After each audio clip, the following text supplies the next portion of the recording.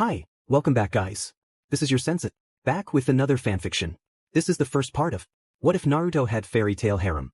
Now before starting, please give this video a like and subscribe to the channel if you want more videos like this. Now let's get into the fanfic. Now Naruto! Sasuke shouted, leaping towards Kaguya and extending his left arm, revealing the In's seal on his palm. Naruto mirrored Sasuke's actions, preparing to seal away the rabbit princess for good. Naruto stretched out his right arm, showcasing the yang seal on his palm. To their surprise, Kaguya unleashed another one of her deadly black rods, striking Sasuke in the gut while Naruto watched in shock. Sasuke! Naruto shouted frantically, rushing over to his best friend and catching Sasuke's limp body in his arms. From a distance, Sakura and Kakashi stared in equal shock. Gently, Naruto laid Sasuke down and knelt beside him. Sasuke! Sakura called out, joining Naruto at his side. Kakashi stood behind them, his expression filled with sadness. Hold on, I'll heal you, Sasuke, Sakura said, placing her hands over his wound. Her hands began to glow a bright green as she attempted to use her medical ninjutsu. But Sasuke grabbed her hand, halting the healing process. Don't waste your chakra, Sakura. It's pointless, he said. But I have to heal you, Sasuke, Sakura replied, tears welling in her eyes. Sasuke released her hand and cupped her face with his own, offering a warm smile. Don't cry, Sakura. It's okay. I have to atone for all the mistakes I've made in the past, Sasuke reassured her. I'm sorry for everything I've done. I hope you can forgive me, he said, guilt lacing his voice. Sakura smiled and pulled him into a hug. You've already been forgiven, Sasuke, she said, releasing him. Before I go, I have something I want to give to Naruto. Naruto, give me your left hand, Sasuke instructed. Naruto complied, extending his left hand with his palm open. Sasuke placed his hand on top of Naruto's, and after a moment, he withdrew it. Now, take a good look at your left hand, Sasuke chuckled, a smirk on his face. Naruto, along with Sakura and Kakashi, noticed that the In seal on Sasuke's palm was no longer there. Sasuke, what happened to your seal? Naruto asked, bewildered. That's why I said to look closely, Sasuke replied with a chuckle. Following Sasuke's advice, Naruto examined his hand and saw that the In seal had transferred to him. Now that you have the full power of the Sage of Six Paths, Kaguya should stand no chance against you. It's all up to you now, Naruto, Sasuke said before fading away, reminiscent of how their ally Obito had once departed. Thank you, Sasuke. I promise, I'll seal her away for good, Naruto vowed. Sakura wept into Naruto's shoulder, and he hugged her tightly, tears streaming down his own face. Finally releasing Sakura from their emotional embrace, Naruto stood up confidently, fixing a fierce glare on Kaguya. I'm going to stop you, he shouted angrily. Kaguya merely laughed, taunting him, come and get me. Naruto charged toward her, suddenly appearing behind her and delivering a powerful kick to her back. Kaguya gasped in pain, such strength. No matter. I'll defeat him, she thought, unleashing another rod in an attempt to stab Naruto. However, Naruto dodged her attack effortlessly. Frustrated, Kaguya aimed at him again, but once more, she failed. I think it's time I put an end to this, Naruto shouted, throwing a powerful punch at her face.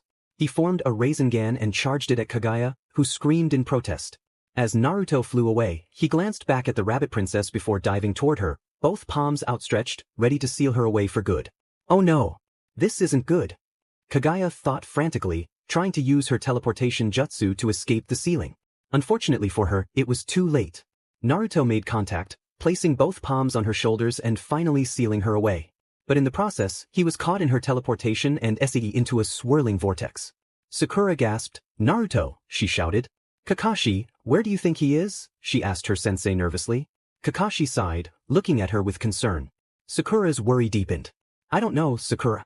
We just have to hope that wherever he is, he'll be okay and find a way back to us, Kakashi replied, sharing her concern. Sakura sighed, and Kakashi pulled her into an embrace, allowing her to find comfort in his presence. Naruto slowly regained consciousness, observing his surroundings and noticing Kaguya's fading form on the ground. Where am I? He wondered, realizing he was in a forest filled with wildlife. I can't sense anyone's chakra anymore. What is happening? He thought, growing suspicious. He approached a riverbank and sat down, groaning. How am I supposed to get back? As he rested his hand on his knee, he stared at his reflection in the water, noticing his rinnegan. I guess now that I have the In seal, I possess the full power of the Six Paths. But I should deactivate this mode, he thought. Maybe I should ask Kurama, Naruto considered, entering his mindscape where the fox resided. Hey, Kurama, Naruto called out, waking the fox from its slumber. What do you want, Kit? Kurama replied nonchalantly. Do you know where we are? Naruto asked. Well, we're definitely not in the elemental nations anymore, Kurama said. Is there a way to get back? Naruto pressed. Without someone who can use the teleportation technique, you're stuck here forever. Since Kakashi doesn't have his Sharingan anymore and Kaguya is dead, you're on your own, Kurama explained. Sighing, Naruto deactivated his mode and returned to normal. I guess I should explore, he thought, getting up and starting to stroll through the forest. Naruto looked around, observing his surroundings as he strolled through the forest. It wasn't long before he heard a loud explosion. Sensing that something was wrong, he sped up and rushed toward the source of the noise, entering Ninetales' chakra mode to reach it faster. In the aftermath of the explosion, a girl with white hair tied in a high ponytail sat on the ground, cradling her broken arm. She wore a sleeveless shirt adorned with motifs, a short skirt held up by a belt with a skull buckle and thigh-high boots. Her name was Mirajane. She had been caught off guard by a beast that was actually her brother, Elfman, who had attempted to use takeover magic on the king of beasts. But now, he was no longer her brother. The beast had overtaken him, leaving behind a monstrous creature that craved destruction. Mirajane stared at the beast, tears streaming down her face. She was soon joined by another girl, who had the same white hair as Mirajane but much shorter, reaching only to her neck. Lise Anna, the youngest of the Strauss siblings, rushed over frantically upon seeing her older sister sitting on the ground. Lise Anna noticed the beast and recognized her brother. Instead of backing away in fear like most would, she calmly approached the creature. She held out her arms as if to welcome a hug. Elfniken, it's okay, it's me. Your sister Mira is here too. Now why don't you come back and we can all go home together? Lise Anna said with a smile. No, Lise Anna. Get out of there. Please. Mira pleaded tearfully, but her cries went unheard. It's okay, we still love you, Lise Anna said, ignoring her sister's desperate pleas. The beast raised its arm, preparing to swat Lise Anna away. No. Lise Anna. Mira cried, trying to stand but collapsing again. She looked on in horror, not wanting to see her sister harmed, feeling helpless as the danger loomed. Someone, please, save her. Mira thought, gritting her teeth in fear. We still love you, big brother. Lise Anna said, standing bravely in front of her transformed brother, unaware of the impending danger. Lise Anna. Mira shouted as the beast's arm came down, seemingly ready to swat her sister away. Mira looked down, crying out in despair, please, someone, help. This time, her cries were heard. A flash of golden yellow light appeared, swiftly carrying Lise Anna away just in time, preventing disaster. Mira stared in shock and relief, while Lise Anna was equally astonished. A golden figure with spiky blonde hair, resembling flames, held her securely in strong arms. Lise Anna looked up to see her savior. He had whisker marks on his face and was enveloped in a golden aura. Mira and Lise Anna could only stare in awe. With Lise Anna safe, the blonde boy gently set her down, ensuring she was all right. He offered a warm, friendly smile. Are you okay? He asked. Lise Anna, still in shock, took a moment to respond. Why yeah, thank you, she finally managed. That's good, I'm glad you're okay, he replied. Who are you? Mira asked as he and Lise Anna approached her. Naruto was about to answer when the beast let out a thundering roar. Wait, can you just knock it unconscious? It's our brother. Please, if you do, he'll return to normal, Mira pleaded. Naruto gave her a thumbs up and a grin. Sure thing. Mira smiled and Lise Anna joined her, the sisters embracing in a tearful hug. Please, don't ever do that again. What would I do if I lost you? Mira said. Okay, Lise Anna replied tearfully, releasing the hug and turning to their savior. Sorry about this, Naruto said, charging toward the beast. He leaped high into the air, coming down with a powerful roundhouse kick to the back of its head, knocking it out cold. He knocked it out with just a kick. Lise Anna exclaimed. Yeah, he must be incredibly strong, Mira replied, equally astonished. The beast fell to its knees and then collapsed to the ground, beginning to revert back to its human form. On the ground lay a young muscular man with the same white hair as the sisters, unconscious. Mira and Lise Anna rushed to their brother's side. Naruto deactivated his Ninetales chakra mode and walked over to the Strauss siblings. Who are you? Mira asked. Naruto Uzumaki, he answered, giving them a thumbs up. He still wore his orange-black jacket and orange pants, which had somehow been repaired during the teleportation jutsu. He seems like a really kind person, Mira thought, smiling. Thank you, Naruto. If it weren't for you, my sister would have been in grave danger, she said gratefully. What's your name? Naruto asked. My name is Mirajane, but you can just call me Mira. This is my sister Lise Anna, and this is my brother Elfman, she introduced. Naruto laughed. Nice to meet you. He then noticed Mira cradling her arm, which appeared to be broken. We better heal that arm of yours, he said. Mira and Lise Anna exchanged confused glances. What do you mean heal my broken arm? Mira asked curiously. Naruto responded with a friendly laugh. It's okay, you'll see what I mean. He knelt beside her, placing his right palm on her broken arm. I wonder what he is doing, but I guess I can trust him, Mira thought. All done, try moving your arm, Naruto said, removing his palm. Mira followed his instructions, surprised to find her arm felt much better. When she moved it, there was no pain at all. Did you heal my arm? She asked, astonished. Naruto giggled. Well, you tell me, did I? He replied playfully, grinning at the two sisters. Mira couldn't help but smile back. I guess you did, she said. Now, let's get your brother healed up too. By the way, Lisa-ana, are you okay? Are you hurt anywhere? Naruto asked as he approached the unconscious boy. Lisa-ana shook her head and smiled. No, I'm fine, Naruto, but thank you. Please heal our brother, she pleaded. Naruto nodded and placed his yang seal on Elfman's chest. In no time, all of his wounds began to heal, and soon his body looked as if it had never been injured at all. The sisters looked on in awe, thinking, this guy is amazing. Just how do you do that? Mira asked. What kind of magic is it? She added. Naruto raised an eyebrow. Magic, he replied. Yeah, don't tell me you don't know what it is, Mira said. That's exactly what I'm going to tell you because I don't know what it is, Naruto responded, leaving Mira and Lisa-ana shocked. Look, this may seem crazy and unbelievable, but I promise you from the bottom of my heart that I am not lying, he assured them. The sisters nodded, encouraging him to continue. I actually come from another world, a place called the Elemental Nations. Out of the 5 nations, I come from the land of fire. In my world, magic doesn't exist. Instead, there is chakra and there are ninjas. I'm a ninja from another world. I don't use magical powers, I use jutsus, Naruto explained. Mira and Lisa-ana could hardly believe it, a ninja from another world? It's okay if you don't believe me, I don't expect you to, Naruto said. Mira and Lisa-ana shook their heads vigorously. No, we believe you, we promise, they said in unison. So tell me about your world, Naruto prompted. In this world, we have magic and we use spells. Wizards mostly reside in guilds where they take jobs to earn a living. We come from a guild called Fairytail, Mira explained. Why don't you join us in Fairytail? I promise everyone will welcome you warmly, especially since you saved my sister's life. And since you're still a stranger in this world, you'll probably have nowhere to stay. So come with us to Fairytail, and if you need a place to live, you can stay with us. Mira said, smiling brightly. Naruto was taken aback. He couldn't believe they would welcome a stranger from another world to live with them. Are you joking? I just met you, he said. I'm serious. This is no joke, Mira replied. So, what do you say? Sure.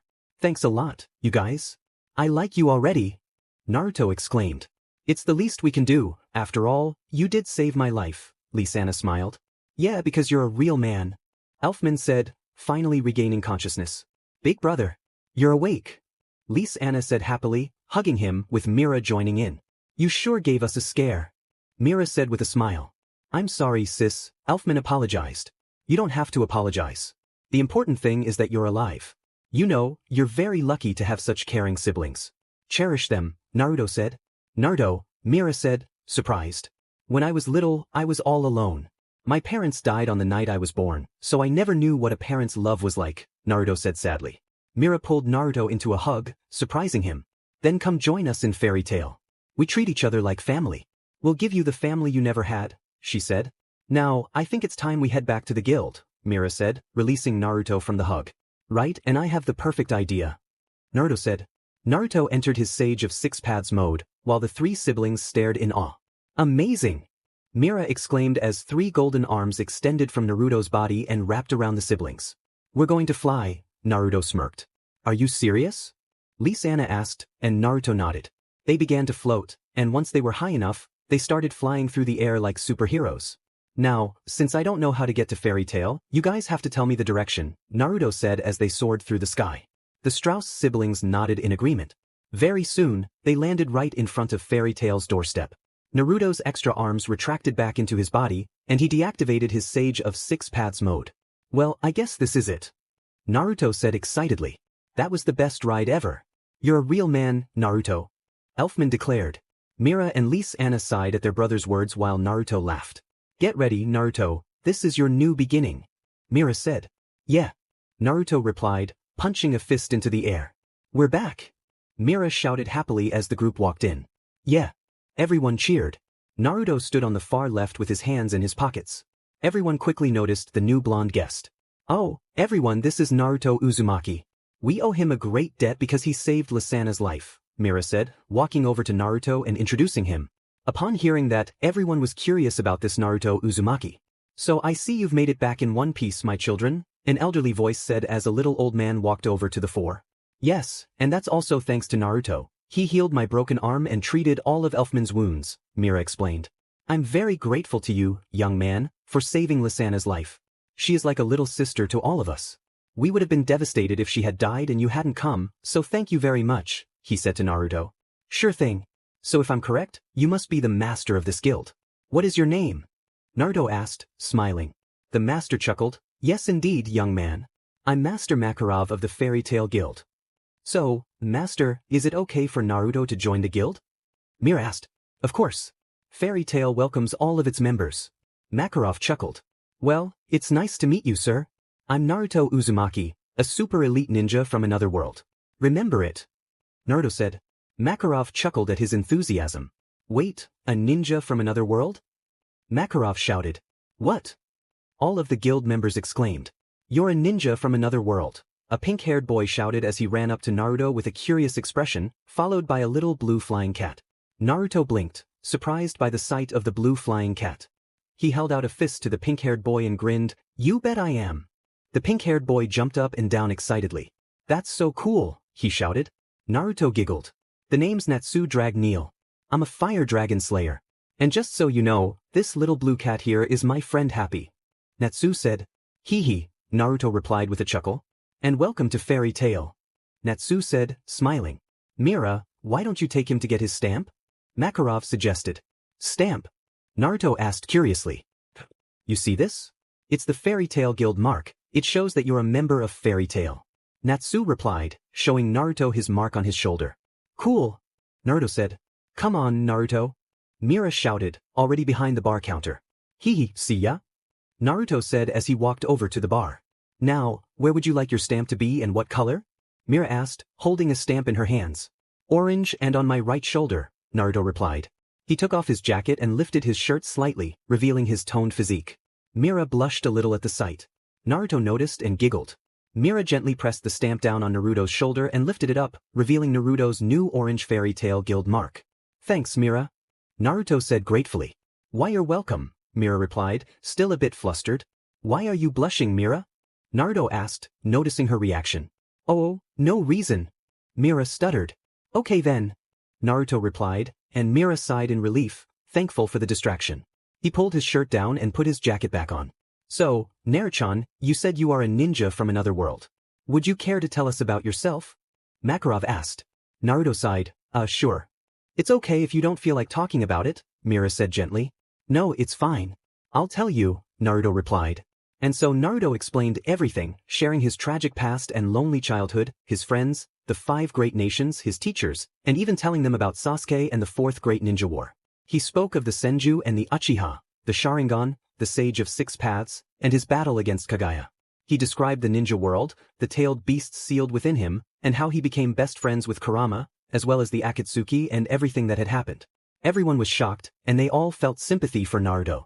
I see, you must have had it rough, young lad. But I assure you, in Fairytail, you will have people who will accept you and treat you like family, Makarov said sympathetically.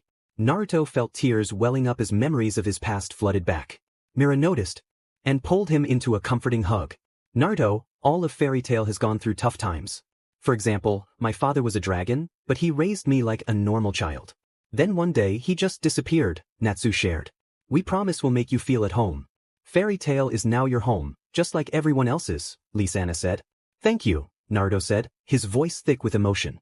Mira let go of Naruto and smiled. You know, I'm kind of hungry, hee hee. Naruto giggled sheepishly. Mira smiled back. Well, what do you want? Do you know how to make miso ramen with pork? Naruto asked. Of course. Myra's is the best. Lisana chimed in. Naruto chuckled. Then I'll take it. Hey, nice to meet you. I'm Gray Fullbuster, a raven-haired boy said, appearing to be dressed only in his boxers. Naruto blinked, wondering where his clothes were. Nice to meet you. By the way, where are your clothes? Naruto asked, quickly turning his greeting into a question. It's a habit, he takes his clothes off all the time, Mira said, laughing. Naruto sighed.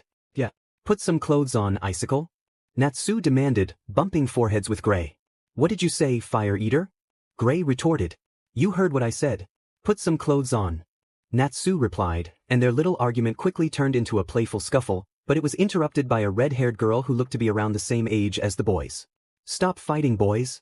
You got it, she commanded, taking their heads and gently knocking them together, causing them to stumble back. Wise, ma'am, the two boys replied weakly.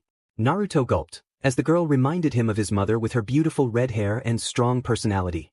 The girl walked over to Naruto and extended her hand, asking him to shake it. Nice to meet you, I'm Erza Scarlet, she said. Naruto stared, unable to shake the resemblance to his mother. What's wrong?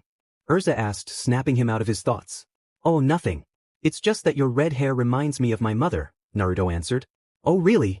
Erza replied, intrigued. Interesting, but I thought your parents had passed away. How did you meet your mother? Erza asked. Oh, you see, whenever I was training to gain control over the Nine Tails, I almost lost it. But because my father sealed some of her chakra inside me, she was able to reach out and help me manage the Nine Tails' power, Naruto explained. If you don't mind me asking, how did you meet your father? Erza inquired.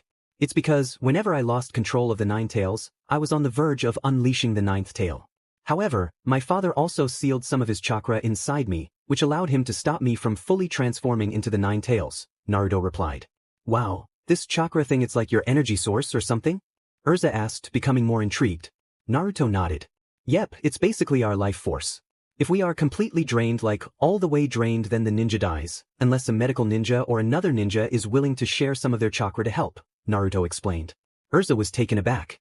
But if it's for my precious friends, then I'd gladly give up all the chakra inside me if it means keeping them safe, he finished, leaving Erza even more astonished. Naruto, you're a very kind person, you know? Erza said, touched by his words. Naruto smiled.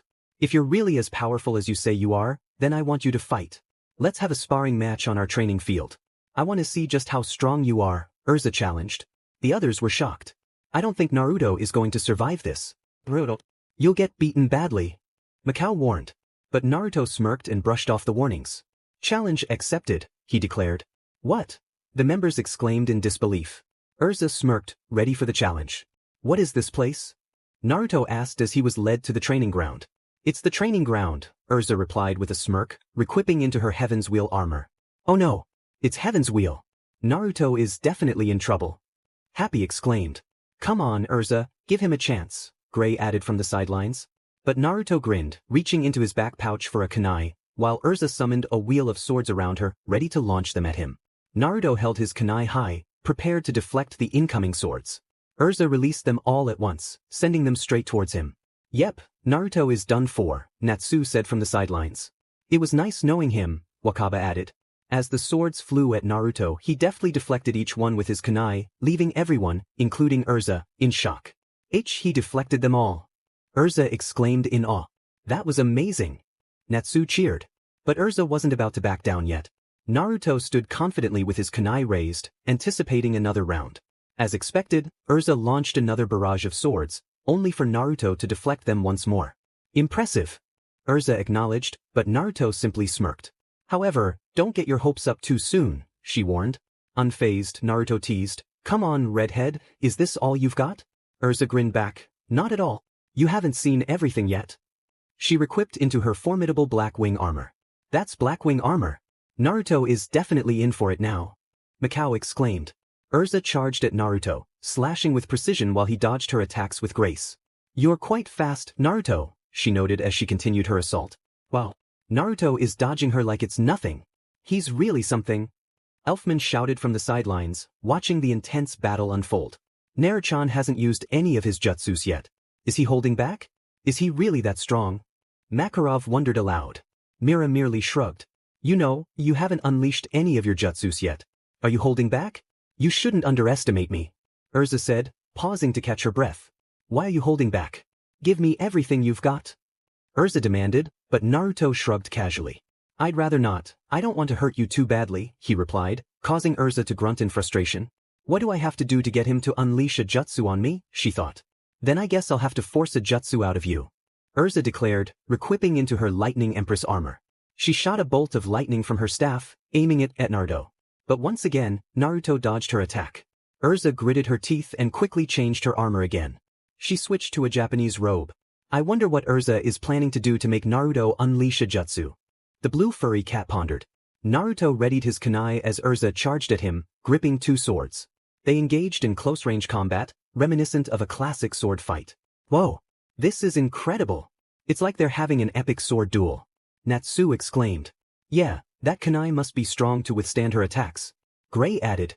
Finally, Naruto knocked both of Erza's swords from her grip, sending them flying into the grass.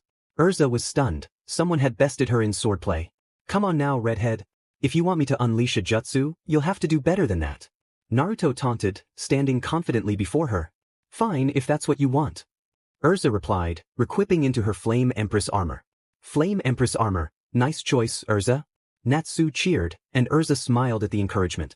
I hope you're ready, Naruto, she said, as he put his kunai back in his pouch and gestured for her to give it her all. Bring it on, he challenged. Erza raised her fire-blazing sword and unleashed a torrent of flames towards Naruto, aiming to overwhelm him. Whoa! Naruto is going to be roast pork after this. Happy shouted. In response, Naruto formed a few hand signs and called out, Water Style. Wild Water Wave Jutsu. He unleashed a powerful wave of water, extinguishing the flames. Erza stared in disbelief, and the others shared her shock. So this is a jutsu? Quite impressive, Makarov remarked. Suddenly, Naruto vanished and reappeared behind Erza, catching her off guard. He delivered a swift kick to her back, careful not to use full force, just enough to win the match. The kick sent Erza soaring across the grass before she came to a stop, lying on her side. What strength?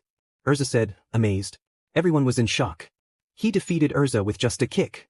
Naruto is incredibly strong. He should be an S-class master. Macao exclaimed. Makarov was equally surprised. This boy must be exceptionally strong. He was holding back during the fight, yet he still defeated Erza without breaking a sweat. No one in Fairytail could ever beat her. She's the strongest female wizard here. If he can beat her so easily, he must be on another level. I'd say he's even on par with Laxus, Mystigan, or Gildarts. I can't imagine what would happen if he unleashed his full power. I'm definitely making him S-class, Makarov thought. Naruto rushed over to Erza, extending a hand with a smile. Are you okay? I hope you're not hurt too badly. Let me heal you, it's the least I can do for kicking you, he offered. Erza was taken aback. Okay, thanks, she stammered, taking his hand to help herself up, though she only managed to sit up as everyone rushed over to check on them. Naruto placed his yang seal on Erza's shoulder and began to heal her. Soon, she looked as if she hadn't been harmed at all, reminiscent of the time with Elfman. Erza! Naruto! Mira called, running over to them. Did you heal Erza, Naruto? Mira asked. Yep, he replied. Thank you, Naruto, Erza said, and Naruto smiled, giving her a thumbs up. Erza couldn't help but smile back, but she knew that Naruto hadn't put his full strength into that kick. Everyone gathered around the two combatants. Naruto, Erza said, and he turned to look at her. What's up? Curious, everyone listened in. You didn't put your full strength into that kick, did you? You barely used any force. Are you really holding back? Erza asked. Everyone was taken aback. Naruto, are you sure that wasn't full strength? You sent Erza flying. Gray questioned skeptically. Yeah, that wasn't full strength. If I had gone all out, Erza would have been seriously hurt, Naruto replied, shocking everyone. And Naruto, why didn't you use any of your jutsus? Kana, a spirited girl, asked. Because I didn't want to hurt her. This is supposed to be a friendly spar. If it were a fight to the death, I would have gone all out, Naruto explained. Mira, you remember, right? You saw me in that mode, Naruto said. Yes, indeed I do, Mira responded. What mode? Erza asked. You all remember the Nine Tails and the Sage of Six Paths, right? Naruto asked, and everyone nodded. What you saw, Mira, was my Nine Tails chakra mode, and what you saw when I was carrying you here was the Sage of Six Paths mode, Naruto explained. Everyone was stunned by this revelation. That's so cool, Natsu said. Naruto giggled. Naruchan, I've made a decision based on your fight today. I'm going to make you an S-class level member of Fairytail, Makarov announced. S-class? Naruto said in wonder. An S-class wizard is very powerful and can take on more dangerous quests, Mira explained. But since you're not a wizard, you're a ninja, which means you're an S-class ninja. So instead of a Fairytail wizard, you're the Fairytail ninja. Makarov declared. Awesome. Thanks, Gigi. Naruto exclaimed. I'm so proud of you, Naruto, Erza smiled, and Naruto grinned, giving her a thumbs up. All right, every member cheered. From now on, Fairytail is my family, and I'll do whatever it takes to protect you all. I'll put my life on the line to protect my family, and that's a promise. When I make a promise, I never go back on my word because that's my ninja way. Naruto shouted, raising his fist in the air. Erza smiled, feeling a warmth in her heart. What is this feeling? Am I falling for him? I guess I am. He is quite charming, and I don't mind having a crush on him, she thought, chuckling softly and blushing. So, where will I be living for now? Since I'm new to this world, I don't have a place, Naruto said. Mira chuckled. Have you forgotten? Didn't I tell you to come live with us? Thanks. Don't worry, it'll only be until I can get an apartment of my own, Naruto said. Sure, of course. Mira replied. Time skip. 2 months have passed since Naruto joined Fairytail. Up until now, he had only taken on solo missions and quickly gained a reputation as the Fairytail Ninja, known throughout the guild for completing his tasks at an astonishing speed. He often took on 3 jobs at a time, returning in less than an hour. After living with the Strauss siblings for a while, Naruto earned enough money to buy his very own apartment, which looked remarkably similar to his home back in his homeland. With each mission, he learned more about the wizarding world. Although he usually worked alone, he decided to join Natsu and Happy on a trip when they invited him. Natsu, we made it to Hargeon. Get up already. Happy urged, trying to rouse a groggy Natsu. What's wrong with him? I've never seen him like this. Naruto wondered, dressed in a long red coat that reached down to his knees, adorned with black flames at the hem. He carried a scroll and a backpack, along with his usual orange-black jacket and matching pants, which held all his ninja tools. He'll be fine. This always happens when he travels. He has motion sickness, Happy explained. I'm never riding a stupid train again, Natsu groaned, looking pale. If our information is correct, we should find that salamanders somewhere in this town, Naruto stated, standing at the open train doors. Happy agreed. Come on, Natsu, let's go. Happy encouraged, but Natsu was still hanging out the window. Just give me a second, would ya? Natsu replied weakly. Naruto sighed and walked over to him, lifting Natsu over his shoulder. Sorry to do this, but we need to get off the train, he chuckled, glancing at the motion-sick Natsu. Oh, and try not to get sick on my scroll, it's very important, Naruto added, but Natsu remained silent. With another sigh, he turned to Happy. Well, let's get going, he said, stepping off the train with Happy close behind. What? You mean to tell me there's only one magic shop in this whole town? A teenage girl with blonde hair tied in a ponytail exclaimed in disbelief. Her name was Lucy. Afraid so. The people around here are more fishing folk than magic folk. I built this shop for the wizards who happened to pass by, the shop owner replied. I came all the way to this town for nothing, Lucy sighed, feeling disappointed. Now, don't say that, little lady. I have all the latest goods. Let me show you a few, the owner said cheerfully. He pulled out a pink box with 2 circles, the top one slightly smaller than the bottom. This magic is popular, all the girls seem to like it. It allows you to change the color of your clothes anytime you want, he explained, demonstrating by spraying glittery dust over himself, transforming his yellow shirt into purple. I already have one of those. What I really want is some powerful gate keys, Lucy said, still unsatisfied, until she spotted a silver key that lifted her spirits. It's the little doggy. Lucy cheered. Yeah, but that's not very powerful, you know, the owner informed her. Yeah, but I really want it. How much? Lucy asked, bringing the key to the cashier desk. That'll be 20,000 jewels, he replied, holding up 2 fingers. I'm sorry, but how much was that again? Lucy asked skeptically. I said 20,000 jewels, he reiterated. Lucy felt a sweat drop. Oh come on, how much is it really worth? Surely you can cut me a deal, she said with a playful smile, leaning on the cashier desk. I can't believe he only knocked off 1,000 jewels.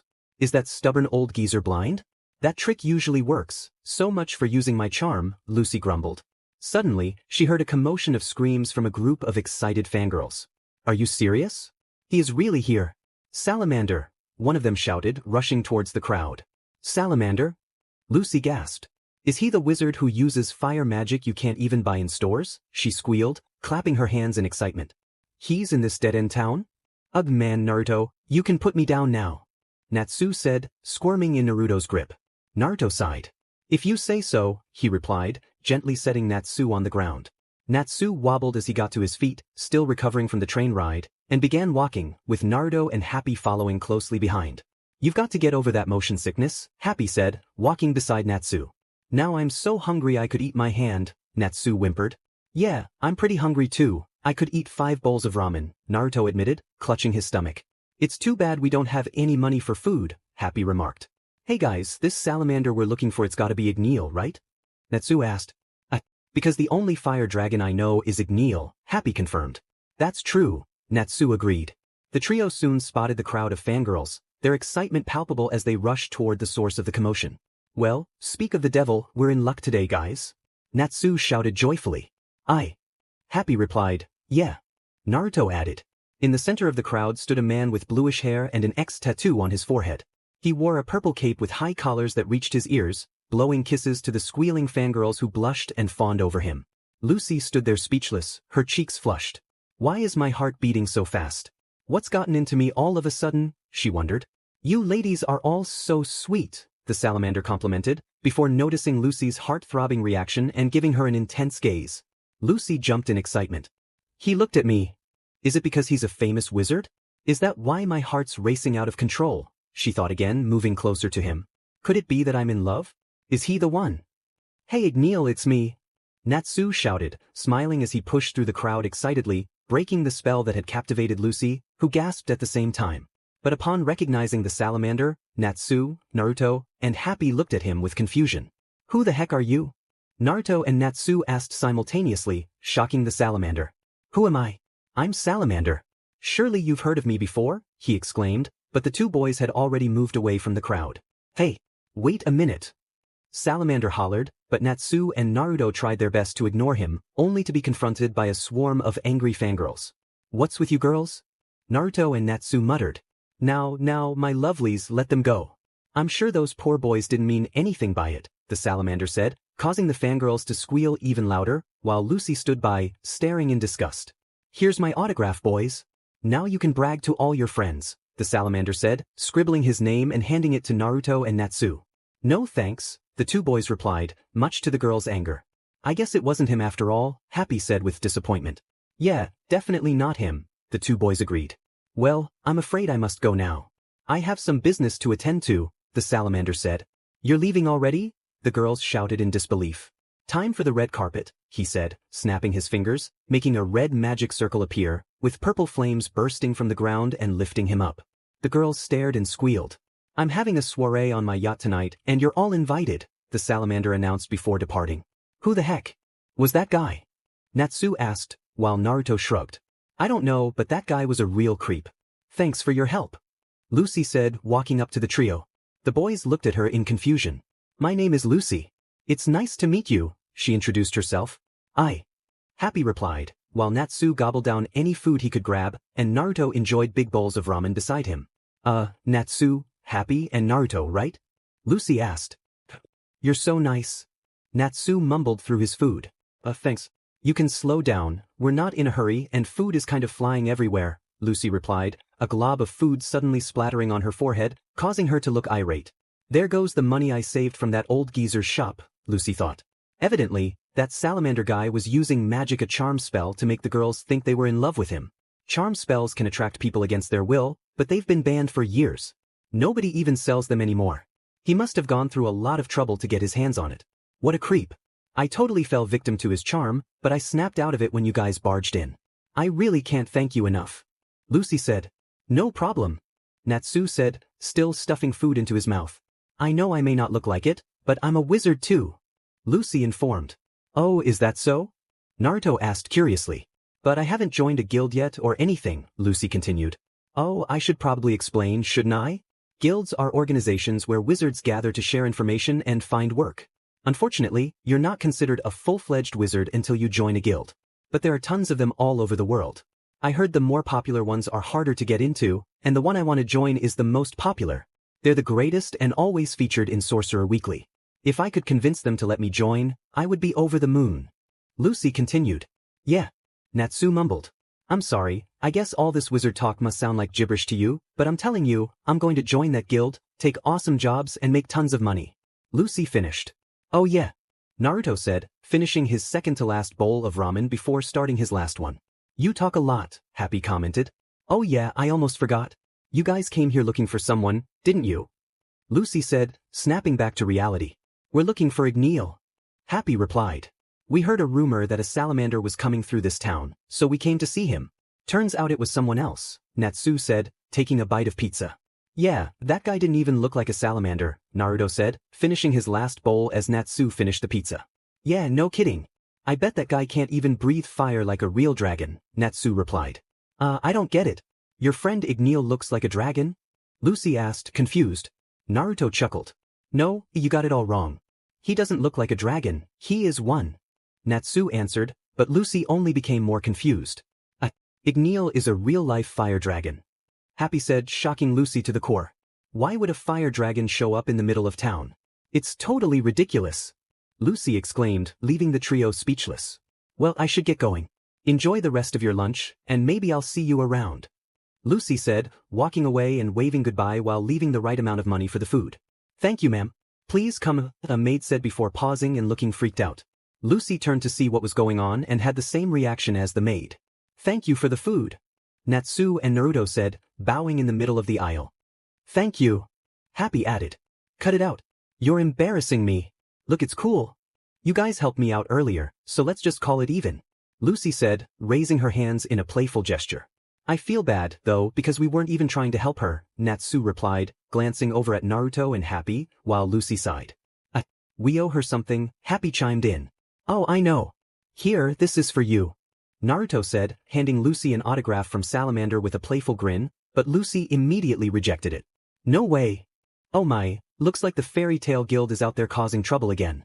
A demon clan wiped out, with 7 homes destroyed. Talk about going overboard. Lucy exclaimed, lying back on a park bench. Wow.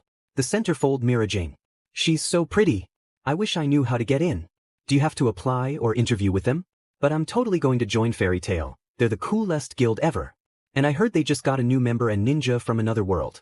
He's so cool, I would love to meet him one day. Almost everyone has seen or at least heard about him. Lucy squealed, giggling with excitement. What was that? You want to join Fairytail? A familiar voice said, and Lucy immediately recognized the fake Salamander. Salamander! Lucy jumped, startled. I've been looking all over for you. I wanted to personally invite you to the party I'm having on my yacht tonight, he said, a gleam in his eyes. Your charm spell won't work on me. That magic's weakness is awareness. It doesn't work on people who know you're using it, Lucy replied, pointing a finger at Salamander. Just as I thought. I guess you were a wizard the moment I laid eyes on you, Salamander sighed. No matter, the invitation still stands. Well, you can forget it. I wouldn't be caught dead at a party thrown by someone like you, Lucy said, declining his offer, which seemed to strike a nerve. A creep like me? But why would you call me that? He whimpered. You're using a spell to make yourself popular, Lucy responded. Oh, don't be mad, my dear. It's all in good fun. I just wanted to feel like a celebrity at my own party. Can you blame me? He defended himself. This just proves that even famous wizards can be big idiots, Lucy retorted. You wish to join the Fairytail Guild, right? Salamander asked, getting Lucy excited. Have you ever heard of Salamander? One of Fairytail's wizards, he added. Oh yeah, you're telling me you're him? You're that Salamander? Lucy asked skeptically. That's right. And if you want to join, I can probably put in a good word for you, Salamander answered. Lucy was shocked. I would love to go to your party tonight, she said, getting close to him, but Salamander backed away politely. Wow, that was even easier than I thought it would be, he muttered. So, you really think you can get in? No kidding? Lucy asked excitedly. Well, I don't see why not. But you can't say anything about the charm spell, Salamander said. I won't say a word. Lucy replied. Good, then I'll see you at the party tonight, he said before his flames carried him away. You got it, Mr. Salamander, she shouted after him. He got me. I was pseudo-charmed. He's going to get me into Fairytail. I just have to try to be nice to the sleazebag until then, Lucy muttered, giggling. That was quite a meal, wasn't it, guys? Natsu chuckled. Yeah, you got that right, Naruto replied. Happy chirped. Hey look, do you think that boat is where that Salamander guy is having his party? Happy wondered. Natsu immediately looked like he was about to hurl. I'm going to hurl, Natsu mumbled, covering his mouth. Oh, come on, Natsu. It's not like we're joining or anything, Naruto assured him. That's Salamander's yacht, isn't it? A girl squealed. I wish I could have gotten into his party, another added. Who's Salamander? One asked. Whoa, you've never heard of him. He's a super famous wizard, and he's in town right now, the first girl answered. Yeah, and he's a member of Fairytail, the second girl added. Catching the attention of the trio, they all grew suspicious. Fairytail? Natsu and Naruto muttered in unison. Natsu looked over to the sea, where the yacht was, but immediately felt queasy again. So he's in Fairytail, is he? Natsu wondered, while Naruto's expression turned serious. He had a bad feeling about that Salamander. It's Lucy, right?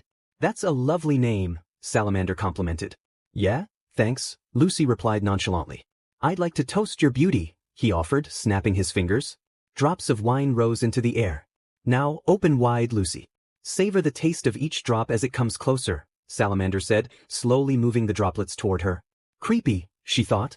I'm strong, I can get through this, she thought confidently. Lucy stood up and flung the droplets away, refusing to drink. What do you think you're doing? I know what you're trying to do, you're trying to use sleep magic, Lucy deduced. Very impressive, my dear, he said, genuinely impressed. Look, I don't want to give you the wrong idea. Yes, I really want to join the Fairytail Guild, but I'm not going to date you to make that happen, Lucy stated firmly. Salamander chuckled again. You're quite a handful, aren't you? He said as a group of men entered, carrying girls who had succumbed to the sleep magic. What's going on here? Lucy asked nervously. Welcome aboard my ship, and you'd be wise to behave yourself until we make it to Bosco. Don't make me angry, Salamander warned, giving Lucy a sly smirk. We're going to Bosco? You said you'd get me into Fairytail. Lucy shouted in disbelief. Forget it. I just said that to lure you here and make you one of our slaves, Salamander responded. How could you? You're going to kidnap all of these girls? She shouted in disgust, while the men laughed sinisterly. That's our Salamander all right, one of the men boasted. We got a big haul this time, another added. Why you? Lucy yelled, pulling out her celestial gate keys, but Salamander struck her with his purple flames before she could fight back, knocking the keys from her hand. He caught them with a smirk. These are gate keys, so you're a celestial wizard. Only the wizard who is contracted can use this magic, so these are useless to me. Salamander said, tossing the keys out of the window and into the sea. Lucy gritted her teeth in despair as Salamander and his men chuckled. With teary eyes, she looked at her captors. You use magic to take advantage of others, you're the worst wizard alive, she hollered. Just then, two familiar figures crashed through the ceiling, Naruto and Natsu, shocking everyone, including Lucy, who felt a wave of relief. Hey, I know you too, Lucy said, giving them a wink. But as the yacht started moving again, Natsu nearly lost his lunch, much to Lucy's shock. I knew this was a bad idea, Natsu mumbled, covering his mouth. You are so lame, Lucy complained, and Naruto sighed. Hey, what are you doing here, Lucy? Happy asked, flying above the hole created by Naruto and Natsu. Oh Happy, this JRK tricked me, saying he would get me into Fairytail. Wait, since when do you have wings? Lucy asked. That can be answered later. Right now, we need to get you out of here. Happy, take Lucy and get out of here. I'll handle this, Naruto shouted. Aye. Happy replied, wrapping his blue tail gently around Lucy's waist and flying away. After them. We can't let them report this to the Magic Council, Salamander ordered. Wait, what about Naruto and Natsu? Lucy shouted. I can't carry 3 people. Besides, they'll be fine. Naruto is with him, Happy assured. Okay, Lucy said hesitantly. Prominence whip, Salamander hollered, sending a barrage of purple flame whips toward Lucy and Happy. That cat's quicker than he looks, Salamander remarked. Naruto grunted as he picked up a sick Natsu, swinging him over his shoulder and jumping off the yacht, landing on the water's surface. Most people would have sunk, but Naruto, being a ninja, could walk on water. Everyone was stunned. He can walk on water, boss, a man shouted in disbelief. What kind of magic is that? Salamander said, equally astonished. Natsu, still hanging over Naruto's shoulder, was also amazed. Naruto, you can walk on water? But how? He asked. There's no time to explain right now, we have to stop them, Naruto snapped. Lucy and Happy were equally impressed. That's so cool. Naruto can walk on water. I've never seen that kind of magic before, Lucy exclaimed. Yeah, it's cool, but there's one slight problem, Happy said, snapping Lucy back to reality. What? She shouted. My transformation's up, Happy replied, and his wings disappeared, causing them all to fall into the water. Lucy dove deep and spotted her celestial keys. My keys? Perfect. I can use Aquarius's power to push the boat back to shore, Lucy thought, swimming to retrieve the keys and resurfacing. Lucy chuckled. Hee, here we go. Open. Gate of the water barrier. Aquarius, Lucy chanted. A fish. Happy cheered. Not for you, Lucy snapped. That was awesome, Happy shouted. That's the power of the celestial wizard. Whenever I use my gate keys, I can summon spirits from another world to help me, Lucy explained. Listen, Aquarius, I want you to use your power to push that ship back into the port, Lucy commanded, but Aquarius shot her an angry glare. You're supposed to come from the spirit world to help me, not to give me attitude, Lucy said. I wouldn't make her any angrier, Lucy, Happy warned. Let's get something straight. The next time you even think about dropping my key, you're in trouble, Aquarius threatened. It won't happen again, Lucy and Happy replied fearfully. With that, Aquarius began collecting water in her urn before unleashing a powerful wave toward the yacht and the two boys. Natsu, are you okay? Naruto called, but received no response from the pink-haired dragon slayer. Naruto sighed. I guess I'll just have to push this yacht back to port, he resolved. Naruto pulled back his fist, gathering chakra, and prepared to punch the yacht. Luckily, he didn't have to when a giant wave of water splashed toward the yacht, creating a loud crash and carrying it back to shore, along with Naruto and Natsu, while also washing away Lucy and Happy. The wave sent the yacht all the way back to the port. What's the big deal? You didn't have to sweep me up with the ship. Lucy shouted angrily. Oh, that was an accident. I didn't mean to get the ship, Aquarius replied. Wait, that means you were aiming for? Lucy shouted even angrier. Don't call me for a while, I'm going on a week-long vacation with my boyfriend, and he's hot, Aquarius boasted. You don't have to rub it in. Lucy shouted back. I got it. If the fish lady gives you any more trouble, you can call me to take care of her. Happy assured. I don't think I can handle much more with this silly cat. Lucy said. Natsu. Naruto. Lucy called their names in relief as she ran toward them, but stopped. With the ship no longer moving, Natsu was finally able to fight. So you claim to be a member of the Fairytail Guild, Natsu said. So what's it to you? Go get them, men. Salamander ordered. Yes, sir, the men replied, albeit hesitantly. Let's take a closer look at your faces, Naruto said, while Natsu removed his red jacket, revealing the open black vest underneath. Natsu, Naruto. Lucy shouted. Don't worry about them. I should have told you this earlier, but Natsu's a wizard too. And so is Naruto, Happy assured, shocking Lucy. The men charged toward the two boys, attempting to land a hit, but were met with a powerful punch from Natsu and a full-force kick from Naruto. Though Naruto's fairytale mark was hidden, the red Fairytail Guild mark on Natsu's right arm was visible. My name is Natsu, and this is my buddy Naruto. We're fairytale wizards, and we've never seen you before. Natsu shouted angrily. Naruto chuckled. Well, technically I'm a ninja by the way, he added. Natsu looked at him and chuckled. You've got to be kidding me. So Natsu and Naruto are fairytale wizards? Lucy exclaimed in disbelief. That mark on his arm. This guy's the real deal, Bora, one of his men said nervously. Don't call me that, you fool. Bora shouted frantically. I know him, that's Bora the Prominence. Rumor has it he was kicked out of the Titan Nose Guild because of his behavior, Happy explained. I don't know what you're trying to do here, but we're not going to let you tarnish the Fairytale Guild's name. Natsu declared. Naruto smiled and nodded in agreement. Are you ready to take them down, Naruto? Natsu grinned, bumping fists with him. You bet, Naruto replied with a smirk. And what are you going to do about it? Stop me? Prominence Typhoon. Bora yelled, unleashing a whirlwind of purple flames aimed directly at Natsu and Naruto. Natsu, Naruto. Lucy shouted, but Happy held her back as the fangirls ran away in fear. That's how it is. The bigger the talk, the weaker the men, Bora taunted. Ah, this is so gross. Are you sure you're a fire wizard? Because these flames are the strangest I've ever tasted, Natsu said, consuming the flames Bora threw, shocking everyone except Naruto and Happy. Happy, standing beside Natsu and unscathed, smirked. Thanks for the snack, poser, Natsu said, while Bora's men looked on in fear. Fire magic doesn't work on Natsu, Happy explained. I've never seen anything like that. Lucy said in awe. Now I've got a fire in my belly that's ready to burst. You ready, Naruto? Natsu said, bumping his fists together and preparing for his signature move, while Naruto formed quick hand signs for his own technique. Always am. Naruto replied, as both boys took a deep breath, ready to unleash their combined flames on their enemy. Fire dragon, roar. Natsu shouted, releasing a torrent of flames just as Naruto unleashed his jutsu. Fire style. Fireball jutsu, he called out, sending a massive ball of fire towards Bora and his men, resulting in a huge explosion as their attacks collided. While the men were knocked out, Bora remained standing atop his purple flames. Hey Bora. I swear I've seen those guys before, the one with the pink hair and the scaly scarf, and the one with the spiky blonde hair and headband. There's no doubt about it, it has to be them, one of the men exclaimed, finally recognizing Naruto and Natsu. Salamander.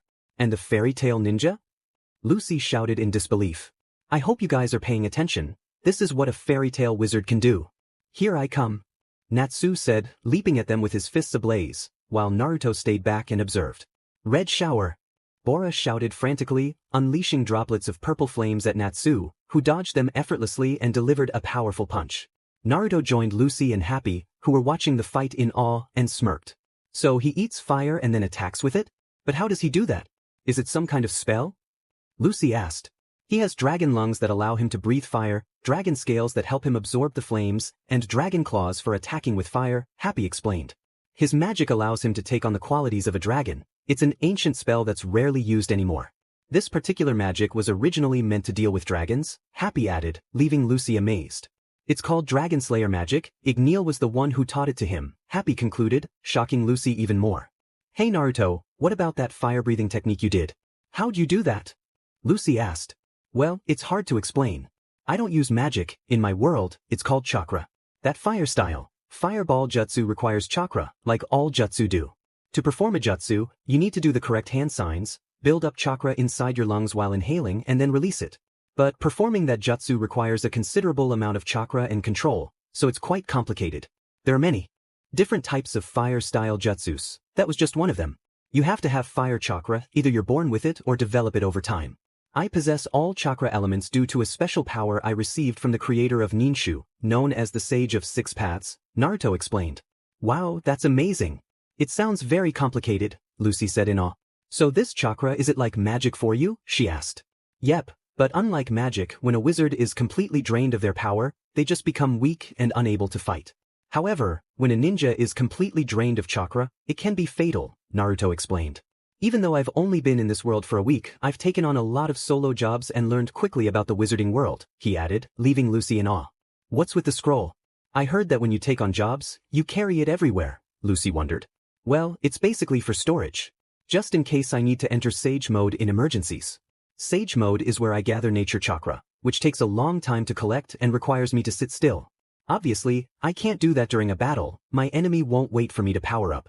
So, in this scroll, I keep shadow clones, solid copies of myself. They gather nature chakra for me in a safe place linked to this scroll. That way, when I need to enter Sage mode in emergencies, I have my scroll ready, Naruto explained further.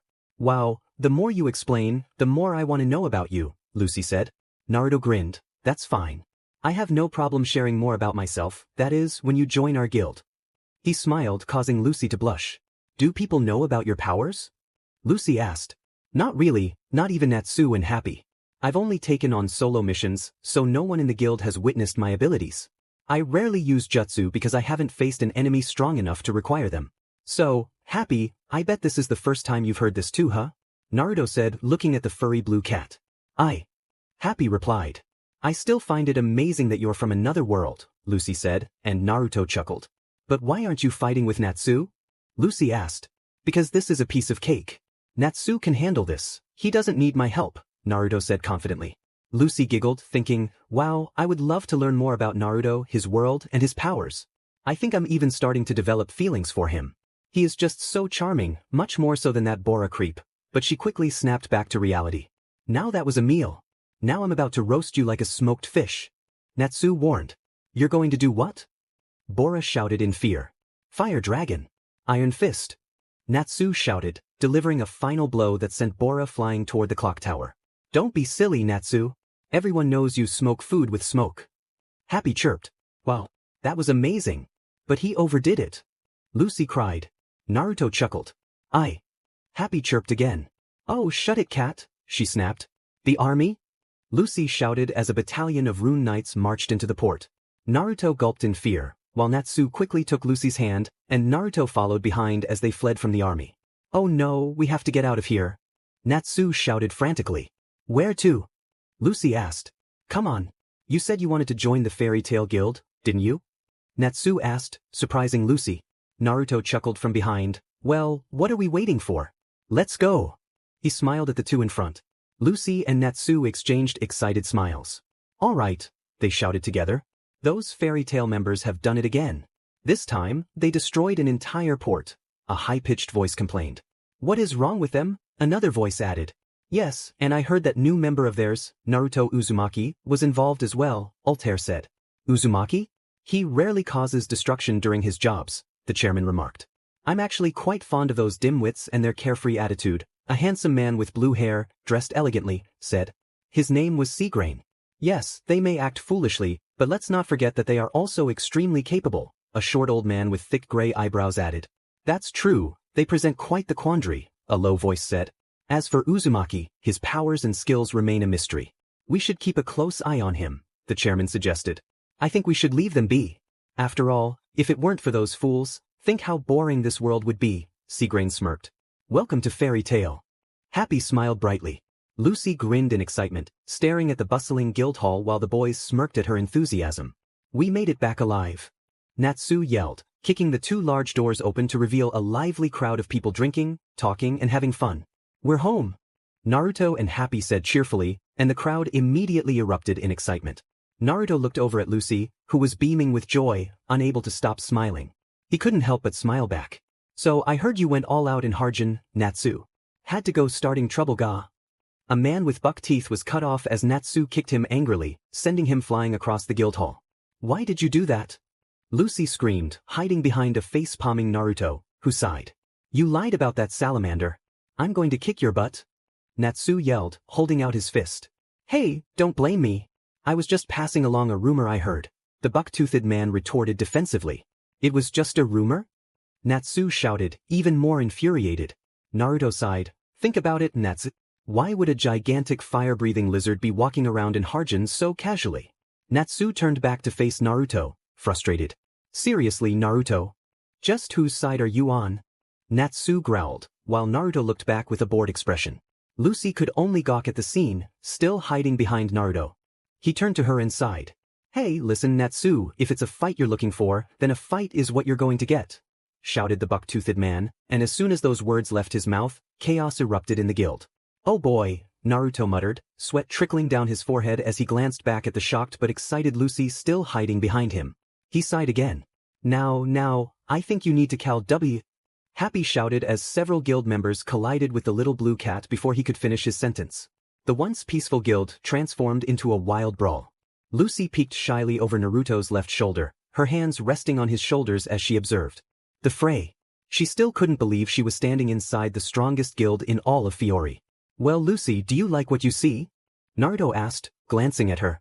He flashed his trademark smile, causing Lucy to blush slightly. She gasped, why did I just blush? She wondered, but quickly shook it off and nodded happily at Naruto. He smiled back. Good, I'm glad you do. Wow, who would have thought the fairy tale ninja could be so nice? I expected him to be cold-hearted, but he's the complete opposite, she thought, snapping back to reality and returning the smile to her fellow blonde. You know, Naruto-kun, I never would have thought I'd be standing in the fairy tale guild hall. Lucy exclaimed, still in awe. Naruto chuckled. So Natsu finally made it back, huh? A raven-haired boy in only black boxers huffed. Lucy screamed and ducked down behind Naruto's shoulders. It's time we settle things once and for all, he declared, stomping toward the center of the brawl. Naruto watched, sweat dripping. That, my fellow blonde, is Gray Fullbuster, Fairy Tail's resident troublemaker, he explained nonchalantly. Hoo-hoo, Lucy stuttered as a sultry female voice rang out over the chaos. Gray, your clothes, she yelled. I don't have enough time for that. Gray shouted back, continuing his way into the fray. And that lovely girl is Kana, Fairy Tail's heaviest drinker, Naruto added, glancing back at Lucy, who peeked over his shoulders in shock as Kana lifted an entire barrel of beer and began chugging it. Naruto sighed as he began to walk across the guild hall, Lucy following closely behind. Come here and fight me, Natsu. Gray demanded. Not until you put some clothes on. Natsu retorted, still holding down another guild member. A tall, muscular man with white hair approached, ready to join the fray. It's already noon, and you boys are whining like spoiled babies, he chastised, crossing his arms over his chest. Lucy, still gripping Naruto's shoulder tightly, looked over at him. Hey, Naruto-kun, who is that? She asked. Naruto paused and looked to his side. Oh, don't worry about him. His name is Elfman, a muscular guy who believes all problems can be solved with strong fists, he explained. That's right, Naruto. I'm a real man. You want me to prove it to ya? Elfman shouted, raising his fist into the air. Wow, I can't believe he's encouraging them, Lucy said in awe, while Naruto chuckled. However, the brute soon found himself knocked back by Natsu and Gray, sending him flying across the room. They knocked him out that easily? Lucy exclaimed in shock. Naruto smirked and laughed. Yep. Geez, it's so noisy around here, huh? A smooth male voice said, catching the attention of both blondes. A pair of girls sat on either side of the man, who wore blue shades, a green jacket, and had orange hair. That is the charming Loke, ranked high on the most eligible wizard bachelors list, Naruto explained. Just then, a glass bottle flew over and hit Loke right on the forehead, earning gasps from the two girls. Are you all right? The girl on the left asked worriedly, while Loke wore an annoyed expression. Well, I'm gonna go fight, he said, giving them a thumbs up with a gleam in his eyes. Well, he's definitely off my list, Lucy said, crossing out Loke's face with a red pen and closing her apparent potential boyfriend list. Naruto noticed and giggled. You have a potential boyfriend list? That's too funny, he teased. Lucy shot him an irate look. Just what is wrong with these people? There's not one sane person in this whole place, well except for you, Narkuen, she pointed out. Hearing her words, Naruto burst into laughter.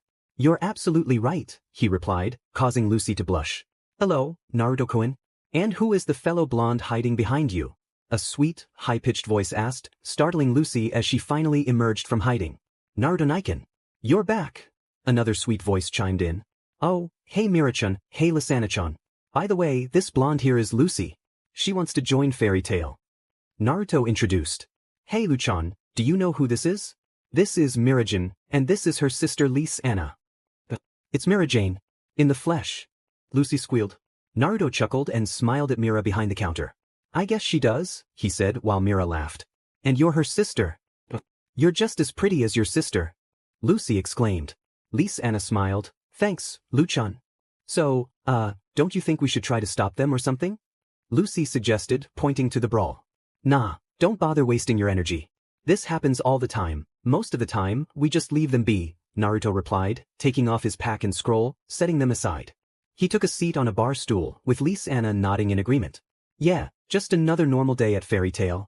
Mira added, just as Elfman flew by, crashing into the barmaid.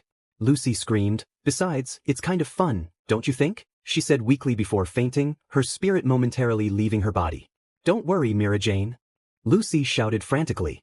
Ah, don't worry, Luchan, Mira-nichan won't die. Lisana chuckled just as Gray came crashing into Lucy. Natsu stood triumphantly in front of them, twirling Gray's underwear. Ah! Lucy screamed, covering her face, not wanting to see a man in such an embarrassing situation. Naruto sighed and turned back to the bar. Hey Mira? Could I get a bowl of ramen please? He asked. Mira giggled. Of course, Naruto-kun, she replied, heading over to prepare the noodles. Oh Nanin, always with the ramen. Lisana teased. Hey, there's nothing wrong with my ramen addiction, Naruto protested, defending himself as Lisana giggled. Excuse me, miss, could I borrow your underwear? Gray asked boldly. As if, she replied, swinging a bat at him. These people can be so insensitive, a woman has her needs. Loke swooped in, picking her up in a playful manner. But he was immediately punched by Elfman. Real men speak with their fists, Loke, he preached, raising his fist again, only to be kicked away by Natsu. I told you to butt out, he shouted. AI. Happy agreed. At the bar, Naruto could only sigh and watch the ridiculous brawl unfold. Here you go, Naruto-kun. One big bowl of miso pork ramen. Mira said, placing the bowl in front of him. Finally, thanks a lot, Mira-chan, he replied. No problem, Naruto-kun, she said. Lisana sighed, thinking, oh Nichan, you really need to cut back on the ramen. Ugh, it's so noisy. So much for a peaceful drink to relax. Enough, guys. I suggest you knock it off, Kana warned, pulling out one of her magic cards, causing a green magic circle to appear. Naruto noticed while sipping his soup. Oh boy, he muttered through his food. Oh yeah? Says who? Gray snapped back, slamming his fist into his palm and creating a white magic circle. Elfman raised his right arm, forming it into a stony hand, and Loke activated his magic with his ring, producing another green magic circle. You punks can be such a nuisance, he said angrily.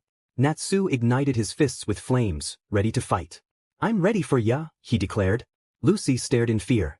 They always fight like this? She exclaimed, holding up Happy and looking at Naruto, who was still sipping his ramen. Happy replied. You don't seem worried. Lucy said, her voice trembling. Everything came to a halt when a giant, demonic creature stomped onto the wooden floor. Will you fools stop bickering like children? It demanded, causing everyone to freeze in surprise, while Lucy looked up at it in terror. He's huge. Lucy shouted. Naruto turned, lifting his head with a noodle still in his mouth, then casually waved and smiled. Oh, how's it going, old man? He said. Oh, I'm sorry, I didn't know you were still here, master. Mira said, apologizing. Did you say master? Lucy shouted, turning to face the being and Mira. Yep. Lisana replied casually. Natsu laughed. Man, talk about a bunch of babies. Looks like I won this round. Natsu stopped as the creature stomped toward him in annoyance, causing Lucy to jump in fear. Well, seems we have a new recruit, it said, looking at Lucy. Yes, sir, she exclaimed, jumping to stand beside Mira-Jane while Naruto finished his bowl of ramen. The being began to shrink until it transformed into a short, little old man with a giant mustache. Lucy stared in shock as the imposing creature became a small old man. "Nice to meet ya," the master greeted. "He's tiny," Lucy said. Naruto chuckled. "Believe it or not, that's the master of the Great Fairy Tale Guild," he replied. Lucy turned to Naruto, then back to the old man. "Seriously? This little guy is really in charge here?" she asked in disbelief. "Allow me to introduce the guild's master, Makarov," Mira said. Makarov jumped up, heading upstairs, but not before hitting his head on the ceiling and bouncing back down to sit on the railing. The guild members looked up at their master, frowning, while Naruto remained at the bar, looking bored. "You've done it again. You bunch of clods. Just take a look at how much paperwork the Magic Council sent me this time. This is the biggest pile of complaints yet. Have you lost your minds? All you kids are good for is getting the higher-ups mad at me." "Ugh." Makarov growled in frustration. The guild members frowned, looking disappointed, while Lucy stared worriedly. "However, I say to heck with the Magic Council," Makarov declared, setting the pile of paper on fire and tossing it over to Natsu, who eagerly devoured the flames. Lucy watched in awe. "Now listen up. Any power that surpasses reason still comes with reason, right? Magic, or jutsu in Naruto's case, isn't some miraculous power. It's a talent that only works when the flow of energy inside us and the energy from the natural world are in perfect synchronization. To perform magic or jutsu, one must have a strong mind and the ability to focus. If we only worry about following the rules, our magic or jutsu will never progress. Don't let those bureaucrats on the council scare you. Follow what you believe in, because that's what makes the Fairy Tale Guild #1. Makarov said triumphantly, holding up the trademark fairy tale hand sign, with every member of the guild doing the same. Lucy looked over to see Naruto doing it as well, and she grinned widely. "Now you're an official member of the Fairy Tale Guild," Mira said, stamping the fairy tale mark in pink onto Lucy's top right hand. Lucy squealed and rushed over to Natsu, showing off her new mark. "Hey Natsu! Mira-Jane just put the official fairy tale mark on my hand," she exclaimed excitedly. "Oh yeah? That's cool, welcome to the guild, Looney," Natsu said nonchalantly, accidentally calling her the wrong name. "The name's Lucy," she snapped. From afar, Naruto, Mira, and Lise Anna laughed and giggled. "Man, she is really excited, isn't she?" Naruto smiled. Mira giggled. "She sure is. Make sure you pick one with a big reward, Natsu." Happy reminded. "Whoa! 160,000 jewels just to deal with some thieves," Natsu exclaimed excitedly as he read the job request. "Sounds good to me." Happy agreed. "Why hasn't my dad come back yet?" a young boy's voice asked, catching Makarov's attention and that of Naruto and Natsu. The two looked at him with concern. "You're starting to work my nerves, Romeo. You're a wizard's son. Have faith in your father and wait patiently," Makarov replied. But Romeo's worry only deepened. "But sir, he told me he'd be back in 3 days. It's been over a week," he burst out. Lucy noticed the growing concern in Romeo's eyes. "If I remember correctly, he took a job on Mount Jacob," Makarov said. "That's right. It's not that far from here, so why hasn't anyone gone to look for him?" Romeo shouted. "Listen, kid, your dad is a wizard, and like every wizard in this guild, he can take care of himself," Makarov responded. Naruto and Natsu exchanged glances, while Mira and Lucy listened intently. "Now go home, have some milk and cookies and wait," Makarov insisted. "Jerry," Romeo shouted, punching Makarov in frustration. "I hate you all," he yelled as he stormed out the door. "That must be tough," Lucy said sympathetically. "I know it sounds like the master doesn't care, but he really is worried," Mira added. Suddenly, a loud crash echoed through the guild. Natsu grabbed his bag and rushed outside. "Hey, what was that for? You almost broke the board," Nab complained. Lucy glanced at Natsu, noticing Naruto getting up, his eyes shadowed by his bangs. He grabbed his scroll and pack, following Natsu out the door. Makarov sighed. "Oh great, you know how they can be. I bet they're heading up to Mount Jacob to save Macao," Nab said. "When will they ever grow up?" the buck-toothed man wondered. "Who knows? Going after Macao isn't going to do anything except hurt his pride," Nab added. "Remember, Nab, we can't choose another's path. Just let them be," Makarov replied. "Why did Naruto and Natsu get so upset?" Lucy asked worriedly. "Probably because those two and Romeo have a lot in common. They see themselves in. Just because we're members of Fairy Tail doesn't mean we don't have our own personal issues. We've all faced our share of suffering and loss," Mira explained. Romeo wandered the streets, sobbing, until he felt a hand ruffle his hair. He looked up to see the pink-haired dragon slayer walk past him, followed closely by Naruto, who also ruffled his hair. Naruto gave a reassuring thumbs up and flashed his trademark grin. Romeo smiled through his tears. Thank you, Natsuken, Naruto-niken, he whispered to himself. Ugh, why did you come with us? Natsu asked weakly. Oh, I thought maybe I could help. Wow, you really do have a serious case of motion sickness. Just another reason to feel sorry for you, Lucy said sympathetically. What's that supposed to mean? Natsu whimpered. Oh, nothing, Lucy replied, while Naruto chuckled. Come on, Naruto. Can that yang seal of yours cure motion sickness? You said it heals and cures anything. Natsu whined. I've never tried it on motion sickness. To be honest, I've only used the yang seal for injuries, Naruto replied. Oh come on, Natsu. Mount Hakob isn't that far away. We'll be there in no time. Happy reassured. Well, I suppose I could try Fuinjutsu. Maybe I can perform a sealing jutsu that seals away your motion sickness, but I'm not sure if that'll work either, Naruto said. Just try to cure me with the yang seal.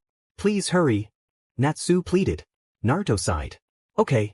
Just as he was about to reach out his right hand, Lucy asked, Hey, what's the yang seal? It's a seal on Naruto's right hand that looks like a sun. Show her, Naruto. Happy encouraged. Here look. Sorry, Natsu, wait just a moment, Naruto said, holding up his right palm to reveal the yang seal he received from the Sage of Six Paths. Lucy looked in awe. Wow. This is the yang seal. There's also a in seal, Naruto said, holding up his left palm to show the in seal he got from Sasuke.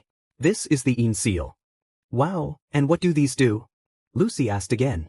Well, the yang seal has the ability to heal anything, even life-threatening injuries or diseases. It can cure and heal anything, and it allows me to enter Sage of Six Paths mode, Naruto explained as he placed his yang seal on Natsu. Wow, what about the in seal on your left hand? Lucy inquired. The in seal allows me to activate the rinnegan, Naruto answered. So, is it working, Natsu? How do you feel? Naruto asked. It's really working. I feel great. Take off your palm. Natsu shouted excitedly, immediately sitting up. Naruto did as he was told and slowly removed his hand. Well, is it working? He asked. Natsu nodded and smiled. Yeah. So I guess your yang seal can even cure motion sickness. This is awesome. Thanks, Naruto, he exclaimed. Naruto chuckled. Wow, do you mind telling me what the rinnegan is?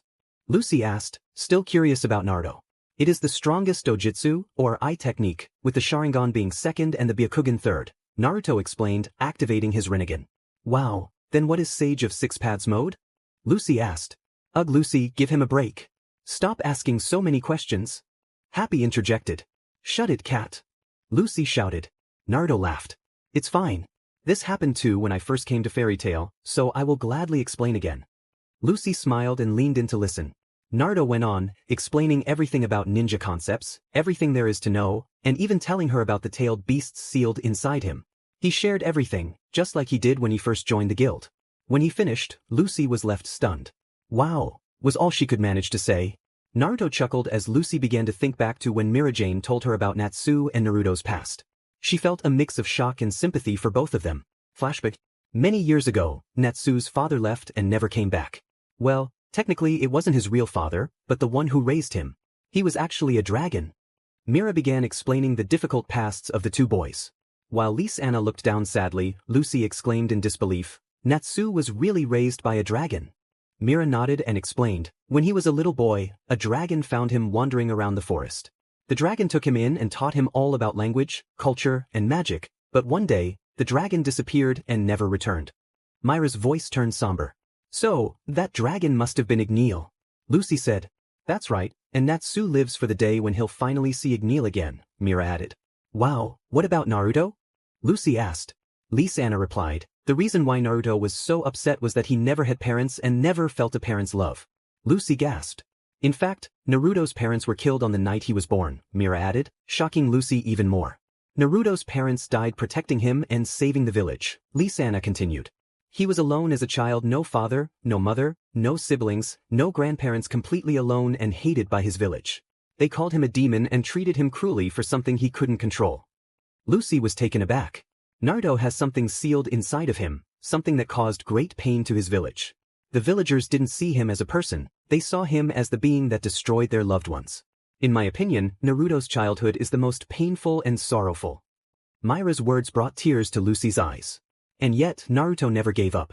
He forgave his village, protected it, cherished it, and set goals for himself. He made friends he cared about and fought alongside them during battles. But what's even more heartbreaking is that just as he was about to achieve peace in the ninja world, a villain sent him here to Earthland, taking away his home and friends. Still, Naruto never gave up. He settled in, moved on, and decided to use his ninja skills to bring real peace and justice to our world. I have to say, Naruto is one of a kind, Mira said with a sad smile. Flashbackins. Wow, even after all that suffering, you would think he would be distant, serious, and cold-hearted, but it's the complete opposite. He is so kind, thoughtful, brave, and persistent. It's hard not to admire him, Lucy thought. She looked over at Naruto, who still wore that bright, warm smile, though she knew it was a mask to cover his pain. The wagon finally came to a stop. It looks like we're here, Naruto said. Happy cheered. All right, I'm all fired up. Natsu exclaimed, kicking the back doors open. I'm sorry, but this is as far as I can take you, the wagon driver said as Natsu danced around in the wagon. The two blondes peered out into the snowy blizzard, with Naruto observing their surroundings. Where are we, you two? Lucy shouted frantically. It's a wasteland. Lucy exclaimed. Why is it so cold? I know it's a snow mountain, but it's summer. There shouldn't be a blizzard, she continued, hugging herself to keep warm. That's what you get for wearing light clothing, Natsu teased. Oh please, you're not dressed for it either. Now hand over the blanket. Lucy demanded, trying to pull the red blanket Natsu was carrying. Naruto sighed. She just keeps talking, huh? Natsu said. Naruto took off his red sage coat and gently wrapped it around Lucy, who gasped in surprise. Naruto. Lucy mumbled, looking into his blue eyes. Here, you can wear it for now. And Natsu, just give her the blanket, Naruto instructed. Natsu sighed and tossed the blanket to Naruto, who caught it perfectly. Are you sure, Naruto? I don't want you to catch a cold, Lucy asked. Naruto smiled. It's fine. Just make sure to return it to me. That sage coat is very important to me. Wow, he is such a gentleman. Lucy thought, blushing. Okay, thanks, Naruto, she said as she began putting on the red sage coat, which was quite large for her. It fit Naruto perfectly since he was muscular and tall, but for Lucy, it was quite oversized. Wow, this sage coat is really big, Lucy thought, looking at herself. But it's comfortable and I can feel the warmth. Plus, it has his ramen-flavored scent, Lucy smiled. And here, if that's not enough, Naruto said, wrapping Natsu's red blanket around Lucy as well. Lucy blushed again and smiled back. He is so nice. And if that's not enough? Naruto paused, then picked Lucy up and gently slung her onto his back, allowing her to wrap her arms around his shoulders. This should keep her warm. My body is always warm, thanks to the demon fox, and I've never caught a cold either. Kurama, sensing the moment, chuckled. You know, kid, you're pretty lucky to have me inside you, he smirked. Oh, shut up, furball, before you make the others jealous, Naruto replied, amused. Aichin, was the fox's only response. Lucy was blushing fiercely. There, warm enough for you? Naruto asked playfully, smiling. Lucy nodded happily and nestled against his warm back, her cheek resting on his shoulder. Naruto chuckled and continued on, picking up his scroll and swinging the strap across his body while still carrying Lucy. Hee, my scroll is the perfect thing for Lucy to sit on, he thought. Naruto then set his pack aside, reached behind to his ninja tool pouch, and took out a scroll. Carefully crouching down, he made sure not to let Lucy lean over his head or slip. Naruto opened the scroll, placed his pack on the strange writings, performed hand signs, and called out, sealing technique. The pack vanished in a puff of smoke, and Naruto closed the scroll, returning it to his pouch. Now I don't have to worry about carrying another backpack. Naruto smiled and Lucy returned the smile. Natsu and Happy looked over and sighed. Naruto is way too nice. Lucy should have brought her own blanket and should be walking on her own. Natsu said. Happy agreed. Shut up, Natsu. Lucy snapped, peering over Naruto's shoulder. Naruto, put her down. She needs to walk on her own. Natsu demanded. No, please don't, Naruto. Your back is so warm and comfy. Lucy begged, intentionally sinking deeper into Naruto's back. Natsu growled and turned away. Lazy girl, he muttered. Happy said. Hey, I heard that. Lucy shouted. While Naruto only smiled shyly, Lucy asked, by the way, where did the backpack go? I sealed it inside the scroll so I don't have to carry it, Naruto replied. What kind of crazy job would force Macao to come to a place like this? Lucy inquired. You should have asked that before you came with us. He went to slay a Vulcan. It's a big monster, Natsu said, crossing his arms. Lucy whimpered as the four continued to walk along the mountain edge. Macao, where are you? Natsu shouted, along with Happy and Naruto. Suddenly, a giant Vulcan came crashing down from the sky, nearly landing on Natsu. Fortunately, he managed to dodge just in time, along with Happy. It's a big Vulcan.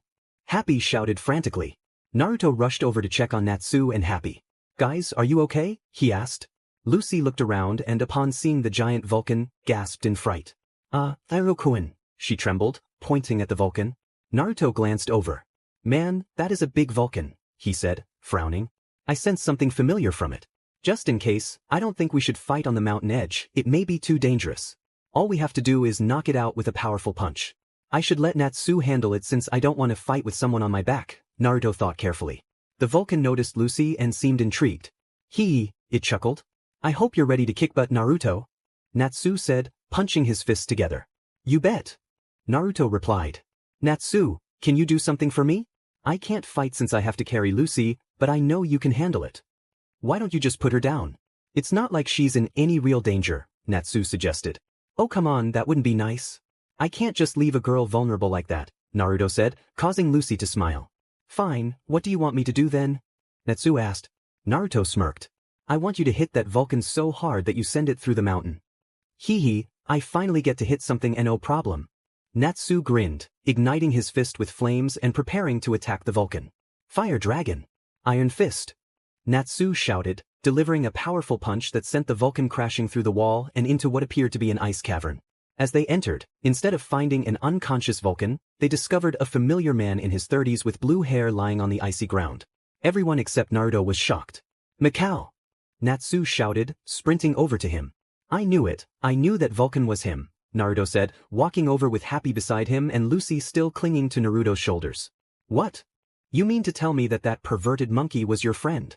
Lucy exclaimed in disbelief. Naruto nodded. Wait, Naruto, you knew? That's why you told me to send him through the mountain. If we had fought him outside, we could have sent him over the edge, possibly hurting Macao. You just wanted me to knock him unconscious, didn't you? Natsu deduced. Yes, Naruto replied, slowly. Crouching down to let Lucy off his back, though she pouted in disappointment. Ah man, but Naruto-kun's back was so warm. Can you heal him, Naruto? Natsu asked, looking up at him. Naruto knelt down, reaching out his right palm to Macao, who lay flat on his back, still out cold. Of course, Naruto replied. Why did Macao turn into that Vulcan? Lucy asked. Vulcans survive by taking over people's bodies, they're evil body snatchers. Happy explained. It looks like he put up a pretty good fight before that Vulcan got to him, though. Naruto began healing Macao, closing every bruise, cut, and wound with his yang seal. Lucy watched in awe. Wow, amazing! The yang seal is healing Macao so fast. It's like nothing even scratched him, she thought. After Macao was healed, he slowly opened his eyes to find 3 teens and a familiar blue cat staring at him. Natsu? Happy? And is that you, Naruto? Macao asked, a little surprised. Naruto smiled brightly. You sure gave us a scare back there. Wow, most of the time I do my jobs alone. I'm so pathetic. I defeated 19 of those brutes, but the 20th is the one that got me. I'm so angry with myself. I'm embarrassed to go home and face Romeo, Macao said. Don't be like that. Come on, you beat 19 monsters. Natsu encouraged, while Naruto smirked. No way. There were 20 of those monsters, and he took on the job all by himself? Lucy exclaimed, to which Naruto chuckled. You bet. Natsu extended a helping hand and smiled. Now let's go home. Your little boy has been waiting for you. Macao took Natsu's hand and helped himself up, smirking. They're amazing. I can't even begin to compare with them, Lucy thought, smiling to herself. Why are you grinning like that? It's creepy.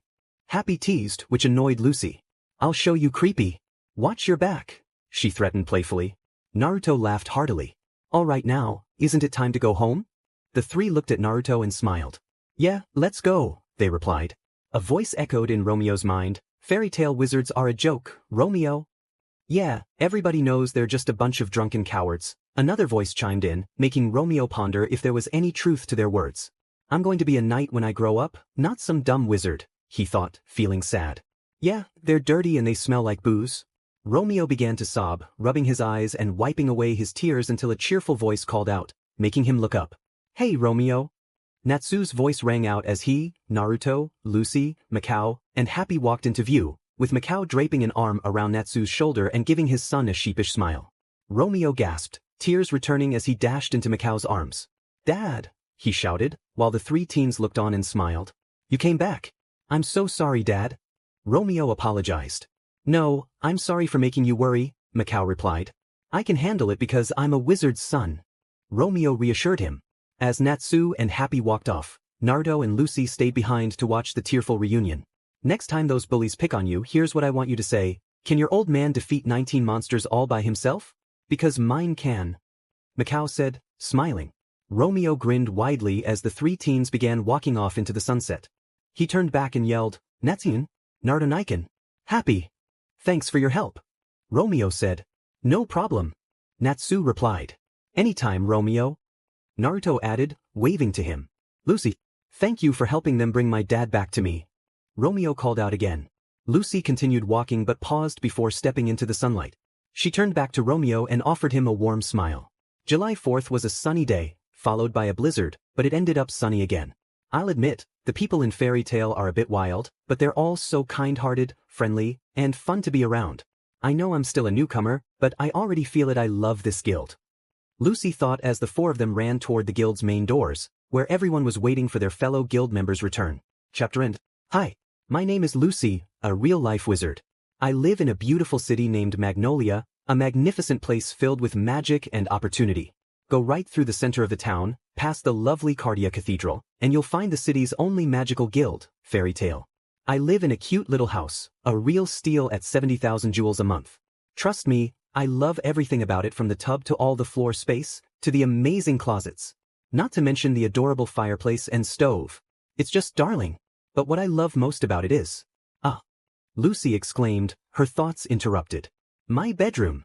Lucy shouted, spotting Natsu and Happy sitting on the couch, enjoying food as if it were their own home. Lucy was quite bothered by this. Get out of here, you jerks. Lucy demanded angrily, giving the two a playful shove that sent them stumbling against the wall. Naruto was passing by Lucy's apartment when he heard the commotion and felt a wave of concern. He always passed by her place on his way to the guild from his own apartment. He rushed in, flinging open the front door. Lucy, are you okay? I heard you yell, and I got a little worried. Is everything all right here? Naruto asked, his voice filled with concern. Lucy turned and blushed. Naruto-kun, she yelped, quickly covering herself with a towel. Oh no! Naruto-kun saw me like this. At that moment, Lucy felt her face heat up. Noticing her embarrassment, Naruto's gaze dropped, and he blushed as well. Natsu? Happy? What are you two doing here? Do you know this is Lucy's apartment? He asked, trying to regain his composure. Well, we heard that Lucy had gotten a new place and came to check it out, Natsu replied innocently. Naruto sighed. What are you doing here, Naruto? Happy asked. Well, I was heading to the guild and passed by Lucy's place. When I heard her yell, I got worried, so I came in to see if she was okay. Turns out it was just you two, huh? Naruto said sheepishly. Oh, Naruto-kun, always so nice. I wouldn't mind him staying over, Lucy thought with a giggle. Sorry for barging in, Lucy. I'll head over to the guild hall now. See ya. Naruto said, starting to leave when he felt delicate hands wrap around his arms, pulling him back inside. No, it's okay, Naruto-kun. You can stay. I don't mind. Lucy said, blushing. Natsu and Happy exchanged knowing glances and leaned in to whisper quietly so Lucy and Naruto wouldn't hear. Man, look at her. She obviously has a huge crush on Naruto, Natsu whispered. Happy replied. Naruto hesitated but couldn't turn down such an offer, so he obliged and stepped back inside. Okay, thanks, Luchan, he said, smiling sheepishly. Lucy blushed at the nickname. By the way, why were you two in my apartment? She shouted, turning to Natsu and Happy. We just came over to check out your new place, Natsu said innocently. Well, what you call checking out, I call barging in. Lucy exclaimed. The two whimpered. Naruto sighed, leaning against the wall. And I'm pretty sure the police would call it breaking and entering, Lucy added. Natsu approached her with a sad expression. Come on, we were just trying to be friendly, he said. This is a serious invasion of my privacy, Lucy muttered. Nice place you got here, Happy said, scratching his claws on the wall where Naruto was leaning. Let's try to keep it that way, alright? Lucy said frantically. Hey, what's all this? Natsu wondered, picking up a pile of papers. Lucy gasped and rushed over, kicking him away and snatching the papers back. So you just kicked me in the face? Over nothing? Natsu said, a comical bump forming on his forehead. Yeah, well maybe I will. Lucy replied. Now would you please just go home? She begged. Oh, but your place is way more exciting. Natsu protested. I hate boys. Lucy exclaimed. Mama, that hurts my feelings, Luchan. You hate me too. Naruto said, feigning sadness. Lucy gasped and rushed over to Naruto, hugging him tightly. No. It's not like that, she insisted. Man, Lucy, you're so mean, Happy said. It's not like that. Lucy protested, hugging Naruto tighter as he looked down inside. Look, I just moved and I'm not ready for guests, so how about you two just drink your teas, say thanks, and get out, got that?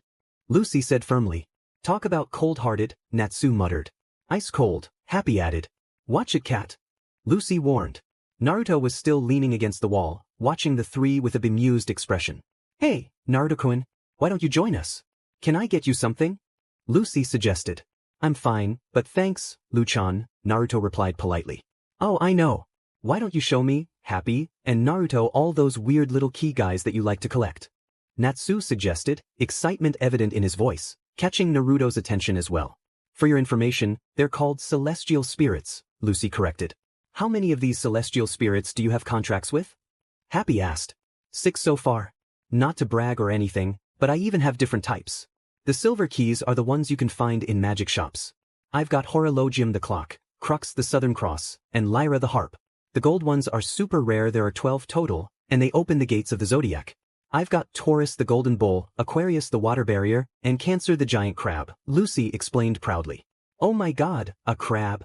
Natsu exclaimed, drooling. And giant crab legs. Happy added, also drooling. Naruto facepalmed. Why do you guys always think about food? He sighed. Hey, aren't you the fine one to talk? You're the one with the ramen addiction. Natsu snapped back. Hey, there's nothing wrong with a ramen addiction. Naruto replied, finally stepping away from the wall and heading over to the trio, bumping foreheads with Natsu. Yeah, but I've never met anyone who is as obsessed with food as these two, Lucy said. You haven't seen Naruto yet. He can eat 5 bowls of ramen. He is a ramen addict. Happy said casually. Shut up, Happy. Naruto snapped. Happy held his paws up in defeat. That reminds me, I need to make a contract with the key I bought in Hargeon, Lucy said. I don't suppose you'd be interested in seeing how a celestial wizard makes a contract with a celestial spirit. Lucy exclaimed. Natsu and Happy gasped. I hope it's not something gruesome. Happy whispered. Well, it sounds like a hassle to me. Natsu whispered. I can hear you, so leave my troubles out of this, Lucy said. Naruto walked over and playfully tapped Natsu and Happy on their heads, making them quiet down. Hey, what was that for, Naruto? Natsu shouted. Lucy giggled. Naruto smiled at Lucy. Sure. We would love to see you make a contract with a celestial spirit, he assured her. Okay then. Watch closely. Lucy said, pulling out the silver key. I call upon thee. In the world of the celestial spirits, I beckon you to my side at once. Pass through the gate. Lucy commanded. A bright light shone. Open. Gate of the Canis Minor. Nicora, she chanted, the sound of a doorbell ringing as a magic circle formed and a small white creature, resembling a snowman with a carrot-like nose, appeared. Natsu and Happy looked on in shock. Nice try, they said. Shut up. I meant to do that. Lucy shouted. The Nicora trembled nervously, and Naruto was clearly charmed by its cuteness. It's so cute, he said. Huh, you think it's cute? Natsu said, surprised. I know, right? Lucy said, picking it up and cuddling it. You think so? Natsu muttered. It doesn't take much to summon these guys, so a lot of celestial wizards actually keep them as pets. Lucy explained while Naruto continued to admire the adorable creature. You know, this whole pet thing doesn't sit well with me, Happy whispered. Not with a master like Lucy here, Natsu whispered. My name is Lucy, and I can still hear you, Lucy said irritably. Naruto sighed and walked over, playfully tapping them on the heads again. Naruto, stop doing that to us. Natsu demanded. Go on, Lucy. Sorry about them. They can be so insensitive sometimes. Naruto smiled sheepishly, and Lucy giggled again. Naruto sure knows how to keep them in line, she thought. Well, let's start working on our contract. Are you free Mondays? Lucy asked, holding out a small notepad while Naruto leaned in to observe the contract being made. The Nicora shook its head. Tuesdays? Lucy tried again, and this time the Nicora nodded while Natsu and Happy stared. Man, this is boring, Natsu muttered. Naruto heard and shot Natsu a glare, causing him to quiet down. Great. Well, that just about does it. Lucy said as the Nicora jumped up in excitement. That was pretty easy, Happy said, perched on Natsu's shoulder next to Naruto. Yep, Natsu agreed. It may seem silly to you, but it's really important. You see, a celestial wizard's contract relies on the promise made between the wizard and the spirit, which is why I make it a point to always keep my promises. Got it? Lucy said. Oh yeah, Natsu replied, and Naruto smiled. You know, Lucy, Naruto began, catching her attention, and she looked over at him. My ninja way? Naruto continued. Lucy shook her head. My ninja way is to never go back on my word. I always keep my promises and I'll never give up, because that's my ninja way, Naruto said, smiling nostalgically. Lucy smiled back. Great. I just need to come up with a name, Lucy said. Isn't it Nikora? Happy asked. No, that's the species. Oh, I know. Lucy exclaimed, and the three looked back in confusion. Come here, Plu. Lucy said, holding her arms out. Plu, huh? Natsu and Happy said uncertainly. I think that's a great name, Luchan. Naruto said, smiling. I know. It's the cutest name ever. Right, Plu? Lucy said, hugging the little creature. Are you sure he's okay with that? Natsu asked. Why wouldn't he be? Lucy inquired. So even though it says it's a little dog, he doesn't bark? That's kind of odd, Happy said. Well, I don't hear you meowing over there, buddy, Lucy retorted. You know, now that I think about it, Naruto has whiskers like a dog or a cat too. Happy said, flying over to Naruto and gently tugging on his whiskers. Oh yeah, and with that wild hair of yours, you kind of look like a fox. Natsu said, observing Naruto's whiskers. Naruto chuckled. Funny, because I remember having an oversized red fox and an oversized blue jaguar sealed inside of me, Naruto thought, entering his mindscape where the tailed beasts resided within him. Matatabi and Kurama chuckled. What, Kit, you got a problem? Kurama asked. Naruto held his hands up in defense. Hey, I never meant it that way, he said. Matatabi and the other tailed beasts laughed as Naruto exited the mindscape, returning to reality. What's he doing? Lucy asked as Plu danced around. Oh man, you're right about that, Plu. Natsu said, giving the little white creature a thumbs up. You can understand him? Lucy and Naruto shouted in disbelief. Natsu looked at Lucy, then at Naruto, not realizing he was a little too close. Naruto backed away, pushing Natsu away from him. What is your deal? Naruto asked. Alright then, it's settled. You three are going to be part of the team, Natsu declared. The team? Happy chirped. Your team? Lucy asked curiously. Happy said. Yep, even though everybody in the guild is allied with one another, some members that get along really well together form teams within the guild, Naruto explained. That way, a job that would be hard to complete alone can be done by a team. Happy added. Team? What do you think, guys? Naruto asked, once again entering his mindscape. Up to you, Kit, Kurama said before Naruto exited the mindscape once again. Awesome. Let's do it. Lucy said. Natsu smirked. What do you think, Naruto? I know you've been taking on solo missions, but how about joining a team? Natsu suggested. Naruto thought carefully before smirking. Sure. A team, he said as the three teens made a unique handshake. Cool. So you guys will work with us? Natsu asked. Naruto nodded while smirking. You have my word. Lucy said. Then let's get to work. Natsu said, holding up a job request and showing it to Naruto and Lucy. I've got our first job, happening right here. Natsu said, dangling the job request in front of the two blondes' faces. Cool. Awesome. Naruto said and Lucy squealed. It's all happening so fast, she exclaimed. It's so cool. I'm actually on the same team as the famous salamander and the renowned fairytale ninja.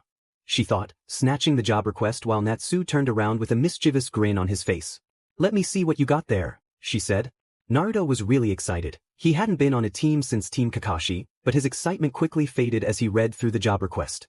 So it's in Shiritsum, huh? No way. 200,000 jewels just to take a book from some rich guy named Duke Everloo? She exclaimed as she continued reading. However, Naruto's expression turned nervous.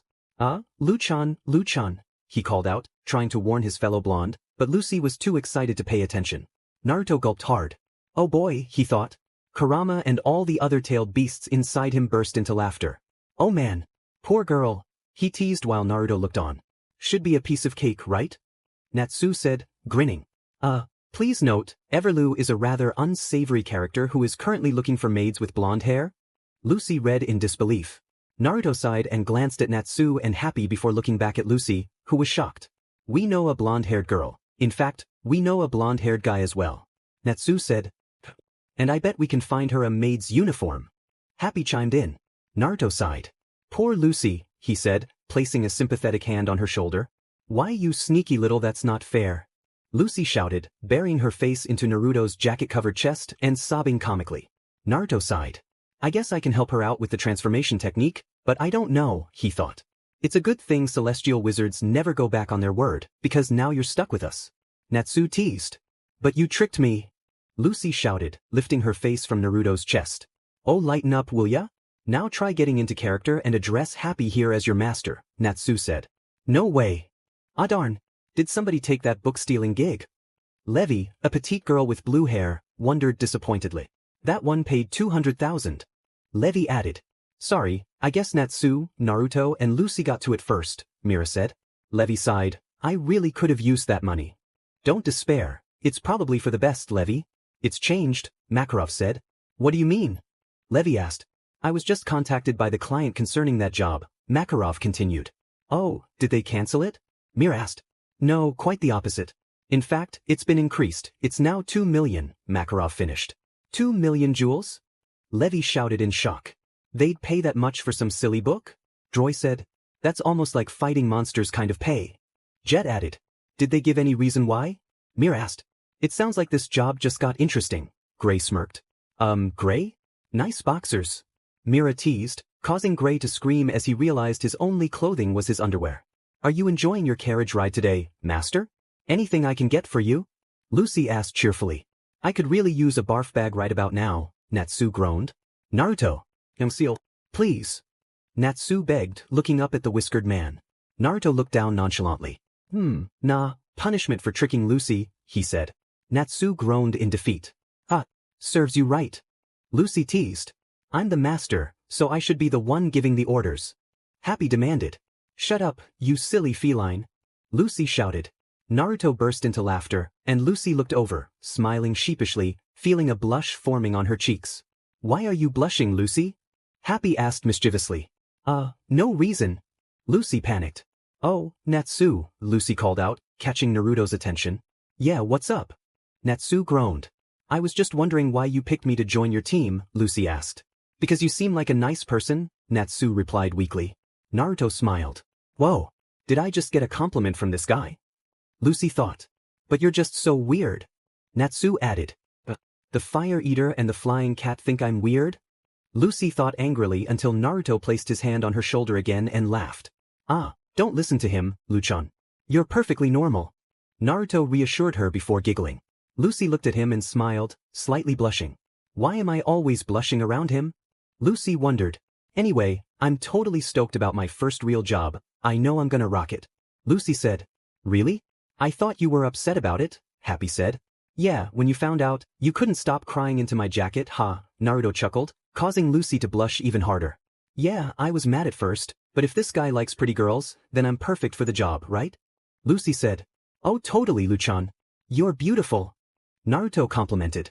Lucy blushed again. Yeah, but all you humans kind of look alike to me, Happy said, causing Lucy to glare at the blue furball. I think it's time we work out our pay split since I'm doing all the work. I think we should divide the reward 80, 10, 10 and 10, Lucy suggested. You only want 10%? Happy asked. I'm the 80. Lucy shouted. Naruto simply laughed. Man, I don't think even I was like this back then. Naruto thought. That's the last time I'm riding one of those, Natsu said. You say that every time. Happy replied. You know, this would have worked out if you used your yang seal on me, Naruto. Natsu whined. Naruto gave the Dragon Slayer a light smack on the back of the head. Hey! Natsu yelled angrily, rubbing the back of his head. Well, you shouldn't have tricked Luchan. Just think of it as punishment, don't ever do it again, Naruto replied nonchalantly.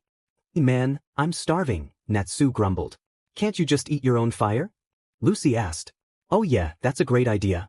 Why don't you just eat Plu or your cow while we're at it? Natsu shot back. This caused Lucy to look at Natsu in disbelief.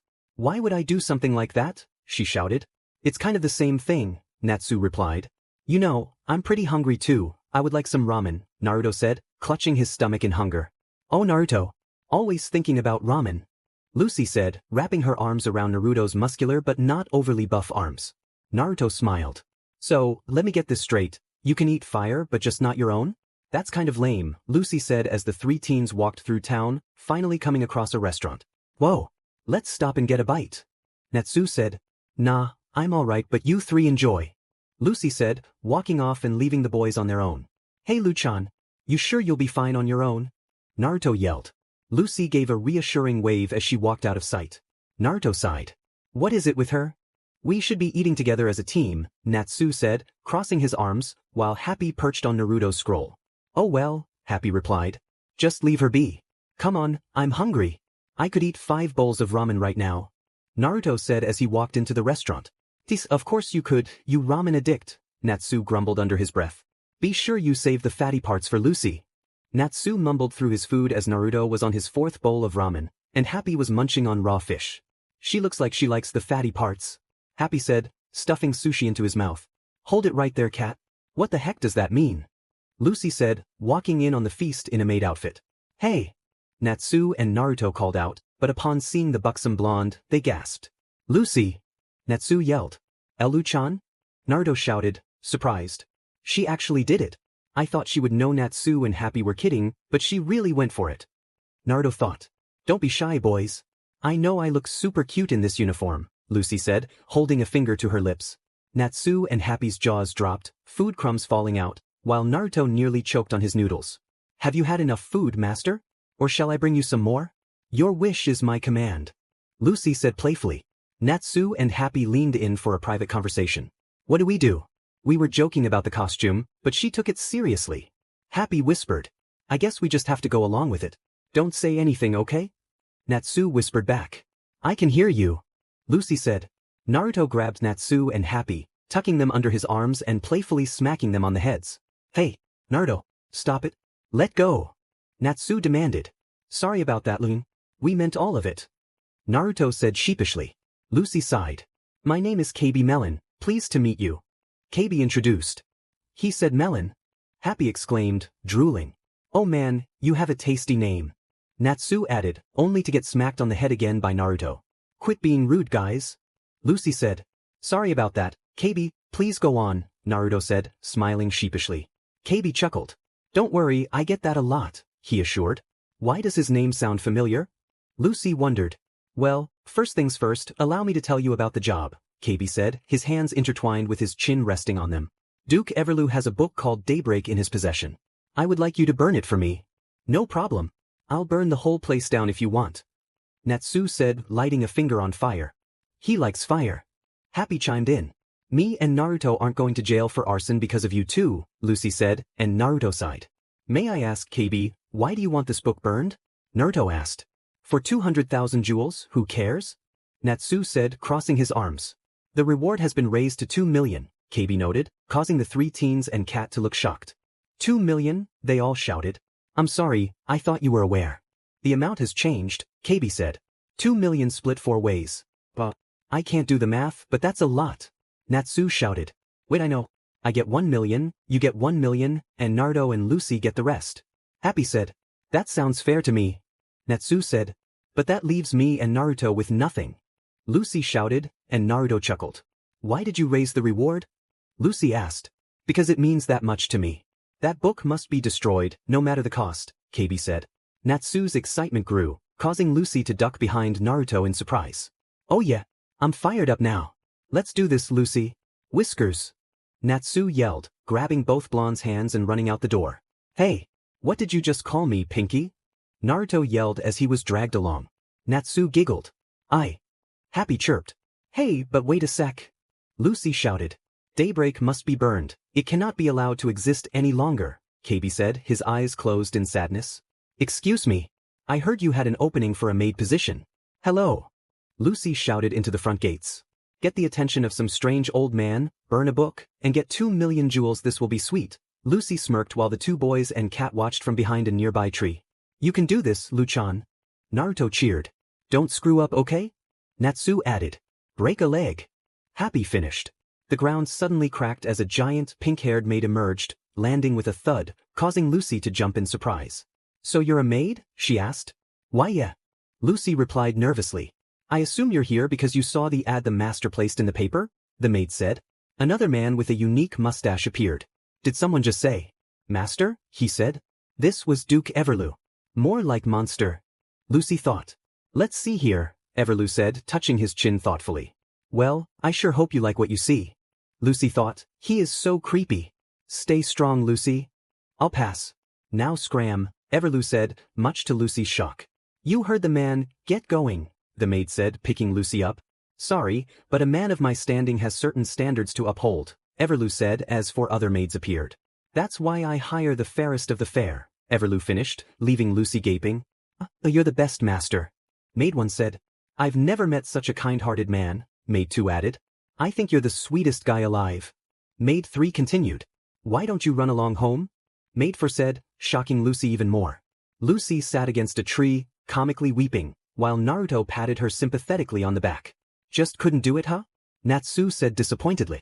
I'm surprised she didn't just punch him. If it was Sakura-chan, she would have knocked him out, Naruto thought. I tried.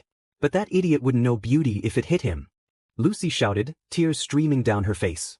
Don't listen to that guy, Lu-chan. You're absolutely beautiful. Naruto assured her. Lucy looked up at him and smiled sadly. What? This stinks. Lucy said, crying into Naruto's chest once again. Naruto sighed, letting her cry on his precious jacket as she gripped his red sage coat. Okay, I guess we'll have to resort to old plan T. Natsu said, slamming his hands together. Yeah. That big JRK is going to pay for this. Lucy exclaimed, shaking her fist. Naruto smirked in response. But wait a second, what's plan T? Lucy asked. Take them head on. Happy answered. That's not a plan. Lucy shouted in frustration. It seems we have another group of wizards at our dorm, and they're from Fairytail. That familiar red coat, the scroll, the headband, there's no doubt about it. The Fairytail ninja has joined in as well, Everloo said with a sinister grin. Alright, I guess I'll just have to melt the glass, Natsu said, preparing to heat the door. But Naruto held up a hand to stop him. What the heck, Whiskers? Natsu asked. Let me handle this, Naruto replied, and Natsu nodded. Okay. Naruto reached into his ninja tool pouch and pulled out a senbon. What is that, Naruto? Lucy asked, glancing down. It's a senbon. Normally, it's used for medical purposes and acupuncture, but it's also great for picking locks, Naruto explained. Cool. Natsu said, impressed. But this isn't exactly taking them by storm. I think we should just break down the front door. Natsu complained as Naruto began to pick the lock. Was I beaten? By a fire wizard, the brother wondered in disbelief. That'll teach you. Now I better go find Lucy and Whiskers. These merchant fairies are toast, Natsu declared. We're mercenaries, the brothers groaned as Natsu walked off, unaware that Virgo's eyes glowed white. The enemy of literature? My massive collection of books and art only proves I'm culture's greatest friend. Everloo retorted. But that ugly maid collection of yours shows that you know nothing about beauty. Lucy shouted, grimacing at Everloo's tight grip on her. How dare you mock them? They are the very definition of beauty. Everloo snapped, twisting Lucy's arms more, causing her to wince. What secret does it hold? Let me guess, he buried his fortune, and there's a treasure map hidden inside. Everloo assumed, eyeing the daybreak book Lucy held.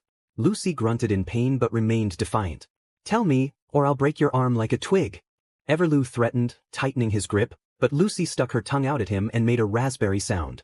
Ugh, Everloo grumbled, twisting her arms further until Lucy fell to the ground, her hands behind her back. Now is not the time to be sassy. I commissioned this book's very creation, so any secret it holds is my property. Everloo shouted, as Lucy continued to grunt in discomfort. Then she heard a noise that sounded like a punch. Shut it, you creep! A familiar voice shouted angrily, delivering a powerful blow to Everloo's face, followed by a kick from a familiar blue cat. Everloo was sent flying, releasing his grip on Lucy. Naruto! Happy! Lucy called out in relief. As Happy flew in, giggling, Naruto rushed over to Lucy, extending a helping hand. Naruto! Lucy said, taking his hand and standing up. Sorry if I'm late, but are you okay?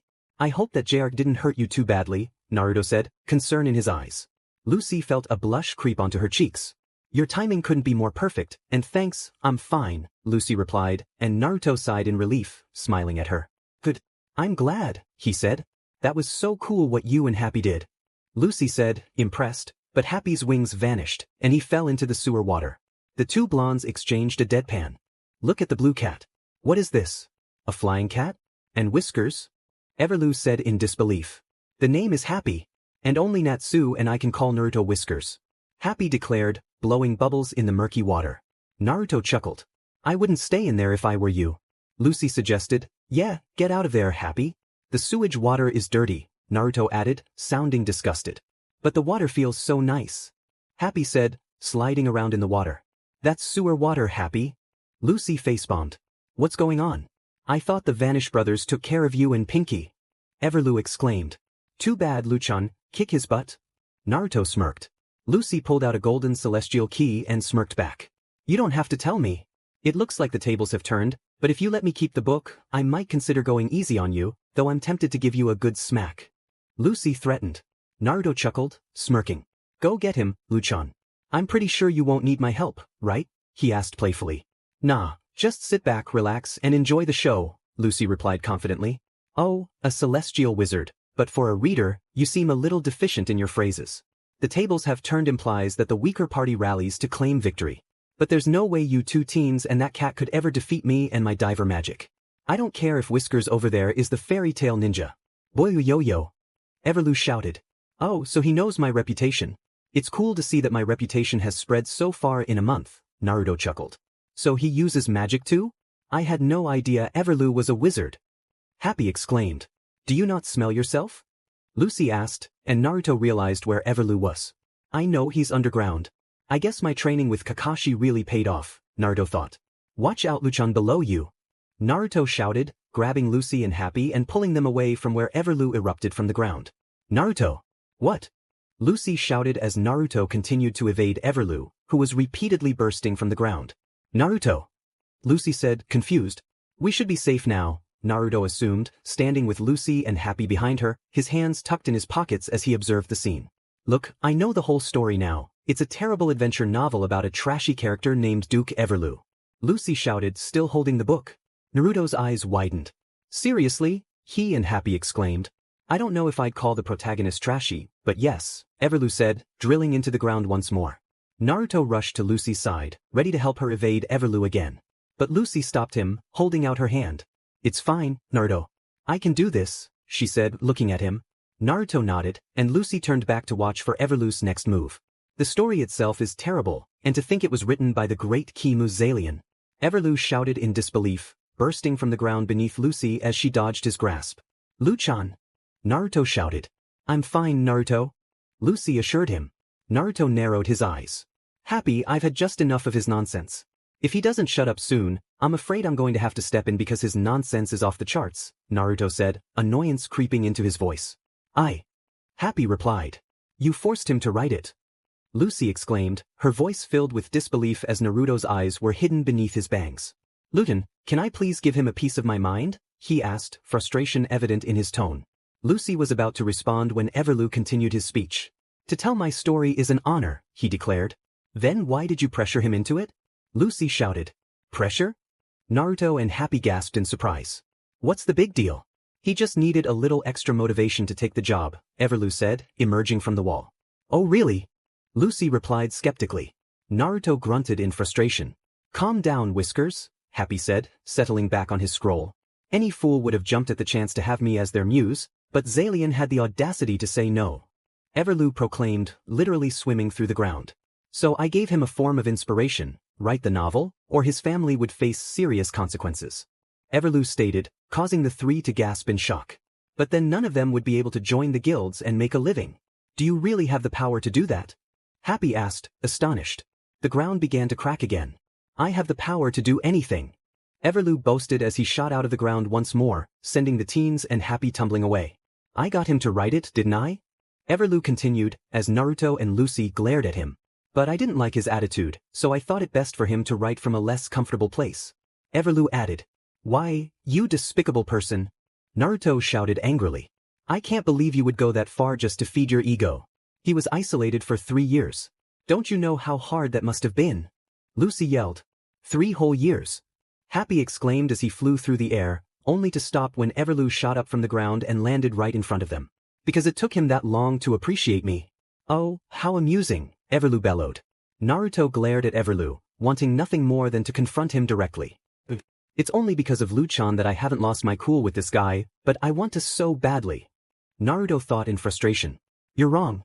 More like he couldn't stand to spread your lies. He had to satisfy your vanity, knowing that if he didn't portray you as a heroic champion of justice, his family would suffer. Lucy retorted. Naruto was fuming, and the more they talked, the angrier and more disgusted he became, especially with Everloo. Happy noticed Naruto's rising anger and tried to calm him down by rubbing his back. He had seen Naruto angry before, and it was never a good situation. When Naruto had lost his temper once, he nearly destroyed the guild hall. Happy and the others, even Makarov, didn't want to see that happen again, so he tried to soothe Naruto, which seemed to be working. Calm down, Whiskers. We don't want that incident to happen again, Happy said calmly. Naruto looked back at the blue cat, who was perched on his scroll, and smiled. Thanks, Happy. It's just that the more I listen, the angrier I get, Naruto admitted sheepishly. Trust me, I feel the same way, Happy replied with a giggle, causing Naruto to chuckle. Luckily, Lucy didn't notice anything amiss, much to their relief. So tell me, how do you know all of this? Everloo asked. It's all right here in black and white, Lucy said, holding up the book. What? I read that book from cover to cover, and Kimu's alien isn't mentioned in it, Everloo said coldly. Well, normally, there's no mention of him, but I know something you don't. Long before he was an author, he was a wizard, Lucy explained. He was? Happy and Naruto said in shock. What did he do? Everloo asked. After he finished the book, he gathered his last remaining strength and cast a spell on it, Lucy revealed. Naruto smirked. What a clever trick. He turned a book about a great man like me into a critique? The nerve of that guy. Everloo exclaimed angrily, drilling into the ground again and resurfacing near the teens. Both teens evaded him. Get over yourself. It's true that he wrote about all the pain and suffering you put him through, but those chapters are only a small part of the book, Lucy said, holding up the book again. Naruto listened in awe. Wow, Luchan really is a bookworm if she picked up that much information from that book, he thought. In fact, the secret has nothing to do with you. Lucy declared. Tell us, Lucy. Happy said, drooling slightly. Hey, don't drool on my scroll or my coat. Naruto complained. Sorry, Whiskers. Happy said sheepishly. What do you mean? Everloo shouted. I'm not giving this book back to you, Duke Everloo. Lucy said, pulling out a golden celestial key. Naruto charged at Everloo at lightning speed, appearing right in front of him and delivering a powerful kick that sent Everloo flying, his scream echoing as he was propelled away. He came to a sudden halt. Finally. I've been itching to give him a taste of his own medicine. Go on, Luchan, I think I've had enough of his nonsense. Show him what you're made of. Naruto shouted, looking at her with a smirk. Unless you want more, I can give him another kick if you want. Naruto grinned. But it was enough, Everloo couldn't even move a muscle. Happy jumped excitedly on Naruto's scroll. Wow, that was amazing. Did you put your all into that kick? Happy shouted. Naruto nodded, grinning. Wow. Happy said in awe. Lucy smirked. You know, Everloo, this book was never really yours to begin with, she shouted. Open. Gate of the Giant Crab. Cancer. Lucy called out, and a giant crab-like humanoid appeared, with 6 legs protruding from its back and 2 large scissors. Cancer, the creature bellowed. Naruto smiled. Wow, it really is a giant crab, he laughed. Oh my gosh, a giant crab. Happy danced around on Naruto's scroll again. Naruto looked back at Happy, shaking his head and smiling. Oh yeah, nothing says I'm going to take you down like a crab man with razor claws and stylish sunglasses. Happy squealed. Naruto couldn't help himself. Naruto burst into laughter. Oh boy, that was too good, Happy, he said, clutching his stomach as he laughed. Shut up and let me concentrate, or I'll have him pinch your little lips off. Lucy warned. Naruto giggled, finally stopping his laughter, and held up a hand, asking Happy for a high five, which Happy eagerly returned. Hey Lucy, how would you like your hair done today? Cancer asked, snipping his scissors. Baby, he added. What? Happy exclaimed. Naruto chuckled as Lucy face-bombed. I don't need styling, I need help. It's that guy. Take care of Baldy over there. Lucy commanded, pointing at Everloo. Whatever you say, baby, Cancer replied. So he just makes the bad guy look cooler before he gets us. That's useful. Yeah, you should send him back, Lucy. Happy suggested, standing on the edge of Naruto's scroll. Naruto playfully hit Happy's head, causing him to quiet down. I should send you back. Lucy threatened. Naruto chuckled sheepishly. Everloo could only squint in pain and frustration. What could the secret possibly be, he wondered. He must have written it all over my business deals. I can't have that. If the Magic Council got wind of how I actually made my fortune, my goose would be cooked. Everloo thought. Open. Gate of the Maiden. Virgo. Everloo shouted. What the? Lucy exclaimed in shock. He's using your trick, Lucy. Happy shouted. Is he a celestial wizard too? Naruto wondered. Wow, he survived my kick. Amazing. Oh well, most people do. I guess I didn't put full force into that kick, because if I did, I'm sure Everloo would have been knocked out cold, Naruto thought. The gorilla maiden appeared once again. Did I hear my master summon me? She said. Virgo, fetch me that book. Everloo demanded. Hold up, she's a celestial spirit? Lucy shouted. Maybe, Cancer replied, and Naruto and Happy gasped in shock. Natsu, the 3 shouted. Yeah. Natsu replied. What is the meaning of this? Everloo demanded again. What are you doing up there? Lucy asked. Well, I saw her get up, so I jumped up, and all of a sudden, I ended up here. Natsu answered. Naruto raised an eyebrow. Did he pass through the celestial world? He wondered. So you grabbed a hold of her inside the house? But that means you must have passed through the spirit gate with her. That's impossible. Lucy shouted. Yeah, from what I learned, if a human goes through the gate, they suffocate and die, Naruto thought, narrowing his eyes. Lucy, Whiskers. What the heck do I do now? Natsu asked frantically. Let's finish what we started, Pinky, Naruto said, stepping ahead and slamming his fists together. Right? Let's do this, Whiskers. Natsu said, leaping off the gorilla maid and landing on the ground. Virgo, clean up this rubbish. Everloo commanded. As you wish, master. Virgo said, preparing to strike at the boys, but Naruto charged toward the gorilla maid and delivered another powerful kick, sending her flying and causing her to grimace from Naruto's strength. Now, Pinky! Naruto shouted. I'll let Pinky here do the job. This is way too easy. No need for me to waste chakra on this. A nice powerful kick from me and a fire attack from Natsu should do, Naruto thought. Natsu bumped his fists together. Now I have a fire in my belly. Fire dragon! Roar! He shouted, shooting flames from his mouth. Lucy also wanted in on the action. You dirty old man, she shouted, taking her whip and striking Virgo while rapping Everloo. Can't dig yourself out of this. Lucy said, tightening her grip. You make me sick, she shouted, throwing Everloo into the air, releasing him from the whip. Naruto smirked, jumping up into the air and delivering another devastating kick, causing the man to cry out in pain as he flew toward Cancer, who took his scissors and gave Everloo an unexpected hairstyle. Awesome, Whiskers! Happy cheered, jumping with excitement, while Naruto looked at Happy and smirked. This guy isn't worth wasting my chakra on, Naruto said, watching as Everloo fell to the floor. Demon right, Naruto, Happy giggled. Don't waste your chakra on this, he added. Okay baby, all done. Does this look fabulous or what? Cancer asked. Totally.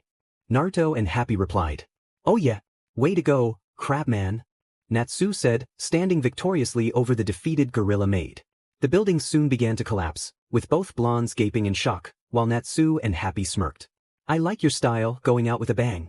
You are definitely part of Fairytail, Natsu said, hands behind his head, as the rest watched the mansion crumble. Natsu, aren't we supposed to not destroy stuff? Naruto said, deadpan. I hope I don't get blamed for this. Lucy whimpered. Happy remained perched on Naruto's scroll. The townspeople looked over at the fallen building, simply overjoyed. When I read Daybreak, I couldn't believe it was by Kimu's alien. There's no way he would have done something that bad, Lucy said. Naruto simply chuckled. Yes, so? Natsu said. That's how I knew there was a spell on it, Lucy pointed out. Wow, Luchan, you're pretty smart. Naruto said cheerfully. Thanks, Naruto-kun, Lucy replied, blushing. They handed the book over to Kabi, who took it. But I requested this book be destroyed. Why are you handing it back to me completely unscathed? Kabi asked.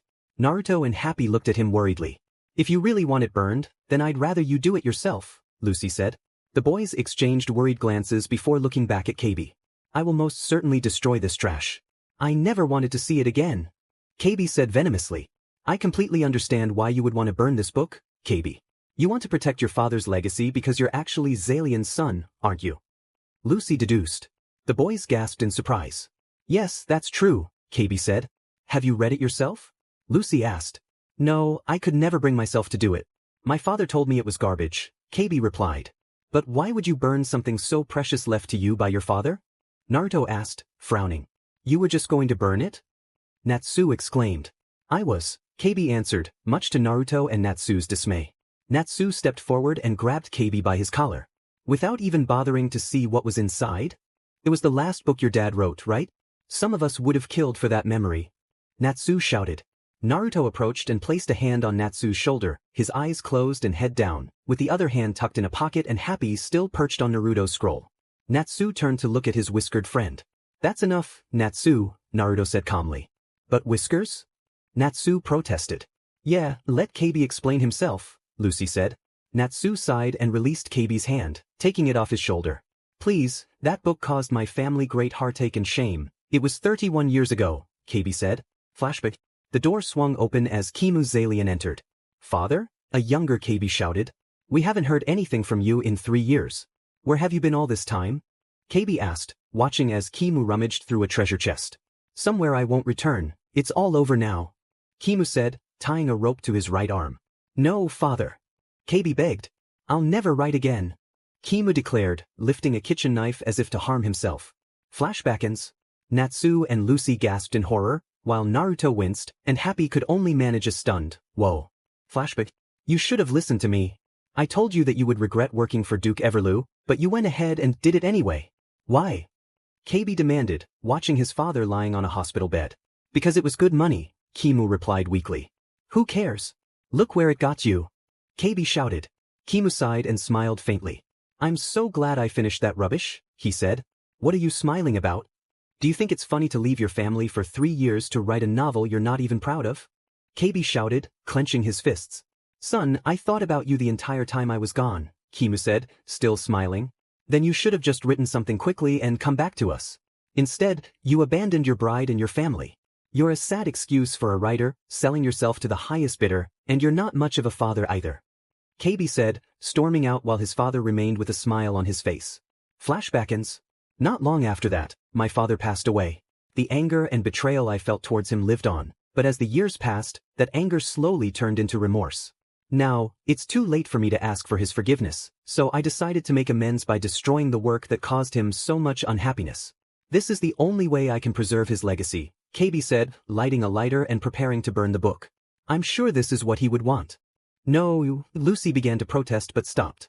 Naruto walked over and stopped KB by grabbing his wrist, giving him a sympathetic look that shocked everyone. What are you doing? I have to burn this book? KB shouted, trying to pull his wrist free from Naruto's grip. Please, KB, listen to me, Naruto begged, offering a sad smile. KB ceased struggling and listened. You don't have to make amends, you don't have to ask for forgiveness, KBGG, Naruto said with a smile. Naruto-kun? Lucy said, confused. But why would you say that? KB asked. Because you have already been forgiven. You're wrong. This isn't what your father would have wanted, Naruto said. Natsu, Lucy, and Happy watched as the flame on the match flickered out. KB, Naruto-kun is right. Look. Lucy exclaimed as Naruto released his grip on KB's wrist. The book began to glow purple as a magic circle appeared, and the title floated up. A spell has been cast on this book? It's the work of the wizard Kimu Zalian. Or should I say Ziqua Melon, Lucy said as the title formed into Dear KB. Dear KB, KB read aloud. That's right, this book was a letter to you, disguised behind a spell that rearranged all the words so no one else could read it, Lucy explained as the letters and sentences began to circle the book. Wow! Natsu said in awe. Amazing! Naruto echoed, equally impressed. Pretty! Happy added, smiling alongside the other boys. He didn't stop writing because he was ashamed. He stopped because he had finished his masterpiece. A novel that contained everything he wanted to say to his beloved son.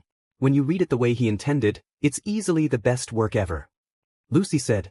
Naruto smiled nostalgically, almost brought to tears, reminded of Jiraiya's own books, particularly The Tale of the Gutsy Ninja.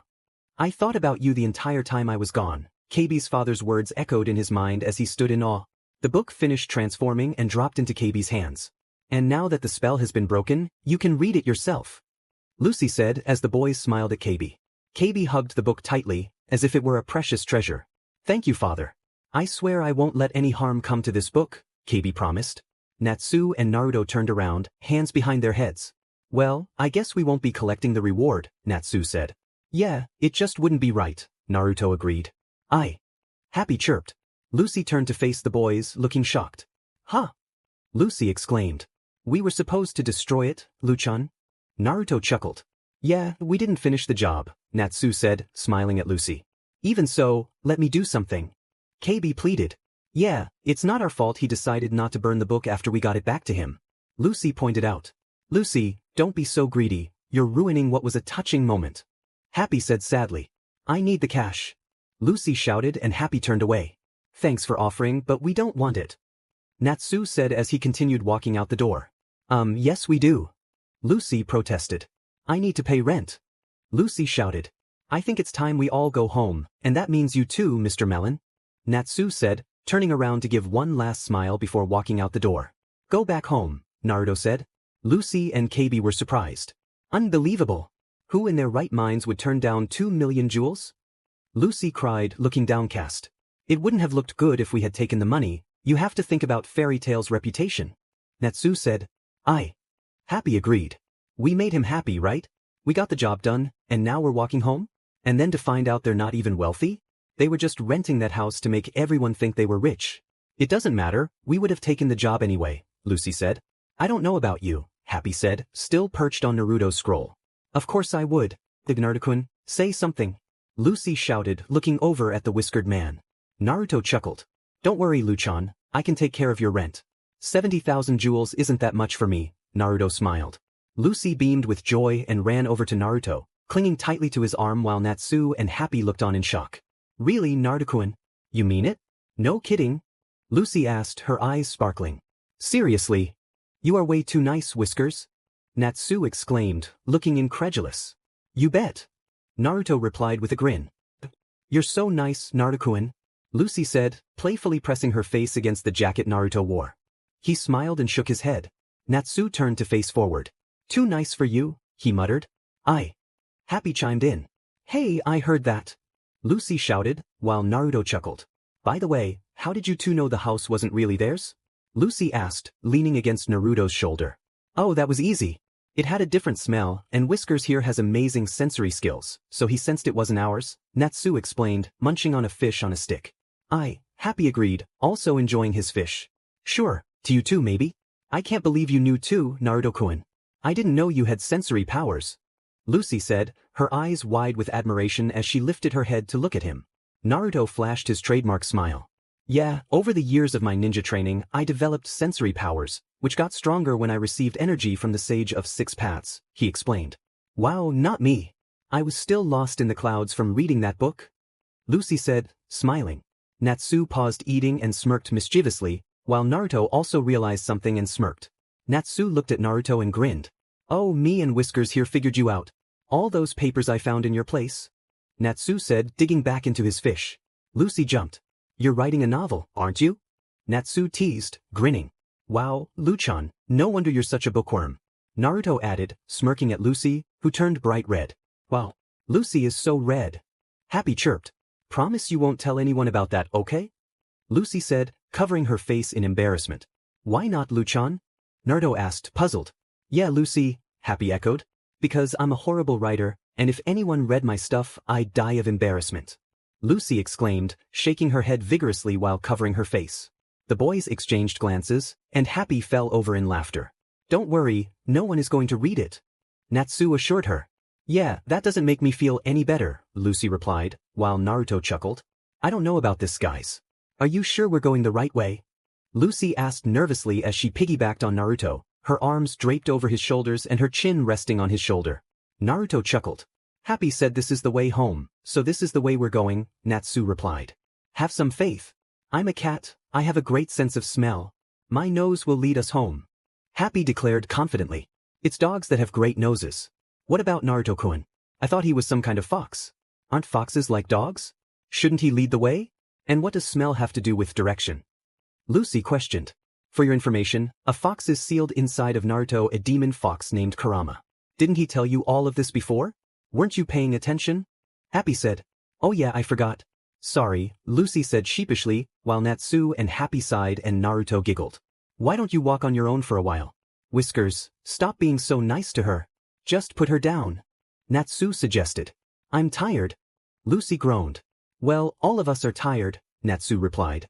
It's all good really, Naruto smiled. Natsu groaned. You're too nice, Whiskers, he said. Happy chirped. Suddenly, a rustle in the bushes caught the attention of all three teens.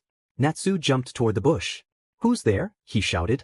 As soon as Natsu landed, a scuffle broke out. Naruto sighed, thinking, it's probably Gray. Do you always have to fight? Lucy cried worriedly, peeking over Naruto's shoulder. You can take him, Natsu. Happy cheered. Oh boy. Naruto thought, looking up to see Natsu and Gray leap into the air, glaring at each other comically before landing back on the ground. It's Gray, Happy announced. And of course, he has nothing on except for boxers, Naruto remarked nonchalantly. What is he doing in his underwear? Lucy questioned. Trying to find a bathroom, Gray replied. Then why would you strip down before you found one? Naruto asked, giving the rivals a blank stare. Yeah, and who ever heard of a bathroom in the middle of the forest? Natsu shouted.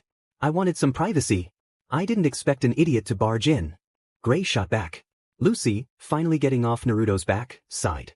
They're so childish, she said. She says that to the cat. Happy pointed out. So you were on your way back from a job? Lucy asked. Yeah, there's a shortcut through these woods that will get you back to town in no time, Gray explained. See? I told you so. Happy said, and Naruto chuckled. Yeah, well if your nose is so sharp, how come you didn't know Gray was right in front of us? Smart guy. And Naruto-kun, didn't you sense Gray? Lucy asked. Yeah, I sensed him, but I just didn't want to say it, Naruto replied casually. Yeah, and there are just some things you shouldn't smell, Happy added. What did you say? Gray snapped irritably. I agree, so go on home and we'll smell you later, Natsu said. Fine, I will. And if you don't want trouble, you should too, Gray warned. Naruto's eyes widened. Huh, is Erza-chan coming home? He wondered. Why do you say that? Lucy asked. Because Erza is due back any time now, Gray said. Natsu's face paled, but Naruto remained calm, even smiling. The Erza? Lucy exclaimed. She is the most powerful woman in all of Fairytail. Happy said, munching on a fish. I can't wait to meet her. Lucy squealed, while Gray and Natsu didn't seem too excited about this news. But I've never seen any picture of her in Sorcerer Weekly. What is she like? Lucy asked curiously. Scary, Natsu and Gray mumbled. Lucy went pale, clinging to Naruto, who remained unfazed by this news. Wild animal, Gray said. A vile beast, Natsu added. More like a full-on monster. Happy finished. Lucy started to question whether she wanted to meet Erza. She's not that big, you guys, Happy said, chewing through his fish. Naruto chuckled.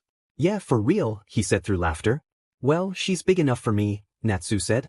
One thing we can all agree on is that she's definitely scary, well, maybe a little scarier, Gray said, crossing his arms. Tisich, you guys are just overthinking it, Naruto said. No, Whiskers, she is that scary. Natsu insisted. What? I guarantee you that Erza can take down 3 mountains with 1 kick, Gray said. You don't need to exaggerate like that, it's more like 2, Happy replied. Meanwhile, Naruto thought to himself, well, I could take down an entire nation with my Bijou Bomb. Guys, even if she can kick down a single mountain, that's still scary. And how come Naruto isn't scared? Lucy exclaimed, looking over at an unfazed Naruto, who was sitting on the ground with his hands behind his head. That's because Naruto isn't scared of Erza, Happy explained. Really? Lucy asked, still clinging to Naruto. Naruto is actually scarier than Erza, but only when you make him angry, Happy added. Lucy looked at Naruto in awe. Naruto-kun? Scarier than Erza? She wondered. But like I said, we should get back. Even though she isn't as intimidating as Whiskers here, she's still a formidable woman, Gray said.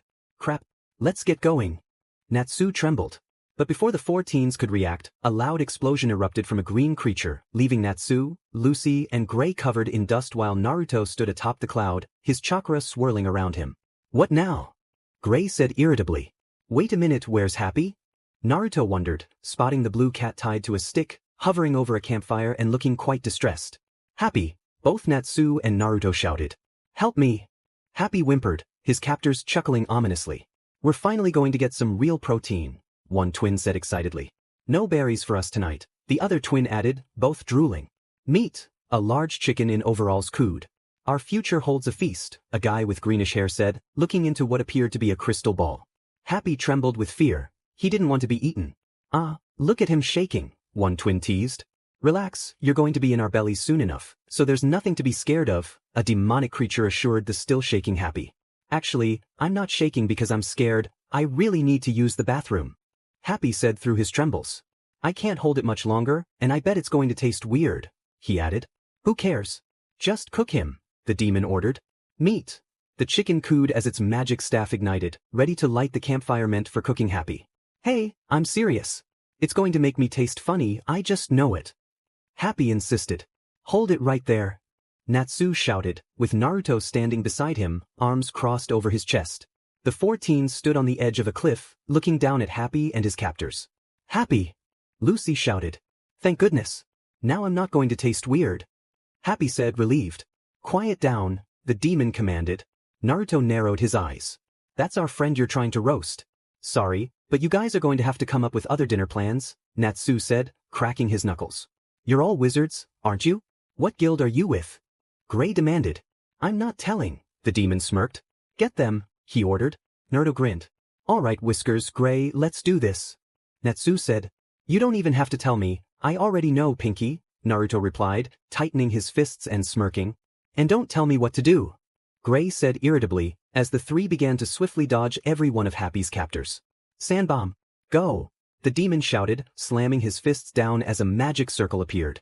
A large sand ball formed, and Natsu flew toward it, seemingly trapped. Natsu! Lucy shouted worriedly. Naruto and Gray looked over. He's fine. Gray assured. Yeah, just go help Happy. Naruto said. Right. Lucy said, running over to free Happy. The twins charged at Gray, knives in hand, and he engaged them in a fight. Gray delivered 2 powerful kicks to one twin and another 2 to the other, effortlessly defeating them. Help! Lucy's going to eat me. Happy whimpered as Lucy worked on his ropes. Shut up, cat. Lucy shouted, and Happy complied upon seeing the large chicken approach them. Lucy screamed, and Naruto looked over. Lu-chan, he shouted. Please don't hurt me, Mr. Chicken, she yelled frantically as the chicken prepared to swing its staff at Happy and Lucy. But its attack was interrupted by Naruto and Gray, who both delivered a powerful kick to the chicken. Thanks, Naruto-kun. Lucy smiled, glancing back at the blonde shinobi while continuing to run. No problem, Lu-chan, Naruto smiled back. Next. Gray shouted. The guy with the crystal ball was next. I see someone special, but the stars point to great trouble, he said. Gray and Naruto both sweat-dropped. You're telling my fortune? Gray yelled, kicking the guy away, while Naruto laughed. Ha, that's funny, he chuckled, and Gray shot him a really, look. He isn't using magic, and Naruto isn't using any jutsu or chakra. Lucy said in awe. And put some clothes on, she added. Crap. Gray panicked, making Naruto laugh even more. Where did these brats come from, anyway? The demon creature wondered before his large ball of sand began to erupt and eventually exploded, revealing a completely unharmed Natsu. You JRK. My mouth is full of sand, and it's all because of you. Natsu said, his fists clashing together and creating a red magic circle. Here goes. Fire Dragon Iron Fist. Natsu shouted, igniting his fists and charging at the demon creature.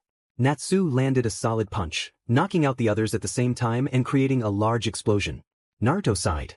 And he overdoes it again, he mumbled. Lucy noticed and giggled, latching onto his arm. Yeah, don't you think you may have overdone it a little? Gray said. So what if I did? I got the job done. Natsu snapped. Grow up already. You're an embarrassment to the guild. Gray chastised, striking a nerve in Natsu.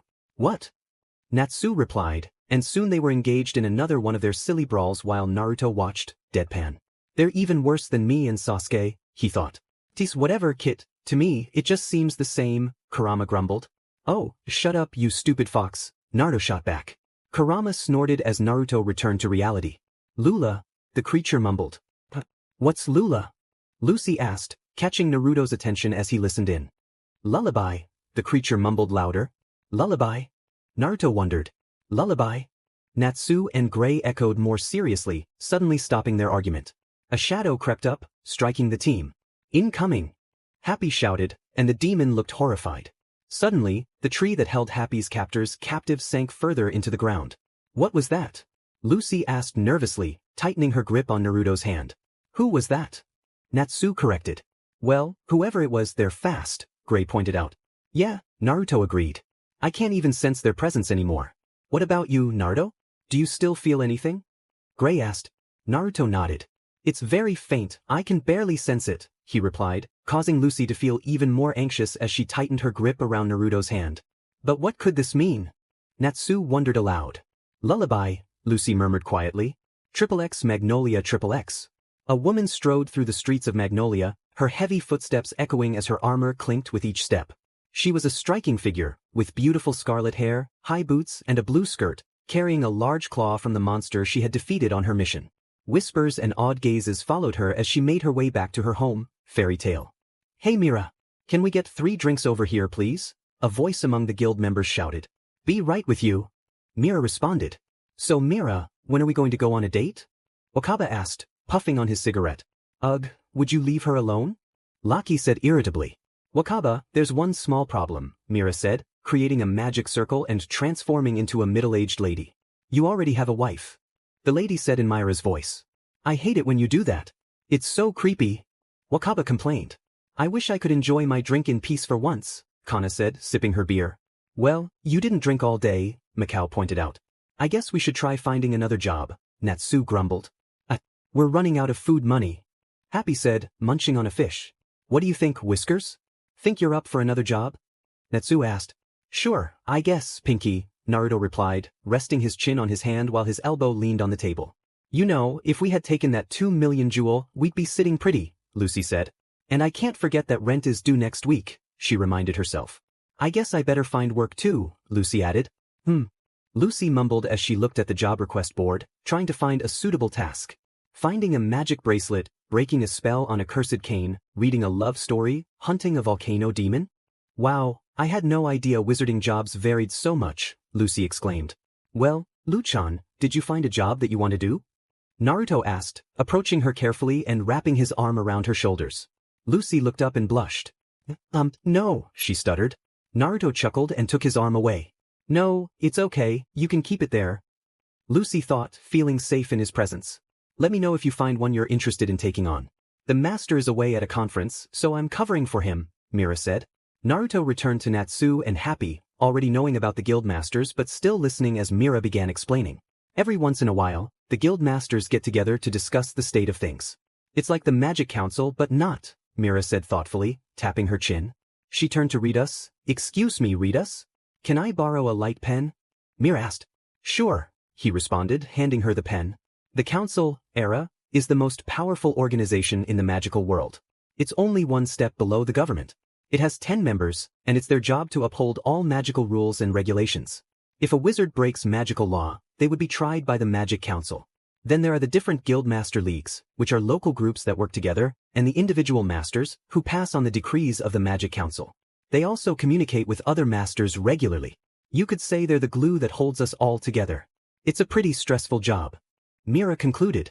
Wow, I never realized that all the different magical guilds were interconnected like that. Lucy said in awe. Naruto chuckled. It's important that we cooperate with one another, otherwise, their system would fall apart, Mira explained. A fire lit up as a mischievous-looking Natsu added, and then the guys in black would show up, causing Lucy to look alarmed. Ha, that was almost too easy. Natsu laughed. Are you trying to scare me to death? Lucy exclaimed. Naruto sighed and playfully tapped Natsu on the head. Ow! Natsu shouted. Stop scaring her like that, Naruto scolded, while Natsu shrugged it off. Naruto then turned to Lucy and Mira. It's more like dark guilds, Luchan, he clarified. Lucy gasped. Dark guilds? She asked, her voice trembling. Yep, dark guilds do exist. They've chosen not to join any of the leagues. They're the bad apples and most of them are involved in magical crime. Mira informed. Whoa, Lucy said wide-eyed. Don't worry, Luchan. If we ever run into a dark guild, I will protect this place no matter what. I swear it on my ninja way, Naruto said, giving Lucy an assuring thumbs up. Natsu nodded. Now, would you just go and pick us a job? He smiled. You've got to be kidding me. What makes you think I want to do that? Lucy replied. Naruto smiled. Well, it's obvious, Luchan, he said. Lucy looked confused. We are a team, aren't we? Natsu said, hands behind his head. Yeah, and we picked the job last time. Happy chimed in. It's your turn to pick, so get to it. Happy insisted. Lucy turned away stubbornly. Just forget it, Cat. As far as I'm concerned, our team has been disbanded. Besides, you guys didn't want me, you just needed me last time because I'm a blonde. Lucy said. Don't be silly, Luchan. They only picked you because you're such a great person. Naruto said, making Lucy blush. Yeah, and you're really nice. Natsu added. Hey Lucy. I wouldn't stay with those losers if I were you. And Whiskers, you too. Someone as awesome as you doesn't need to be hanging out with a loser like Fire Breath over there. Gray said. And besides, you'll get plenty of offers from other teams. Gray continued, not noticing that his clothes were missing until Kana spoke up. Your clothes, Gray, Kana said playfully. Gray jumped and Naruto laughed. Jerry. Natsu called out. Gray shot Natsu a glare. Oh boy, here we go again, Naruto muttered. Lucy giggled. Naruto-kun is so funny. Did you just call me a JRK, Dragon Boy? Gray said, bumping foreheads with Natsu, veins popping on his forehead. And what if I did? What are you going to do about it? Natsu snapped back. Naruto sighed and shook his head. Mirachan, ramen please. Naruto called as he walked over to the bar seat, setting down his scroll. Coming right up, Naruto-kun. Mira replied. Lisa Anna. Ramen for Naruto-kun. Mira shouted, heading into the kitchen as Naruto settled onto the bar stool. Veach, ramen, ramen, ramen. Don't you ever get tired of it, huh? Lisa Anna giggled as she began preparing the ramen. You mouth breather. Gray shouted. At least I'm not a coward. Natsu shot back. You spineless wimp. Gray retorted. Looks like they're at it again, Happy said, smiling sheepishly. Naruto scoffed. Just leave them be, it was bound to happen. Don't waste your energy over that, he said, still waiting for his ramen. Finally, Lise Anna emerged with a bowl of Naruto's favorite food and placed it in front of him. Here you go, Naruto-niken. Enjoy. Lise Anna said, walking around the bar and sitting down beside him. Naruto smiled widely. Thanks, Lise Anna. She returned the smile. Why don't you join Lucy's team of love later tonight? Just the two of us? Locke suggested playfully, wrapping his arms around her. Excuse me? Lucy replied, thinking, this guy is really something. You're just so stunningly gorgeous that I have to wear shades when I look at you. Otherwise, I might be blinded by your dazzling beauty. Locke finished with a flourish. Do girls really fall for this? Lucy asked, noticing her celestial keys glowing. Locke's eyes widened, and he jumped back from her. You're not a celestial wizard, are you? Locke exclaimed, backing away slowly. Huh. Lucy replied, confused. Yeah, she's got cows and crabs and stuff. Happy mumbled while munching on his fish. Locke shouted, curse you! Why must you toy with me? I'm sorry, but we can't be together. He apologized while making a hasty exit. Lucy looked on in disbelief. What got into him all of a sudden? She asked. Locke has a complicated history with celestial spirits, Lise Anna explained. Yeah, rumor has it he dated one, and it didn't end well. Mira added. Naruto chuckled as he slurped down his ramen. Well, I'm not surprised Lucy started, but was interrupted when Natsu crashed into her, knocking her to the ground. Whoa! Natsu shouted. Oh, that looked painful, Mira commented, while Naruto laughed. Are you okay, Luchan? Lise Anna sighed. Oh, Natsu. Could you two just knock it off already? Lucy said grumpily, still pinned down by Natsu. Natsu started it, I'm just following through, Gray declared, raising his fist triumphantly. Where are your clothes? Kana asked, startling Gray, who began jumping around. Natsu finally got off Lucy, allowing her to stand and walk over to Naruto and Lise Anna. But you were the one provoking me. You slippery slime. Natsu retorted, glaring comically at Gray. Naruto deadpanned at their childish antics. Oh yeah? What exactly did I do to provoke you, fire clown? Gray shot back, returning the glare. You pervy flasher. Natsu countered. Pink-haired punk. Gray replied again. Lame insults, guys, Lucy said. Ah, don't bother, Naruto said, finishing his ramen. Yeah, they start to run out. Everyone began to laugh at their silly argument, and Lucy couldn't help but join in, along with Naruto. But the laughter was cut short when Locke burst back into the guild hall, flinging open the front doors. We've got bad news. Locke shouted. That must be Erza. Naruto thought happily. But everyone else looked terrified. It's Erza. She's on her way here. Locke warned, and panic spread through the room. Even Natsu and Gray stopped their playful fight, both looking frightened. Wow, just mentioning Erza makes everyone freak out, Lucy observed. Well, she is the strongest female wizard in Fairytail. More than a bit intimidating, Mira said. Naruto scoffed. Oh come on, you guys are just overreacting. Naruto, you're not afraid of Erza at all? Lucy asked. No, Naruto is actually scarier than Erza only when he's mad, Mira replied. Naruto nodded. Wow, Lucy said in awe. Loud footsteps echoed through the guild hall. That's gotta be her, Loki said nervously. That sounds like her footsteps. Wakaba added. Geez, from these reactions, you'd think she's some kind of demon or something. I'm so scared. Lucy said. Erza isn't that scary once you get to know her, Naruto reassured her. Finally, Erza walked in, carrying a massive claw, likely taken from a monster she had defeated. Lucy stared, clinging to Naruto's arm again. Erza carefully set the claw down. I have returned.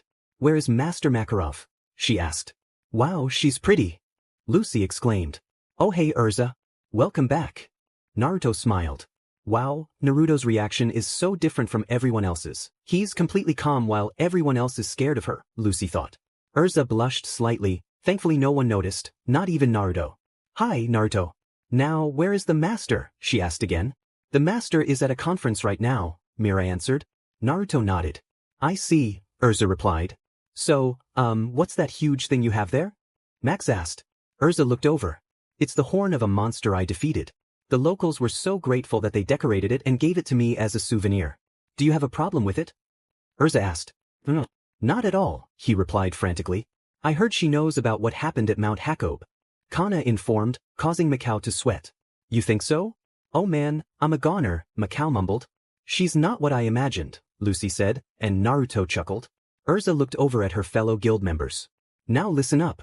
Erza demanded, immediately catching everyone's attention, but Naruto remained unfazed.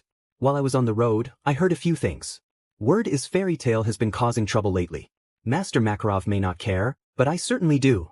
Kana, you need to start controlling your drinking. Erza ordered, causing Kana to stop mid-laugh. Vegetor, please take the dancing outside. Wakaba, get rid of that filthy habit. I suspected I would find you dawdling in front of the request board, just pick a job. Macao.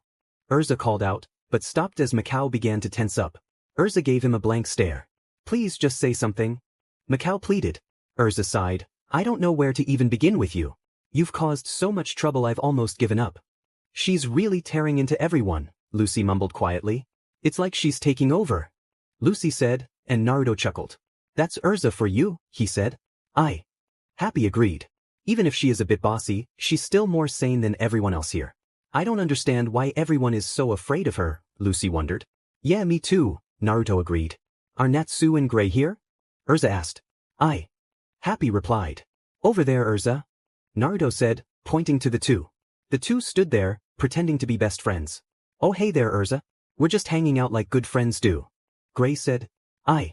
Natsu added. Why is Natsu talking like Happy? Lucy asked frantically. Naruto sighed. That's great. I'm pleased to see the two of you getting along so well. However, it's only natural for even the best of friends to clash now and then, Erza said. I don't know if we're the best of friends, Gray denied. Natsu simply replied. What's gotten into Natsu? Lucy asked. He's scared. A few years ago, he challenged Erza to a fight, Naruto explained. And boy, did he get it, Lisana added.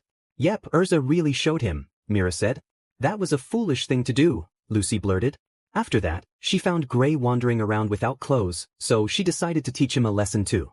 Macao added. And let's not forget she put Loke in his place for trying to flirt with her.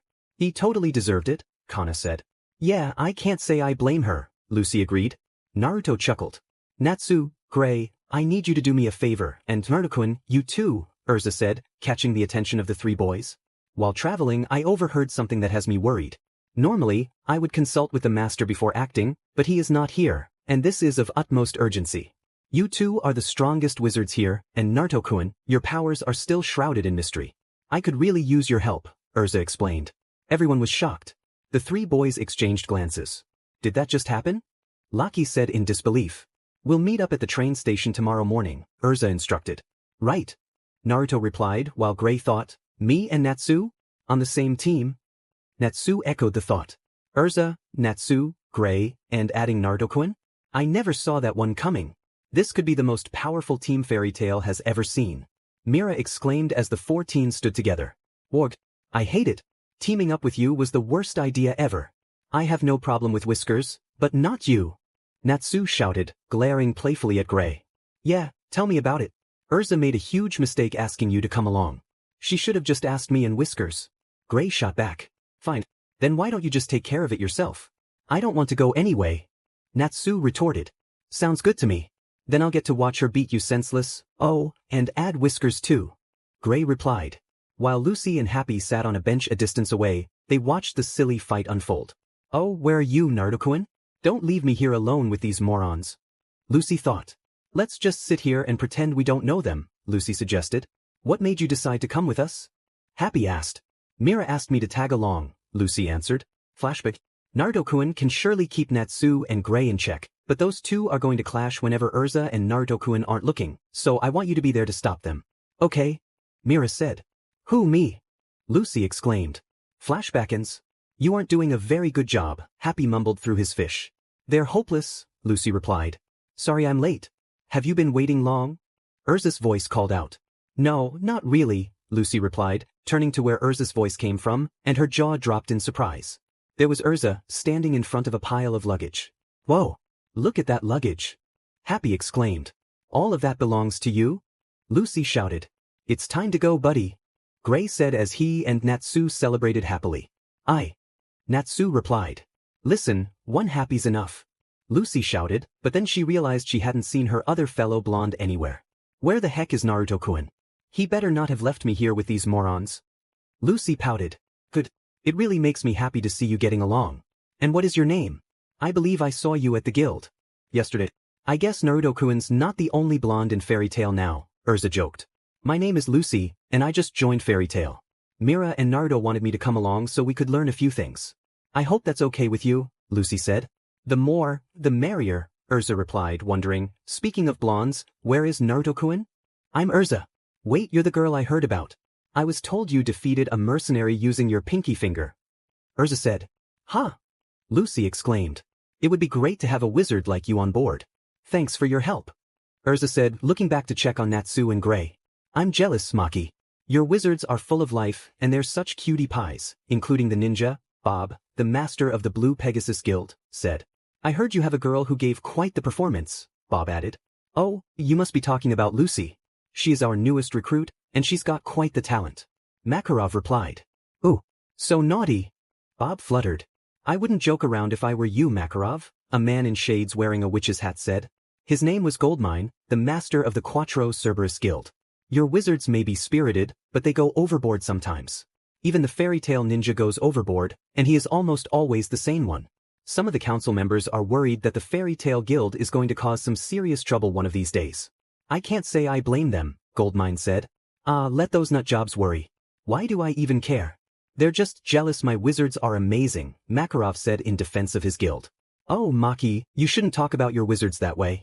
You're such a scoundrel, Bob fluttered again. Master Makarov. Master Makarov. I have a letter from Miss Mirren, sir. A little blue bird chirped in a high voice, carrying a letter in its beak. Oh, thanks a lot, Makarov said, still sober from all the alcohol. No problem, the bird chirped, flying away. Makarov circled his fingers around the seal, creating a magic circle, and then a hologram of Mira appeared. Hi, Master. I'm glad you made it to the conference safe and sound. Myra's hologram said. See, this honey is our poster girl Mira Jane. Grab some eye candy, boys. Makarov bragged. All the men immediately got excited, whispering, oohing, and awing, even blowing whistles. Ooh la la, Bob said. That's Mira Jane. I haven't seen her in a while. She sure has matured, Goldmine said, impressed. Oh, Master, you're not going to believe what happened. It may be the greatest thing in Fairytail. Erza, Natsu, Gray, and Naruto-kun have all teamed up together. An amazing combination, huh? In fact, I think they may have formed the strongest team Fairytail's ever seen. Sorry to bother you, but I just had to send you the exciting news. See you soon, Master. Mira said before the connection ended. All the while, a sweating and nervous Makarov stuttered, not the four, leaving the others confused. What's wrong, Maki? Bob asked. I guess the council has a good reason to be worried, right? Goldmine said. Makarov fell over. I can't believe this is happening. Those four really could cause some serious trouble. The conference ends today, so I can be back by tomorrow afternoon. Oh please. Let nothing happen. Makarov thought nervously. Some guy with a scythe and a bunch of others took over the train, a man reported. I think I know who they are. They're the Dark Guild troublemakers who have been lurking around town for the past few weeks. Man 2 said with disdain. I can understand why they would want to hijack cars and boats, but why hijack a train? Lucy wondered. It doesn't seem like a good choice for a getaway since it can only follow the tracks. Happy pointed out, yes, that's true, but they are quite fast. Naruto added. Erza nodded in agreement. Natsu, of course, was feeling unwell from the ride. Then I guess it's up to us to figure out where those Eisenwald guys are rushing off to and why, Gray said, unaware of his state of undress. Naruto noticed, along with Lucy. You're naked, Gray. Lucy exclaimed, her eyes wide in shock. Am I? Gray asked, looking down, while Naruto face-bombed and Lucy stared in disbelief. The military has been alerted, so it should only be a matter of time before someone catches them, Lucy assumed. Naruto sighed. I hope so, Luchan. He said. I hope that's the case, Lucy, Erza added as she drove on. Aragorn swung his scythe angrily at Kaguya, who fell to the ground, looking up at Aragorn with fear. Let me get this straight. You let 2 Fairytail members see the lullaby flute, one even taking a close look at it. And you let him get away? Who was this member that examined the lullaby flute? Aragorn demanded. Well, from his familiar features, spiky blonde hair, whisker marks, a red coat, and a headband, I'm pretty sure it was the famous Fairytail ninja, Kaguya replied. This only fueled Aragorn's anger. It was the Fairytail ninja? And you let him escape? He shouted furiously. Well, it's not like he knew anything about our plans, sir, and even if he did, there's no way his guild could stop us, right? Kaguya assumed. Aragorn remained furious, slamming his scythe into the train floor. We can't afford to take any chances. Fortunately, we have a strategy in place, Aragorn assured. Kaguya smirked. Right, that plan with Ashibana Station. Aragorn returned the smirk. We can't have anyone snooping around where we don't want them, it will be up to you men to handle them, Aragorn ordered. Yes, sir, his men replied. Slow down, Erza. You're going way too fast. You're going to overload the magic energy. Gray shouted from the roof, looking down at her.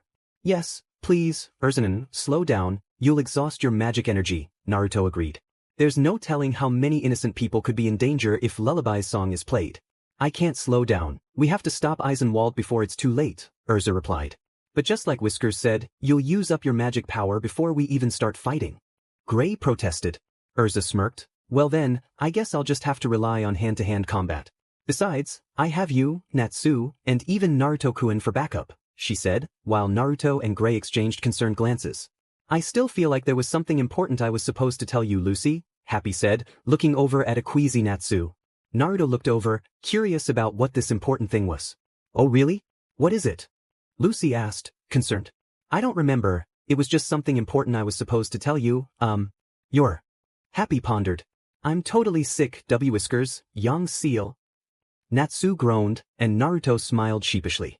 Right? He said, leaning down to put his seal on Natsu, taking it off after a moment, and already Natsu was bouncing back. I got it. Happy exclaimed. Really? Lucy shouted in frustration. So if it wasn't about Lucy being sick, then what was it? Something strange like that. Lucy's odd? Hungry? Fishy? I like fish. Wait, odd, Happy rambled. Naruto looked at him, confused. Why are you saying I'm odd? Lucy wondered, deadpan. What's that up ahead? Erza asked. Ashibana Station. Everyone stand back. The station is closed due to a train derailment, one of the workers announced. What, seriously? Man 1 said nervously. Well, I heard the station's been taken over by a group of thugs. Man 2 added. We ask that you please stand back, the worker urged, trying to calm the crowd. Excuse me, what's going on? Erza demanded. Why would I tell you, lady? He refused, causing Erza to become slightly irritated. She quickly responded with a firm head bump to the man's forehead and proceeded to ask the other worker. But she received no answer from him either, prompting another head bump, while Natsu, Lucy, and Naruto stared blankly. Seems like her questioning methods are a bit counterproductive, Lucy remarked dryly, while Naruto chuckled. Erza's got her own way of getting things done, Gray said, still oblivious to his lack of clothing. Where are your clothes? Lucy shouted. Naruto placed a hand on her shoulder and sighed. Don't bother, Luchan, he said, while Natsu scoffed. The Eisenwald Guild's inside, let's go. Erza declared after finally getting the workers to reveal the information. Right? The boys replied, but Lucy still felt a bit anxious. Naruto wrapped his arm around her shoulders and smiled, causing Lucy to blush deeply. Don't worry, Luchan, I will protect all of you, Naruto assured. Lucy smiled, thinking, Naruto, you're such a sweet talker. A small army stormed in earlier, but they've yet to return. I'm guessing they've been caught in a battle with the Eisenwald forces, Erza said as the team ran through the station, with Lucy whimpering in fear again. Naruto and Natsu both narrowed their eyes. At the staircase, they arrived at a troubling scene of soldiers lying on the ground, appearing defeated, which made Lucy gasp in terror and shock. The boys all scowled. They've been completely wiped out. Happy exclaimed in disbelief. No surprise, Naruto said. Yeah, Natsu and Gray agreed. Right, they were up against an entire magic guild. A small army like this wouldn't stand a chance against wizards as powerful as the Eisenwald Guild, Erza said as they slowed their pace and began walking cautiously. When they finally found the Eisenwald Guild, Aragorn chuckled menacingly. Welcome, step into our parlor, Fairytail members. Aragorn taunted. Naruto gritted his teeth as the guild members began to chuckle evilly. Lucy clutched onto Naruto's arm, feeling scared. There are so many of them, she said nervously. You fiend. I take it you're Aragorn? Erza assumed. Aragorn chuckled. Kaguya immediately noticed Naruto and Natsu, recognizing them from their earlier encounter. Hey you guys. It's your fault I got in trouble. Get up. Kaguya demanded, causing Naruto and Natsu to widen their eyes. You. Naruto exclaimed. Wait, I know that voice. Natsu added. We're not intimidated by any of you. Tell me what you're planning to do with Lullaby. Erza demanded. Oh, you haven't heard yet, Aragorn said, chuckling as he soared into the air, his scythe glinting in the light. What do all train stations have? He flew. Lucy exclaimed in shock. It's wind magic. Happy added. Naruto narrowed his eyes, intrigued. Interesting. Wind magic. I wonder how it would fare against my wind chakra, he mused. Aragorn landed on a metal pole. You plan to broadcast the lullaby song? Erza shouted, fear creeping into her voice. The boys widened their eyes. Aragorn laughed. Thousands have come to this station to witness the spectacle. If I raise the volume enough, I might be able to blanket the entire city with my melody of doom. Naruto's scowl deepened into an angry glare. What reason do you have to commit such a crime against the innocent people of this town? Erza demanded. Natsu growled in agreement. This is a cleansing of all those who fail to appreciate the rights they hold dear, who remain ignorant to those who have had their rights stripped away. They have turned a blind eye to justice, and now the Reaper has come to punish them, Aragorn declared. But killing them won't help you regain your rights, it will only make things worse. That's the very reason you were expelled from the Wizard League. Lucy countered. At this point, we've given up on regaining our rights. We want power. Then we will wash away the sins of the past and control what happens in the future. Aragorn replied, further igniting the team's anger. You guys are completely insane. Lucy shouted. We are in the age of darkness. By the time it arrives, you will be long gone. Kaguya said, sending shadows toward Lucy. Naruto, standing beside Lucy, quickly pushed her out of the way while Natsu blocked the attack. They both fell to the ground, with Lucy landing flat on her stomach atop Naruto. They groaned. Luchan, are you all right? Naruto asked. Lucy realized she was on top of him and felt her cheeks heat up. She quickly jumped to her feet, embarrassed. Why? Thanks a lot, Naruto-kun, Natsu, she stammered. Oh no. Lucy thought. You two again? Kaguya said irritably. Natsu approached Naruto, who was still groaning on the floor. He extended a hand, helping Naruto up. Eisenwald. I knew I recognized that voice. Natsu said, smirking with determination at the members. You okay, Whiskers? He asked. Yeah, Naruto replied. Natsu. Naruto-kun. Lucy called out. Looks like we're having a party, don't you think, Whiskers? Natsu asked with a grin. Naruto smirked back. Oh, totally, Pinky. No, you guys, these are the ones we have to fight. Lucy insisted. Like he said, Luchan, it's a party. Naruto replied, and Natsu chuckled in agreement. The Fairytail team had walked right into Aragorn's trap, and he couldn't help but feel pleased. Everything is going as planned. They will soon hear the lullaby's melody of doom, and then we will finally have our revenge on those who wronged us, he thought quietly. This is the strongest team Fairytail has to offer. You better be ready. Lucy warned us. The rest of the team faced Eisenwald. I leave them to you. Show them the terror of the Dark Guild, Eisenwald. Aragorn commanded before disappearing in a flash, shocking both Lucy and Happy. Wow, that looked similar to my Flying Thunder God technique, Naruto thought. Natsu and Gray go. I need you to stop him. Erza ordered. Natsu and Gray were silent. If the two of you work together, not even Aragorn the Reaper can defeat you. I'm leaving him in your hands, Erza said confidently. Naruto smiled and nodded. But Natsu and Gray immediately began to bump heads playfully. What did I say? Erza shouted. The two replied, rushing off. They ran off, one Eisenwald member exclaimed. They're going after Aragorn. Another added. I've got it. A man dressed like an Egyptian said, shooting rubber-like projectiles at the top of a balcony, swinging toward it and landing on the rails. The great Rayol, will take them down, he declared. I'm going too. That pink-haired fool is going to pay. Kaguya said, and Naruto growled, following the two Eisenwald members. But Erza chased after him, placing a hand on his shoulder. Naruto stopped and turned to look at her, his face showing his stress and anger. Stop, Naruto-kun. We'll catch up with them after we finish off the rest of the men here, okay? I promise. Erza said. Naruto sighed and nodded reluctantly. Wait, 2 girls and 1 guy against an entire magical guild? Lucy asked nervously. My mom always told me not to hit girls, but I'll make an exception, and besides, Whiskers over there isn't a girl, one member said. Sorry, ladies, you won't be as cute when we're done with you, another member laughed. But without my stunning beauty, I'll be totally helpless. Lucy said, daydreaming. This is not the time to be daydreaming, Lucy. Happy shouted, trying to bring her back to reality. Naruto and Erza prepared for battle. Let's do this. Come on, Naruto-kun. You said you wanted a good fight, well, I've got one for you. Erza said, summoning a sword from a magic circle. Don't worry, I'll make this quick, Naruto said, smirking as he pulled out several 3-pronged knives, ready to throw them. That magic sword. It came out of thin air. And Naruto is pulling out those strange knives. Lucy observed, gasping quietly. Am I really going to witness the great Erza and the legendary Fairytail ninja in action at the same time? Lucy thought excitedly. If you insult the Fairytail Guild again in my presence, I swear none of you will see tomorrow. Erza threatened.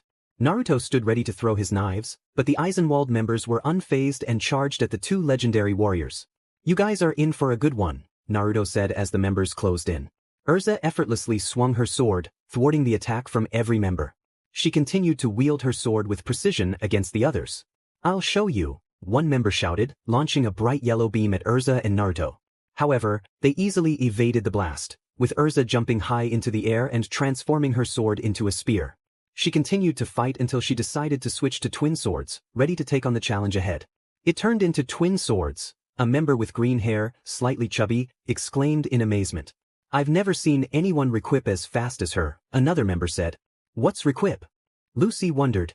"Magic weaponry is similar to your celestial spirits," Naruto explained, still searching for the perfect spots to mark. "That's right. The user can summon weapons stored in another dimension, and switching between them is called requip." Happy added. "Wow, that's incredible." Lucy said in awe. "You haven't seen anything yet. Erza is just getting warmed up, and now we finally get to see Whiskers in action too." Happy said. "Erza?" the green-haired member shouted, recognizing the name. Meanwhile, Naruto had finally found his targets and threw the knives. They scattered everywhere, and in a flash he disappeared, shocking everyone. Naruto reappeared in a different area, seemingly in the place of one of the knives he had thrown, taking down every Eisenwald member he encountered, utilizing his taijutsu skills. Lucy, Happy, and the other members were stunned by Naruto's incredible speed and strength. He is amazing. Happy, have you seen Naruto do anything like this?" Lucy asked. "Nope, this is a first.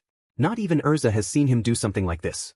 He never used this during their spar, so you're lucky to be the first one to witness it," Happy replied. Lucy was astonished. She thought to herself, "He is amazing.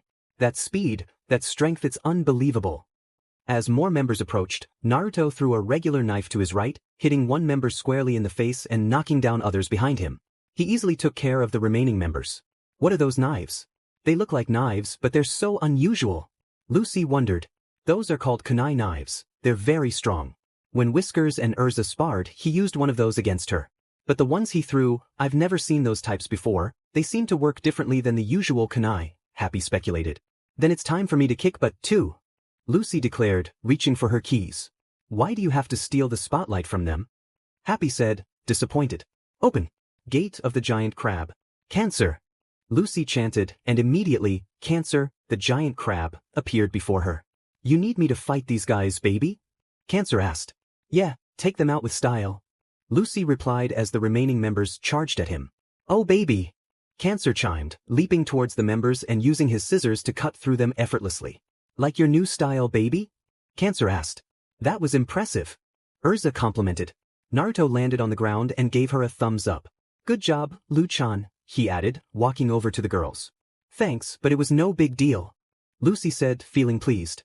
"Alright, I totally scored points with her and Naruto-kun," she cheered. "That's what you were going for?" Happy exclaimed in shock, while Naruto laughed. "However, this crab spirit of yours, the way he calls you baby, I find it rather amusing," Erza said. Naruto sighed. "Oh come on, Erza, give her a break," he said. Lucy immediately felt deflated. "Points unscored," she muttered. "Whoa, Cancer said. "Naruto-kun, there are still so many left. I thought we took care of most of them. It's annoying, but let's wipe them out, shall we, Naruto-kun?" Erza said, a magic circle appearing beneath her feet. Naruto smirked. "Absolutely," he replied. In an instant, Naruto disappeared again and reappeared behind the remaining members, swiftly taking down another large group with his enhanced taijutsu, leaving the rest for Erza. "Hey, Erza-chan, think you can handle these guys?" Naruto called out. Erza smirked. "Of course. Like I said, I'll take care of them," she assured. Erza began to transform, and the members of the Eisenwald Guild gawked in awe. Naruto stared in amazement as well. "You never cease to amaze me, Erza-chan," he thought, blushing slightly. Kurama chuckled. "Somebody has a crush," he teased. Naruto glared comically at the tailed beasts in his mindscape while they laughed at him, before returning to reality. Most magic swordsmen can only swap their weapons, but Erza can also change her armor to enhance her abilities. It's a unique talent that only she possesses, a technique called the Knight. Happy explained. As Erza's transformation completed, she stood in heavy armor with wings sprouting from her back, wielding two swords.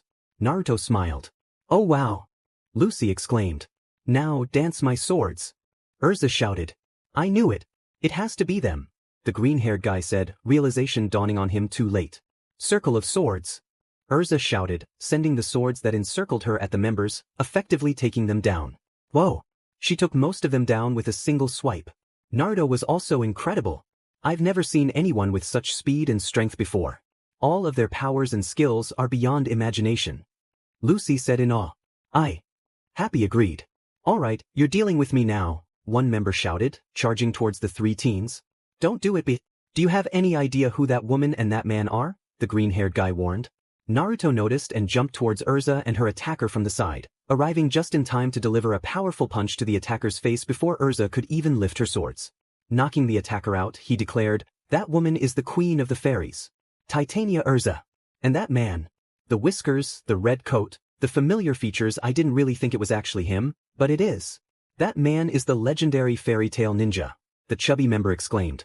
As Erza re-equipped back into her default armor, Naruto picked up his kunai. Oh man, I think I'm in love with both Naruto-kun and Erza-san. Lucy squealed. Forget this. I'm outta here. The chubby guy said frantically, running away in fear, not wanting to face two legendary warriors. I imagine he's going to look for Aragorn. You should go after him, Erza suggested. Who, me? Lucy said nervously. Erza began to look irritated. Just do it. Naruto-kun, please follow her. Erza insisted. Whatever you say. I don't want to make you angry. Lucy said frantically as she, Naruto, and Happy began their search. Erza sighed and fell to her knees, nearly depleted of her magic energy. Gray was right, I overdid it with the magic mobile. Please boys don't fail me, she begged. I can't believe she's making us work together. What was she thinking? Gray wondered. Obviously she wasn't thinking. Everyone knows that fire and ice don't mix. She should have just sent Whiskers down. He could probably handle Aragorn without a problem. Natsu added. Why does she always have to be so bossy? Gray exclaimed. She should ask us instead of ordering us around. Natsu said. I don't need your help. I can handle Aragorn all by myself. Are you copying me? They both shouted childishly, but they immediately stopped when they saw two paths ahead. Which way do we go? Natsu asked. I guess we'll just have to split up, Gray replied, turning his back to Natsu. Natsu, we're up against an evil freak who is getting ready to unleash a deadly spell. If you find him, give him a thrashing. Gray said, turning to face the pink-haired dragon slayer, giving him a thumbs up and a genuine smile. You don't have to worry about that. I've got a bone to pick with that guy for messing with Fairytail. I'm going to burn him to a crisp. Natsu assured, smiling back. But they immediately turned away from each other. Don't die on me, Gray whispered quietly. Huh. Natsu replied, confused. Nothing later, loser. Gray said, running off. Natsu looked back and ran off himself. Gray noticed a speaker and realization hit him hard. So that's it, Aragorn is going to play the lullaby through the speaker system, Gray said to himself. XXX Broadcast Studio XXX. Gray kicked down the door and walked inside, only to find the room empty. There is nobody here. Gray exclaimed in shock. Maybe I was wrong about him broadcasting through the system's PA, he said, not noticing Rayul hanging from the ceiling above him. Rayul chuckled and attacked him with his black strings, but Gray swiftly evaded the attack, landing on the ground and facing his attacker. That was a pretty good guess, pal, but our plan isn't as obvious as you might think, Rayul said, smirking evilly. So tell me what the plan is and you won't get hurt, Gray demanded, smirking back. The civilians of the town looked up to see Erza approaching the balcony of the train station, concern etched on their faces. If you value your lives, you must leave this place at once. This station has been taken over by evil wizards. They are planning to cast a deadly spell over the loudspeakers that would endanger everyone here. I beg you, run as far as you can, Erza announced. Upon hearing such terrible news, the crowd fled the station, fearing for their lives. Hey lady, why would you make everyone panic like that? One angry employee asked. I would rather have them panic than watch them perish. In fact, you gentlemen need to evacuate as well. Now that I've cleared the train station, I wonder what Aragorn's next move will be, Erza pondered, turning back to look at the station only to gasp in shock. Her eyes widened as she saw a giant whirlwind encircling the entire train station. It's some kind of wind barrier. Erza shouted in disbelief. At the same time, Aragorn reappeared, floating just behind her and chuckling ominously. Rayul swung his black strings at Gray again, who evaded the attacks effortlessly. There is no escape from my attacks. Rayul shouted. Gray got up, holding his palm out and placing his other hand in a fist on top of it, preparing to unleash his magic. An icy aura surrounded him as a magic circle formed. Ice make shield. Gray chanted, and immediately, an icy shield was summoned, protruding from the ground. This punk uses ice magic? Rayul said in disbelief. Ice make knuckle. Gray shouted, summoning a barrage of icy fists that pounded Rayul, sending him crashing through the walls as he screamed in pain. Gray stood over him, looking down at the wall he had knocked him into. This is your last chance to tell me what you're planning. You're not going to cast the lullaby song over the PA system. Gray asked. Rayul chuckled. Aragorn's barrier should be activated by now. Aragorn's what? Gray demanded. He's created a wind barrier that will keep you insects from escaping. Rayul answered. I've always wanted the opportunity to fight the Queen of the Fairies and the Fairytail Ninja, but unfortunately, I don't have time to play with you right now, Aragorn said, holding his palm up and sending Erza behind the wind barrier. Aragorn! Erza shouted, running over and attempting to break free from the barrier, but she was repelled. It's useless. There is no way you'll be able to break through my magic sealing barrier. You see, it's one way only. If you try to escape, the wind will tear you apart. Aragorn explained. What is the meaning of this, you scoundrel? Erza asked angrily. We've wasted enough time with you fairytale pests. Now, if you'll excuse me, Aragorn said, flying away. Come back here. Curse you, Aragorn. I will find a way to stop you. So he wasn't targeting the station at all. Just what is he planning? Erza wondered, clutching her arm in pain. Gray slammed Rayul into the wall angrily. Why don't I get straight to the point here, buddy? Tell me what the plan is or else. Gray demanded. We knew you pests would cause problems, so he lured you here and trapped you. The only reason we took over this station is to block traffic to the final stop. We didn't want any trains to get into Clover Station, Rayul began. Yeah? Why? Gray asked. Because that's where it's going down. Clover's just beyond the giant canyon, and this train line is the only way in and out of town unless you're able to fly like Aragorn, Rayul answered. So the lullaby's in Clover? Gray said. You know what else is there right now? Think hard and you'll get it, Rayul said, slowly weaving his strings. Gray noticed but was too late. The strings struck him and sent him flying. Gotcha! Rayul shouted. Clover! That's where the conference is being held. So this was their plan all along. They're targeting the guild masters. Gray finally realized. Rayul cackled. You finally figured it out, huh? Well, it's too late to stop us now, he shouted, striking Gray with his strings again, sending him flying while Gray held his hand to block the attack. You Idenwald thugs must be pretty brave taking on such a powerful group of wizards. Gray said. Those ignorant old folks won't even know what hit them once the lullaby song starts playing. There is no way Aragorn's plan will fail. Rayul declared confidently as his strings ensnared Gray, who struggled against the binding restraints. You and your little fairy friends are trapped in the station, and there's nothing you can do about it. Soon, we'll have our revenge on everyone who tried to keep us down. When we're done, they'll be completely eliminated. Rayul assured him. Gray gritted his teeth, fighting to break free, but it seemed hopeless. Then he began to activate his ice magic, gradually freezing the strings that held him captive. With a sudden burst of strength, Gray shot his arms out, breaking free from the black threads. That's not going to happen, Gray exclaimed, his icy magic spreading towards Rayul and freezing his legs. Let me make this clear. When you mess with the guild masters, you mess with all of us. They may be older, but they're the closest thing we have to family. Gray said fiercely, gripping Rayul's face. Just come out and fight already. Natsu shouted, racing through the halls, unaware that Kaguya was lurking right behind him in the shadows. Kaguya chuckled darkly. Looks like it's time for me to strike. We will stop you, Erza vowed. Now where did that hefty one run off to? Lucy wondered aloud as she, Naruto, and Happy dashed through the corridors in search of their enemy. You better find him, or Erza's going to be furious, Happy warned, causing Lucy to gasp in fear.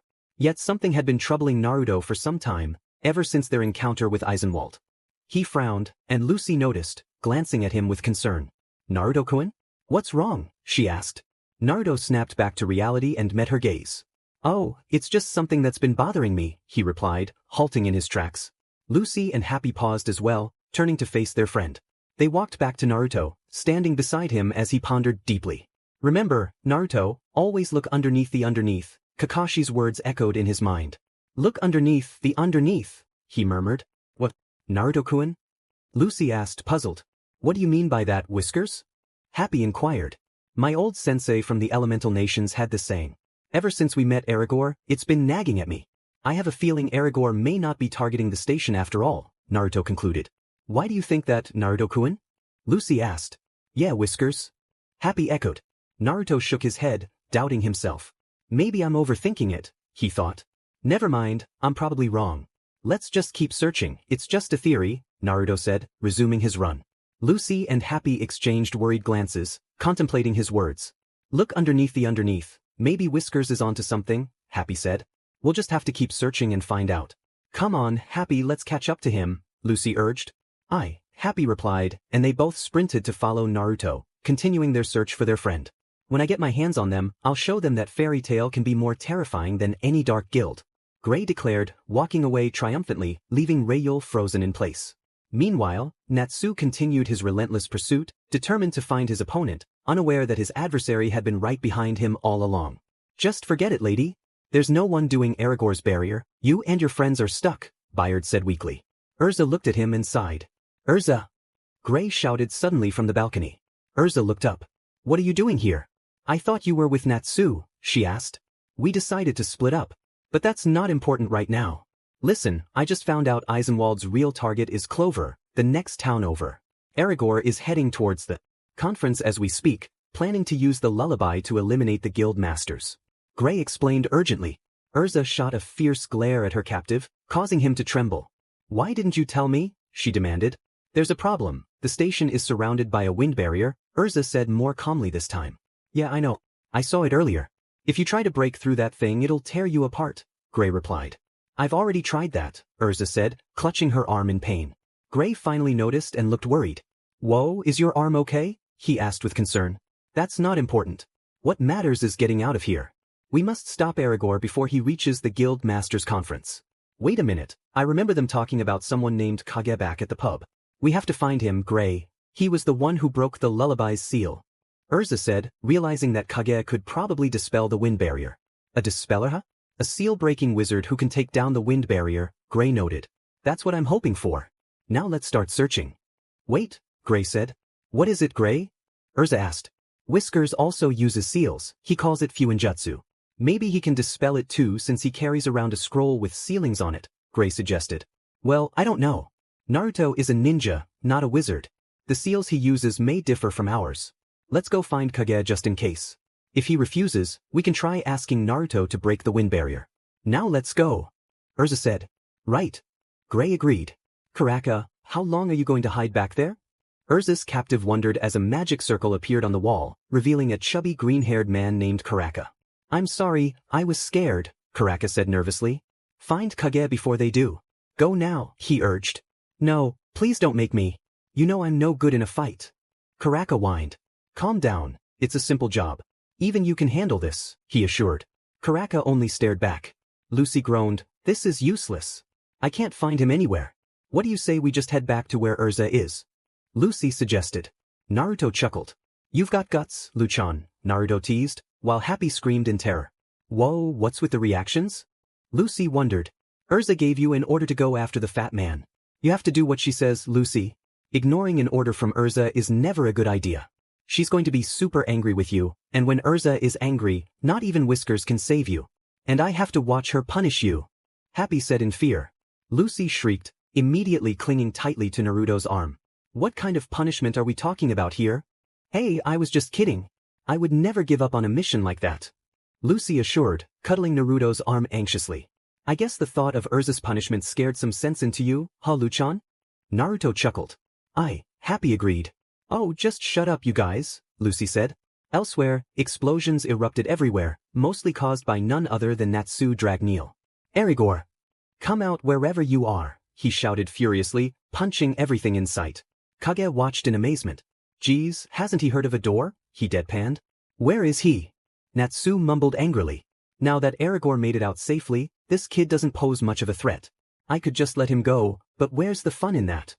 Kaguya thought wickedly as he finally rose from the ground. Natsu felt the presence and turned to face his opponent. As he turned, Kaguya took the opportunity to push Natsu against the wall with his shadows. "I've wanted to do that for a while now. Had enough, fairytale insect? Now, where is the other one?" Kaguya taunted. Natsu struggled out of the rubble and stood up, only to find a poster wrapped around his head. "Not you again," Natsu shouted. Kaguya chuckled. "Wow, you look ridiculous. Where is your other blonde friend? I wonder if he is just as foolish," he said. Natsu scowled. "Shut it, doggy. Don't you dare call Whiskers an idiot, he could take you down easily." Natsu defended himself and his friend. "Get it right, it's Kaguya. The name is Kaguya." Kaguya corrected angrily. "Well, same thing," Natsu mumbled. "Anyway, I think I've got you figured out this time. You eat flames to increase your power, that big trick shouldn't be that hard to stamp out," Kaguya taunted. Natsu growled comically. Now I really want to teach you a lesson, but I don't have time. Natsu shouted angrily, his head bursting into flames, burning the poster off. Tell me where Aragorn is. Natsu demanded. Kaguya smirked. You think I'm just going to tell you that? If you really want to know, then you're going to have to beat it out of me. Kaguya said. Knuckle shadow. Kaguya shot his shadows at Natsu, who blocked it by holding his hands out in front of him like a cross. So, I get to knock you around and get the info I want? That's killing two birds with one stone. I'm getting all fired up. Natsu smirked. Happy, Naruto, and Lucy noticed rubble falling from the ceiling. Why is the building shaking like that? Lucy asked, but Naruto smirked, knowing full well that it was none other than his pink-haired friend. Kaguya continued shooting shadows at Natsu, who evaded each one with ease while Kaguya stared in frustration. Alright fairy, Kaguya thought. Snake shadow. You can't run this time. They'll tear you to pieces. Kaguya shouted arrogantly. Natsu smirked, looking unfazed. Natsu slammed his fists together. I've got this, he said confidently. Fire dragon. Wing attack. Natsu shouted, swinging his fiery arms at Kaguya's snake shadows, incinerating them instantly while Kaguya stared in shock. Impossible. He was able to defeat them in one shot. So much power. I didn't think so much power existed, Kaguya said in awe. Natsu lit up his fist. You ready to talk? Because I've got a fireball with your name on it. Natsu smirked. Kaguya could only stare in horror. You're a monster. Kaguya shouted as Natsu launched a fireball toward him, creating a commotion that caught the attention of all his teammates. Was that him? Gray asked. Yes, Erza replied. Natsu. Naruto and Lucy exclaimed in unison. Man, if you can't even defeat me, then forget about beating Whiskers. And look at what you made me do. I was trying not to mess up the whole place this time. Anyway, I feel better. Sorry I had to take you down, drama. Natsu apologized. I told you it's Kageyama. Kaguya corrected him again. Whatever, just tell me where Aragorn is, or you're going to get burned, Natsu said. Kaguya chuckled. He's long gone, you idiot. He's not even in this station. Anymore. What? Natsu shouted in disbelief. Natsu! Erza called out, and he halted in his tracks. Do not harm him. We need him alive, she insisted. Way to go, you fire freak. Gray added. Natsu was confused as Erza drew her sword and leaped toward him, causing him to tremble. I don't know what I did wrong, but I'm sorry. Natsu exclaimed, only to realize Erza's target was not him. You will dispel the wind barrier, and you will do so without complaint. Erza demanded, making Kaguya tremble in fear. Just do it, man. This girl's a real monster. Natsu said. Shut up, Natsu. Gray shouted. Understood. Erza ordered. Fine, I'll dispel it. Kaguya replied. But his eyes widened as a hand shot through his body, and Kaguya groaned in pain. But, Karaka, he gasped before falling limp to the ground. The voice of his own words echoed in Karaka's mind, causing him to shake in fear. Kaguya! Erza shouted, and Natsu stared in shock. No. He was our only way out of here. Gray exclaimed. Kaguya, don't you dare die on us. Where is Naruto-kun? We need him to heal Kaguya. He is the only one who can heal such a wound. Erza pleaded. Please don't die on us. We need your help, do you hear me? Erza begged. I think we're losing him, Erza. Damn it, Whiskers better get here fast. Gray said. You're the only one of us who can dispel the wind barrier. Just hang on. Natsu, Gray, can you contact the others somehow? We need Naruto-kun to get here ASAP. Erza urged. Natsu clenched his fists in anger. How could you do this to one of your friends? He demanded. Karaka looked fearfully at Natsu. He's a member of your guild. He trusted you, and you tried to hurt him. Natsu shouted, causing Karaka to tremble and disappear back into the wall as his teammates looked on. How could you? Natsu yelled, not caring that Karaka was in the wall. He punched the wall with such force that it knocked Karaka out for good. Is that how you Dark Guild members treat each other? Natsu asked. Please, Kaguya, just stay with us. Erza begged. He's unconscious, it's no use. Without Whiskers here, he will die. Whiskers is the only one capable of healing him. Gray said. We can't let him die, he's our only way out of here. Erza insisted. But there's no way he can use magic in his condition. We should just wait until Whiskers gets here. Gray replied. If I force him, he will. Erza said, knocking on Kaguya's body in frustration. Bad timing, huh? Lucy said. Aye, Happy agreed. Naruto noticed and rushed over to Erza's side. Erza, stop. I am here. Naruto shouted. Erza looked up at him, relief washing over her. Naruto-kun, you're finally here, she exclaimed. I'm so close to Clover and the guild masters, I can almost taste it. What's more, the magic energy I used to create the wind barrier is almost fully recharged. Now it's time. You fools not only took away our work, but you robbed us of our rights, and now I'm going to make you pay. The Reaper's cleansing. Aragorn shouted as he continued toward Clover. What? Aragorn wants to use Lullaby on the guild masters. Lucy exclaimed in shock. We have to stop him. Natsu said. That's easier said than done. Aragorn cut off our only means to reach Clover and is headed over there by air, Erza explained. I'm pretty sure we can catch up to him on the magic mobile, but we can't figure out how to do anything until we figure out how to get on the other side of the barrier, Gray said. How are we going to do that? Lucy asked. Naruto scowled, contemplating. Could I use Fuinjutsu on this? Natsu charged at the barrier with a glowing fist and struck it, but it wouldn't budge. Instead, it sent him flying. Natsu! Naruto shouted, rushing over to him and extending a helping hand, which Natsu took. See, that's what happens if you try to bust through, Gray said, while Lucy shook in concern. That's it, I'm going to try Fuinjutsu on it since I still don't fully trust that Kage guy yet, Naruto thought. Kage, wake up. You are our only hope. Naruto-kun, will you heal him?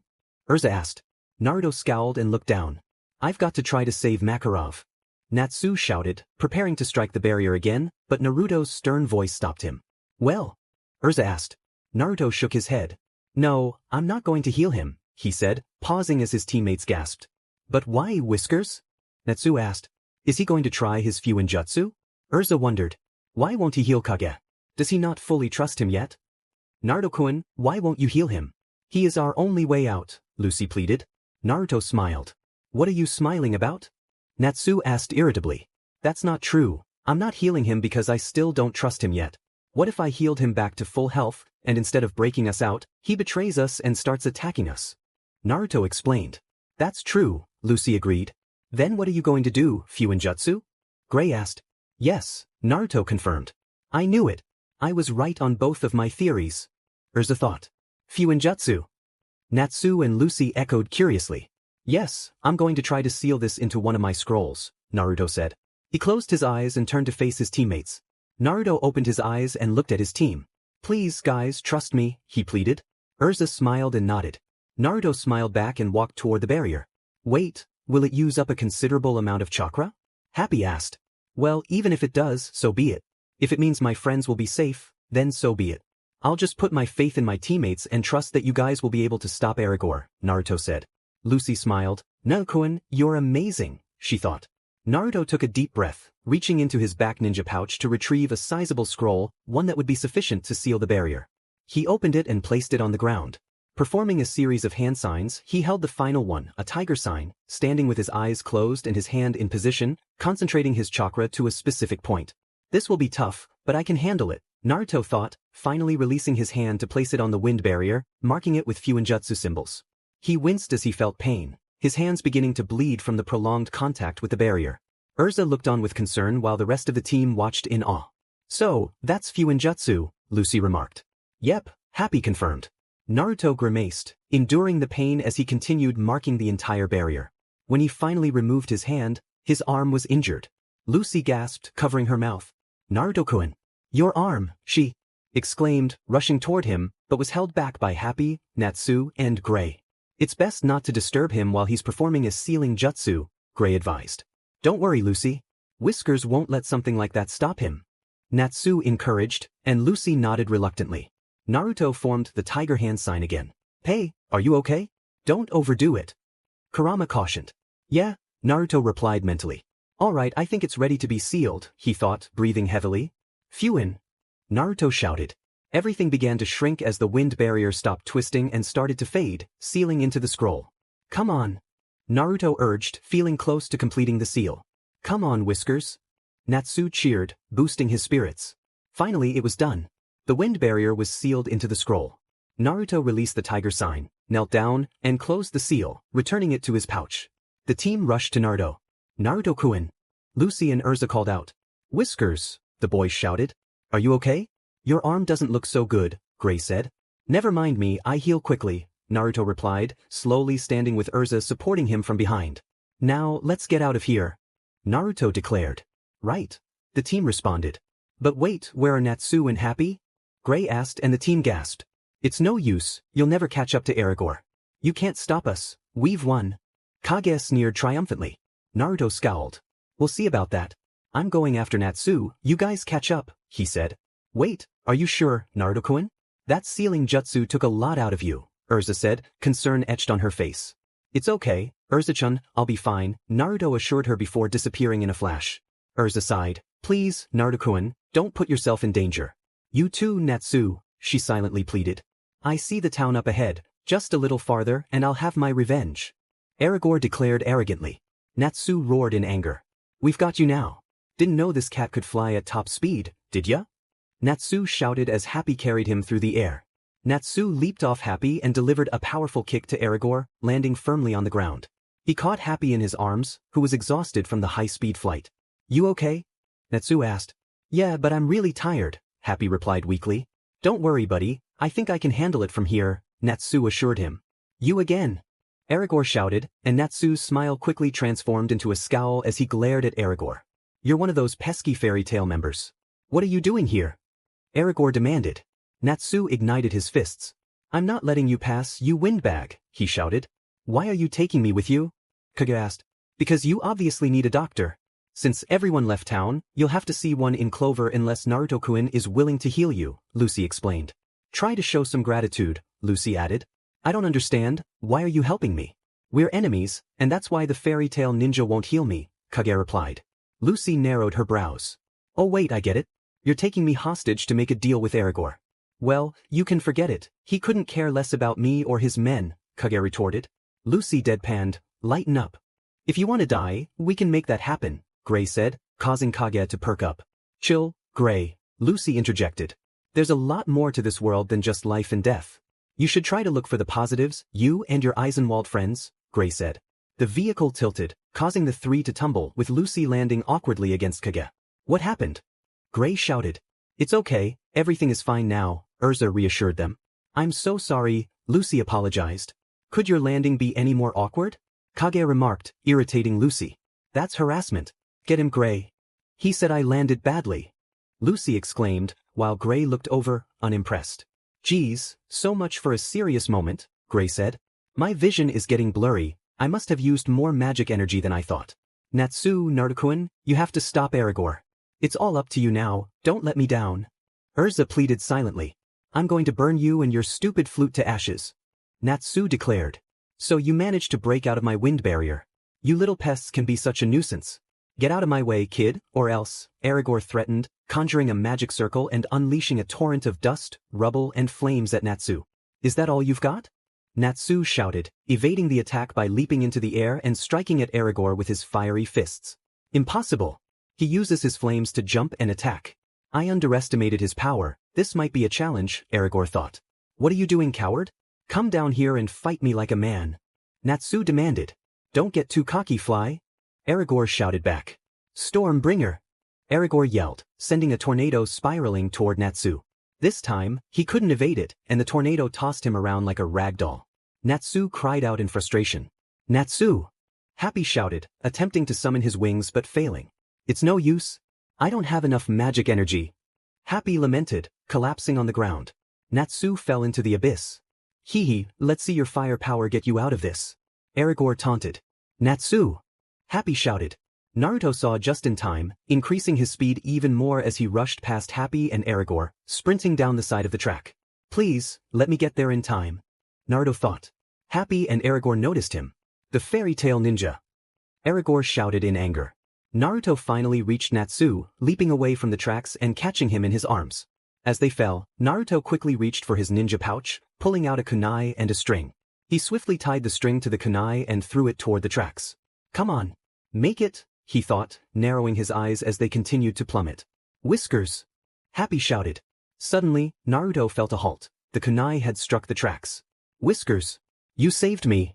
Natsu exclaimed in relief. We're not out of the woods yet, Naruto shouted, holding onto Natsu as he dangled from his arm. Using his other arm, Naruto slowly hoisted Natsu up. It took some effort, but he finally got them both back to the side of the tracks. He retrieved the kunai and placed it back in his pouch. All right, Natsu, hold on tight, Naruto said, and Natsu nodded. Naruto began running up the sides of the tracks and eventually made it to the top. Whiskers! Natsu! Happy shouted happily as Erigor stared in shock. That was a close one. You saved me again, Whiskers. Thanks, Natsu said gratefully. Naruto smirked. No problem, he replied. You must be pretty cold up there half naked. Want me to warm you up? Natsu joked, and Naruto chuckled. Natsu looked over at him and laughed as well. Your flames are powerless against me, Erza declared. Oh yeah? We'll see about that. Fire dragon. Roar. Natsu shouted, unleashing flames toward Erza. Stone wall. Erza shouted, creating a magic barrier that negated Natsu's attack. I can't believe this kid. There's no rhyme or reason to his attacks. Is this what all fairy tale wizards are like? Wait a minute, where did the fairy tale ninja go? Erza wondered, noticing that Naruto was no longer beside Natsu. Natsu turned his head and smirked, realizing what Naruto was planning. Nice one, Whiskers. A surprise attack. Natsu chuckled. Naruto appeared behind Erza, who noticed too late. As Naruto prepared a powerful punch, he stretched his arm back and threw his fist at Erza with incredible speed, knocking him into Natsu, who was ready with a fiery punch of his own, sending Erza flying. Naruto landed beside Natsu once again. I'll admit, both of your powers are remarkable. It's an honor to fight the fairy tale ninja, but I'm afraid you're still no match for me. Enough of this cat and mouse chase. It's time to get serious, Erza demanded. The two boys smirked at him. We're ready when you are. Natsu said. Storm mail. Erza shouted, unleashing a powerful gust of wind at the two teens. Here I come, Erza said, surrounding himself with a miniature wind barrier. Natsu charged at him while Naruto stayed behind. Natsu attempted to punch the wind barrier but was pushed back. What's the matter? Can't handle the breeze? Erza taunted. Coward! You just had to go and wrap yourself in a wind barrier. Natsu shouted, slamming his fists together. This will tear through it. Fire dragon! Iron fist! Natsu declared, but the wind barrier held firm. Naruto and Natsu widened their eyes. What the? Natsu said in confusion. So it's just like the one from before, Naruto thought, narrowing his eyes. Erza chuckled menacingly. I don't understand. Why did my fire go out? Natsu wondered, shocked. From what I learned, wind is weak against fire. In fact, it makes it stronger. So why aren't Natsu's flames working? Naruto pondered. Just as I suspected, you're completely helpless without your flames. Looks like I have the upper hand, Erza said. No way. Natsu exclaimed as he was pushed back further by the wind.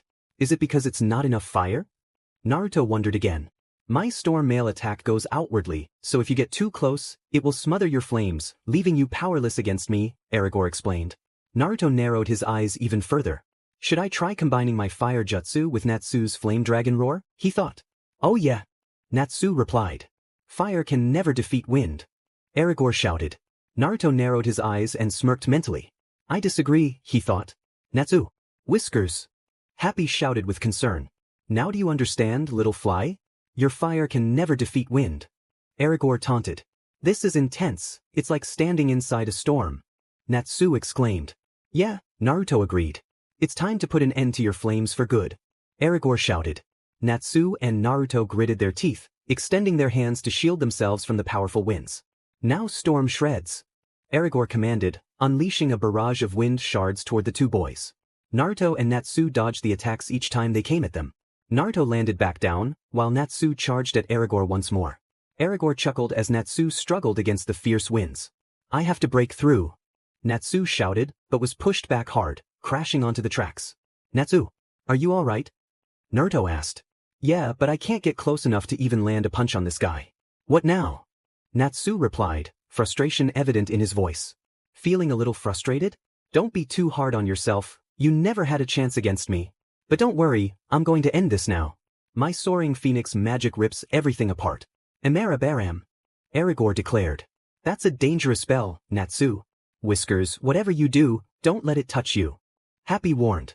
But Naruto was undeterred. Naruto held out his hand, forming a blue sphere with his other hand. Natsu noticed and asked, What are you doing, Whiskers? I'm going to cancel his spell. Naruto replied. What? Natsu questioned. Never mind, just focus. Don't get sidetracked. Naruto snapped. Right. Natsu said, redirecting his attention to Erza, who was preparing to attack. Whiskers. Anytime now. Natsu shouted. Naruto, having finally completed his rasengan, charged at Erza with incredible speed and leaped into the air just as Erza unleashed his attack. Be careful, Whiskers. That's a dangerous spell. Happy cautioned. Naruto heard the warning but pressed on, reaching Erza just as the Emera Baram was unleashed. In a split second, Naruto slammed his rasengan into the incoming attack. Oh no you don't. Rasengan! Naruto shouted, colliding with the Amara-Baram, causing the two forces to clash and sending Naruto tumbling back to the track. He lay there, groaning in pain. No way! You actually cancelled the Amara-Baram with yours. But how? Erza asked, astonished. Nice one buddy. Are you okay? Natsu asked, extending a hand to his whiskered friend. Naruto took Natsu's hand and pulled himself up, chuckling. Because I know that two of the same elemental natures cancel each other out.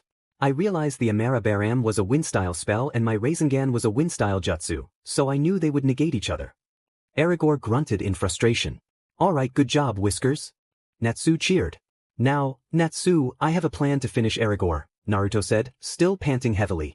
Natsu noticed Naruto's exhaustion and grew concerned. You okay, Naruto? Why don't you let me handle this? You've done enough. First you fought the entire guild, sealed a wind barrier, saved me from falling, and just used a strong attack, Natsu said with worry. Naruto chuckled. Don't underestimate the Leaf Village's #1 knuckle-headed ninja, Natsu. He smirked, and Natsu returned the expression. Erza scoffed. Whatever you're planning it won't work, he said smugly. Now, Natsu, come in a little closer, Naruto instructed. Natsu complied, leaning down beside Naruto's ear. From what I was taught, wind is no match for fire. In fact, wind makes fire even stronger, Naruto whispered. Natsu nodded in. Understanding. The reason your flames didn't work on Erza might be that they lacked enough power to break through his wind barrier. So, to generate enough firepower, we'll combine our attacks. You use your fire dragon roar, and I'll use my fire style. Fireball jutsu, Naruto suggested. Oh, that's genius, Whiskers. Let's do it. Natsu exclaimed, and the two boys stood tall, facing their opponent. Now, Natsu, let's show him that when you mess with fire, you get burned. Naruto declared. Right. Natsu shouted. Naruto formed the hand signs for fire style, great fireball jutsu, while Natsu prepared for his fire dragon roar. Fire dragon. Roar. Natsu shouted. Fire style. Great fireball jutsu. Naruto and Natsu called out in unison.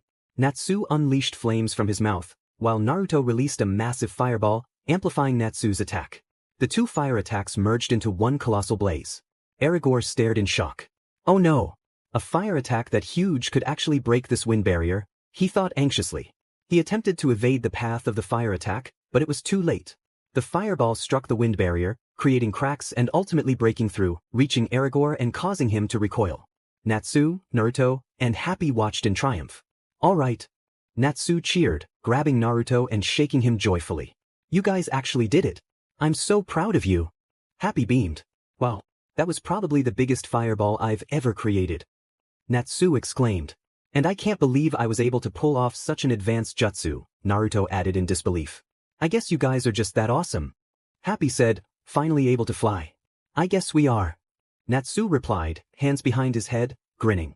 Meanwhile, the lullaby flute glowed and dimmed. Natsu! Naruto-kun! Lucy shouted. Hey! You guys just missed me and Whiskers roasting Erza. Natsu said and Naruto chuckled. Happy chirped. I'm proud of you guys, Erza said, being helped down by Lucy. Are you going to be okay, Erza? Lucy asked. Yes, don't worry about me, Erza smiled, while Kaguya gawked in disbelief. No way. Erza never loses.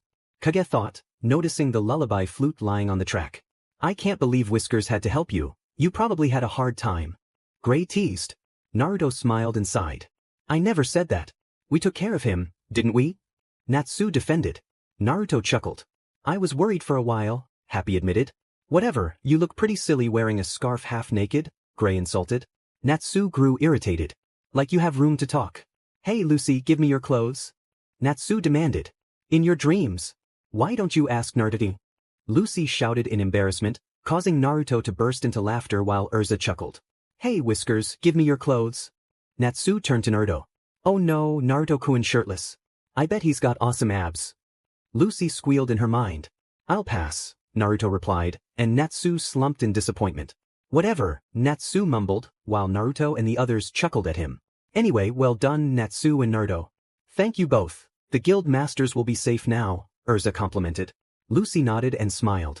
The boys nodded back. While we're here, I think we should stop by the Guild Masters Conference to inform them about what happened and ask how we should properly dispose of the lullaby flute, Erza suggested. That's a great idea, Erza. Naruto said happily. Might as well since we're so close to Clover, Happy added. Suddenly, the lullaby flute glowed again, and Kaguya smirked, driving the magic mobile away. Kaguya! Erza shouted. What do you think you're doing? Gray yelled. The lullaby flute is mine. You shouldn't have let your guard down. Kaguya shouted, laughing as he sped off toward Clover. Naruto's cheerful demeanor quickly shifted to anger. Lucy, Happy, Gray, and Natsu stared in shock, while Erza looked equally stunned. That JRK! Natsu shouted. What a scumbag! Naruto added. This is how he repays us for saving his life? Lucy said in disbelief. After him. Erza ordered. We have received reports that Eisenwald is plotting to harm the guild masters at the conference in Clover. I won't let that happen on my watch. We have to stop them. Let's show those wizards the might of the Fiore army, the captain of the army commanded.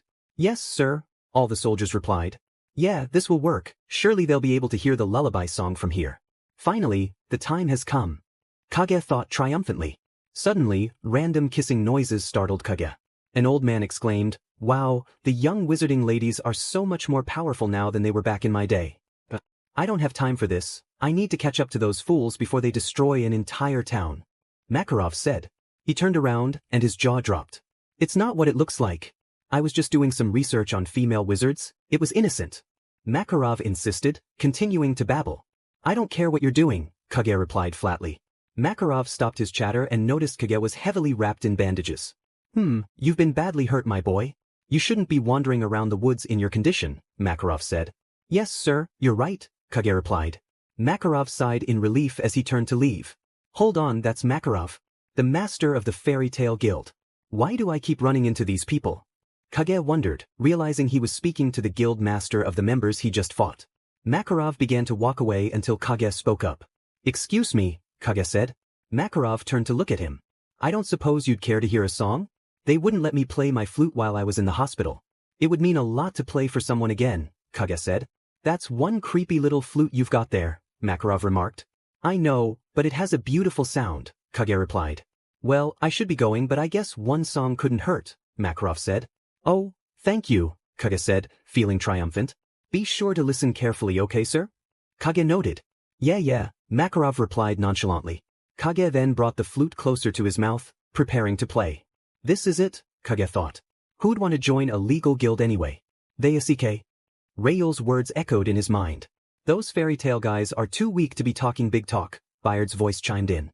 The lullaby song will be our revenge against those who stripped us of our rights and forced us to live in the darkness, Aragorn's voice sang. Killing innocent people isn't going to help you get your rights back. Lucy's words rang in his ears. Kaguya paused, unable to choose. You should look for the positive, you and your buddies, Gray's voice echoed. Kaguya, we really need your help right now.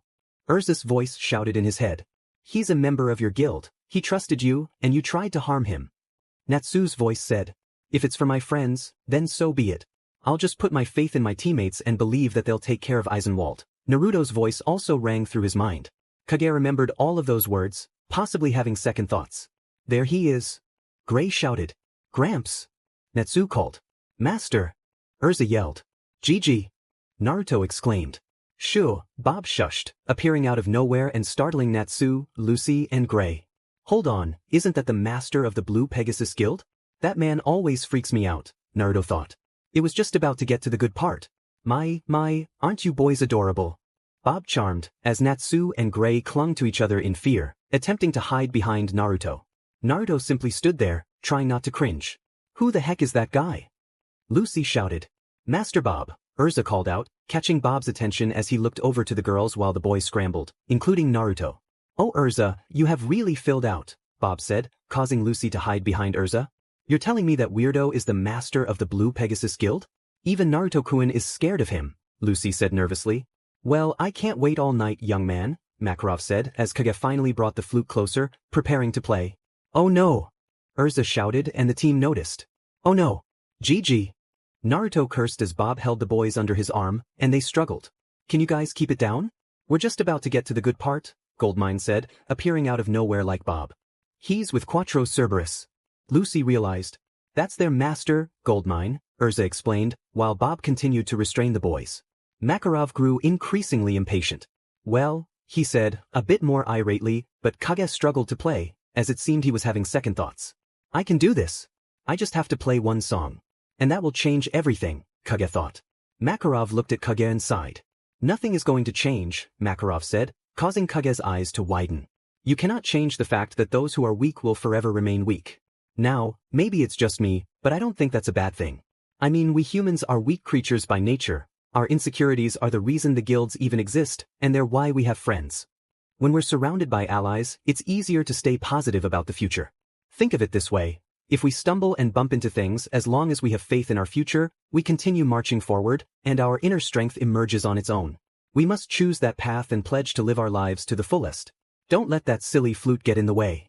Makarov delivered one of the most touching speeches. So touching, it caused Kaguya to drop the flute. While the team smiled with joy, Naruto was nearly brought to tears. Those words certainly brought back memories of the ninja world. Kaguya dropped to his knees. I surrender, he said. Master! Erza shouted in relief. Way to go, Gigi. Naruto added as they rushed over to their guild master. You stopped him. Natsu yelled happily. Way to go, Gramps. Gray added. What? How did you kids end up in clover? Makarov asked in surprise. Master Makarov. Erza said, cuddling the little old man a bit too tightly. Your words touched me so deeply that I was almost moved to tears. Erza exclaimed. Naruto smiled. Well, it looks like we got here just in time to see Gramps talk his way out of another one, Gray said. Totally. Naruto agreed. I just wish I could have talked my way out with Sasuke, Naruto thought sadly. Naruto, if you're still thinking about how you could have stopped your friend Sasuke from taking the dark path, then don't. It's just like I said, you can't choose someone's path, Makarov said. Naruto nodded and smiled. I know that, he assured. But the happy reunion was short-lived when the lullaby flute began to laugh ominously. I've grown tired of you cowardly wizards, it said angrily. Shocking the entire team, something came out. Happy said alertly. A giant purple magic circle formed in the sky. What is that? The Fiore army wondered in fear. I can no longer hold back. I shall come forth to devour your souls. Lullaby shouted menacingly as a being emerged from the magic circle. It retained its 3 eerie purple eyes and looked like a giant twisted stick, staring hungrily at the team. I shall feast upon your pitiful souls. Lullaby roared. It's huge. Lucy stated fearfully. Way to state the obvious. Happy replied. What is that thing? Aragorn never said anything about a monster. Kaguya shouted. We're in a pickle, Bob said. It must be a demon from the book of Zeruf, Goldmine assumed. All of the townspeople scrambled for their lives. Why did the flute turn into a monster? Lucy asked, clutching onto Naruto's arm in terror. Zeruf? I've read about that guy before. Isn't he a powerful dark wizard? Naruto narrowed his eyes. That's what Lullaby's true form looks like. It's forbidden black magic, living magic, Zeruf's specialty, Goldmine explained. Living magic? Erza said curiously. Who's Zeruf? Isn't he some ancient wizard? Gray asked. He's the most evil wizard the world has ever known. He was very powerful in his day, but in my wildest dreams, I never thought his dark legacy would resurface, Bob said. Now then, which of these delectable souls shall I dine on first? Ooh, how about the blondie with the whiskers? He looks tasty. Lullaby said. Naruto chuckled. Delectable, huh? Do you think souls are really that tasty? Natsu asked, and Naruto deadpanned. This guy is just over the top. How should I know what they taste like? Gray snapped. Always thinking about eating. Lucy deadpanned as well. Natsu and Gray, get everyone to a safe place, Erza ordered. Quit barking orders. Natsu complained. Yeah, you're not the boss of us, Gray added. Just do it. Erza insisted again. Aye. Natsu and Gray skedaddled, and Naruto sighed. Another bad happy impression? Lucy deadpanned again. No giant demon is gonna scare off the Fiore army. Charge, the captain commanded. Yes, sir, his men replied. Lullaby looked over at the army. You doubt my power? I'll prove it to you. Lullaby shouted angrily, opening its mouth and unleashing a beam across the land, causing a massive explosion. Captain? Are we scared yet? One soldier asked frantically. Now men retreat, the captain commanded. I have no need for pathetic humans. I prefer the taste of a wizard's soul, and I will consume all of yours. Lullaby declared. Oh yeah, I'd like to see you try. Bring it on, big guy. Natsu shouted. Can those 4 defeat Lullaby on their own? Lucy asked worriedly. You should help them. Happy suggested. Normally I would, but none of my celestial wizards are available right now, so I'd probably just slow them down, Lucy admitted. Good excuse, Happy teased. Don't judge me, cat. Lucy shouted irritably. Lullaby roared loudly, shaking everyone to their core. It's hurting my ears. Lucy shouted, covering her ears to block out the unpleasant sound. It's preparing an attack, Goldmine said calmly, seemingly unaffected by the noise. Ready? Erza asked, drawing her swords. Oh yeah, the boys replied, and all four of them charged at Lullaby simultaneously. Naruto smirked. This is gonna be good, he said. You ready to kick butt, Whiskers? Natsu smirked. You bet. I've been waiting to kick some butt. Naruto smirked back. All four of them leaped at the demon. Requip. Night. Erza shouted, transforming into her Heaven Wheels armor. She took her swords and sliced at the demon, causing it to scream in frustration. Ice make lance. Gray shouted, sending icy lances piercing into Lullaby's body, which screamed in pain once again. My turn. Fire dragon. Iron fist. Natsu shouted, leaping up and delivering a powerful punch to its face. Your turn, Whiskers. Natsu called out. Naruto smirked, leaping into the air and gathering chakra in his fists for a powerful punch. His fist glowed blue, signifying that the chakra was ready. Naruto threw a full-force chakra punch at Lullaby's face, sending it flying. That guy. He sent him flying with just one punch.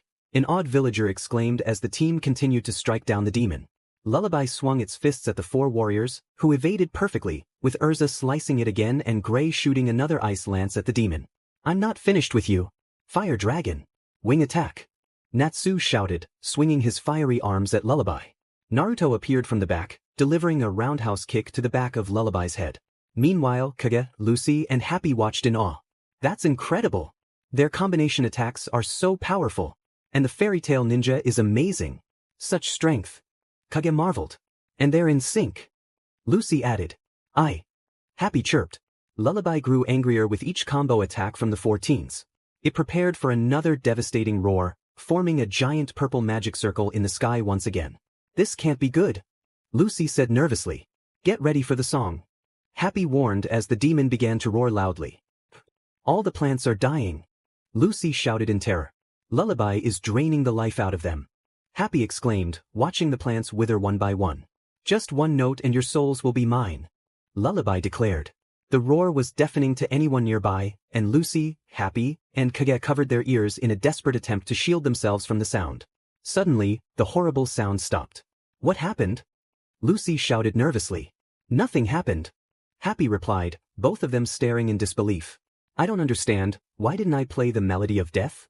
Lullaby wondered in shock. It must be because of all those attacks. Kaguya assumed.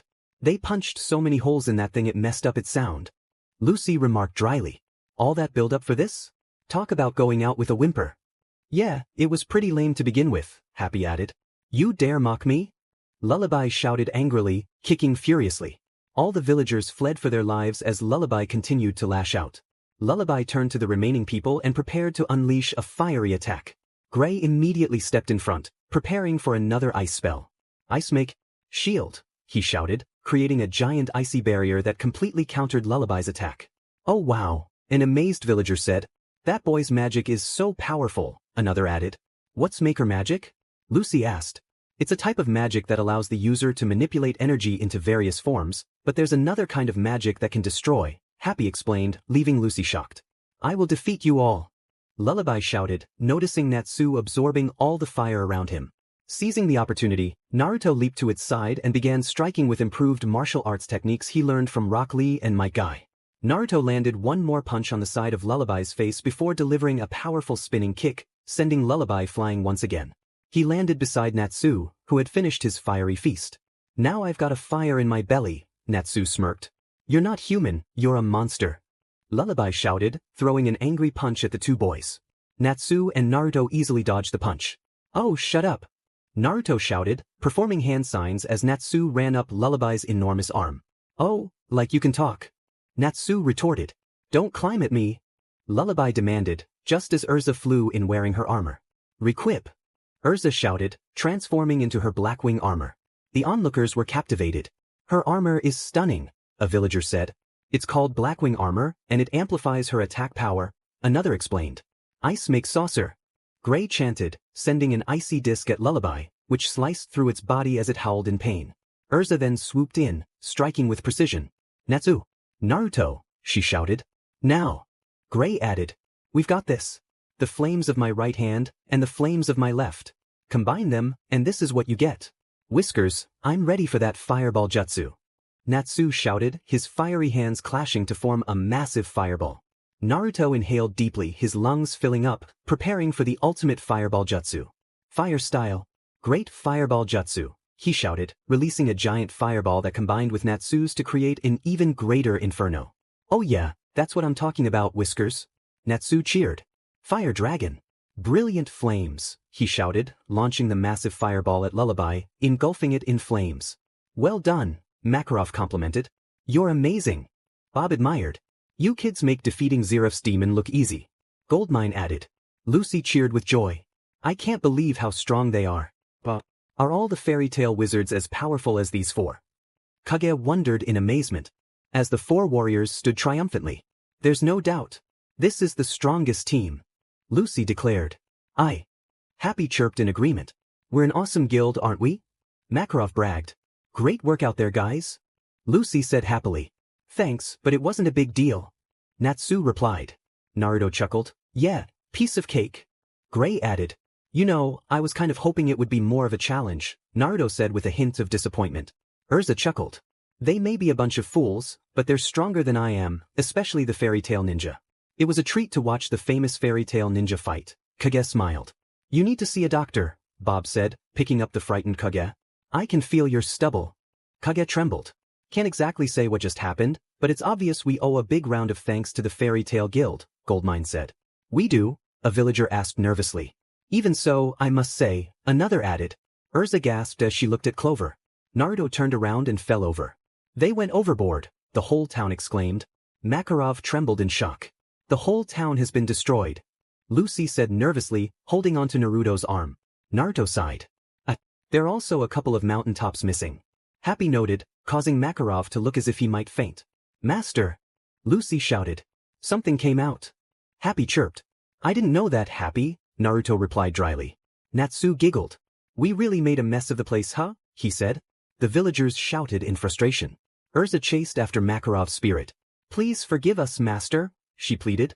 Naruto sighed and smiled, thinking, well, at least we got the job done. I guess kids do take after their parents, Goldmine chuckled. It reminds me of us when we were young wizards, Bob reminisced. Back in ancient times? Kaguya smiled. You know, when I was younger, I looked just like you, Bob noted. Kaguya gawked. We had so much fun back in the old days. We were mischievous kids, so the council was always angry with us for one reason or another. You see that stud in that suit? That's me. Bob said. You've got to be kidding. Kaguya exclaimed in shock. I wasn't lying when I said I looked just like you. Bob giggled. I'm not bald or fat. Kaguya defended. So what do you think? Now that you've seen what it's like to be part of a magical guild, Goldmine asked Kaguya. It's much more fun than a dark guild, Bob said, as Kaguya's spirit began to slowly leave his body. Something came out of him, Goldmine said. Naruto spotted the lullaby flute and approached it, narrowing his eyes. I should probably seal this too, he thought. Erza, noticing his intent, asked, You're thinking of sealing this into one of your scrolls, right? As Naruto crouched down, he replied, Yeah, it's best to do so. We'll give the scroll to the Magic Council for safekeeping. It's better if I seal it because no wizard alive can perform Fuinjutsu. That's a good idea, Naruchan, Makarov added. Naruto nodded, took out a scroll, opened it, and placed it on the ground. Meanwhile, the villagers and Natsu were engaged in a heated verbal exchange. Lucy and Gray noticed and approached Naruto. Are you planning to seal that too, Whiskers? Gray asked. Naruto nodded, finishing the markings on the flute. He performed a few hand signs, preparing to seal the lullaby flute away for good. Fuin, he chanted, and with that, the flute vanished in a puff of smoke. When the smoke cleared, the flute was gone, sealed away securely. Alright, it's sealed for good. No one will be able to break the seal. I'm the only one capable of doing so because no wizard alive can perform Fuinjutsu, Naruto assured as he closed the scroll. Good idea, Naruto-kun, Lucy and Erza said in unison.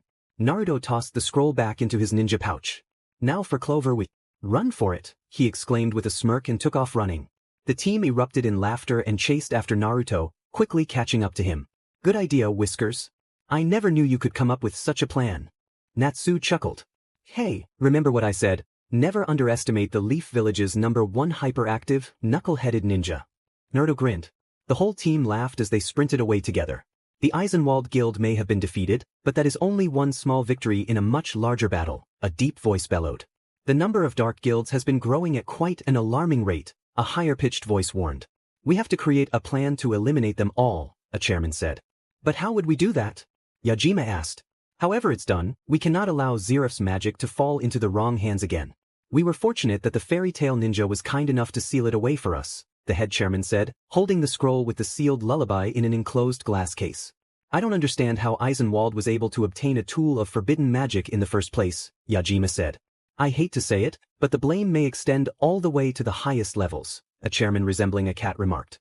Whatever the case, although they're usually just a thorn in our side, it seems Fairy Tail proved to be quite useful, Seagrain said. They took down an entire guild with just a handful of wizards. That is quite a feat, Altair added. You may not want to accept it, but that's the reality of the situation. In the end, the attack on the guild masters was prevented, lives were spared, and none of us had to give up our hard-earned positions on the council to save face, Seagrain continued. You fool, are you insinuating that the council is somehow to blame? A chairman with shades asked angrily. Enough of this nonsense. Fairy Tail's good deeds are overshadowed by their reckless destruction, the head chairman declared. Seagrain smirked. Then why don't we take the opportunity to discuss the matter with them, he suggested. Eisenwald's failed attempt to attack the guild masters with the lullaby became big news. It made all the papers. Everyone seemed to be talking about it. Before joining Fairy Tail, I never would have imagined being part of such a significant event. It feels incredible. But I won't let it go to my head. My heart still races when I think about everything we went through. I heard the authorities caught most of the Eisenwald members involved, including Kageyama, which is reassuring. The scary part is, they still haven't tracked down Aragorn. I'm worried he might show up at Fairy Tail looking for revenge. But I'll be okay because I'm with the guild's strongest. Erza, Gray, Natsu, and Naruto have my back no matter what, not to mention Happy. Fairy Tail is amazing and my fellow members are truly great people, so don't worry, Mom, I'm doing fine. P.S. Please don't tell Dad about any of this, okay? Lucy sighed after finishing her letter. Maybe I'll do a little shopping later today. Saving the world from evil is cool and all, but sometimes it's nice to just relax at home. Lucy thought happily. Man, 70,000 jewels a month is incredibly cheap for a place like this. You totally scored, Lucy. Gray said, sitting on her couch in just his boxers, startling Lucy. Intruder alert. Lucy shouted, kicking Gray angrily in the chest. And no stripping in my house, buddy, she yelled. Hey, give me a minute to explain, would you? I was naked when I got here, Gray said, turning around. Get out, Lucy demanded. So you forgot about today, huh? I figured you wouldn't remember, so I came by to remind you, Gray said. About what?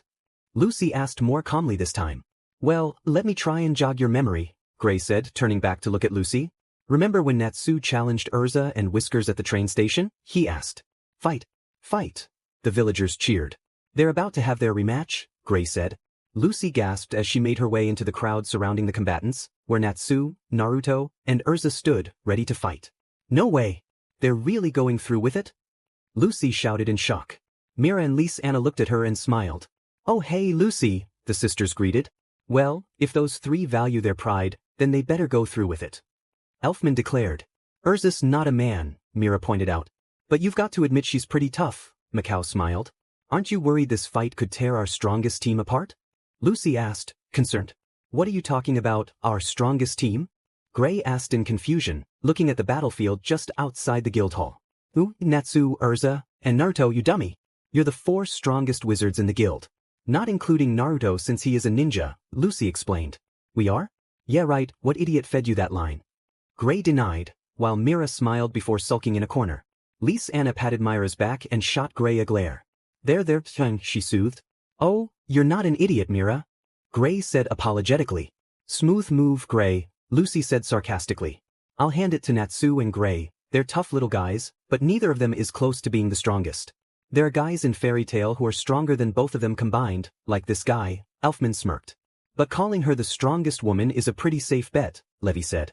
As for the guys, it's a tough call, but I'd put my money on Laxus, Mystigan, and even Naruto because he is much more powerful than Erza, seeing how he defeated her in a sparring match with a single light kick, Jet said.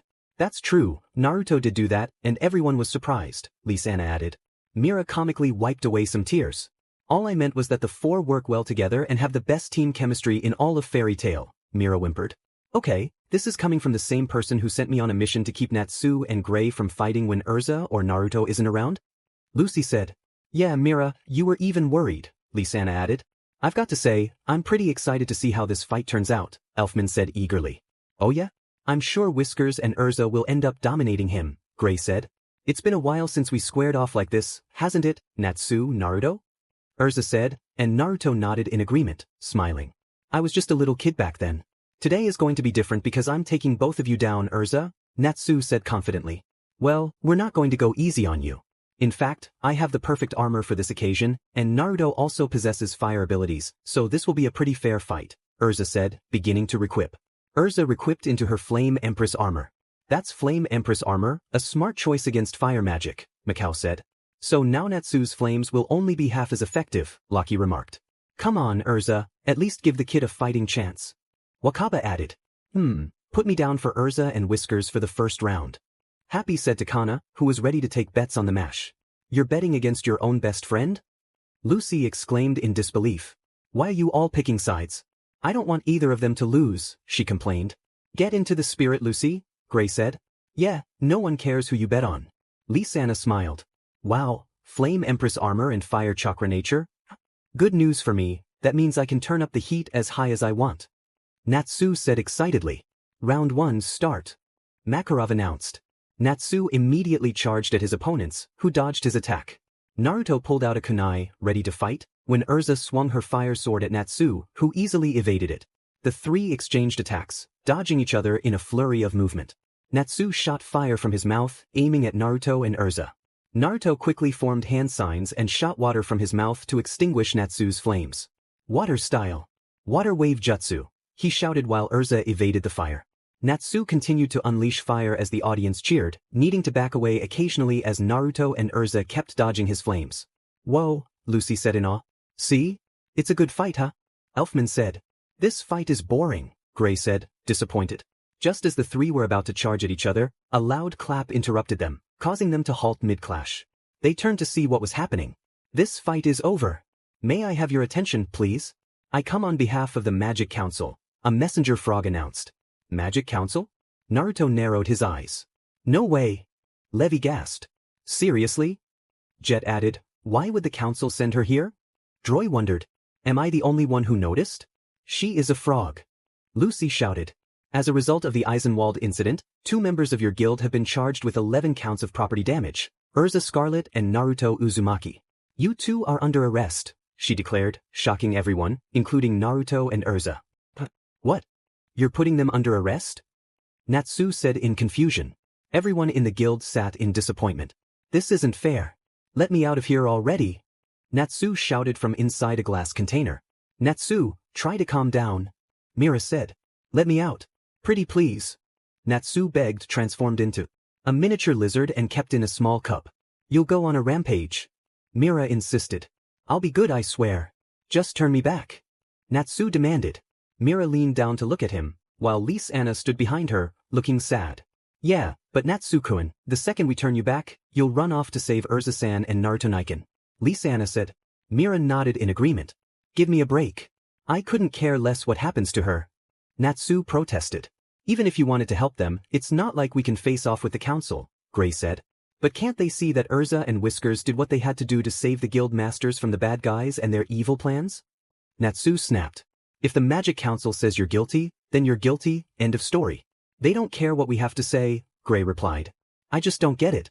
We've destroyed plenty of things in the past, and they didn't make a big deal about it, Elfman said. I know, it doesn't make any sense, Lucky agreed. It's like there's some other reason for this, Lucy said, resting her head on the table. Natsu clenched his fists in frustration. Erza and Naruto walked down the halls of the Fiore branch of the Magic Council, escorted by a toad. They stopped when they saw Seagrain leaning against a pillar, arms crossed. Seagrain looked up at Naruto and Erza, smirking. Naruto narrowed his eyes in suspicion, while Erza's eyes widened in shock. Seagrain, she exclaimed. The toad bowed. It's been quite a while, Erza. Oh, and it's a pleasure to meet the famous fairytale ninja, Seagrain greeted. Naruto scoffed, feeling uneasy about Seagrain's presence. Erza tensed up. Please relax, I'm only here in spirit, sending this projection from Era. In fact, all the faces in that courtroom are projections as well. We didn't think it was necessary to be here for such a trivial matter, Seagrain explained. Naruto's eyes widened in confusion. A trivial matter? He echoed, while Erza narrowed her eyes. I see, so you're the one behind this farce? You make me sick. Erza said with disgust. Naruto glanced at her, then back at Seagrain, who walked past them. Let's be civil here.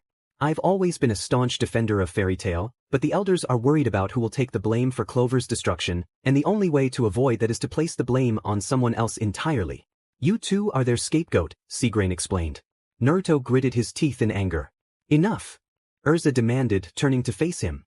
Alright, buddy, I think you've said enough, Naruto warned, giving Seagrain an unhappy scowl. Just a friendly warning. In fact, it's a matter I wish to discuss with you, Seagrain said, placing a hand on Erza's chin and another on Naruto's shoulder, leaning in closer to Erza's ear. Don't let a word slip about for you, me, and your ninja friend, he warned. Naruto shook off Seagrain's hand, backing away. I must join my colleagues on the council. I'll see you two shortly on the other side, he said before fading away. Wow, you know some very important people, the toad croaked. Erza-chan, who was that? Naruto asked. Don't get yourself involved with him, Naruto-kun. He's trouble, Erza warned. Naruto sighed. I worked very hard to get here, Erza. Don't stand in my way, Seagrain muttered to himself. This courtroom will now come to order. A toad announced as Naruto and Erza stood on the trial stand. Before us are defendants Erza Scarlet and Naruto Uzumaki. Please take the stand, Miss Scarlet and Mr. Uzumaki, the toad said. This is wrong. We should be there to testify. Lucy shouted angrily, standing up. But Lucy, Nab sighed.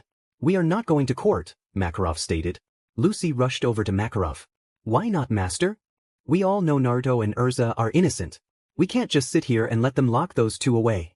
Lucy protested. Even if we left at this very second, there's no way we would make it there in time, Makarov pointed out. But, Lucy began, only to pause. Let me out. It's hard to breathe in here. Just let me out. Natsu demanded. Are you sure you want out?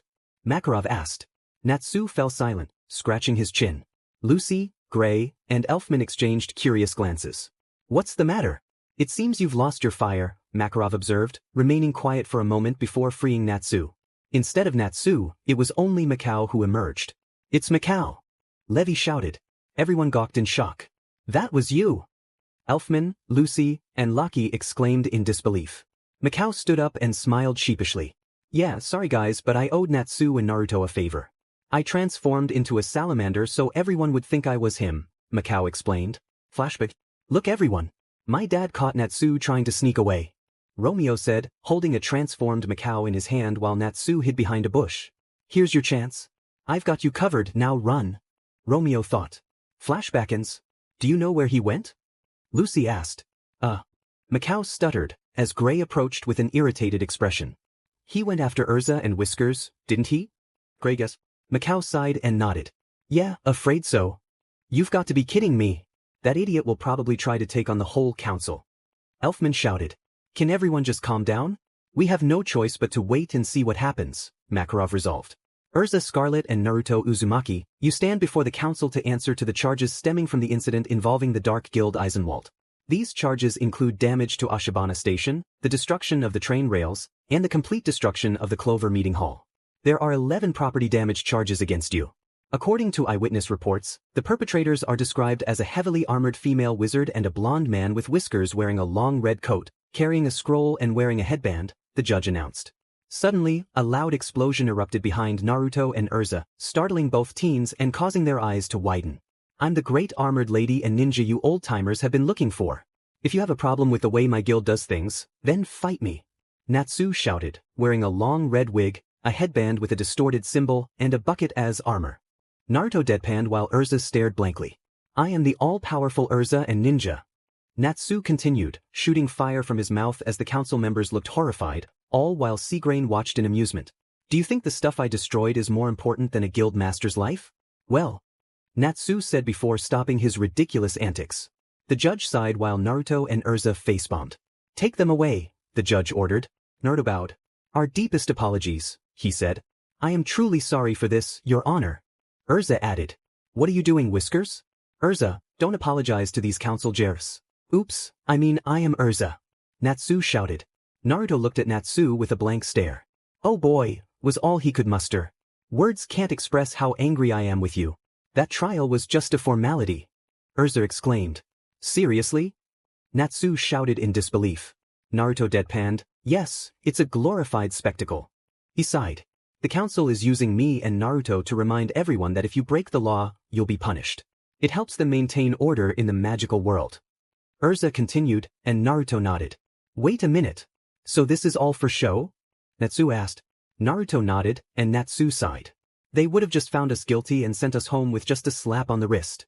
But thanks to you, Naruto and I are stuck in a jail cell. Erza shouted angrily, while Natsu trembled in fear. I can't believe you, Naruto and Erza said in unison. I'm sorry, Natsu apologized. Naruto placed a hand on Natsu's shoulder and smiled reassuringly. It's okay, he assured, and Natsu smiled back. You meant well, Erza added, pulling Natsu into her traditional hard hug and inadvertently pulling Naruto in as well. Both boys groaned in pain. That hurt, Erza, Naruto exclaimed. Yeah. Natsu agreed. I see a fairy tale wizard came to their aid, Natsu dragged Neil, Seagrain mumbled quietly. Who would have thought fresh air could smell so sweet? I'm going to breathe it in all day. The sweet smell of freedom.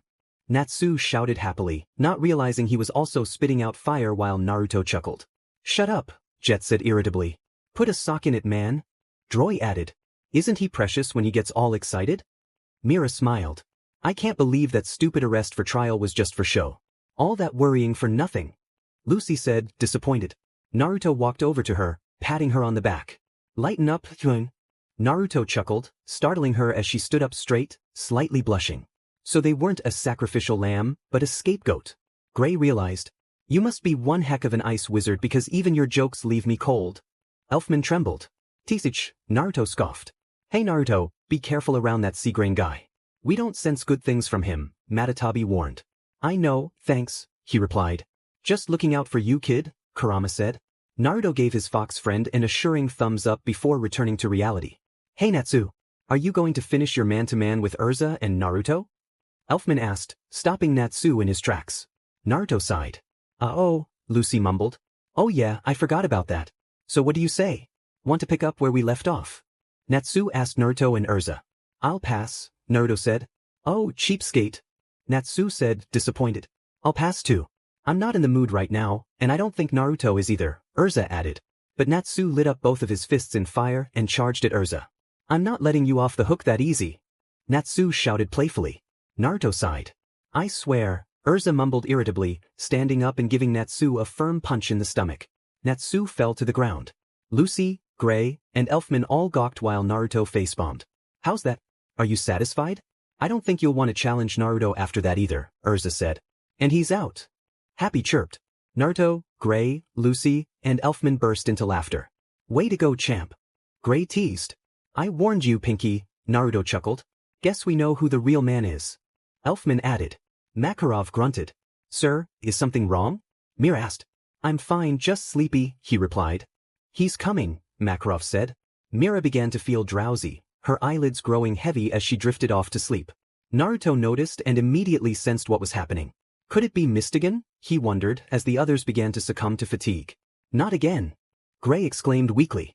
So sleepy. Laki added, and soon everyone except for Naruto and Makarov had fallen asleep. A figure cloaked in a dark robe, wearing a mask and a cap, entered the guild hall. Naruto narrowed his eyes. Mystigan. Both Makarov and Naruto called out in unison. Mystigan approached the job request board and tore off a job notice before walking over to Makarov to show it to him. I shall return, Mystigan's deep voice resonated. Wait, lift your sleeping spell before you leave, Makarov urged. Naruto watched as Mystigan made his way across the guild hall, counting down, 5, 4, 3, 2, 1, before he exited. Instantly, everyone awoke from their slumber. Ah man, was Mystigan here? Jet asked. Naruto nodded, yeah. What a jerry, Joy muttered. Does he have to put us to sleep every time he visits? Levi wondered. Who's Mystigan? Lucy asked, intrigued. For one, he's a contender for Fairytail's strongest wizard, Elfman explained. Really? Lucy replied, astonished. Yeah, Gray and Naruto said in unison. And for some reason he prefers to keep his appearance hidden, so whenever he comes here to take a job, he casts a sleeping spell. That's kind of creepy, Lucy remarked. Only Whiskers and Master Makarov have ever gotten a good look at his face, Gray added. That's not true. I've seen him before, a voice interjected. Laxus, Elfman exclaimed. Talk about rare. Jet said. You're hardly ever here. Wakaba chimed in. Is another contender, Laxus and Mystigan are on par with Whiskers. Gray said, and Naruto scowled at Laxus. feeling a strong dislike for him. Really? This guy is as powerful as Naruto. Lucy mumbled, trying to defend Mystigan. Mystigan is just a little shy. You should all respect his privacy. Laxus retorted. Natsu woke up, having heard that familiar voice. All right, Laxus, you and I right now. Natsu demanded. Getting your butt kicked once today wasn't enough? Gray asked, raising an eyebrow. Yeah, if you can't even win against the redhead or Whiskers, why bother with me? Laxus replied, and Naruto gritted his teeth in frustration.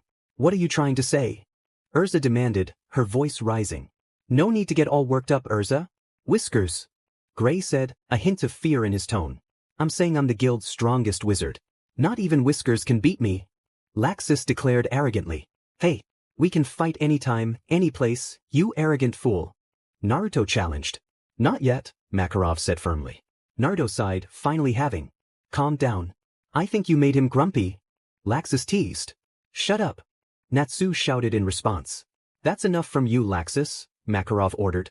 The most powerful one in the guild isn't some girl, a mysterious figure, or a blonde ninja with whiskers. If you want to know what the strongest wizard looks like, you're looking right at him. Laxus declared with arrogance. Natsu, Naruto, Gray, and Erza all exchanged scowls. Hey Mira-Jane, can I ask you something? What was the master talking about earlier? Why can't we go up to the second floor? Lucy inquired. That area is reserved for advanced members of the guild. The jobs posted on the board up there are far more challenging than the ones down here. They're called S-Class quests, Mira-Jane explained. S-Class? Lucy echoed, intrigued. They're jobs so perilous that one misstep could lead to serious consequences, but with that risk comes a greater reward. Master Makarov personally selects the wizards he believes can handle these tasks. There are only 6 S-Class members, including Laxus, Mystigan, Erza, and Naruto-kun. However, he is an S-Class ninja, not a wizard. Honestly, Lucy, I wouldn't worry about it. In my opinion, no amount of money is worth risking your life. Yeah, no kidding. By the way, has Naruto-kun taken on an S-Class job yet? Lucy asked again. Yes, many in fact. Naruto-kun has probably completed more S-Class jobs here than anyone else because back in the ninja world, he was sent on numerous S-Class missions, which were far more dangerous than the ones here, Mira replied. Wow, was all Lucy could say. Wow, Mystigan, Laxus, and Naruto-kun. This is incredible. I can't believe how many renowned wizards are in Fairytail. And I can't believe Naruto-kun is S-Class. I think I'm starting to understand how everyone is ranked within the guild. I need to start working my way to the top. Lucy thought in awe. Lucy arrived at her front door, grabbed the doorknob and turned it. She walked into her house, only to find Natsu and Happy exercising on her bed, without their shirts. Lucy screamed, startled, and quickly pushed them off. You guys are so messy. Why don't you two train at your own place? Lucy exclaimed angrily. Now, Lucy, if we want to work together like a team, we need to train like one. Natsu said, handing her a pink dumbbell.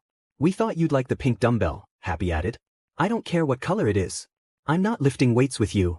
Lucy protested. We need to step it up if we want to beat Laxus, Erza, and Whiskers, Natsu insisted, doing push-ups on her floor with Happy. Aye, sir. Happy chirped in agreement. I just want a little peace and quiet, so get out. Lucy demanded. Don't worry, we'll train quietly, Lucy. Natsu whispered, increasing the speed of his push-ups. Why does this kind of stuff always happen to me? Lucy lamented. Natsu paused his push-ups. I've made a decision, Natsu announced. Lucy looked at him curiously. Natsu grinned. Our team is ready for the big time, S-Class. Yeah, check it out. Happy said, holding up the S-Class job they had taken. How did you get that? I thought we weren't allowed to go to the second floor. Did you trick Naruto-kun or bribe him with ramen? Lucy asked, astonished. Well, I just climbed the stairs and took it. Happy replied casually. You little sneak. Lucy shouted, and Happy giggled in response. Since this is our first S-Class quest, we decided to go with the smallest reward we found on the board, but 7 million is still a lot of jewels. Natsu said, finally putting his vest back on. We're not ready for it. If the master knew we had this job request, he'd be furious.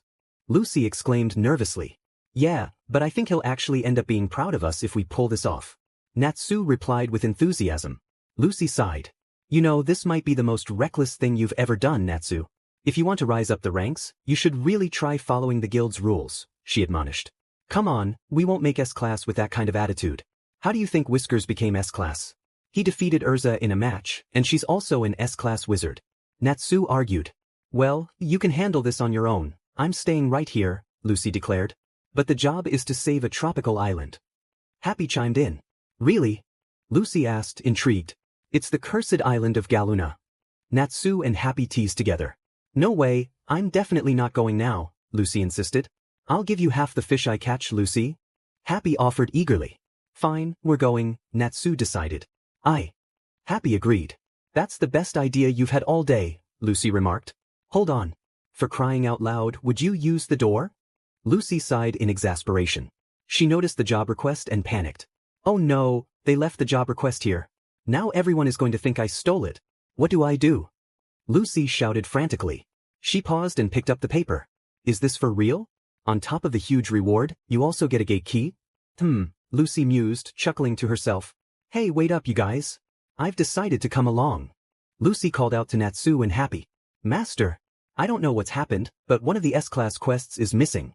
Mira rushed down the stairs to inform Makarov, her voice filled with urgency. Makarov took another sip of his drink, only to spit it out in shock. Say what? One of the jobs from the second floor is missing. Wakaba said in disbelief. But jobs up there are S-class quests. Does anyone know who took off with it? Macao asked. Well, it's either someone really strong or really foolish, Lucky said. Was it Naruto? We all know he takes a lot of S-class quests. Lise Anna inquired. Even so, Naruto would have alerted everyone in the guild before setting off on an S-class quest, Mira replied. I know, a little blue cat flew up here and took it off the board, Laxus said, sitting on the second floor. It was Happy? Mira exclaimed in shock. He must have stolen it for Natsu and Lucy. Wakaba assumed. That's crazy. What are they thinking? Droy wondered. They've got some nerve taking on an S-class quest, Alzak said. I don't know if I'd call it nerve, but it's definitely bold, Biska added. That's a serious breach of the rules. Hey Gramps, a stunt like that will get you kicked out of the guild, am I right? Not that it matters. Those three aren't going to make it back from an S-class quest, Laxus said nonchalantly. Laxus, if you knew, why didn't you stop them? Mira asked angrily, scowling at him. Oh, lighten up. All I saw was a little blue cat flying off with a piece of paper in its mouth trying to act all sneaky. I had no idea it was Happy. Besides, Natsu's not cleared for S-class. I never thought he'd break the rules, Laxus replied casually. But all Mira gave him was an angry glare. Huh, you haven't given me that look in a while, Laxus said unfazed. This isn't good. Well, which job was it? Makarov asked. For lifting the curse on Galuna Island, Mira answered. What?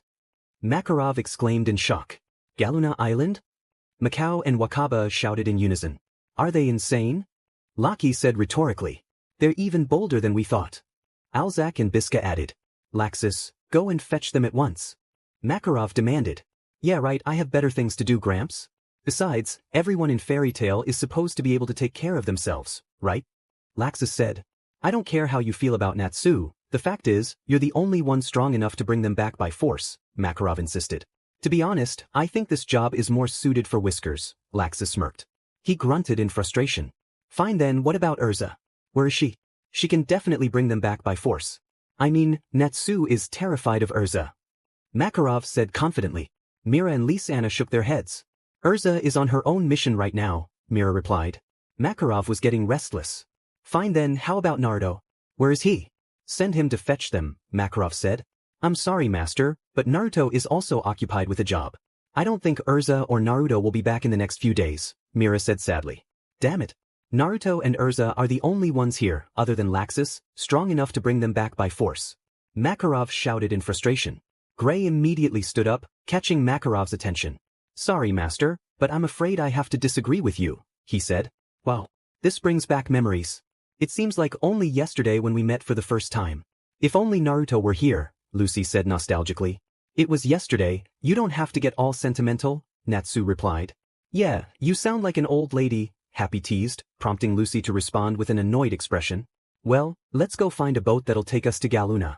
Lucy smiled, walking toward the harbor while Natsu stared in disbelief. Are you crazy?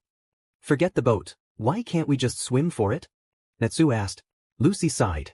And you think I'm the one who's crazy? She replied. Galuna Island? No way. Not for a million jewels. A boatman refused. Around here, it's bad luck to even mention that name, another added. Sorry kids, but I don't think anyone will be willing to take you, another boatman said. That island is cursed, so unless you have a death wish, I'd stay far away, another boatman warned. Don't know why you'd want to go there, but no sailor with sense is going to take you. Not even pirates go near that place, one boatman noted. Are you serious? Lucy asked in fear. Natsu chuckled. Well, it looks like we're going to be swimming after all, he said with a grin. Sure does. Man, it'd be even more awesome if we could walk on water like Whiskers.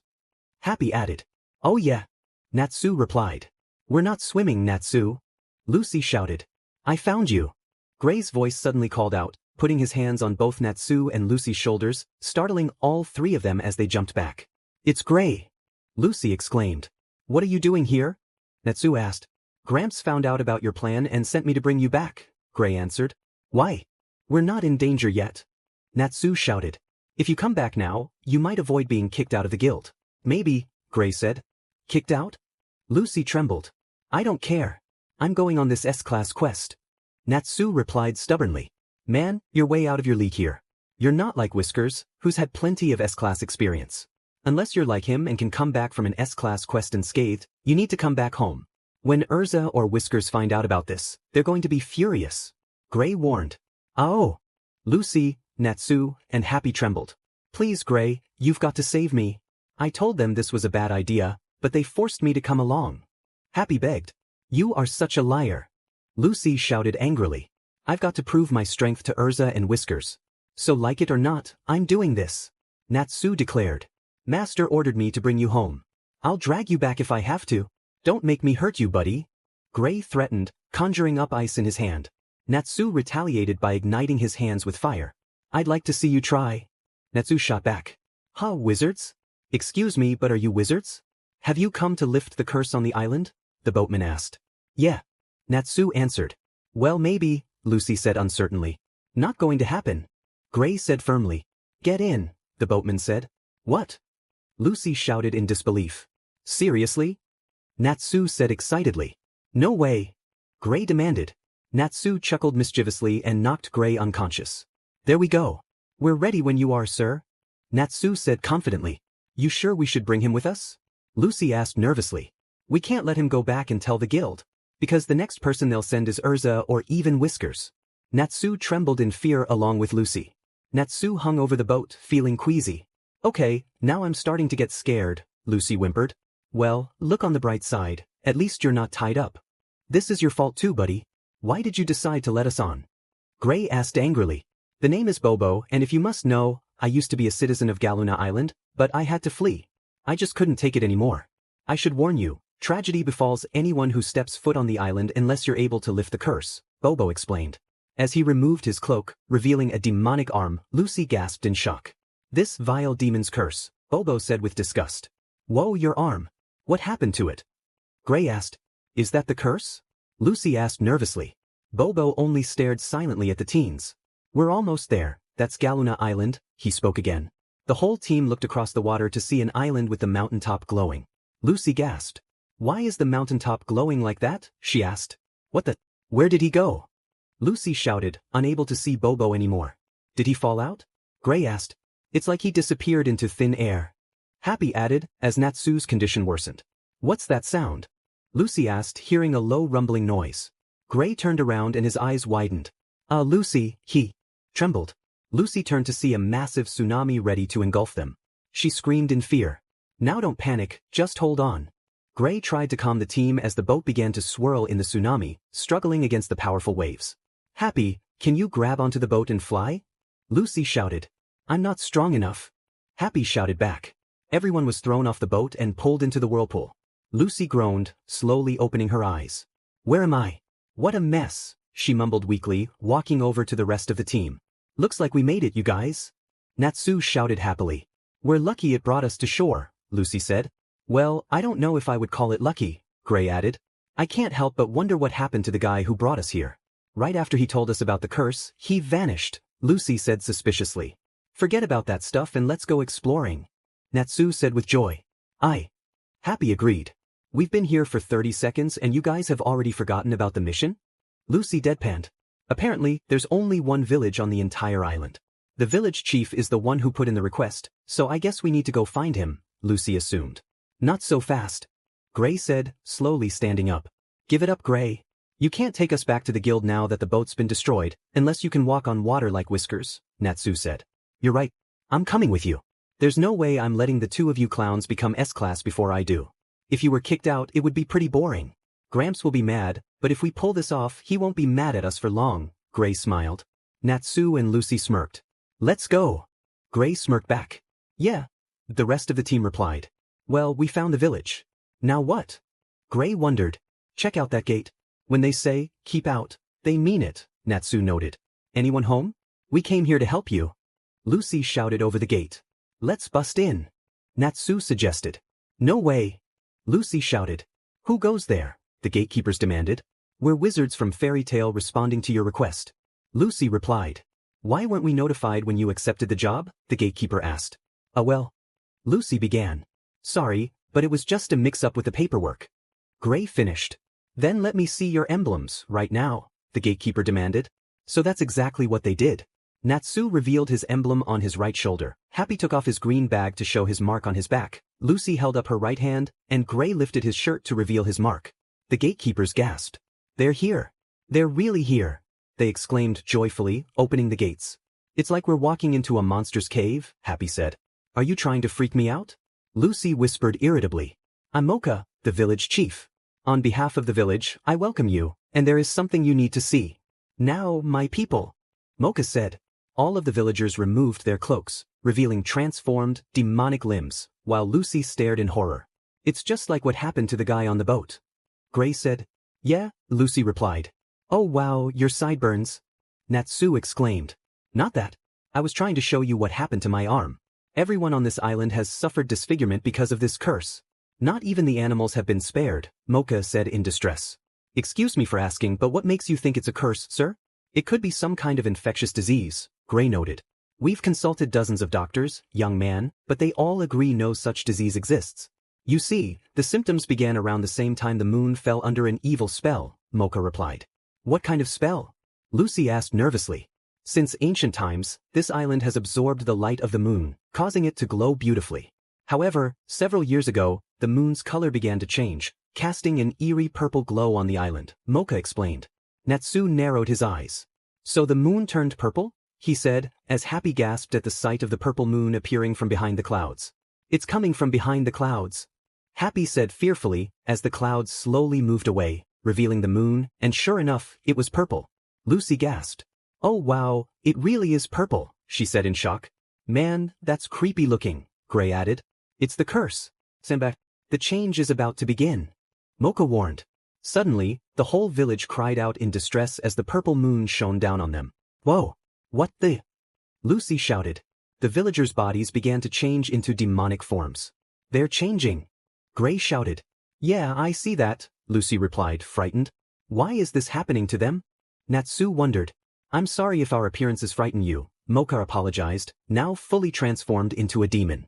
It's okay, I'm just confused, Gray said. You poor people, Lucy said sympathetically. Oh man, you guys look so cool. Natsu exclaimed excitedly, shifting the mood dramatically. Oh man, I wish Naruto were here to punch him. Lucy thought. H, everyone said in confusion as Lucy and Gray gawked. It's awesome. You have horns and stuff. I'm so jealous. Natsu said. He thinks we look cool, a villager said in disbelief. No one's ever said that to us before, a female villager added. Natsu, you're being insensitive, they don't want to look like this. Lucy told him. Seriously? Natsu replied, surprised. Lucy sighed. Oh my bad. Then I guess we should help them out. Natsu suggested. That is why we're here, Happy replied. Get a clue, man. Gray sighed. Anyway, as you've seen, whenever the purple moon rises in the sky, everyone in the village transforms into a terrifying demon form. If this isn't a curse, then what else could it be? We'll return to normal in the morning when the sun rises. However, there are some unfortunate souls who can no longer revert to their human forms or have lost their sanity, Mocha explained as the villagers wept. How sad, Lucy said, her heart heavy. The fate of these poor souls in the grip of madness. We have no choice but to end their suffering, Mocha said, causing the teens to gasp in shock. But they might change back to normal someday, Natsu protested. If we wait for that to happen, the monsters will surely kill us all. We tried capturing them, but they always broke free. It's no use, once the transformation takes over, there is no way to save them. I know this all too well, I was forced to say goodbye to my very own son.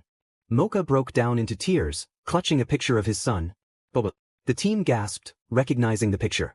That's the guy from the boat. But we just saw him. Lucy was interrupted by Gray shushing her. Now I understand how he disappeared on us like that. He's gone, but his spirit can't find peace, Gray realized, understanding that the Bobo they saw was a lingering spirit. Lucy widened her eyes in shock. A ghost? She thought, stunned. Please lift the evil curse on our island. If this continues, we may become victims ourselves. Mocha pleaded. We're not going to let that happen. We can fix this, I promise. Natsu vowed. There is only one way to lift this wretched curse. The moon. The moon must be removed from the sky. Mocha declared. The team gasped in disbelief. I never knew the moon could be so unsettling, Happy said nervously. Hurry up and close the window. You heard what the chief said. We have to stay out of the moonlight. You may not care, but I don't want to risk turning into a creepy monster. Lucy insisted. I'm not so sure about this job, guys, Natsu said. Do these people really think we can destroy the moon? Gray wondered. I wonder how many punches it would take. Do you think I can handle it? Natsu asked. Are you kidding me? Don't be ridiculous. Gray replied. Natsu, there isn't a single wizard alive who can do that, except for Naruto, Lucy pointed out. But that's the job we were hired to do.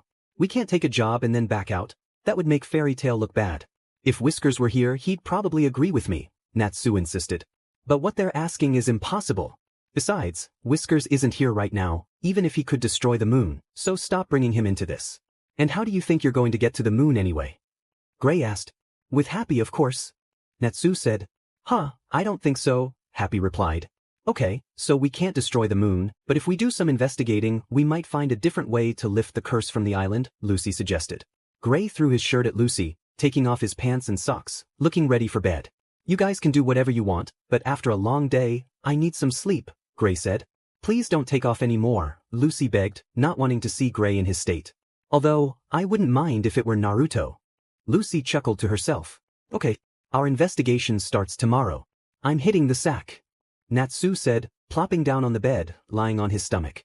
Me too. Happy said, joining him. Sounds like a plan to me, Gray said, lying down. Lucy smiled. All right then, I'm pretty sleepy too.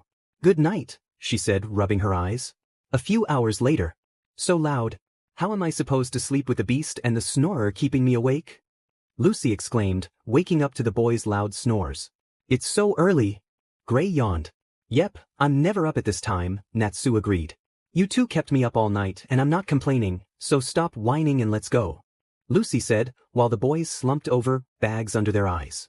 I, was all they replied. Open. Gate of the clock constellation. Horologium. Lucy chanted, summoning a human-sized, old-fashioned clock. The time is 7:48, Horologium announced. Do you really think we'll be able to find another way to lift the curse? Natsu asked. Well, we don't have much of a choice. The village may think the moon is cursed, but everyone else likes it, and destroying it might really cause problems, Gray pointed out. You're right. If the moon is gone, the tides might go crazy, and at night it would be pitch black. Natsu agreed. The salmon could go extinct, and they're my favorite fish. Happy added. Would you guys keep it down? We don't know what's lurking out here, so we shouldn't draw any attention, Horologium said on behalf of Lucy. You should walk on your own. I think Whiskers has been too nice to you. Now you don't even know how to walk because he always carries you. Natsu chastised. He's right. You just summon your spirit because Whiskers isn't here to carry you? Or are you just lazy? Man, Natsu is right. Whiskers has been way too nice. He should have just let you walk on your own. You're just lucky Whiskers is so kind, Gray agreed. Listen, this curse is really freaking me out. We have no idea what we're up against and I'm scared. Horologium admitted nervously. Are you kidding? This is awesome. I can't believe Whiskers actually gets to go on an S-class job. They rule. I can't wait to become S-class so I can drag Whiskers along on one. Natsu said excitedly. Yeah, I bet I could probably freeze that stupid curse, Gray said nonchalantly, causing Lucy to sweat drop. You guys are idiots. Lucy exclaimed. Happy agreed. Suddenly, a loud stomping noise echoed. Natsu and Gray stopped walking and turned to see where it was coming from. It didn't take them long to figure it out. The boys both gawked at the sight. A giant rat stared right at them. Whoa! Natsu trembled. It's huge. Gray added. What are you waiting for? Get rid of it, you guys. Lucy shouted as the rat roared. Ice make shield. Gray chanted, summoning an icy barrier from the ground. But the rat released a foul gas. What's wrong? Did you seriously just sneak in here? Lucy asked irritably, noticing that Happy was with Horologium. Happy said, as Horologium quickly vanished from the gas, leaving Lucy and Happy exposed. Stinky! Lucy and Happy exclaimed, covering their noses in an attempt to block out the unpleasant smell. The rat laughed smugly. It's a rat! Lucy shouted in fear. Come on, Natsu, get up. Gray urged the pink-haired dragon slayer. The smell knocked him out, Happy replied. Let's go! Natsu shouted as the team sprang into action, fleeing from the rat, which began chasing after them. Releasing its noxious gas again, Gray shouted, Ice make floor. He created an icy surface, causing the rat to slip and fall. You should have done that in the first place. Natsu said. Shut up, Natsu. Gray retorted irritably. Lucy scanned their surroundings and noticed a temple in the forest. There's some kind of building over there. We should hide while we have the chance. Lucy called out, glancing back to see the boys still battling the giant rat. We should take it down while we can. Natsu and Gray shouted, while Lucy sighed, Give me a break. This place is massive. Lucy said in awe. Yeah, and it's falling apart, Natsu added. I wonder how old it is, Gray pondered. Natsu looked over, noticing strange ornaments hanging on the walls. What are those? He asked. They're moons. It makes sense, Galuna. Island used to be called the Island of the Moons, Gray pointed out. A moon island, a moon curse, and moon symbols? You really have to wonder what it all means, Lucy said.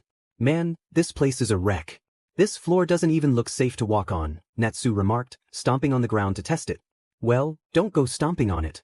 Lucy warned, but it was too late. The floor cracked and all four of them fell through. Natsu, you idiot. Look what you did. We're not like Whiskers, who can walk on walls. Gray shouted as they landed. Natsu breathed heavily, buried under a pile of rocks. Hey, is everybody okay? He asked frantically. I'd be better if you hadn't knocked out the floor. Lucy said angrily.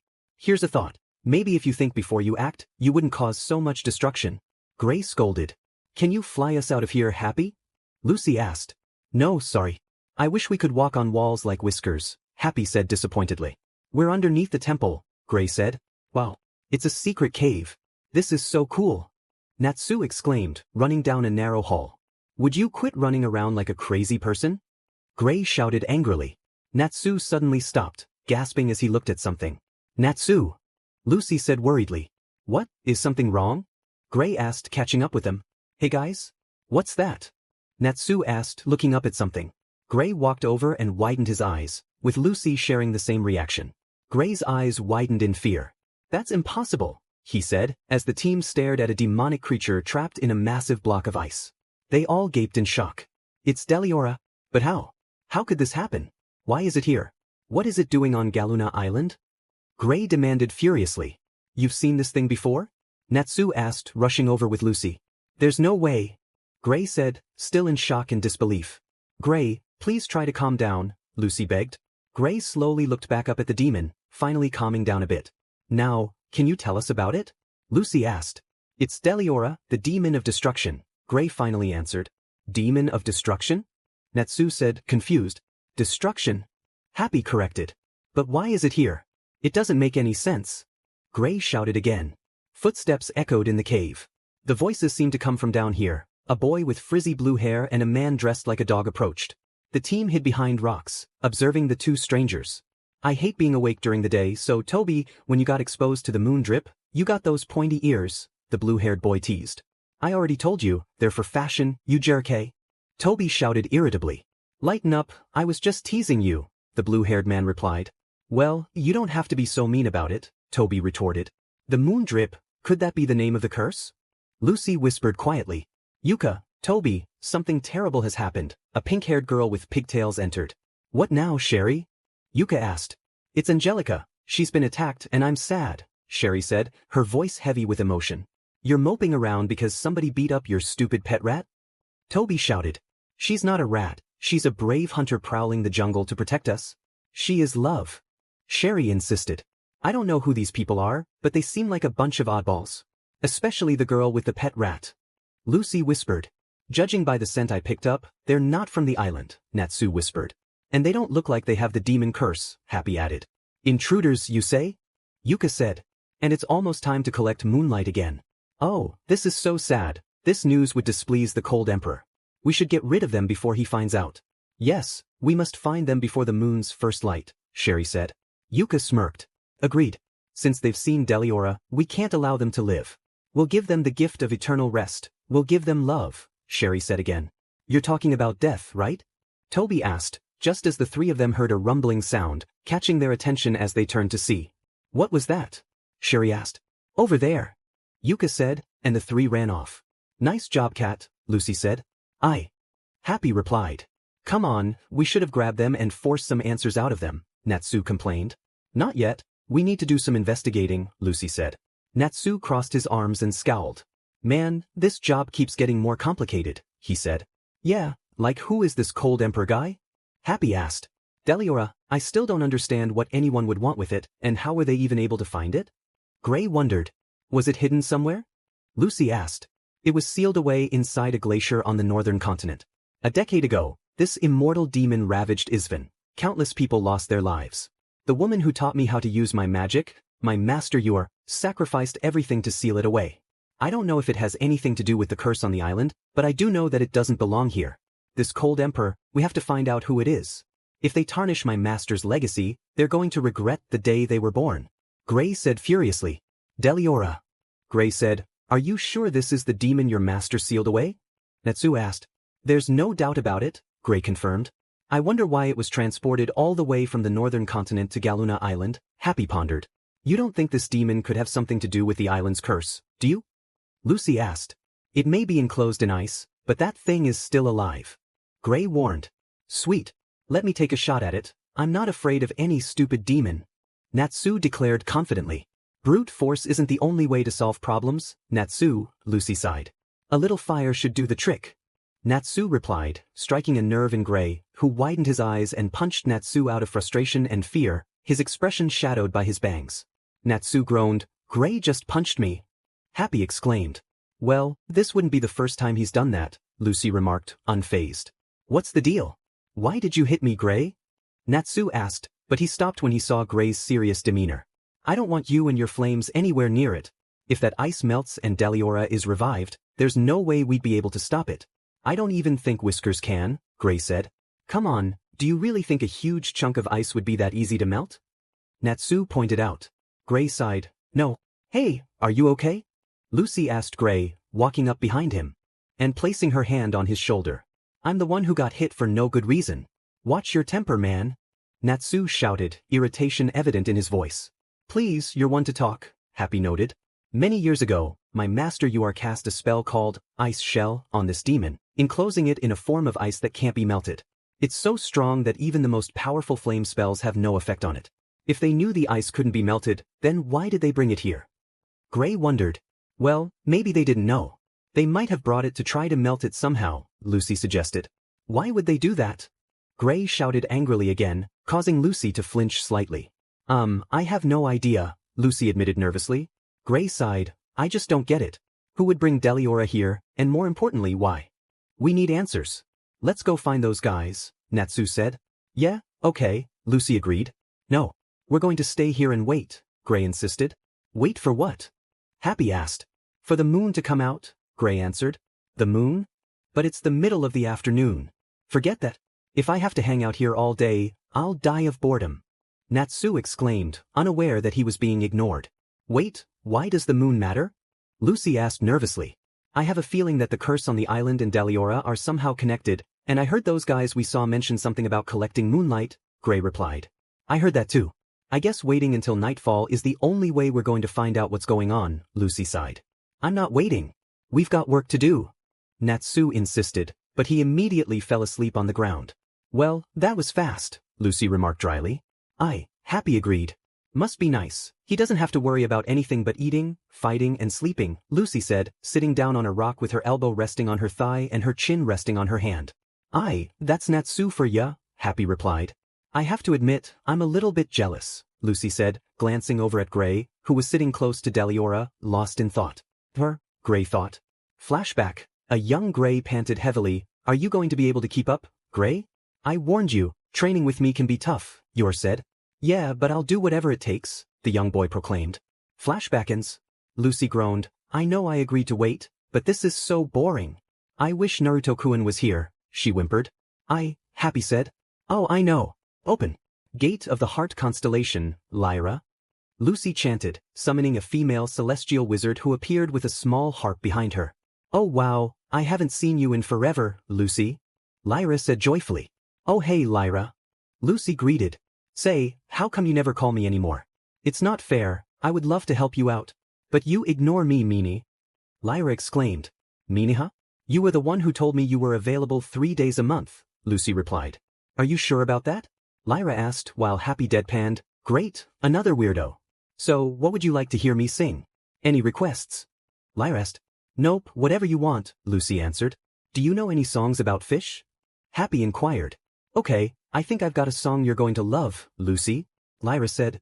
Lyra has the most beautiful singing voice, Lucy stated. Well, Mira is a singer too, you know, and she sings songs about fish for me, Happy replied with sass. With that, Lyra began strumming her harp, producing one of the most beautiful sounds in history. Happy relaxed and enjoyed the pleasant music.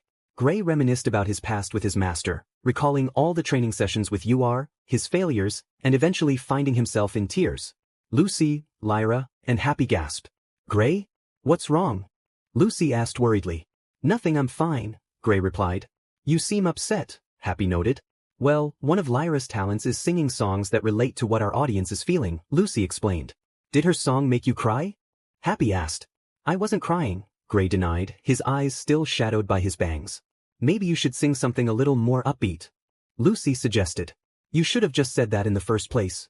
Lyra exclaimed. I think we should skip the song, we need to stay quiet. We don't want to be found out, Gray said. Lucy and Happy slept alongside Natsu for a while until a rattling noise above woke Lucy from her slumber. What's that weird noise? Lucy wondered. Is it night yet? Natsu asked, waking up as well. A purple magic circle appeared on the ceiling just above Deliora, casting an eerie purple light on it. It's a beam of light, Lucy exclaimed, shining down from the ceiling. Natsu added. But why is it purple? It must be moonlight. Gray assumed. What's going on? I'm getting scared, Gray. Happy said fearfully as the four looked up at the beam of light. It's shining on Deliora. Gray noticed. I don't think that's a coincidence. Natsu said. Let's go. We have to find out where the light's coming from. Gray urged. Aye. Happy agreed, and so the four ran back to the surface. When they reached the surface, they saw the same purple magic circle and the eerie purple light. Why would someone cast a magic circle inside this old temple? Gray wondered. Let's find out. Natsu said, and the four began running again.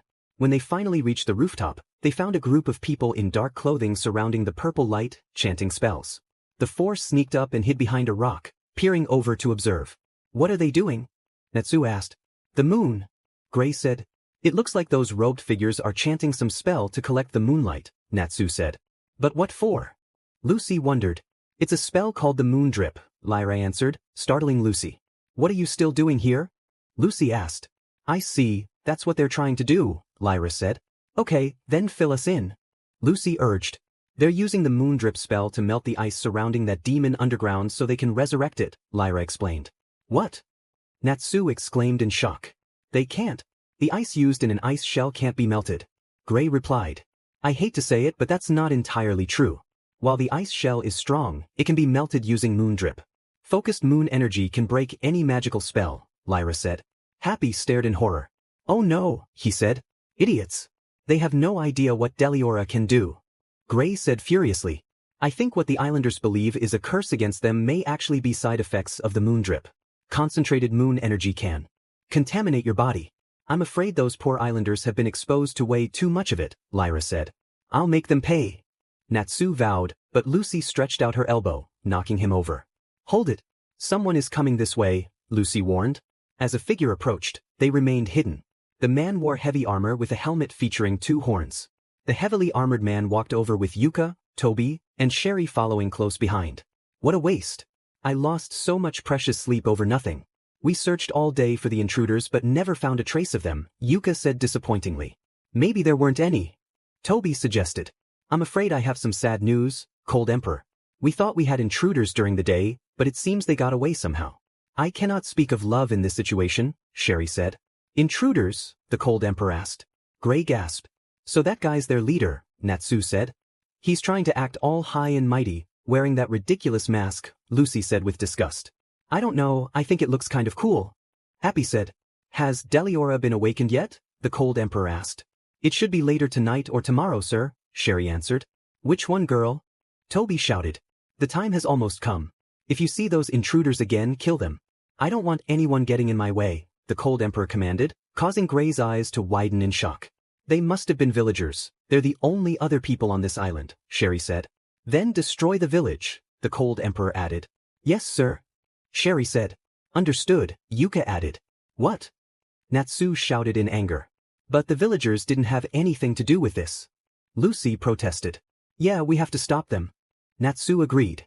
It's a shame there has to be bloodshed, the Cold Emperor said. That voice. It can't be. Gray said, still in shock. Natsu jumped on top of the rock, revealing his teammates. I've had enough of this sneaking around. It's not the villagers, we're the intruders you're after. Natsu shouted, flames bursting from his mouth. Natsu chuckled. Geez, I guess there's no turning back now, huh? Lucy sighed, getting up and preparing for battle. I want to help out too. Want me to sing? Lyra asked happily. Lucy sighed. No, I want you to go back, she said. Ah, you're no fun. Lyra said disappointingly, then disappeared. I know that mark. They're from Fairytail. Sherry exclaimed, noticing the mark on Natsu's shoulder. Interesting. Those villagers must have gone to a magical guild for help, Yuka said. Don't worry about them, go eradicate the village, the Cold Emperor ordered. Lucy and Natsu gasped. But why? Natsu asked. Anyone who stands in my way, whether deliberately or not, is my enemy, the Cold Emperor claimed. Say what? Natsu shouted, charging at the Cold Emperor, with Gray catching up and running past him. Why you? Stop this crazy ceremony right now. Gray demanded, summoning icy shards from the ground that grew larger as they approached Yuka, Sherry, and Toby, who evaded the attack. The Cold Emperor countered with a similar move, and the two icy attacks collided, building up and finally canceling each other out. Lucy gasped in shock. He's an ice wizard too? Happy shouted. Gray glared at the Cold Emperor, who seemed unfazed. Lion, Gray said, and Natsu widened his eyes. Lion? Lucy asked in surprise. How could you? Do you have any idea what you're doing? Gray demanded. Oh Gray, it's been quite a while, hasn't it? Lion said, causing Lucy and Happy to gasp in even more shock. Why would you revive Deliora? Gray demanded. To think that you are the wizards called to this island to help those poor villagers. Did you come knowing you would find me, or is this just mere coincidence? Not that it makes any difference to me, Lion said. An acquaintance of yours, Cold Emperor? Yuka asked. Do as you were ordered, I can handle the intruders on my own, Lion commanded, and immediately all three of them vanished. Hey, come back here. Natsu demanded, charging after them. No, Natsu, don't go near him. Gray tried to warn, but it was too late. Lion conjured ice, which began building up around Natsu, eventually encasing him in a solid ice ball. Natsu! Lucy shouted with worry. Happy, get Lucy out of here. Gray shouted. Aye. Happy said, taking off into the air with Lucy. Wait! Lucy shouted as the two ice wizards began their match again. Gray shot another round of icy shards at Lion, who deflected it with an ice shield. What? I can't move! Natsu exclaimed. Hold on. We can't just leave Natsu like that. Lucy shouted as Happy carried her. He was hit by a type of ice magic that instantly freezes the air. If we had stayed there longer, we would have been frozen too. Happy said. Who cares? We have to save him. Lucy insisted. But who's going to save the village if all of us are turned to ice? Happy said, tearing up. Oh, I'm sorry, Happy. It must have been hard for you to leave him behind, Lucy apologized. Happy sniffed. Now I really wish Whiskers were here, he whimpered. Don't you worry. I'm sure he'll be fine. Ice is no match for his salamander, right? I bet Naruto would have said the same thing if he were here. Lucy assured. Aye. Happy replied. You distracted me long enough for the girl and the cat to escape chivalrous but ultimately pointless. There's no way those two can stop my minions, Lion assumed. Don't underestimate the power of fairy-tale wizards. Including Whiskers, even though he is a ninja. Natsu defended Lucy and his friends. Gray glanced over at him and kicked Natsu, sending him tumbling. What's the big idea, Gray? Natsu shouted as he rolled away. I see you're as reckless as ever. Was he not one of your allies? Lion asked. You and I both know you could blow up that ice and him with it. Gray retorted angrily. So you chose to send him safely outside my magic.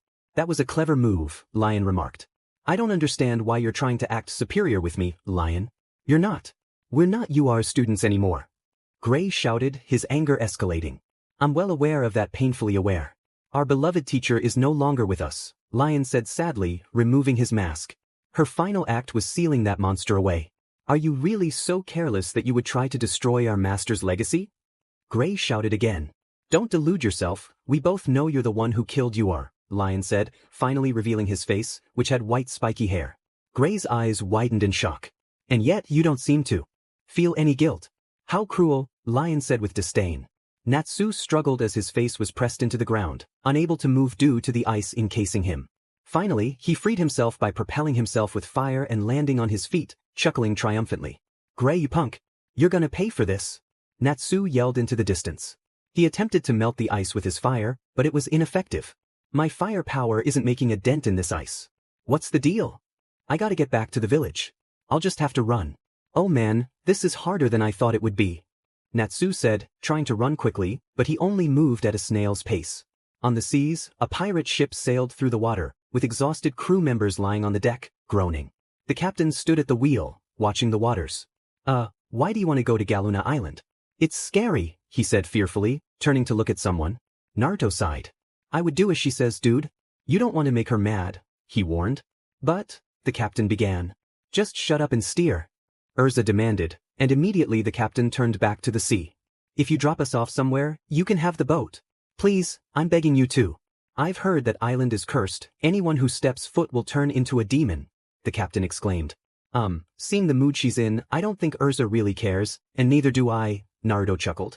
I will take that chance, Erza said sternly. But why do you have to go there? The captain asked. Naruto sighed. To bring back some rule breakers, he answered. Yes, when rules are broken, the guilty must be punished. And that is all I can tell you, Erza stated. She's so cool, one crew member said. And the blonde guy over there with the whiskers is looking quite handsome, a female crew member added, swooning over Naruto. Naruto smirked. And she's impressive too, a male crew member chimed in. We don't like rule breakers either, another added. We'll help you catch them if you want, said yet another. Sure. Naruto smiled. Great, now let's hurry, Erza said. All right. Everyone cheered, including the captain, as they made their way to the island. Enough with the games, Gray. You're the one who murdered you, so just admit it. I'm surprised you have the guts to even speak her name. Lion shouted angrily, launching another attack at Gray, causing him to cry out in pain. Lion! Gray groaned, slowly getting back up. What's wrong? Don't tell me the guilt is finally getting to you. I'm warning you, don't try to interfere. Whether you like it or not, I'm resurrecting Deliora, Lion declared. Gray glared at Lion. I won't let you, he vowed. Lion dropped his mask, preparing for battle. It's just like old times, but I've grown much stronger since then. Ice make eagles. Lion shouted, sending a swarm of icy eagles toward Gray. Ice make shield. Gray shouted, summoning an icy barrier to block Lion's eagles. However, the eagles maneuvered over the top, still managing to strike Gray, causing him to yell in pain. While your specialty is creating inanimate objects with static ice magic, mine is creating living creatures with active ice magic. Did you forget my ice has the ability to move? Lion taunted as Gray dodged another round of eagles. Ice make hammer. Gray shouted while still in the air, launching an icy hammer at Lion. Ice make ape. Lion countered, summoning an ape to block the hammer. Gray landed on the ground. How pathetic, you still use 2 hands to cast your ice-making spells? Lion mocked. Yeah, because that's what you are taught us. Single-hand casting is incomplete and unbalanced, Gray replied. Well, I am the exception to that rule. I surpassed Yuar's skill level a long time ago, Lion bragged. Shut your mouth. Gray spat. Regardless, ever since we were children, you've never been able to land a single hit on me, Lion teased. Gray grunted in frustration. I'm a lot stronger than I used to be. Ice make geyser. Gray shouted. A massive icy geyser erupted from the ground, hitting Lion and seemingly defeating him, causing the ground to shake as the spellcasters screamed and fled for safety. But the geyser was stopped, and Lion emerged completely unscathed. Nothing has changed, I was always the superior student, and I'm still stronger than you. I mastered single-handed ice magic while you still rely on 2 hands. It's just like the old days, we may have chosen different paths, but we're frozen in time. Our rankings as wizards never change, Lion said, scowling at Gray. Lion held up his hand, ice forming around it, and suddenly an icy dragon erupted from the ground, sending Gray flying. That's why I'm resurrecting Deliora, to prove that I am more than Yuar's star pupil.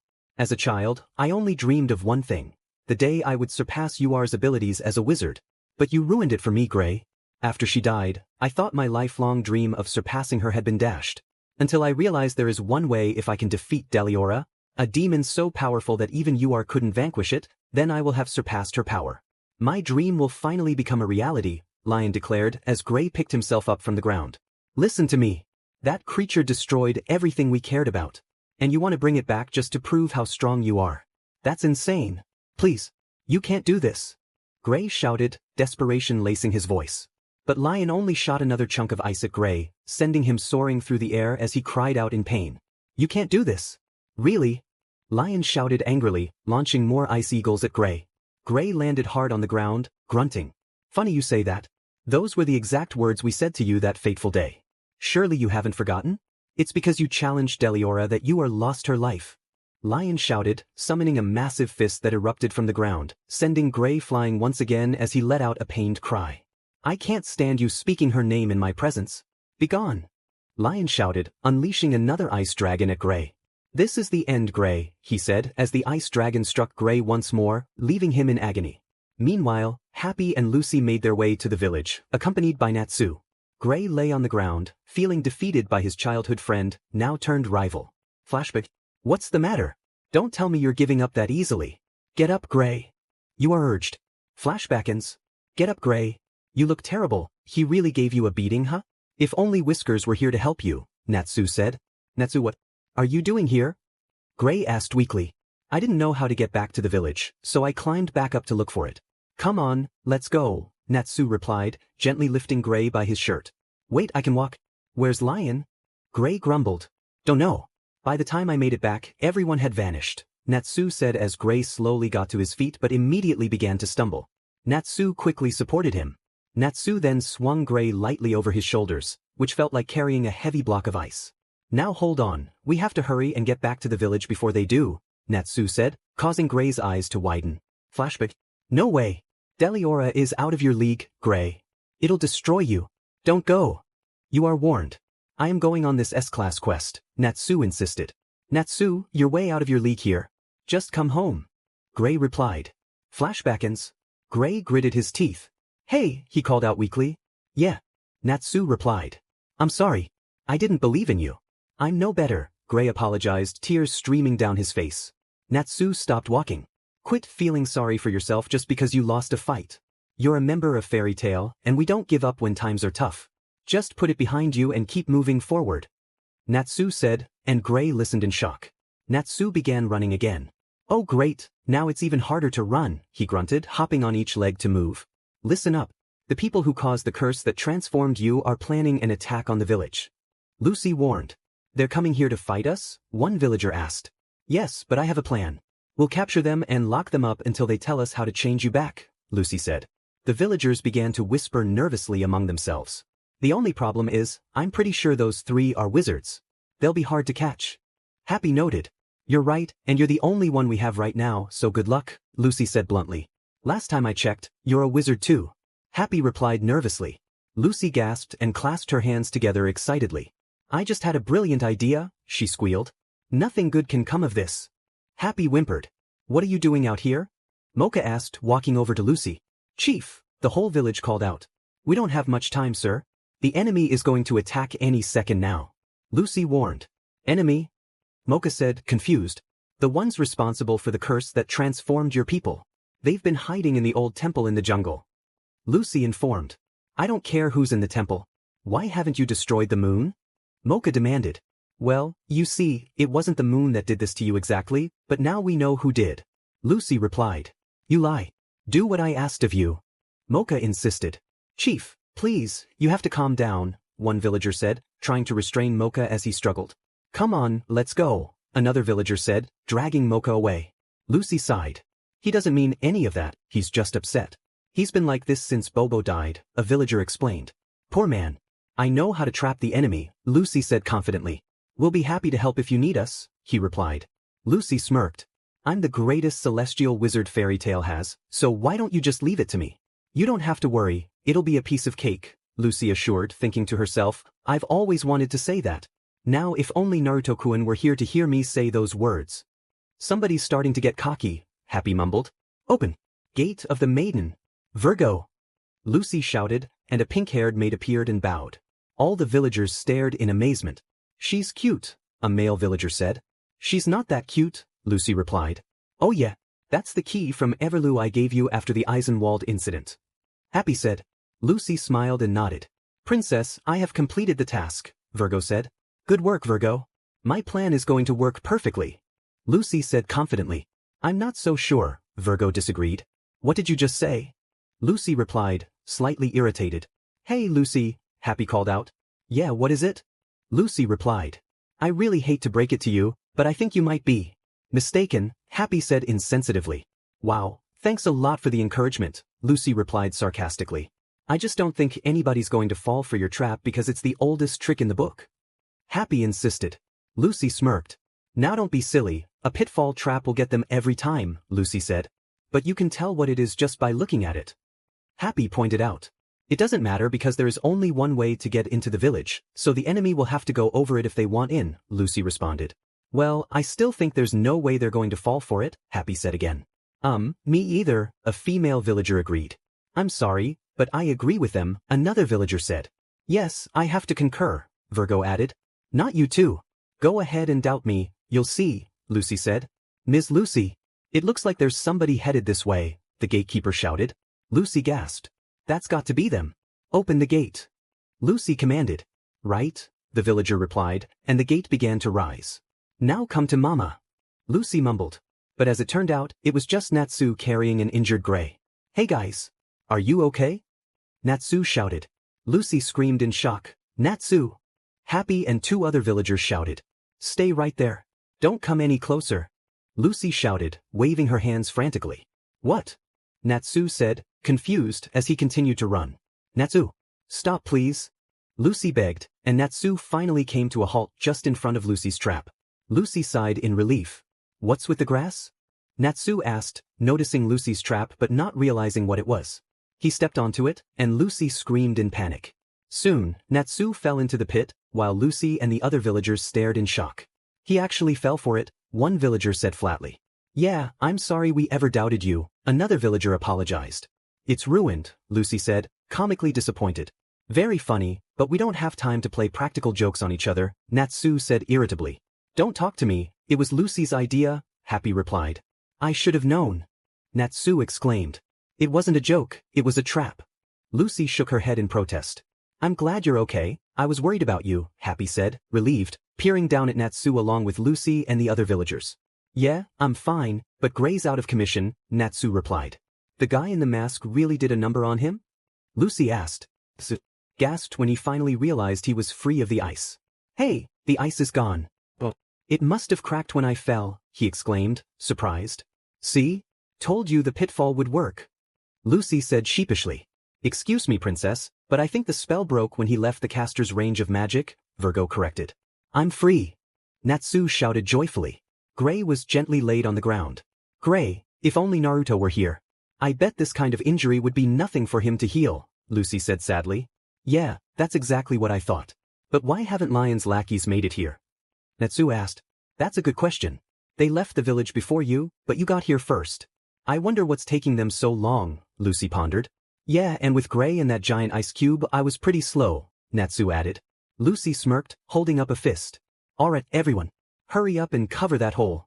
Lucy commanded. Natsu stared blankly. They're not gonna fall for that, he said. Over there, a villager shouted, pointing up at the sky as the team looked up. In the sky, Angelica flew through the air, spinning its tail. It's a giant flying rat, one villager alerted. And it's carrying a bucket, another added. What? But now my pitfall trap is totally pointless. Lucy shouted in frustration. I didn't realize the double poison jelly took so long to prepare, Sherry said, surprised as she, Toby, and Yuka stood on top of Angelica. We timed it perfectly, those wizards were able to make it back to the village, Yuka said. We cannot rest until the demon Deliora is revived for the Cold Emperor. Anyone who dares to stand in our way must be eliminated, Sherry added. The bucket Angelica carried tilted over, pouring a sizable green droplet over the village. Lucy widened her eyes and held her hands out, as if trying to catch the droplet as it headed toward her. Jelly! Lucy wondered. Watch out! Natsu shouted as he immediately pushed Lucy away from the droplet, sensing that it was a harmful substance. Lucy whimpered in fear. That smell! I knew that stuff was dangerous, Natsu said, looking back at the hole the droplet had made. That big flying rat has a bucket full of it, a villager shouted fearfully. No. They're going to dump it right on us, another added. Idiots, Yuka said in disgust as Natsu glared at him. Who would have thought the moon drip could turn these people into beasts? Yuka lamented. They look like the demon children of Deliora. Sherry added as Toby growled, while Natsu continued to glare at the three. Angelica, you do the honors, Sherry commanded. Angelica squealed, pouring the entire bucket of poison over the village. How are we going to protect ourselves from that jelly? Lucy shouted frantically, comic tears streaming down her face. I want everybody to get to the center of the village. Natsu shouted, running. Lucy gasped as she looked over to the pink-haired dragon slayer. Ready to fly, Happy? Natsu asked. Aye, sir. Happy replied, spreading his wings and flying. Natsu leaped into the air as Happy quickly caught him and carried him above the jelly. All the villagers rushed to the center of the village just as Natsu instructed. I'm not going. I'm not leaving Bobo's grave. Mocha refused, clutching onto his son's tombstone. But Chief, that jelly's going to get you, a villager shouted. Flames of my right hand. Flames of my left hand. You put them together. You get. Fire dragon. Brilliant flames. Natsu shouted as his two lit-up hands collided, turning into one giant fireball that he threw into the center of the jelly. As soon as the fire hit the center, it exploded and spread apart. He dispersed it. Yuka said in shock. That boy's a fire wizard? Sherry exclaimed, astonished. The remaining jelly came flying down, seemingly hitting Mocha. Oh no, Chief, a villager shouted. But Mocha was saved by Virgo, who held him under her arms. You wish to punish him for disobeying you? Virgo asked. Virgo! Lucy shouted joyfully. When the remaining jelly fell onto the village, it was completely gone. The village has been completely dissolved. This is terrible, one villager complained. Is anybody hurt? Another asked. Bobo's grave is still standing. Mocha said in shock, seeing his son's tombstone still upright, but it was immediately kicked over by Yuka as the other two approached the villagers. Mocha gasped, widening his eyes while Natsu's eyes were shadowed by his bangs. The Cold Emperor ordered us to eradicate the village and its people. We were trying to show mercy by making your deaths quick and painless, but since that didn't work, we'll have to resort to bloodshed, Sherry said as Natsu glared at the enemy and Lucy scowled. 50 villagers, 2 wizards. It shouldn't take more than 15 minutes, Yuka estimated. You ready? Natsu asked. Yeah, Lucy replied. Count again because there are 3 wizards. Happy added. Gray finally began to slowly open his eyes. How dare they? Such disrespect. They kicked over Bobo's grave. Mocha shouted in anger, needing to be restrained again. Hurry and take him somewhere safe, a villager ordered. Let me help you, Gray said, getting back on his feet. Gray, you came too. Lucy exclaimed. Not gonna happen, we don't need your help, Natsu said, his eyes shadowed by his bangs. Don't do this to me, ah. Gray shouted as Natsu punched him hard in the gut, causing him to groan in pain.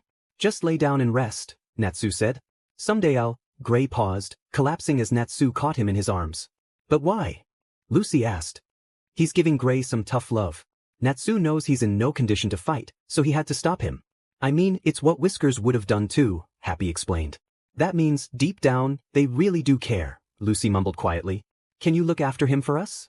Lucy asked. No problem, Miss Lucy. All right, let's go, the villager replied as the others retreated. We're not leaving until every person in this village is gone, Angelica? Sherry commanded. Angelica screeched and leaped into the air, flying toward the wizards. Natsu ducked down while Lucy was nowhere to be found. We're not going to let you get away with this. Oh no. I got excited and grabbed on. Lucy shouted frantically as she held onto Angelica's enormous claws. Yep, she's a bit reckless, Happy commented, while Natsu added, more like out of her mind. Leave the villagers alone. They didn't do anything to deserve this. Lucy shouted, starting to knock on the claw. Sherry looked over, exclaiming, what does she think she's doing? Are you ticklish? Lucy asked, attempting to tickle the giant rat. Try all you want, it's not going to work, Sherry replied arrogantly. But to everyone's surprise, Angelica began laughing uncontrollably. Angelica? Sherry called out as the giant rat's tail stopped spinning and Angelica paused midair, still giggling from Lucy's antics. Angelica, you have to fight it. Keep spinning your tail. Sherry shouted, but it was too late as Angelica began to fall. We're going down. Sherry shouted in panic. I did it. Lucy exclaimed before screaming in fear. Why did I do this? Lucy cried as the 3 crashed to the ground, with Natsu watching and sweating nervously. Thank goodness Whiskers wasn't here, Natsu thought. Oh great, he's going to be upset, Yuka muttered. I don't have any ticks. Toby shouted irritably. I wasn't talking about you, Yuka replied. Do you think she made it? That giant rat might have crushed her. Natsu wondered, and Happy sighed. If so, she's probably in trouble. I'll go check on her, Happy said, spreading his wings and flying off. Thanks, be careful, Natsu replied. Natsu turned back to face the other two. I'll stay here and deal with them, he said, leaping forward and knocking Toby out of the way with a powerful blow. Natsu glanced at Yuka, who was looking over at Toby and Natsu. Natsu shot fire at Yuka, aiming to catch him off guard, but Yuka quickly raised a blue shield to block it. A wizard who can breathe fire? I see. Don't tell me you're the salamander from Fairytail I've heard so much about, Yuka said, but Natsu only glared back at him. Toby groaned and got back up effortlessly. I'm fine, he shouted. You know we used to be members of a famous guild ourselves, so you shouldn't underestimate us.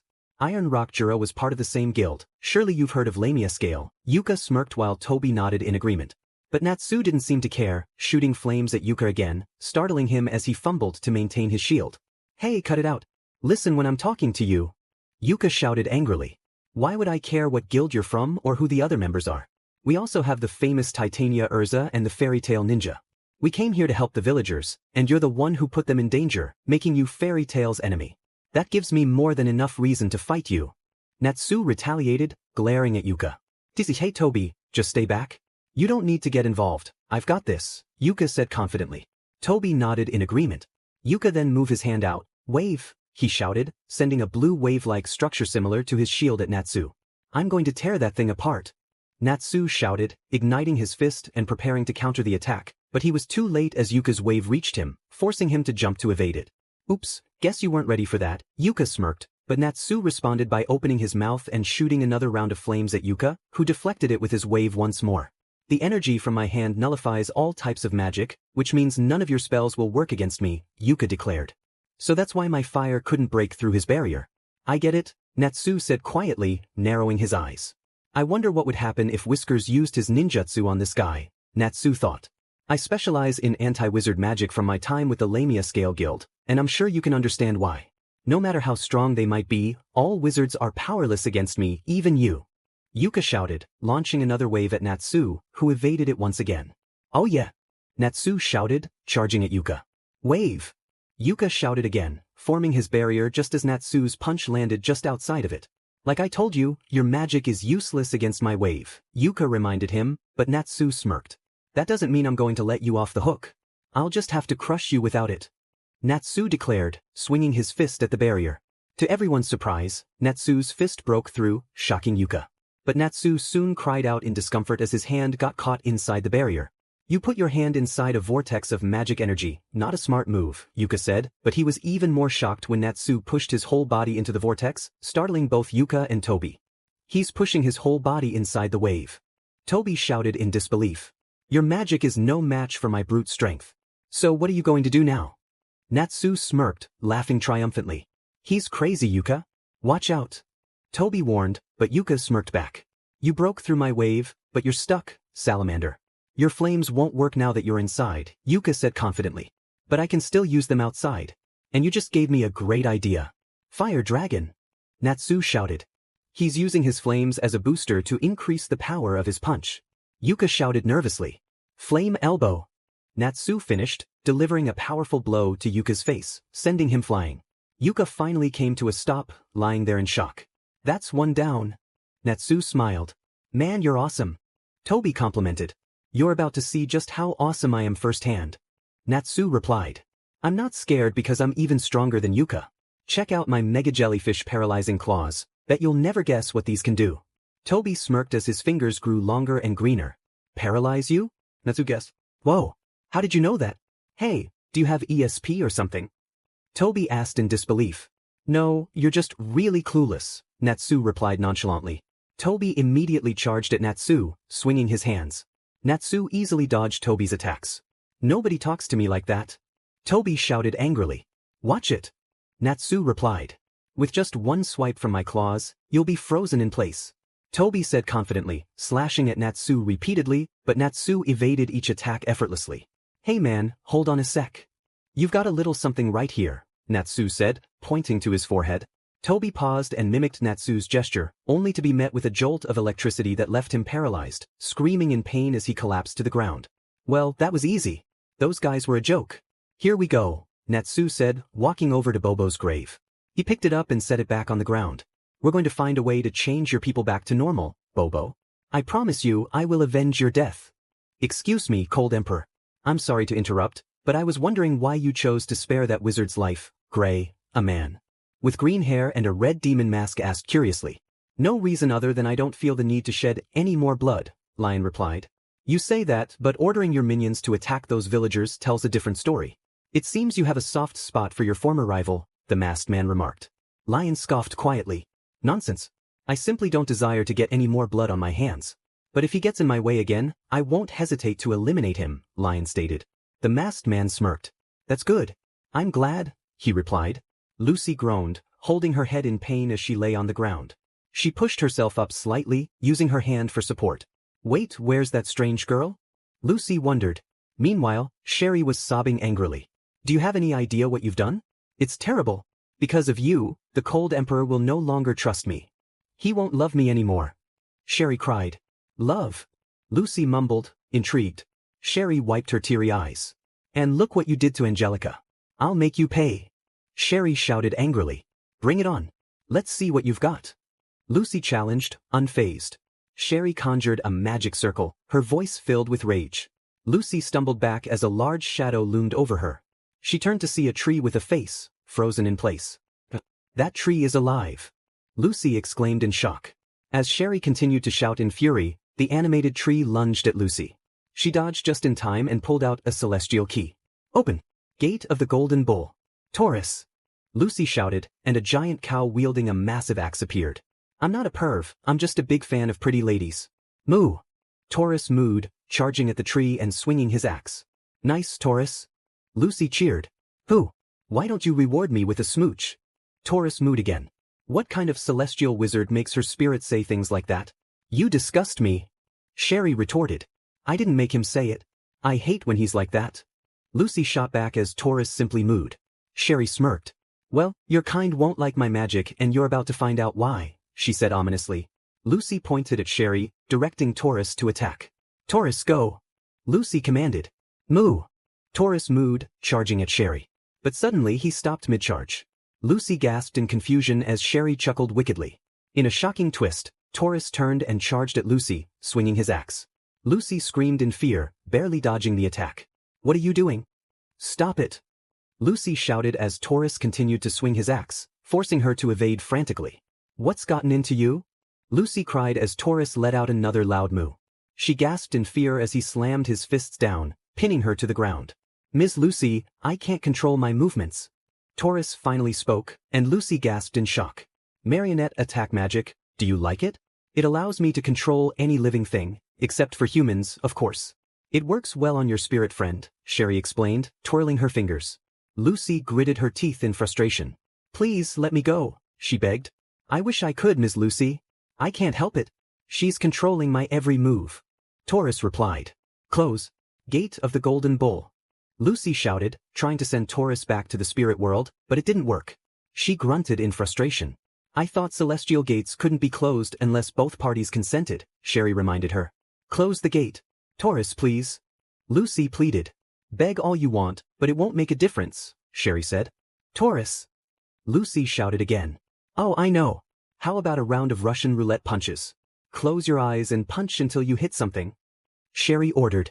Reluctantly, Taurus squinted his eyes shut and threw a random punch. Lucy gasped and ducked to avoid it. Let's see how long you can keep dodging, Sherry taunted. Taurus, in pain and unwilling, threw another punch in Lucy's direction, which she dodged again. Taurus, stop. Lucy begged. I want to, but... Taurus exclaimed, slamming his fist down again as Lucy screamed and moved to avoid the attack. Sherry continued to control and taunt. Aren't all fairy tale wizards as pathetic as you? This is just sad. Sherry mocked. Taurus, remember the contract you made with me. Snap out of it. Lucy shouted. So your name is Lucy? You have a really nice figure. Look at you. Taurus squealed. I never would have imagined the Zodiac's Golden Bull would be such a pervert. I don't know if I want to go through with this, Lucy said doubtfully. Moo. Taurus mooed, causing Lucy to jump. There's no need to worry, pretty lady. If you make a contract with me, I'll do everything I can to protect you and your lovely self. Taurus assured. Promise? Lucy asked. I swear. Taurus mooed excitedly. Taurus finally began to regain control, his eyes slowly returning to normal. You promised me you would always protect me. Lucy shouted. Taurus mooed louder, clutching his head in pain. Hey, what do you think you're doing? Just finish her off already. Sherry demanded. Taurus raised his arm again, preparing to strike his own celestial wizard. You heard what she said. We can send you back, but we have to work together. You have to fight it, Taurus. Lucy shouted again. Taurus's arm came down, seemingly ready to finish Lucy off, but it halted just inches from her face as she stared up in shock. Moo. Taurus made one last move before vanishing and returning to the spirit world. Lucy raised her hands in triumph. It worked, she exclaimed, filled with joyful relief. I can't believe it. My marionette attack magic failed me. How could this happen? Sherry said, her voice filled with disbelief. Oh wow. I've gotten stronger. Watch out. You're dealing with a full-fledged member of Fairytail now. Lucy smirked, pulling out her belt whip and preparing to end the battle. See you later, everyone. You managed to close the gate even while I was in control, Sherry said, still a bit in shock. I guess that means I'm stronger than you. Lucy replied, stretching out her whip and preparing to finish the battle. Well, I wouldn't go that far. Remember, my power allows me to take control of any celestial spirit you might summon, Sherry smirked. Don't be so sure.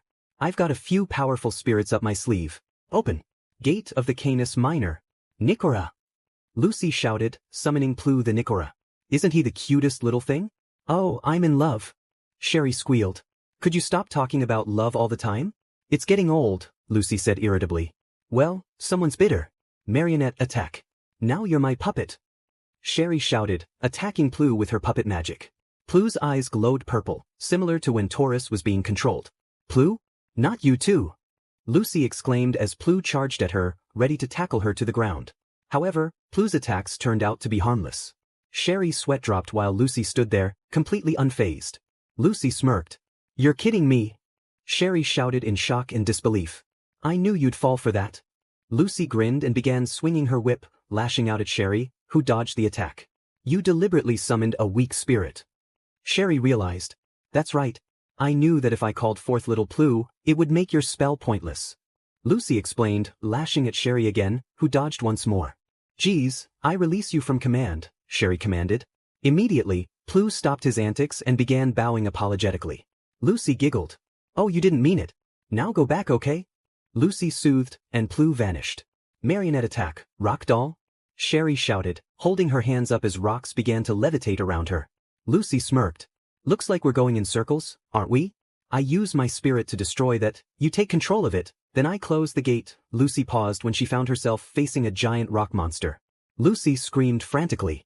It's like we're playing cat and mouse. I love that game. Let's see what you can do, little mouse. Do you think you can beat my rock doll? Sherry taunted. Now I'm in trouble. I don't think I have a spirit strong enough to destroy that thing. Lucy shouted fearfully. The rock monster roared and slammed its rocky fists down at Lucy, who dodged frantically. She began fleeing from the monster as it came down for another attack, which she narrowly avoided. Not good. Not good at all. Lucy exclaimed. Oh man, I wish Naruto were here. This kind of attack would be no sweat for him, she thought. Don't let her get away, rock doll.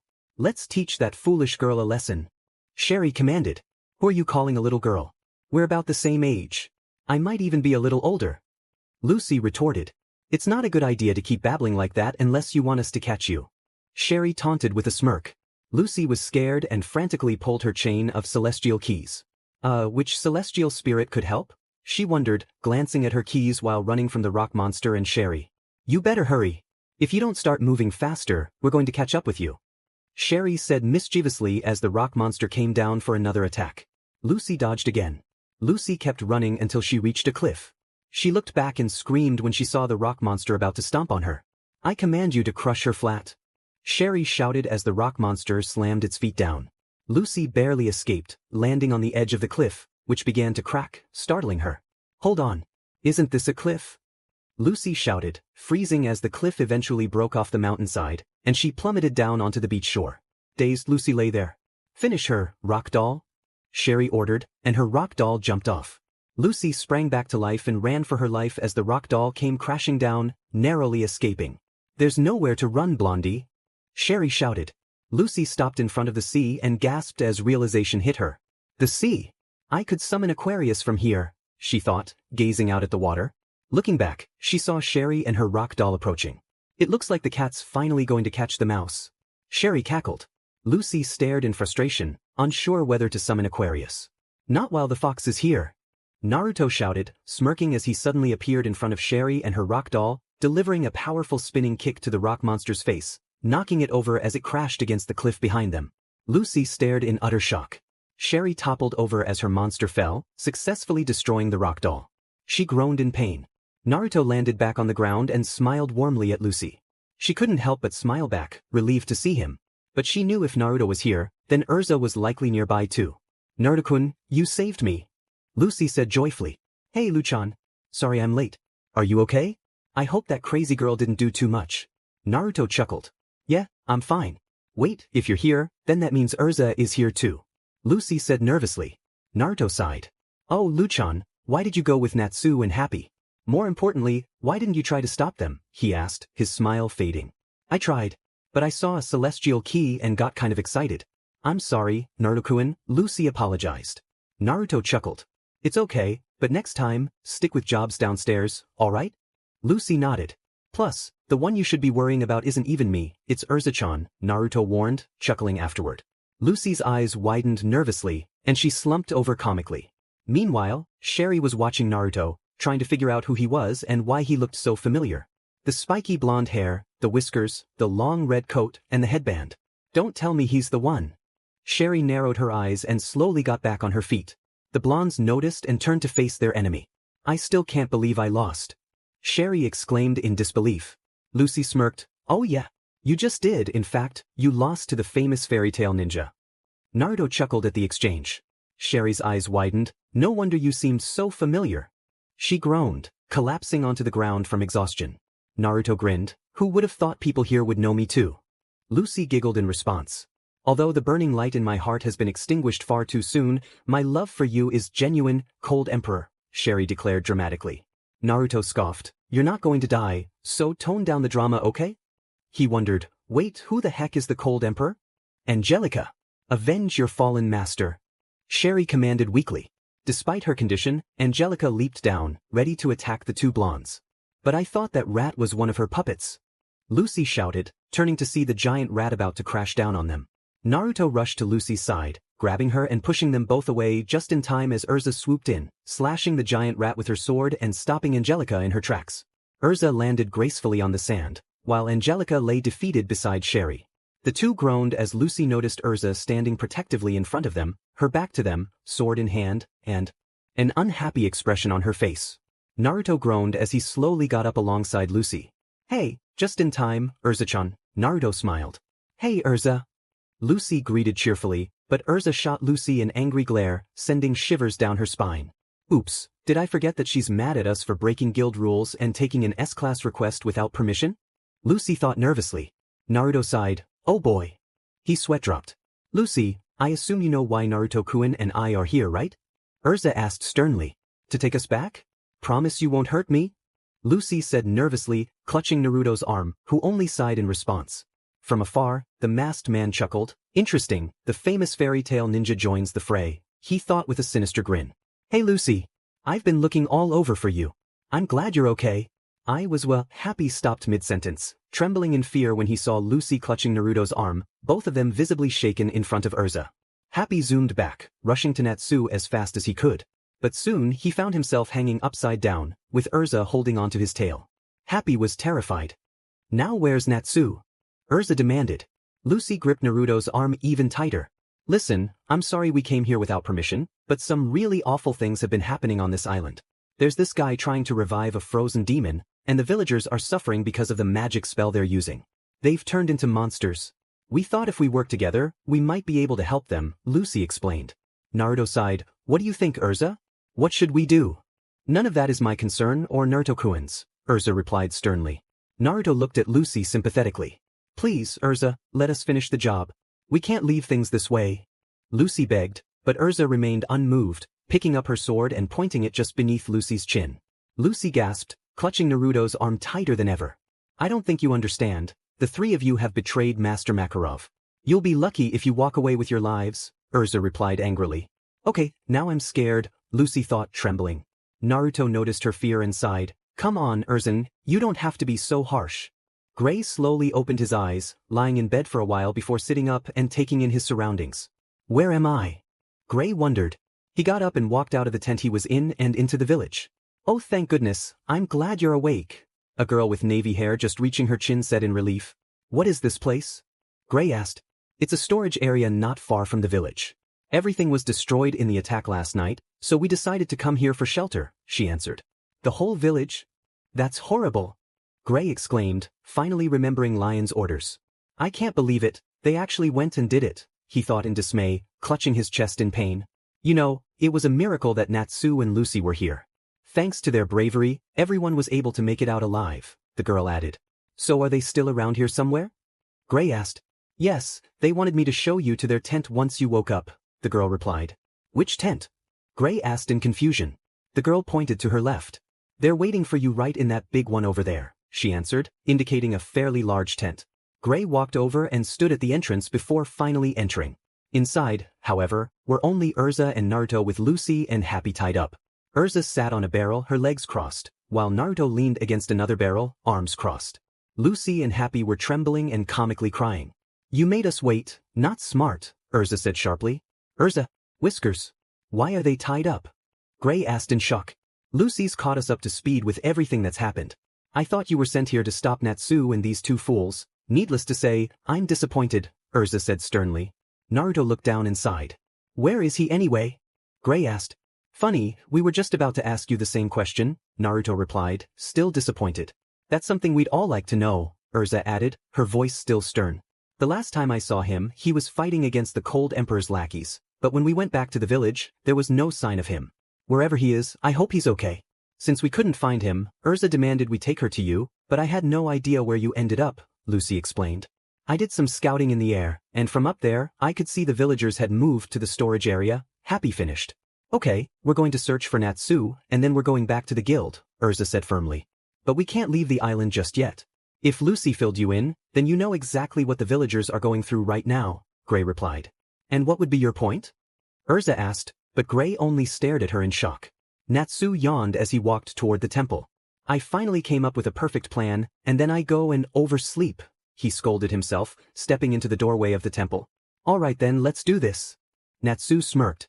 Naruto and I came here solely to apprehend these individuals for breaking the rules of the guild. I'm not interested in anything else, Erza said firmly while Naruto contemplated the situation. Rules? Have you even seen what's happened to these people on the island? Gray asked, his frustration growing. I have, Erza replied, unfazed. And you're still going to turn your back on them? Gray pressed angrily. Their request is posted on the boards of every guild hall. The villagers would be better served by wizards who are cleared for S-class. You're not qualified, Erza responded calmly. How can you be so heartless? Gray challenged, and Erza shot him a fierce glare. What did you say? She asked, her voice sharp. That's no way to talk to Erza, Gray. Happy interjected frantically. You're such a kiss-up, Lucy muttered. Have you chosen to defy the guild's rules as well? You'll face the same punishment, Erza warned, holding her sword up to Gray's chin. Naruto stepped in front of Gray, grabbing the sword and pulling it closer to his heart, shocking everyone, including Erza. Erza narrowed her eyes at Naruto. Naruto, what do you think you're doing? Step aside, she demanded, irritation evident in her tone. Naruto closed his eyes and looked down, while Gray remained in shock. Now, Erza, I think that's going too far, Naruto said calmly. Trust me, I know what I'm doing. I am only punishing the rule breakers here, Erza insisted. Whiskers, Gray muttered in disbelief. Naruto turned to him, offering a reassuring smile, his kind blue eyes meeting Gray's. Erza, my old sensei used to say that in the ninja world, those who break the rules are considered scum, but those who abandon their friends are far worse, Naruto began, surprising Erza. I think we should allow them to complete this job. After all, starting a job and not finishing it would make Fairytail look bad, wouldn't it? Naruto pointed out, prompting Erza to finally lower her sword. Whiskers, thank you, Gray said, stepping aside to walk past Naruto and Erza. But Gray, don't think you're off the hook yet. You and the others are still going to be punished for breaking the rules, got it? Naruto reminded him. Right, Gray replied. Listen, Erza, I see through this and you can't stop me, Gray said as he walked out of the tent. You're too nice, Naruto, Erza said, looking down. Naruto chuckled, while Lucy and Happy were astonished by his actions. Naruto, you're amazing. Lucy smiled. However, Erza turned to glare at Happy and Lucy, who trembled in fear once again. Please don't get mad at us. We don't have any control over Gray. Lucy shouted. He's not himself because he's fighting with his old friend. Happy added. But the two found themselves free from the ropes binding them. Lucy and Happy gasped in shock, while Naruto smiled. These events are intolerable. We'll deal with the immediate problems for now, Erza stated. Thank you. Lucy and Happy exclaimed joyfully, while Naruto simply chuckled. This doesn't change anything. You heard what Naruto said, you're still going to be punished, Erza said sternly. Yes, ma'am, Happy and Lucy replied nervously. Naruto smiled sheepishly. How pathetic, you're the only one left standing, Toby? Lion asked as he sat down. Those fairy tale wizards are quite impressive, he said with admiration. Hey, can we keep my little shock a secret? Toby asked. This unfortunate turn of events could jeopardize the resurrection of Deliora, a masked man said as he appeared.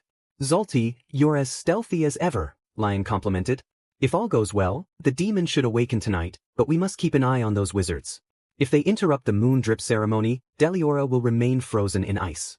Salamander, Titania, and the Fairytail Ninja are powerful. They could easily foil our plans, especially the Fairytail Ninja with his all-seeing eye, Zolty explained.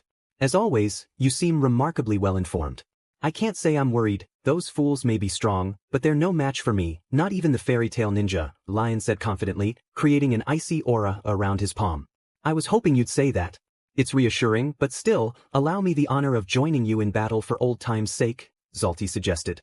Wait, I didn't know you were a wizard too. Toby exclaimed in shock. Yes, it's been a while since I've used it, but I dabble in a particular form of lost magic, Zolty replied. Sure, we could use another wizard, Lion said. Suddenly, the ceiling began to shake, with rubble crumbling down. It's an earthquake? Toby shouted. I don't think so, Lion said as the whole temple continued to tremble. It's all coming down. Toby yelled.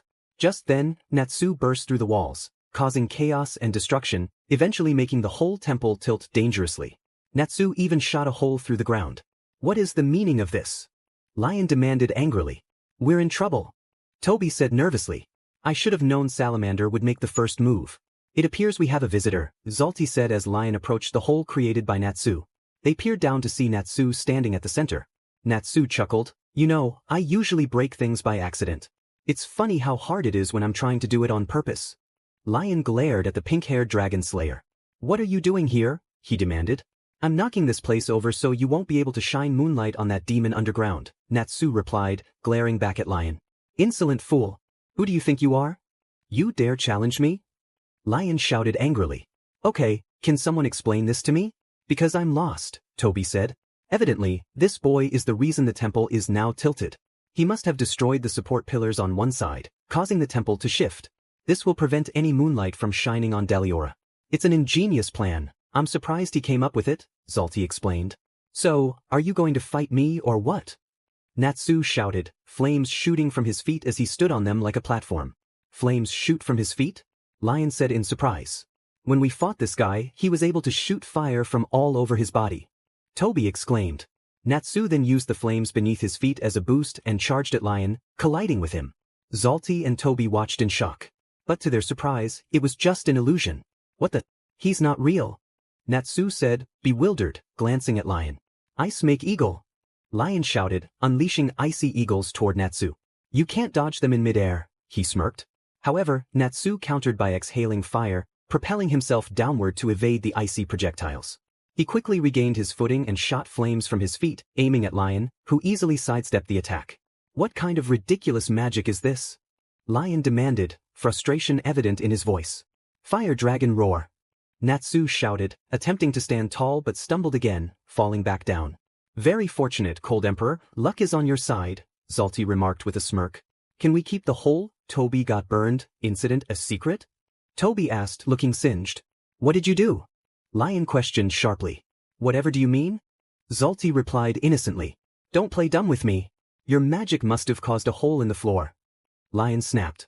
Zolty chuckled. Don't you ever keep a watchful eye? Allow me to explain, sir. You're the only one strong enough to defeat Deliora, so it's imperative that you remain safe until its resurrection. Are you suggesting that I could fall victim to such weak magic? Lion asked, his anger rising as an icy aura enveloped him, chilling the room. Leave me. I can handle this myself. Once I finally defeat the demon, everyone will worship my name, Cold Emperor Lion. I've worked too hard to let a brat like him tarnish it, Lion declared emotionlessly. Natsu glared up at him from the hole. As you wish, Zalti said with a smirk. Natsu narrowed his. So you want to try to defeat Deliora? He asked, scowling. Are you kidding me? He seriously wants to fight that demon? Lucy exclaimed in shock as the team rushed toward the temple. The thing looks half dead already. So let me get this straight, you're going through all this trouble to melt that ice just so you can fight it? That's pretty messed up if you ask me, Natsu said, disgusted. I must rise up Yuar's legacy. I will not rest until I fulfill my dream. Lion replied, sending more ice eagles at Natsu, who dodged each one with agility. Why go this far? Can't you just challenge her and be done with it? Natsu asked while evading the attacks. Well, I would if I could, but your has been gone for years. Lion shot back. Natsu gasped. The woman who taught me how to use my magic, my master Yor, sacrificed everything to seal it away. Gray's words echoed in Natsu's mind. I didn't realize she died when she sealed it, Natsu said, surprised. Yes, but she'd still be alive if it wasn't for Gray. Lion shouted angrily, as an ice eagle formed behind Natsu. He turned around just in time to block the attack with his slightly bruised arms. Look, I don't know what happened to you in the past, but I do know what you're doing now is hurting a lot of innocent people. Since you don't seem to realize that, I'll have to knock some sense into you. Natsu declared, igniting his fists in preparation for battle. Even back when we were kids, Lion dreamed of surpassing Yuar's magical ability. Since she's gone and he can't challenge her directly, he believes it's up to him to defeat Deliora, as it's the one thing she couldn't do, Gray explained as the team listened intently. Naruto sighed sadly. Well, yeah, that would be the only way to challenge someone who's gone, Lucy stated. Happy agreed. Listen, there's something I never got to tell him. I kept it secret, Yor made me promise to never let him know, but I have to. Yor may not be with us, but she's still alive, Gray said, shocking everyone to their very core. Hey everyone. I hope you enjoyed the first chapter of the Rikudo Senin of Fairytail. Please stay tuned for chapter 2, where Naruto meets 3 special fairytale wizards. I do not own Fairytail or Naruto in any way, shape, or form. Hello again. Here is chapter 2. Chapter 3 will be here shortly. Hope you enjoyed. Stay tuned for chapter 3, where Naruto officially meets the guild. I do not own Fairytail or Naruto in any way, shape, or form. Hi everyone. Finally. It feels like forever since I updated this story, and I apologize for the delay. If you want to blame someone, blame my dad. But it's finally here. Chapter 6. As you can see, I changed the plot a bit, but I hope it's not too big of a deal. I really hope you enjoy this chapter and stay tuned for the next one, chapter 7. Don't forget to comment, follow, and favorite. I do not own Naruto or Fairytail in any way, shape, or form. It's me again. The anticipated chapter 8 of the Rikudo Senin is finally out. I know it feels like forever since I've updated this story, but here it is. I hope you enjoyed this chapter. Please stay tuned for chapter 9, where the lullaby arc begins. Please comment, favorite, and follow. I do not own Naruto or Fairytail in any way, shape, or form. Hey everyone. It's finally here. I'm so sorry to make you wait, but I hope the wait was worth it. Hope you enjoy chapter 10. Stay tuned for the next chapter. I will be working on chapter 11 real soon. I do not own Fairytail or Naruto in any way, shape, or form. Hey everyone. Left you on another cliffhanger. Don't worry though, I will be working on chapter 12 real soon, so stay tuned. I do not own Naruto or Fairytail in any way, shape, or form. Phew, that was a long chapter. Well, I hope you enjoyed. Please stay tuned for the next chapter. Chapter 3. A new arc begins.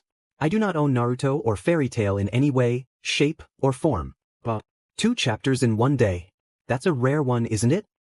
Chapter 14 will be up soon. Hope you enjoyed chapter 13. Stay tuned. I do not own Naruto or Fairytail in any way, shape, or form. Hey everyone. As you can see, a new arc is about to start, so enjoy. I'm going to have a lot of fun writing it. I hope you enjoy it too. Just a little warning though, I know there wasn't a lot of Naruto in this one, so bear with me. But please stay tuned for chapter 15. I do not own Naruto or Fairytail in any way, shape, or form. Hey everyone. Here is chapter 15. Enjoy. Please stay tuned for chapter 16. I hope you enjoyed. Sorry it took a little longer to upload, had school today. But chapter 16 is coming soon. Stay tuned. I do not own Naruto or Fairytail in any way, shape, or form. Hey everyone. Sorry for the late update. But here is chapter. I know there wasn't any Naruto in this chapter again, but do not worry. Naruto will come back along with Erza in the next chapter, chapter 17. So stay tuned. I will have lots of fun writing it. I do not own Naruto or Fairytail in any way, shape, or form. Hey everyone, what's up? Sorry for another late update, busy with homework, but here it is. And yes, Naruto has finally made an appearance. I hope you enjoyed this chapter and please stay tuned for chapter 18. I will have a lot of fun writing it. Also, a few shoutouts to some awesome supporters. Thank you all who have been supporting me and my story. It means so much to me. Just thinking about you all makes me more confident and motivates me to keep writing this story. When I saw that this story had 1K views, I was amazed because I never knew how successful this crossover could be. So thank you to all my followers. And please stay tuned for chapter 18. The truth is you are still alive, Gray said to the shocked team. Still alive? Naruto asked in confusion. What do you mean? Erza inquired. It's been 10 years since Deliora attacked my hometown, Gray recalled, sadness washing over him. I've never seen such destruction. The whole place was wiped out in less than a day. Yor and Lion walked through the devastated area. I've heard of Deliora's destructive power, but I never expected this, she said in disbelief. From a distance, a young, weak Gray lay flat on his stomach, trapped beneath a giant rock. Yor noticed him. Lion, come here. We've got a survivor, she shouted. Lion turned around and gasped, Hey, are you all right? Gray groaned, slowly opening his eyes. Yor and Lion found me. They pulled me from the rubble, Gray continued. Deliora, you're going to pay for this. I'll stop you, I swear it, Gray vowed, tears streaming down his face as he laid flowers on a grave. Yor looked at him sympathetically. That vow is how it all began, Gray said. Gray panted heavily. Are you going to be able to keep up, Gray? I warned you, training with me can be tough, Yor said, turning to give him a reassuring smile. Yeah, but I'll do whatever it takes. I have to become stronger than Deliora. Someday I'm going to beat him. Gray vowed. Yeah, right, Lion scoffed. Okay, let's get started, Yor said. Fine, ready when you are, Gray confidently replied, only to gasp when he saw Yor change into her training attire. Whoa, what are you doing? Gray asked nervously. The first step is to get comfortable, Yor answered calmly. Gray's face turned red. Are you kidding me? You're crazy if you think I'm doing that in the snow. Back me up, Lion. Gray shouted, looking over to find Lion in a similar state. Now you're in the same boat? Gray exclaimed comically. Just hurry up and do it, kid. Come on, you want to learn magic, right? Lion smirked. I can't believe you're making me do this. It better not be a joke. Gray finally conceded reluctantly. Yor smiled. That's the spirit, Gray. If you want to control the cold, you have to become one with it. You'll get used to it soon, Yor said confidently. Gray stood there, shivering from the cold, while Lion appeared unfazed, though he was trembling just as much. I already have, Lion quivered. You're shivering just as much as I am, Gray replied irritably. Let's go, boys, Yor said, beginning to run. I thought you were going to teach me magic. Gray shouted. Just run. I don't want to do this beginner stuff either, Lion shot back as they followed Yor. I practice maker magic. Out of all the magical arts, I feel this one gives you the most creative freedom, Yor explained. Lion held out his hand and summoned an ice gorilla, startling Gray. In response, Yor playfully tapped Lion on the head. In fact, every wizard who practices maker magic has their own unique style. If you train hard, someday you'll create a style all your own, Yor's voice echoed. Who's the dark-haired boy? Did you pick up another student? A lady at the market asked. Yeah, his name's Gray. He's a bit of a rebel and doesn't want to follow the rules, Yor replied with a chuckle. And the other one's Lion, right? I bet when those two grow up, they're going to be quite the lookers, the lady said, winking. She held a bag full of food while Yor sat at the bar, munching on an apple. You think so? Yor asked nonchalantly. Yeah, would you mind saving one of them for me? She asked with a smile. Yor scoffed playfully. If you want those little headaches, you're welcome to them. You know, you're not going to have much luck with men in town if they think you have kids, the lady teased. Yor placed the right amount of money on the bar as the lady handed her the bag of food. I don't need romantic advice, Yor replied.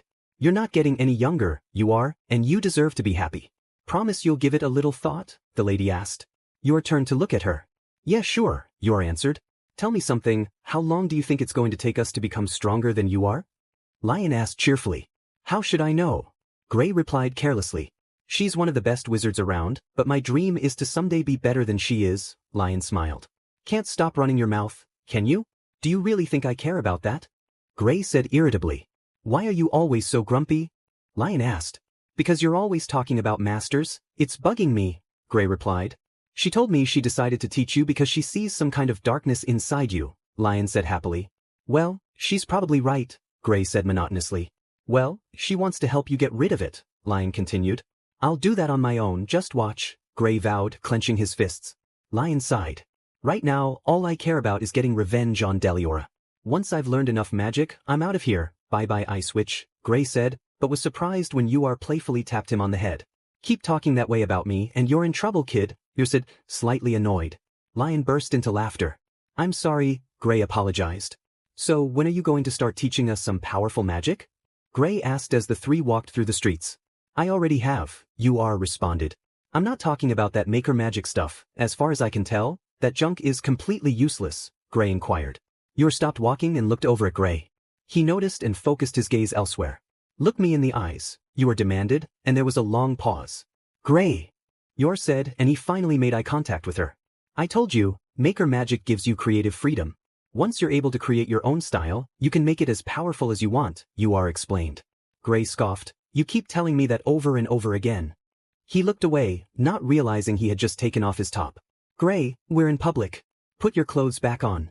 Uar shouted frantically. Gray staggered. Now I have this weird habit because of you, he shouted comically, his eyes wide in surprise. Uar immediately playfully pushed Gray into the sky. Don't you blame it on me. Uar shouted. All of the townspeople laughed at the scene along with Lion. Uar's face was flushed. Let's get out of here, she said in embarrassment. Okay, Gray replied weakly. Well, that was embarrassing, Uar muttered. And hilarious. Lion added. Shut up, brown noser, Gray responded with annoyance. You shut up, Streaker. Lion shot back. Have you heard any news about Deliora's whereabouts? A man wearing a hat and shades asked. Yeah, I heard it made its way to the northern continent. It's somewhere around Brago, another man answered. Gray stopped walking and listened in on the conversation.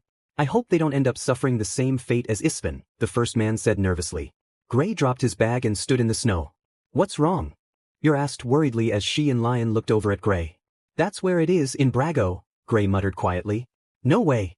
Deliora is out of your league, Gray. It'll kill you, don't go. Uar begged desperately, watching Gray's back as he trudged through the blizzard. Beg all you want, it's not going to change my mind. Don't you understand? That demon took my mom and dad away from me. I have to get revenge. Gray shouted. Leave, and you're no longer my student, you're threatened. Fine. I'm better without you. Gray said, walking away. Don't go, Gray, Lion muttered sadly. And if that thing kills me, it'll be your fault. You should have taught me real magic. Gray added before he walked out of sight. Uar sighed.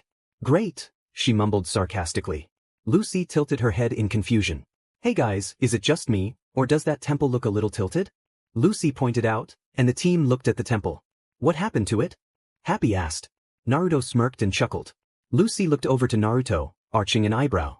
Naruto, she said. Erza also looked over at the blonde shinobi. Well, it's pretty obvious. Natsu was the one who did it, Naruto smirked. Lucy and Happy gasped. I kind of guessed it was Natsu, Gray agreed. Same, Erza added. I don't know how he managed to pull it off, but he's the only one who would do something that crazy. It's a pretty great idea if he did it on purpose. Since the temple is tilted like that, the moonlight won't hit Deliora, Gray said. Ingenious. Naruto smirked. Lucy got so used to looking at the temple like that she had to use her hands to position her head back to normal. Naruto noticed and chuckled.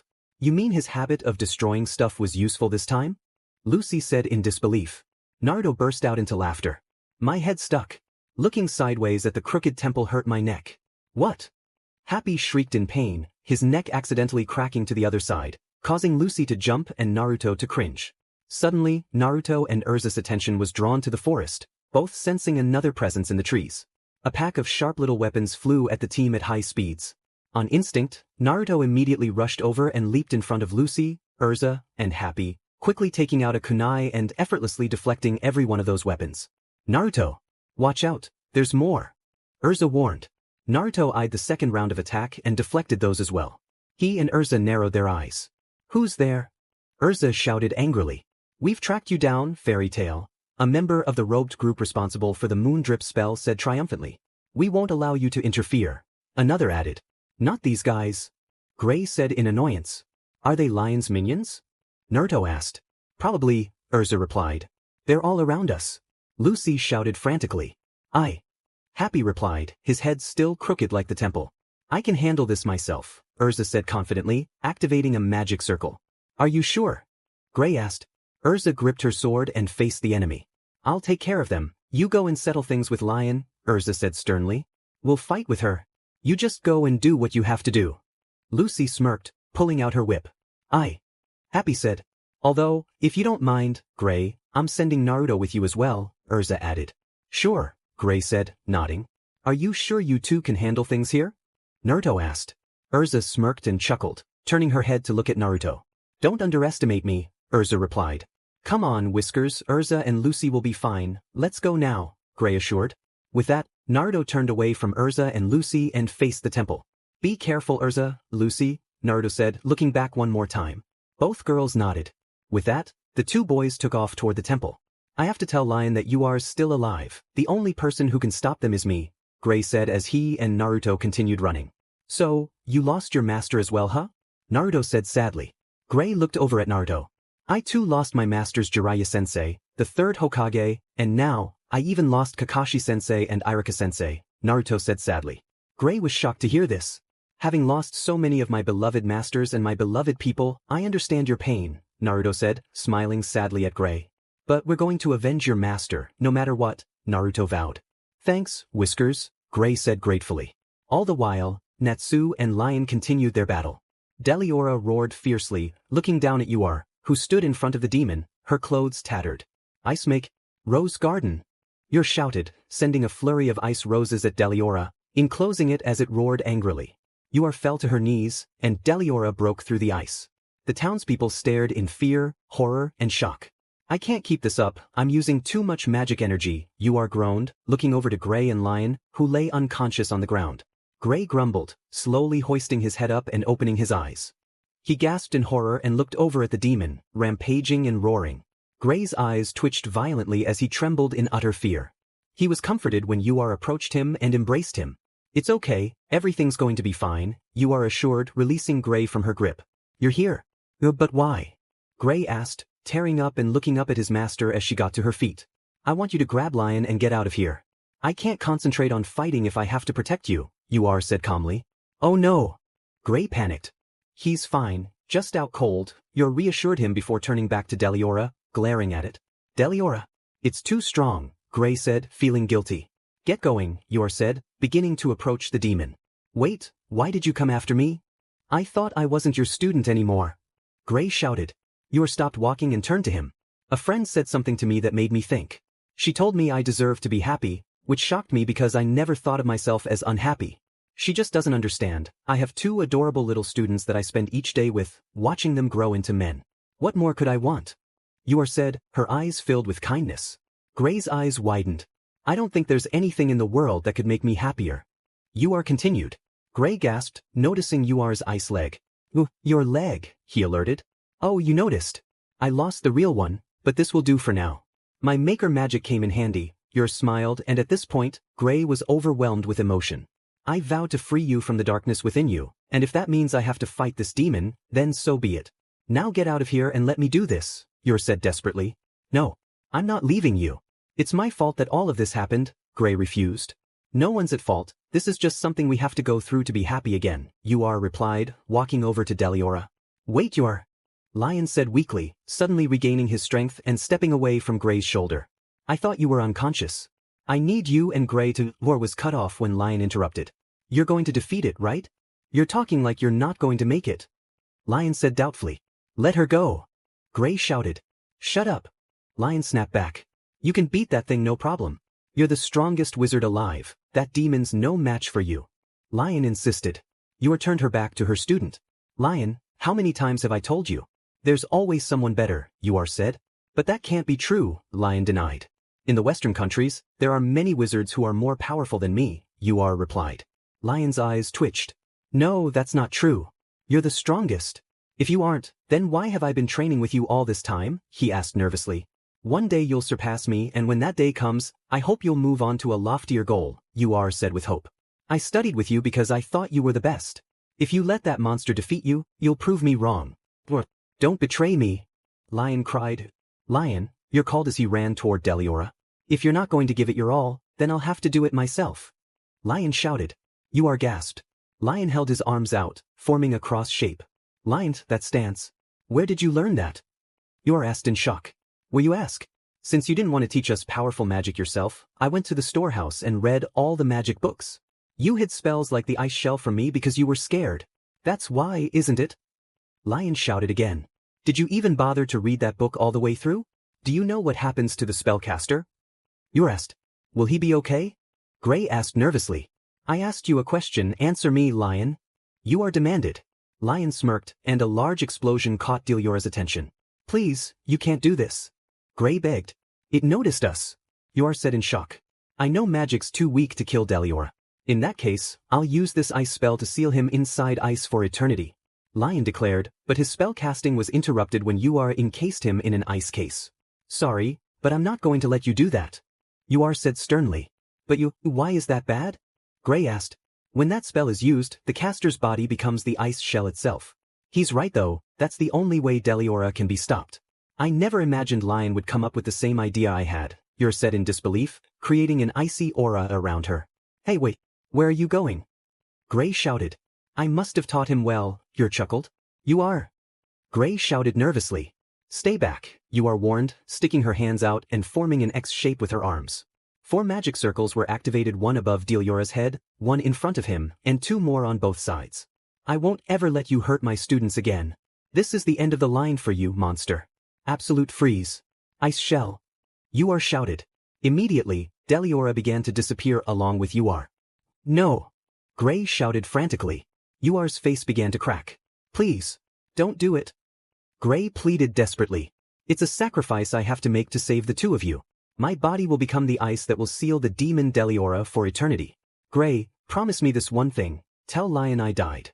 If he finds out I have been turned to ice, he'd probably waste his entire life trying to undo the spell, and that would make my sacrifice meaningless, Yor said.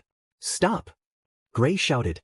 I want Lion to see the world and live a full life, and Gray, I want the same for you, Yor said with hope. I'm begging you. Please don't do this. I promise I'll do whatever you tell me to from now on. Gray pleaded. There's nothing to be sad about. I'll live on. Please don't cry. I may not be with you, but I will protect you from Deliora. Be strong, make me proud. Yor said as she eventually disappeared, leaving Gray in shock. You are. Gray shouted. I freed you from the darkness, Gray. I've sealed it away forever, Yor said. What remained was the demon Deliora encased in a shell of ice. Suddenly, I felt all the anger and sadness within me just disappear. At that moment, I swore that I would always be strong for her. I'd become the best wizard I could to make her proud of me, but Lion was different, Gray told. Naruto looked down and smiled. I can tell that this master must have been very strong and wise, like Pervy Sage, Kakashi-sensei, Dad, and the 3rd Hokage, Naruto thought. Lion groaned as he slowly opened his eyes. Oh, what did she do to me? He wondered. When he fully opened his eyes, he saw that the demon Deliora was encased inside an ice shell. Gray was beside him, his head down, buried in his knees. That's Deliora. How did it happen? Did Yor cast the spell? Did she? Where is she now? Tell me. Lion demanded, looking at Gray, who began to weep again. She's gone, Gray said bluntly through his sobs. Lion's eyes widened in shock. Oh no. No. He shouted in disbelief, running over to Gray, pinning him down and grabbing him by the collar of his shirt. How will I surpass her now? She's gone. And so is my dream because of you. Lion blamed, angry tears streaming down his face. Gray sniffed. I'm sorry, he apologized. That's not good enough. It won't bring her back. You shattered my dream. If you hadn't challenged Deliora, this wouldn't have happened. Lion said angrily as Gray continued to weep. It's your fault she's gone. You caused Master Yor's death, Lion said, looking at Gray with a mix of remorse, anger, and hatred. This could go on forever, so do yourself a favor and give up, Natsu said bluntly. I would never give you that satisfaction, Lion replied. Then you're asking for it, Natsu smirked, igniting his fists with energy. Oh, am I now? Lion replied, unfazed, as an icy aura began to form around him. Suddenly, the icy wall created by Lion began to crack. What the? Natsu said in confusion. As the wall broke, Naruto and Gray appeared at the entrance. Oh, it's Gray. Whiskers. Wait, if you're here, Natsu was cut off. That's not important right now, Naruto said. Lion narrowed his eyes. Is that who I think it is? He wondered suspiciously, eyeing Naruto. There's no doubt about it, it's him. The fairy tale ninja, Lion thought. Let me handle this. It's time we settle things once and for all, Gray said, stepping past Naruto and positioning himself between Natsu and Lion, while Naruto stayed at the entrance. No way, man. You already lost to him once, Natsu protested. Gray stood firm in front of Natsu. And it's not going to happen again. I'm ready to end this now, he declared. You seem awfully confident, Lion inquired. You were right, Lion.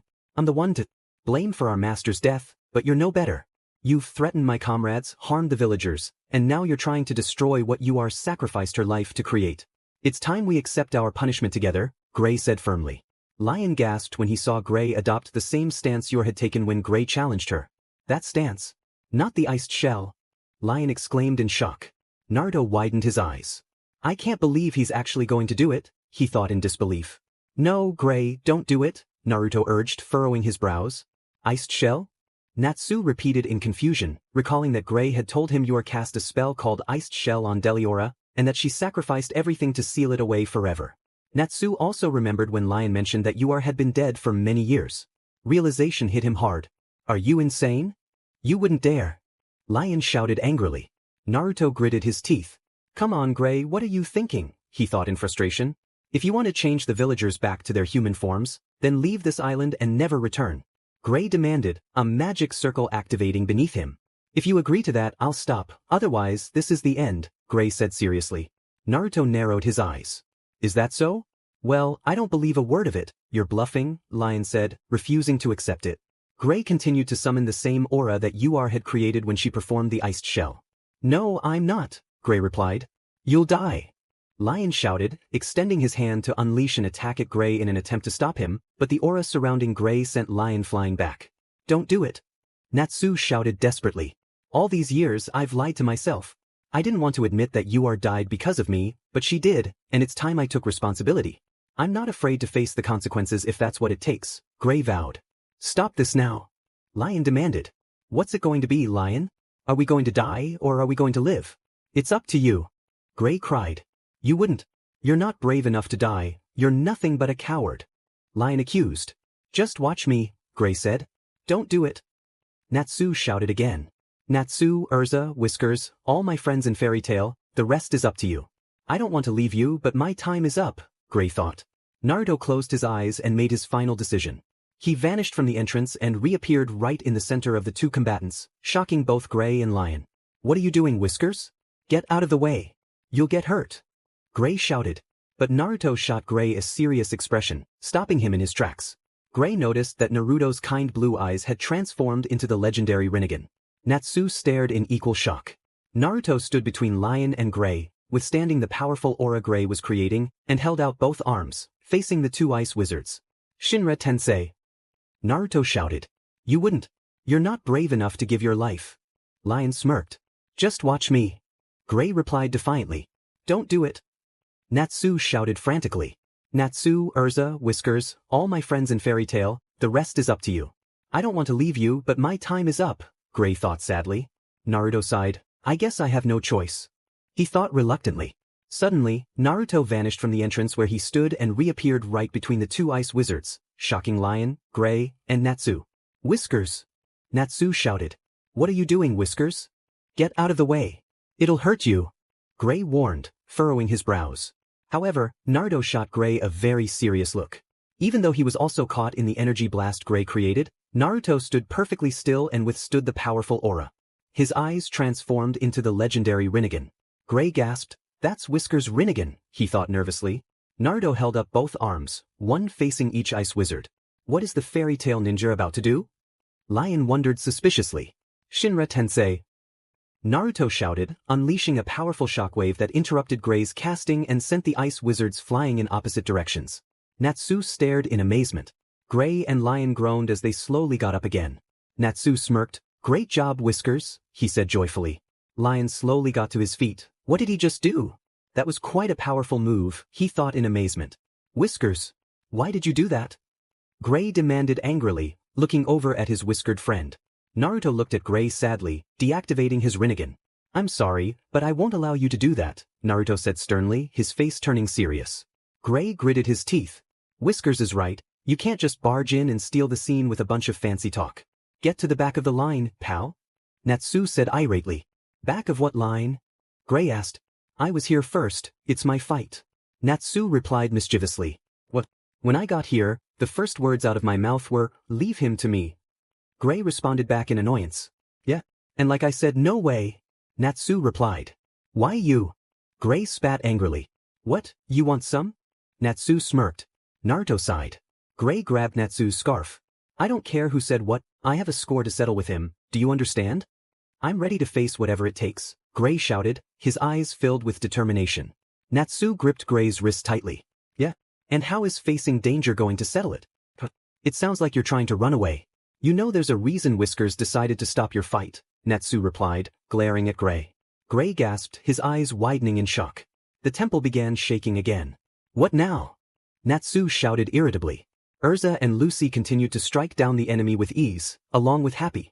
Don't let them scare you. We must strike down all who oppose the Cold Emperor, the cult leader commanded.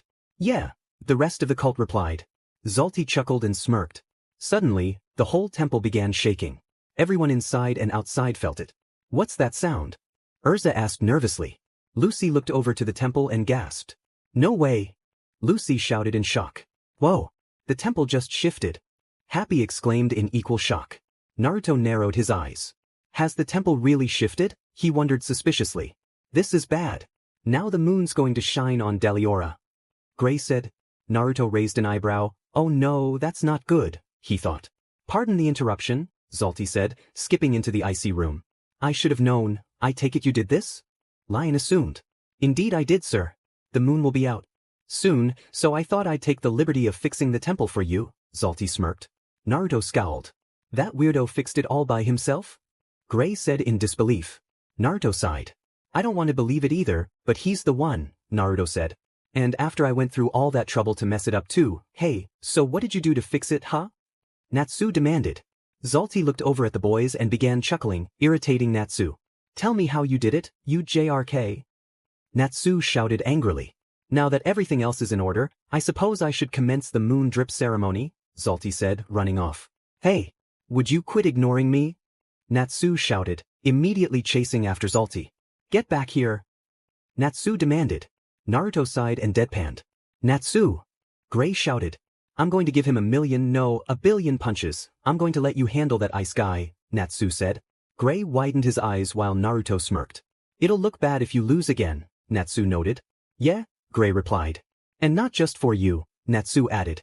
I know what you're talking about, Gray said. Naruto closed his eyes and smiled. But for all of Fairytail, the three boys said in unison. They smirked at each other. Before Natsu took off, he turned to face Naruto and smirked. Hey, Whiskers, Natsu called out. Naruto looked over in response. You want to help me take down that weirdo? Natsu asked, smirking. Naruto smirked back.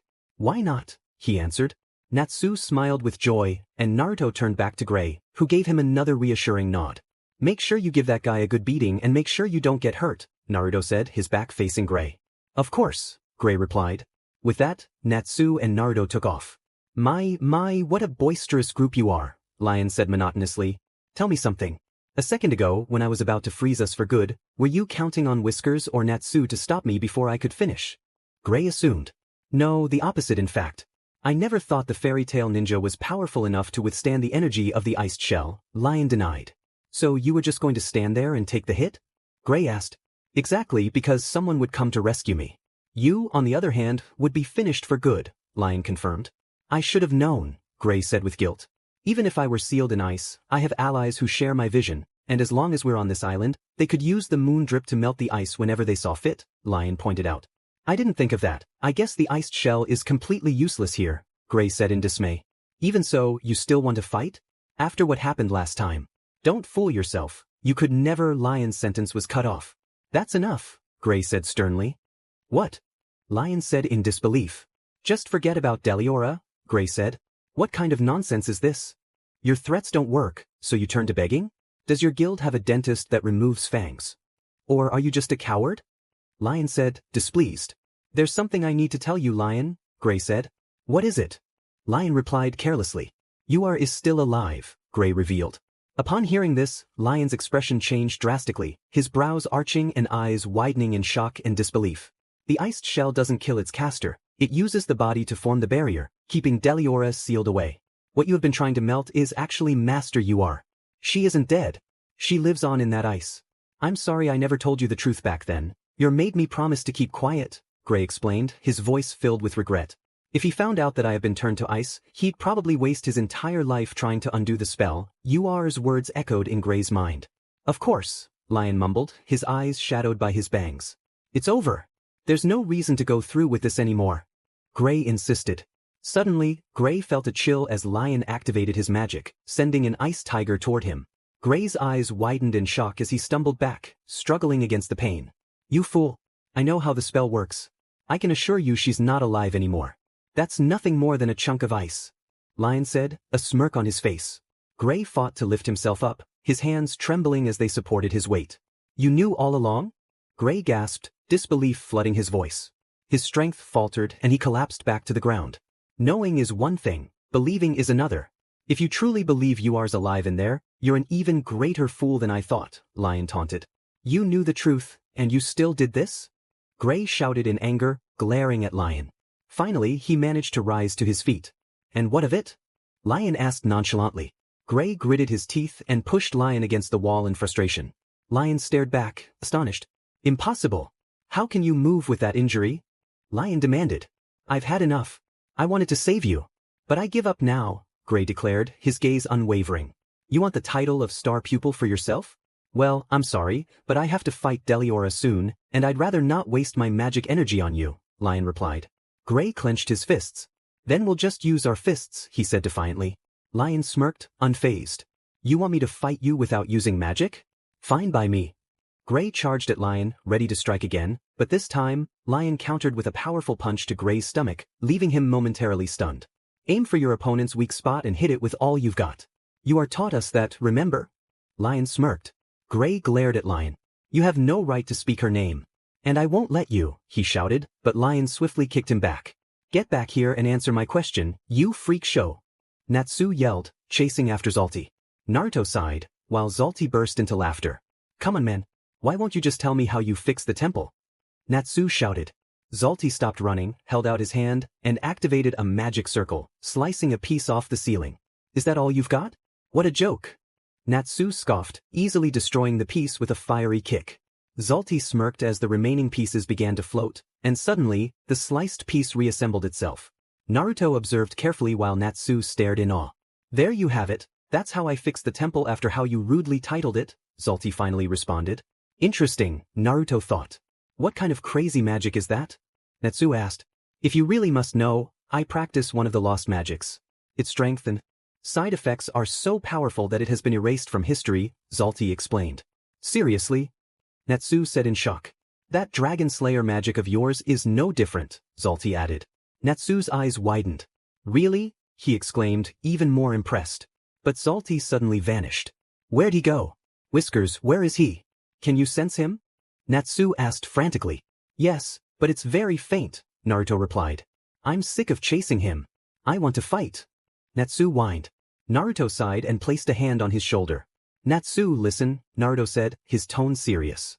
Seeing Naruto's sudden seriousness, Natsu focused. What's up, Whiskers? He asked. Whenever we find Deliora and that weirdo is there, I need you to hold him off, Naruto said. Natsu's eyes widened. Why? He asked. Naruto closed his eyes, then opened them to look at Natsu. I'm going to seal that demon away, he stated. Natsu gasped. Are you sure? Will it use up a lot of chakra? He asked, concern etched on his face. Probably, Naruto answered. Then forget about it. There's no need for you to waste your chakra on something like that, Natsu insisted. Just trust me, Natsu.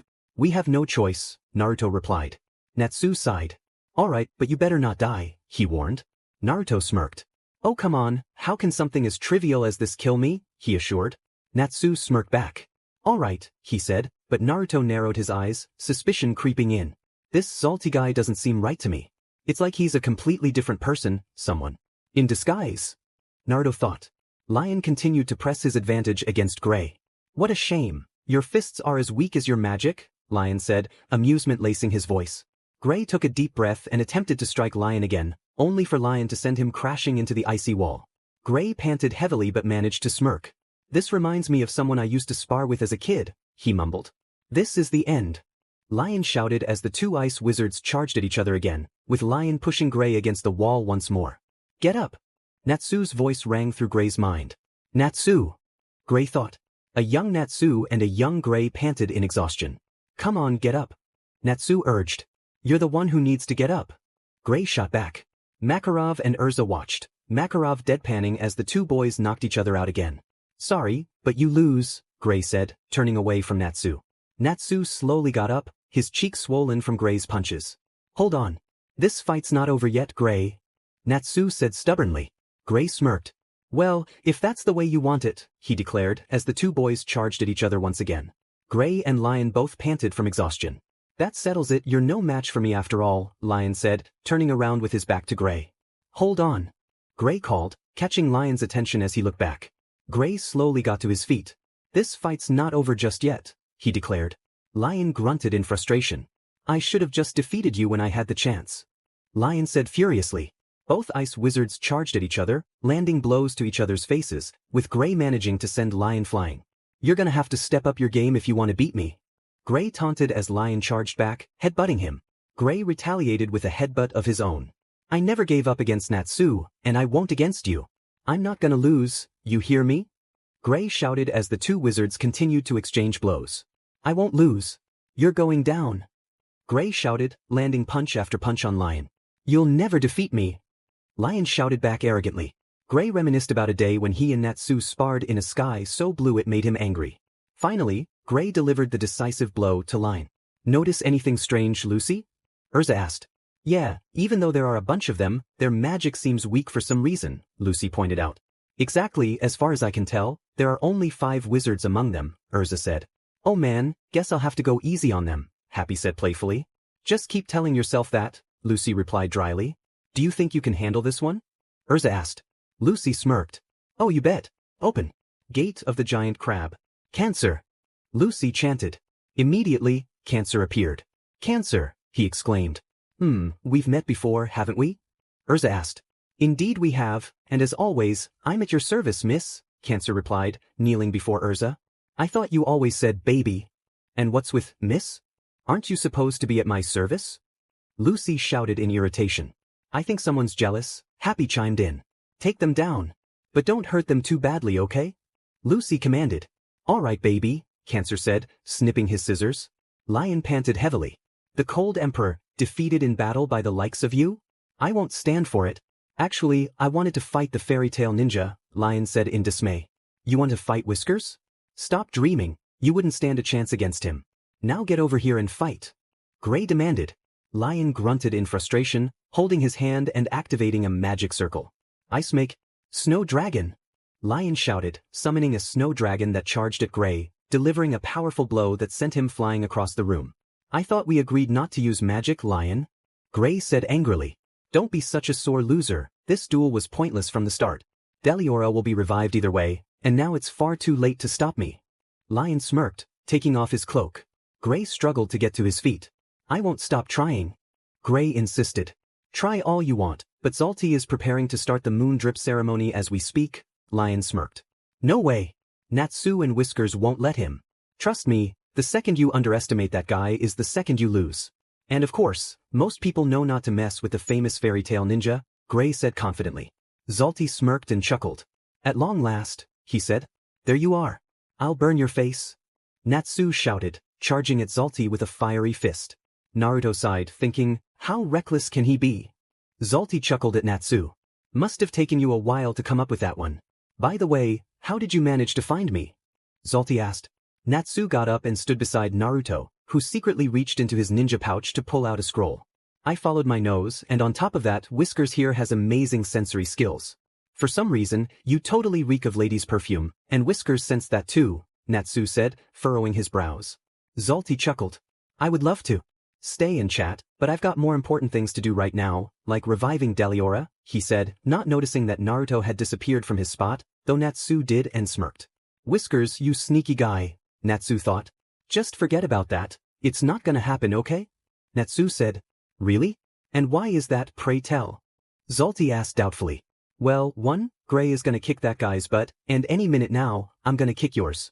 Second, Whiskers is working on sealing that demon away right as we speak, Natsu said, pointing at Zalti. Zalti finally noticed Naruto was gone from his spot and frantically turned to Deliora, seeing the blonde shinobi down there. The ice encasing Deliora was now marked with sealing markings. Zalti gasped and immediately charged down to stop Naruto, but Natsu took this opportunity to land a blow on Zalti. However, Natsu gasped as he saw moonlight shining down on Deliora. That's moonlight. There are people up there doing the ceremony right now? Oh no, Whiskers, hurry! Natsu said frantically.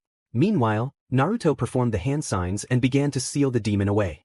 However, it was not as easy as it sounded, and it became even harder when the moonlight shone down, disturbing his chakra. The moonlight has shone down. I don't know if I can seal this demon like this. Oh well, I'll just have to give it my best shot. Whatever it takes. Naruto thought. As it turned out, the one performing the ceremony would only be Tobi. Only one person, which means the moon drip is weak right now. However, that's hardly a concern since we've already gathered enough moonlight. We just need to give it a little nudge to finish the job, like this. Zalti said, causing the ice to begin to melt. Naruto gritted his teeth.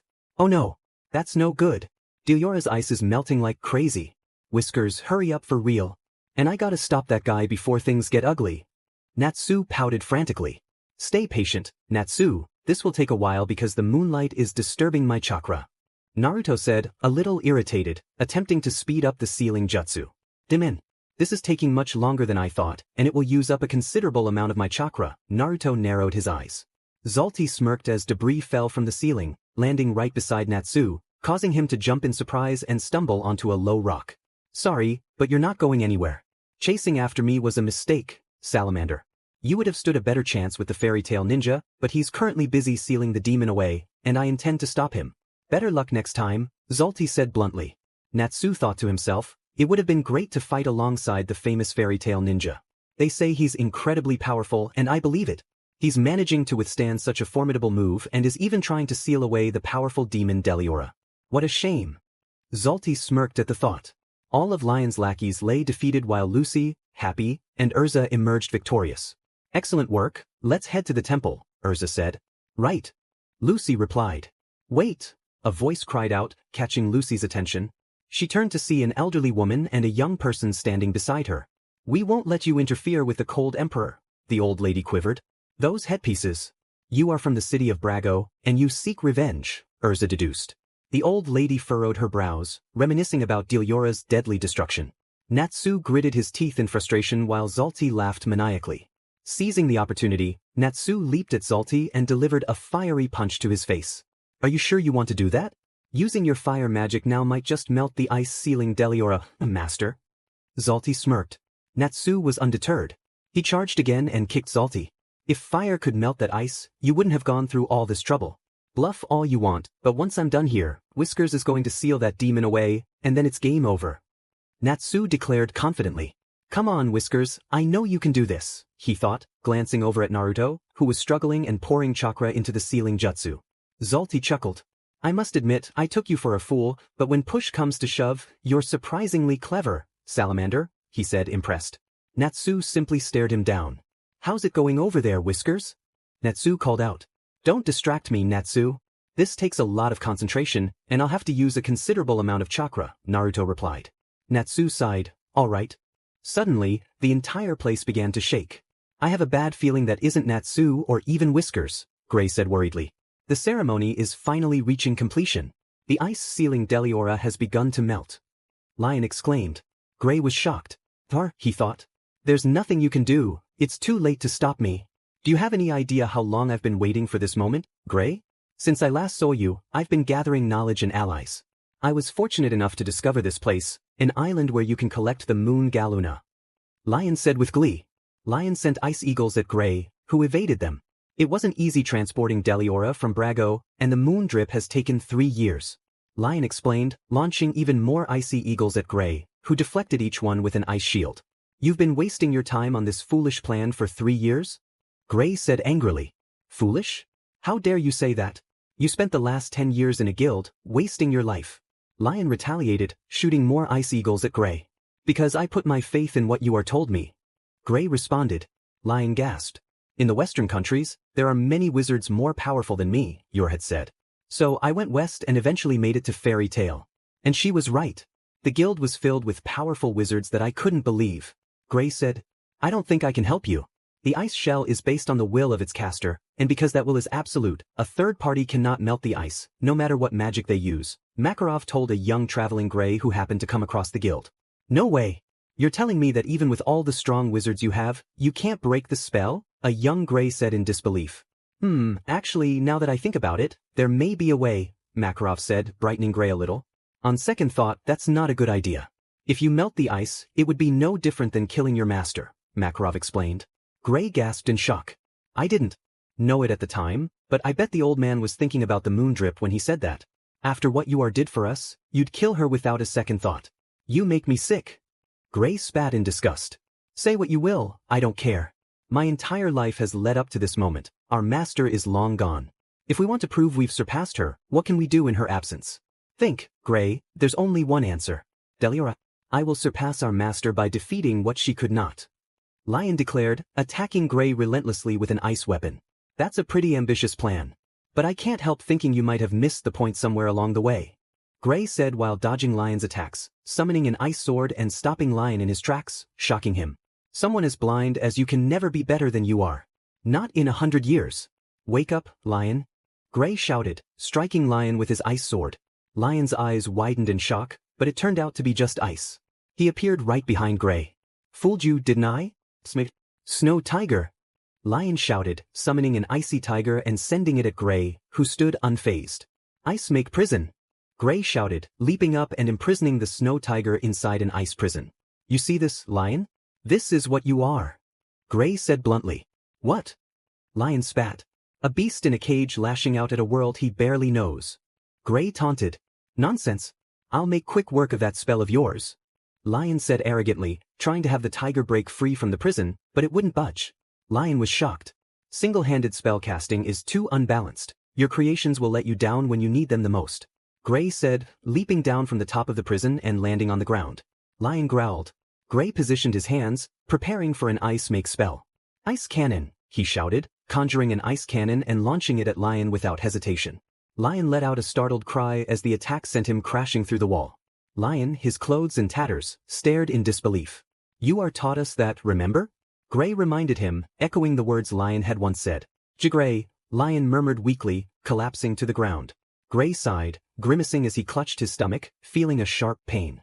I should have taken care of this wound earlier, Gray exclaimed, as the wind howled outside. A chilling roar reverberated through the temple. Lucy and Happy winced, covering their ears in an attempt to block out the sound.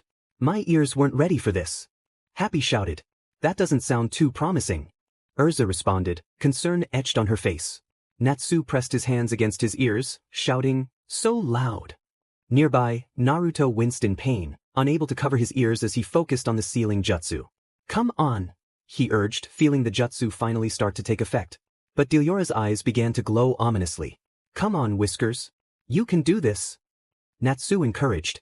Naruto shouted, feeling blood trickle from his mouth. As the ice began to crack, so did the seal. Come on. Just be quiet, you monster. Naruto yelled, spitting out blood as Deliora broke free from the ice. No.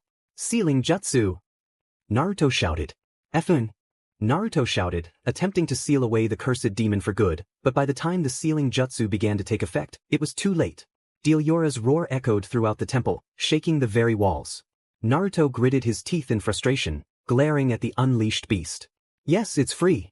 The fairytale ninja failed to seal Deliora away. Zalti exclaimed with glee. Naruto shot him a furious look. Deliora roared again, its voice reverberating through the air. That sound. I can never forget that sound. Gray said as Deliora continued its ferocious roar. Deliora. Lion muttered weakly. They did it. They actually revived it. There's only one thing I can do now. Iced shell. Gray thought. Deliora spotted Naruto and looked down at him. Instinctively, it swung its massive arm toward Naruto, who used his incredible ninja speed to dodge and reappear beside Natsu, narrowing his eyes at the beast. I'm sorry, Natsu, I couldn't do it. I'm sorry, Naruto said, guilt washing over him as he coughed, a small trickle of blood escaping his lips. It's okay, Whiskers. Just take it easy, don't use up any more chakra, Natsu replied. No, I can't just sit here and do nothing. I want to help, Naruto insisted. Besides, I don't need chakra, I'll just resort to good old-fashioned hand-to-hand combat. he said confidently. Fine, Natsu said, his gaze fixed on the roaring Deliora. The roar was not only heard within the temple, the villagers could hear it too. Finally, the moment is here. Zalti shouted triumphantly. What was that noise? It sounded like a monster growling, Lucy said nervously. Probably just your stomach, Lucy, Happy teased, earning a sour look from her. You know, you're not half as funny as you think you are, Lucy replied irritably. Do you think that sound might have been Deliora? Erza asked, her voice trembling slightly. Oh no. You mean, they brought it back to life? Lucy shouted in shock and disbelief. Happy gasped, noticing a purple light shining. See that purple light? That's the moon drip. Happy noted. Deliora continued to roar thunderously, and Lucy trembled in fear. Must be, Erza muttered. I hope you're all right, Naruto-kun, she thought. Hey, you need to eat something. Happy teased. And you need to be quiet before I lose my patience, Lucy snapped back. That may be the demon growling, but someone's still performing the moon drip ceremony up there, which means they haven't fully revived it yet. We still have a chance. Come on. Erza shouted, running off. Lucy stared in confusion. Deliora's below us, she shouted after Erza. Putting a stop to the ceremony is our only hope. We've got to hurry. Erza responded, continuing to run. Zalti chuckled. Naruto panted heavily. Oh man. I'm wasting my time on you. Let's finish this right now. Natsu was cut off as Naruto grabbed him and pushed him aside, narrowly avoiding a small blue ball sent by Zalti. Watch out, Natsu. Naruto warned, getting back on his feet. Natsu groaned as he slowly stood up as well. Zalti chuckled again. Thanks, Whiskers, Natsu said gratefully. Naruto nodded, turning his attention back to Zalti. Not bad, Fairytail Ninja. Ready when you are. Go ahead and do your worst, Salamander, Zalti smirked. Naruto scowled at Zalti. Why you? Natsu shouted angrily. Zalti sent another blue ball toward them. Natsu charged at it and shattered it with a fiery punch, but it immediately reformed into its original shape. Naruto's eyes widened as the ball headed toward Natsu again. He rushed over and pushed Natsu away just in time. But I broke it. Natsu exclaimed in shock as he got back up with Naruto. I have the ability to control an object's time, meaning I can revert the crystal back to the moment before it was broken, Zalti explained. That's some strange magic, Naruto noted. Yeah, what kind of magic gives you that power? Natsu asked. I practice one of the lost magics called the Arc of Time. It's extremely rare and quite powerful. Would you like to see what happens when I throw this crystal ball into the future? Zalti asked, preparing to throw the crystal again. But before he could, Naruto vanished in a flash and reappeared right in front of Zalti, delivering a powerful kick. I'll pass on that, Naruto said as Zalti was sent flying, only to stop himself midair. Zalti groaned in pain. Natsu grinned. Nice one, Whiskers, he said joyfully, and Naruto turned to smirk at his pink-haired friend. Such strength, Zalti mumbled, sending another crystal ball at the two boys. This time, it was aimed at Naruto, who easily dodged it. Zalti continued to send more and more crystal ball at Naruto and Natsu. As Natsu was about to punch one, it stopped just before his fist could connect. Naruto noticed and was intrigued. I see, he must have stopped the crystal ball in time. What an interesting power, he observed. Interesting. Do you also have the ability to stop an object in time? Naruto asked. Yes, very sharp, Fairytail Ninja, Zalti smirked. Nice trick, but I'd be more impressed if it worked on people, Natsu said. Ah yes, it's powerless on living things. Since you are turned herself into the ice that encases Deliora, I simply cannot revert that ice to its normal state. That's why we're using moon drip, Zalti explained. Let me ask you something. Why are you doing this? You're going to revive this thing, and Lion's going to defeat it. That's great for him, but what do you get out of it? Natsu asked. He has a good point, Naruto thought, smirking. I can't say, I've only recently joined them, so I don't know enough to speak on the others' behalf, Zalti replied. Naruto scoffed. What about you then? He asked. What's your goal in all of this? You two certainly know how to get straight to the point, Zalti pointed out, chuckling. The Cold Emperor Lion is an arrogant fool.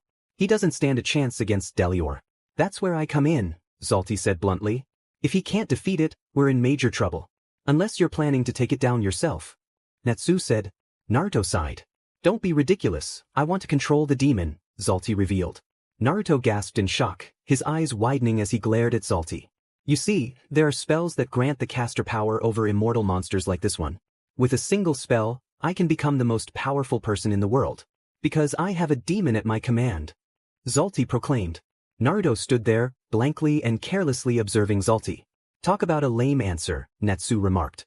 Yeah, I'm sorry he even asked, Naruto added. Is that what you're after? You think having a monster will make you tough? No way.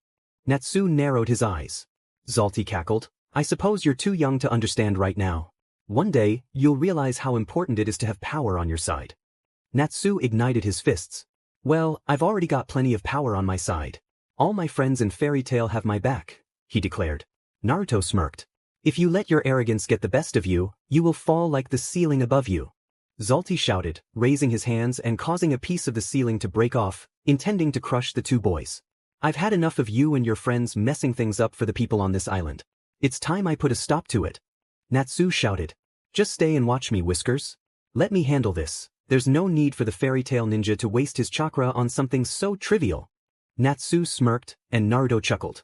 You don't seriously believe you can stop my arc of time with your flames, do you?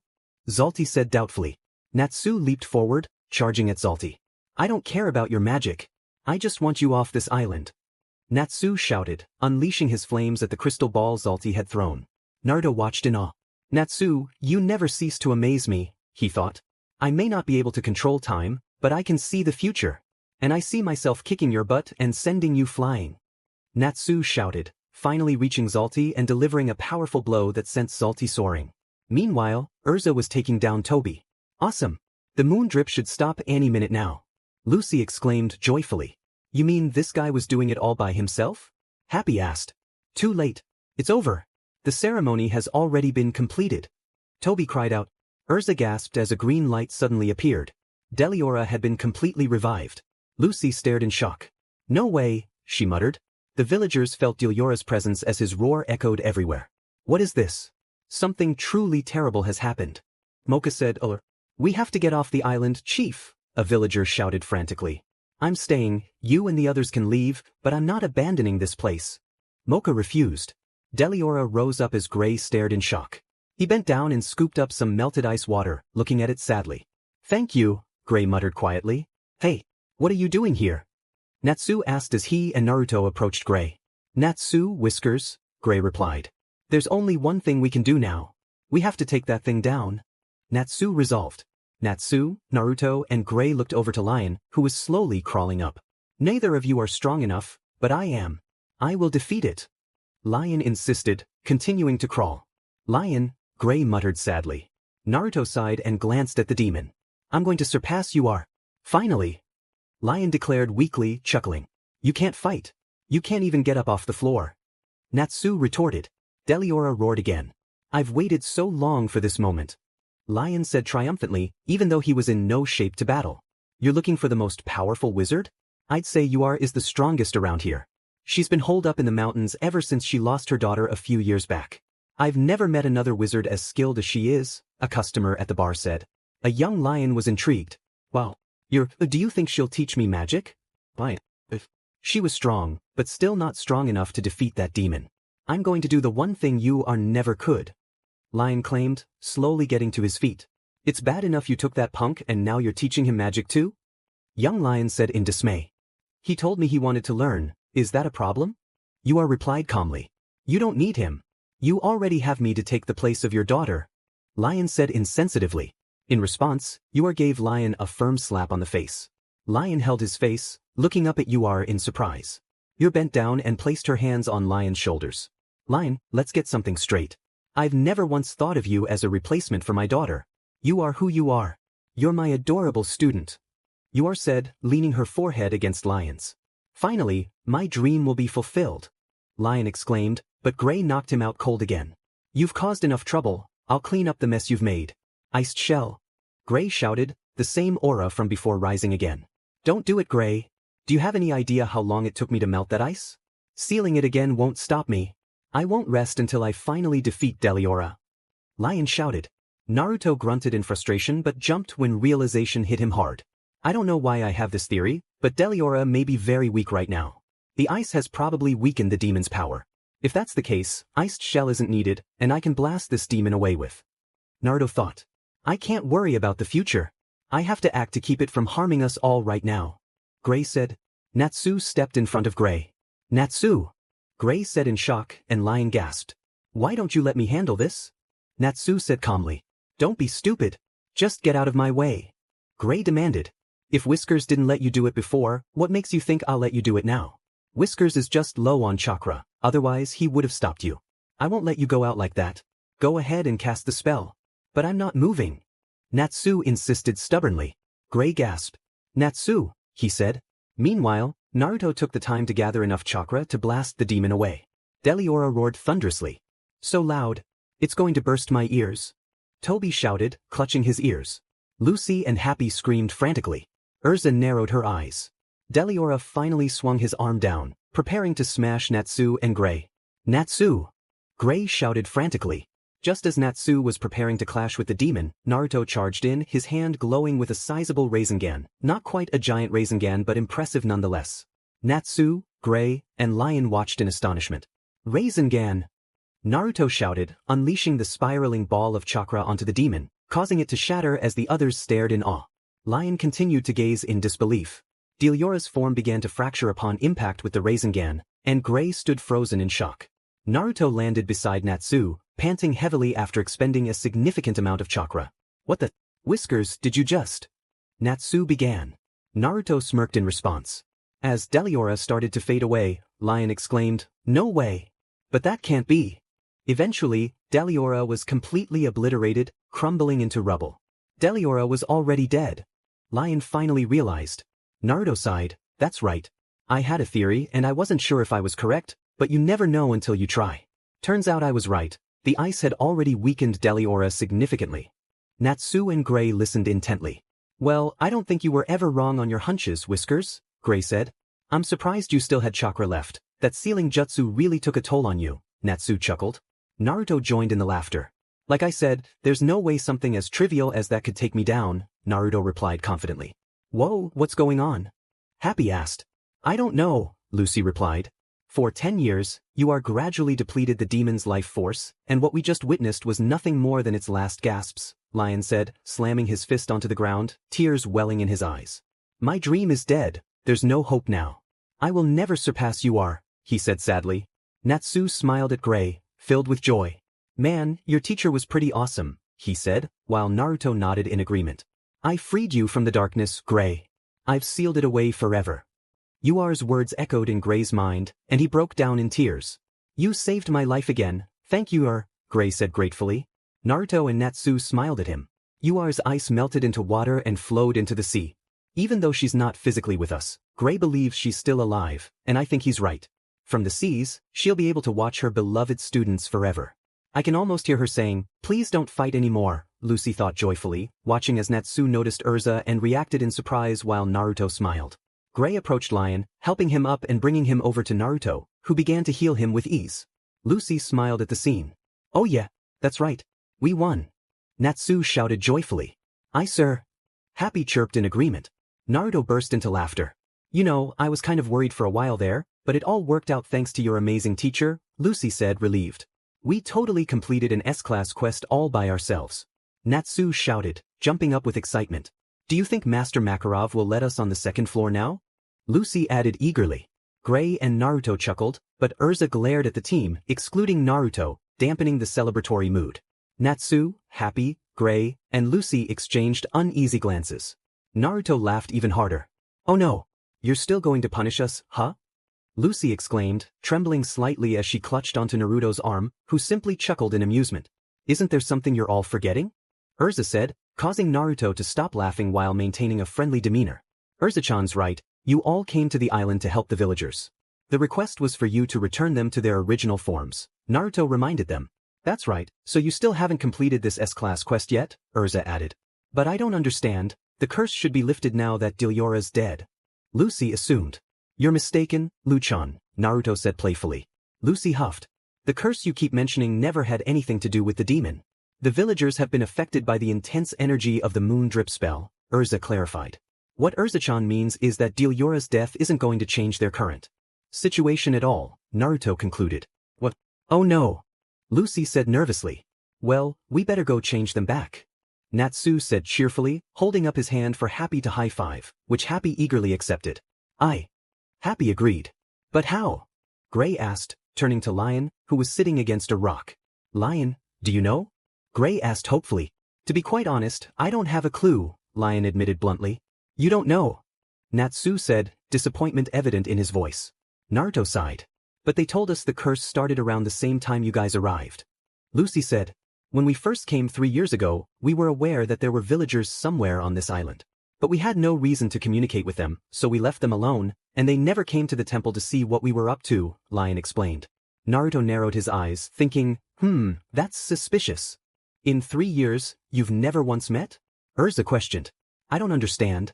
The light from the moon drip is so bright, you can practically see it from anywhere on the island. It's strange that they saw it every night and never went to investigate, Lucy stated. The villagers transformed by the moon drip. It doesn't affect the human body, Lion informed them. What? Erza said in surprise. Yeah right, you're just saying that so you and your lackeys can get off the hook. Natsu retorted. Just think about it, I've been exposed to it as long as they have, and my appearance hasn't changed one bit, Lion pointed out. That is true, Naruto agreed. Oh yeah, that's true. Lucy added. I wouldn't trust them, those villagers are hiding something. But I'm sure you guild wizards can handle it, Lion said dismissively. We're not done with you. You destroyed the village, Natsu started, but was interrupted when Naruto placed a hand on his shoulder. Stop, Natsu, that's enough, Naruto said firmly. Natsu sighed in frustration. You really want to know why we joined Lion? It's because our families were killed by Deliora, and we wanted revenge. He convinced us that if we helped him release the demon, he would kill it and they would be gone forever, Toby explained sadly. They were simply doing what they believed was right, so there's no need to criticize them for it. Let's go, Erza said, walking away. Natsu gently shrugged off Naruto's hand, looking at Naruto and Erza with frustration. But what are we going to do to lift the curse? Natsu asked. I have no idea, Erza replied. Oh great, Lucy added sarcastically. Naruto chuckled. Meanwhile, Gray smiled as he looked over at Lion, whose smile had vanished. Lion furrowed his brow. What are you looking at? He asked rudely. I know you don't want to hear it, but you really should join a guild. You'll meet new friends, face new rivals, or maybe even find a new dream to live for, Gray suggested. Lion widened his eyes, his expression softening as he turned away from Gray. Whatever, just get out of here, Lion replied, and Gray smiled. That's strange. Where is everybody? Happy asked. I don't know, Naruto replied. Are you sure they came here? Natsu wondered. Yeah, this is their camp. I wonder where they could have gone, Lucy said as the whole team walked through the site. Since we're here, I'm going to grab some bandages and medicine, Gray said. Oh wait, Gray, I never got to heal you. Here, let me help, Naruto said, walking over to Gray. I'm fine, Whiskers. Don't use up any more of your chakra, you've lost a lot of it, Gray replied. Naruto sighed. Fine. You finally made it back. There's something you need to see. Please follow me to the village, a villager said. Back at the village, everyone was overjoyed. Lucy and Happy stared in shock. Whoa, are you kidding me? Lucy exclaimed in disbelief. Yesterday it was a total mess, but now it looks perfect. Happy added. Natsu knocked on a little hut. What's going on here? Everything's back to the way it was. It's like we're back in time. Natsu said suspiciously. Naruto raised an eyebrow. Back in time? Was it that strange guy? He wondered. Now that everything's fixed, you probably shouldn't touch anything, okay, Natsu? Lucy said flatly. Naruto chuckled at her comment. Natsu turned and gave Lucy an irate look. Are you saying that I destroy everything I touch? Natsu shouted. Well kinda, Lucy muttered. Back in time? Was it him? Nah, it couldn't be unless he had a change of heart, Natsu said, lost in thought. Naruto smirked. Looks like he's having the same idea as me, he thought. Who cares? Natsu said, dropping the topic. Not me. Happy replied. Naruto laughed at Natsu and Happy. What are you talking about? Naruto-kun, what was he talking about? Lucy asked Naruto, who was standing beside her. Naruto simply shrugged. Ugh, Lucy groaned. Oh wait, I forgot about our stuff, she realized, running off. Lucy saw Mocha still lingering around Bobo's grave. Bobo's grave is back. I'm so glad, and I'm sure the chief must be relieved, Lucy thought. She quietly approached Mocha from behind. You and your wizard friends used magic to restore our village, didn't you? Mocha assumed, turning to look at the busty blonde. Well, sir, that's not. Lucy paused. Mocha stood up and faced her. I can't tell you how much I appreciate it. However, I must know, when are you wizards finally going to destroy the moon for us? Well, Mocha demanded. Lucy shuddered, sweating nervously. Destroy the moon? Sure, we'll destroy the moon for you. Naruto said excitedly. Yes, destroying the moon would be an easy task, sir, Erza added. Everyone was shocked. What the? Did Erza and Whiskers just say that with a straight face? Gray said in disbelief. Maybe they've gone crazy, Happy remarked. But before I do that, I would like to ask you all a few questions. Would you be so kind as to call everyone for a meeting? Erza asked politely. Let me make sure I have my facts straight. The first time everybody in the village took on these demonic forms was when the moon began to turn purple, is that correct? Erza asked as the rest of the team stood behind her, looking at the villagers. Yes, during the day we're fine, but at night we transform into what you see now, Mocha answered. And the moon turned purple 3 years ago, right? Erza continued. Wow, has it really been that long? A villager said in surprise. We've learned that the moon drip ceremony has been performed on this island every night for 3 years, and each night it produced a brilliant beam of light that you couldn't have missed. Erza said, stepping onto a pile of grass, unaware it was Lucy's pitfall trap, and she tumbled down. The team was shocked. Whoa, even Lucy's pitfall trap is back. Happy exclaimed. She screamed like a girl. Natsu and Naruto said in unison. Yeah, and it was cute, Gray added, all 3 boys blushing, even Naruto. I'm so dead meat when she gets out. Lucy squirmed nervously. Erza climbed up and stood there as if nothing had happened, crossing her arms while the villagers' sweat dropped. Seriously, didn't you ever wonder where that light was coming from? Erza continued.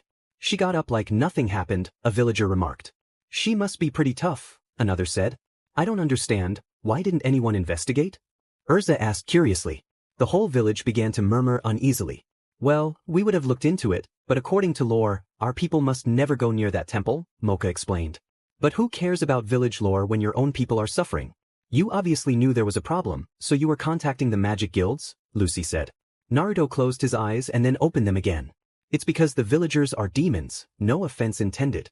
The temple is supposed to be a holy place, and it doesn't allow evil creatures inside, Naruto deduced. The team gasped in shock. That's right, Mocha confirmed.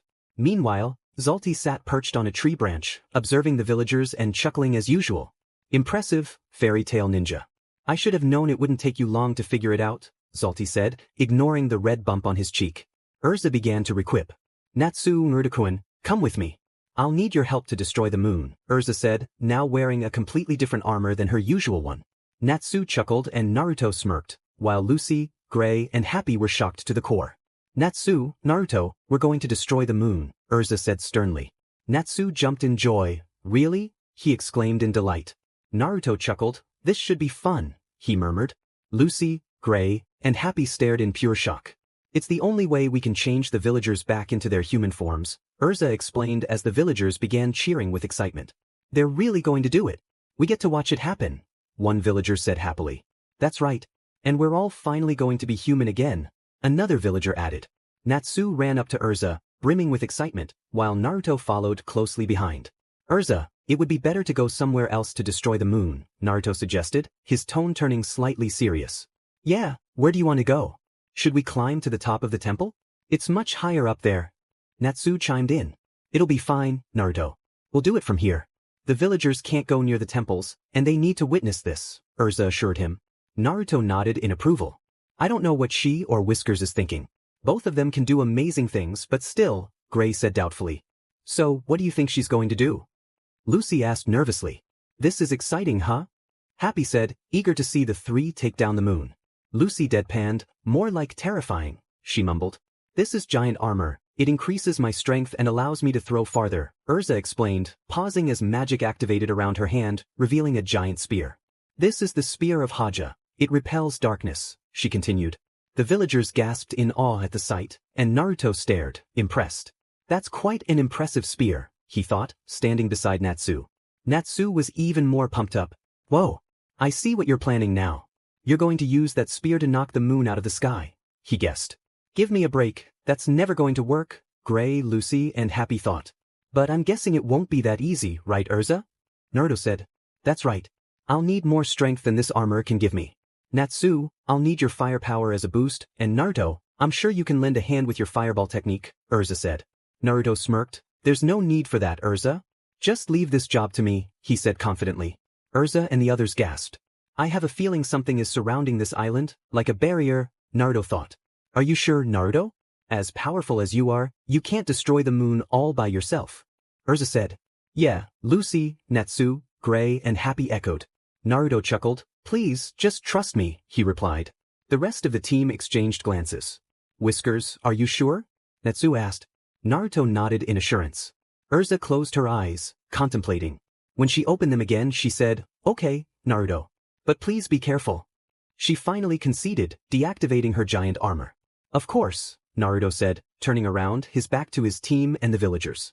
Naruto took a deep breath. My chakra has returned, so this should be no problem, he thought. The team and the villagers watched the blonde shinobi as he held out his hand, beginning to build up chakra. It looks like Naruto is forming a technique right now. But not even that will destroy the moon, Lucy said as the chakra initially shaped into a sphere. However, as Naruto infused it with wind chakra, the sphere slowly transformed into a shuriken. Natsu, Erza, Gray, and Lucy stared in awe, along with the villagers. It looks like a shuriken now, Gray noted. When Naruto was ready, he held the shuriken high into the air. Wind style. Rasen shuriken, he shouted, throwing the shuriken toward the moon. The shuriken expanded as it flew closer and closer to the moon. When it seemed to hit the moon, creating a cracking effect, the entire shuriken expanded and exploded. Everyone watched in awe. Whoa, was all Lucy could manage to say. But when the shuriken dissipated, the moon remained, though it was no longer purple. Gasps filled the air as the entire sky began to change, as if peeling away. Naruto gazed up and smiled. Looks like I was right again. It wasn't the moon that shattered, it was the sky. Lucy exclaimed, still in awe, reaching out as if trying to catch the fluttering particles. Natsu was shocked and confused. What the heck is going on? He asked. As a result of the spell, an annoying membrane was covering the island. Erza began explaining to Natsu, and Naruto nodded. The moon drip released evil energy in the form of gas, which crystallized and formed an invisible shell in the sky that covered the island. That's why the moon looked purple here. Naruto must have already known this, which was probably the reason he performed. Such an impressive act, Erza concluded. All the villagers began glowing, starting their transformation. Naruto nodded. Now that the shell has been broken, everything will return to how it was 3 years ago, Erza assured. Naruto chuckled. Not quite, Erza, he said playfully, causing a slight blush to appear on her cheeks. Natsu looked at Naruto in confusion while Erza understood what he meant. What do you mean by that, Whiskers? Natsu asked. Erza smirked. You always catch on quickly, Naruto. But before Naruto could answer Natsu's question, the villagers' transformation halted, and instead of returning to their normal human forms, they remained in their demonic appearances. What's wrong? They're not transforming, Gray said, confused. Oh no, Happy added, disappointed. That's because these are their true forms, Erza explained. Lucy, Happy, and Gray looked at her, bewildered. That's right. The moon drip never affected their appearances, but it may have altered their memories, Naruto continued, and Erza smiled and nodded. What do you mean? Lucy asked, even more confused. They think they're humans transformed into demons, but it's the other way around, Erza clarified. Wow. Happy and Lucy cried in shock. Wait, so you're saying they're really? Lucy trailed off, and Gray fidgeted alongside her. Yes, Luchan, Naruto affirmed. Gray, Lucy, and Happy trembled and gasped in shock. The villagers have always been demons, Erza stated. Natsu stared wide-eyed, while Lucy shrieked in fear, once again clutching Naruto's arm. Naruto sighed. Is that true? Gray asked a villager, skepticism in his voice. Well, maybe. My memory's hazy. We all looked pretty human when you met us, didn't we? The villager replied uncertainly. Yes, because you have the ability to take on human form. Your false memories led you to believe that your temporary states were your true forms. In reality, you were demons who had fallen victim to the moon drip side effects, Erza explained. Lucy finally released Naruto and knelt beside Happy. Wait, how come Lion and the others weren't affected? She asked. Probably because they're human, Naruto responded. Yes, as far as I can tell, demons were the only ones susceptible to the memory loss.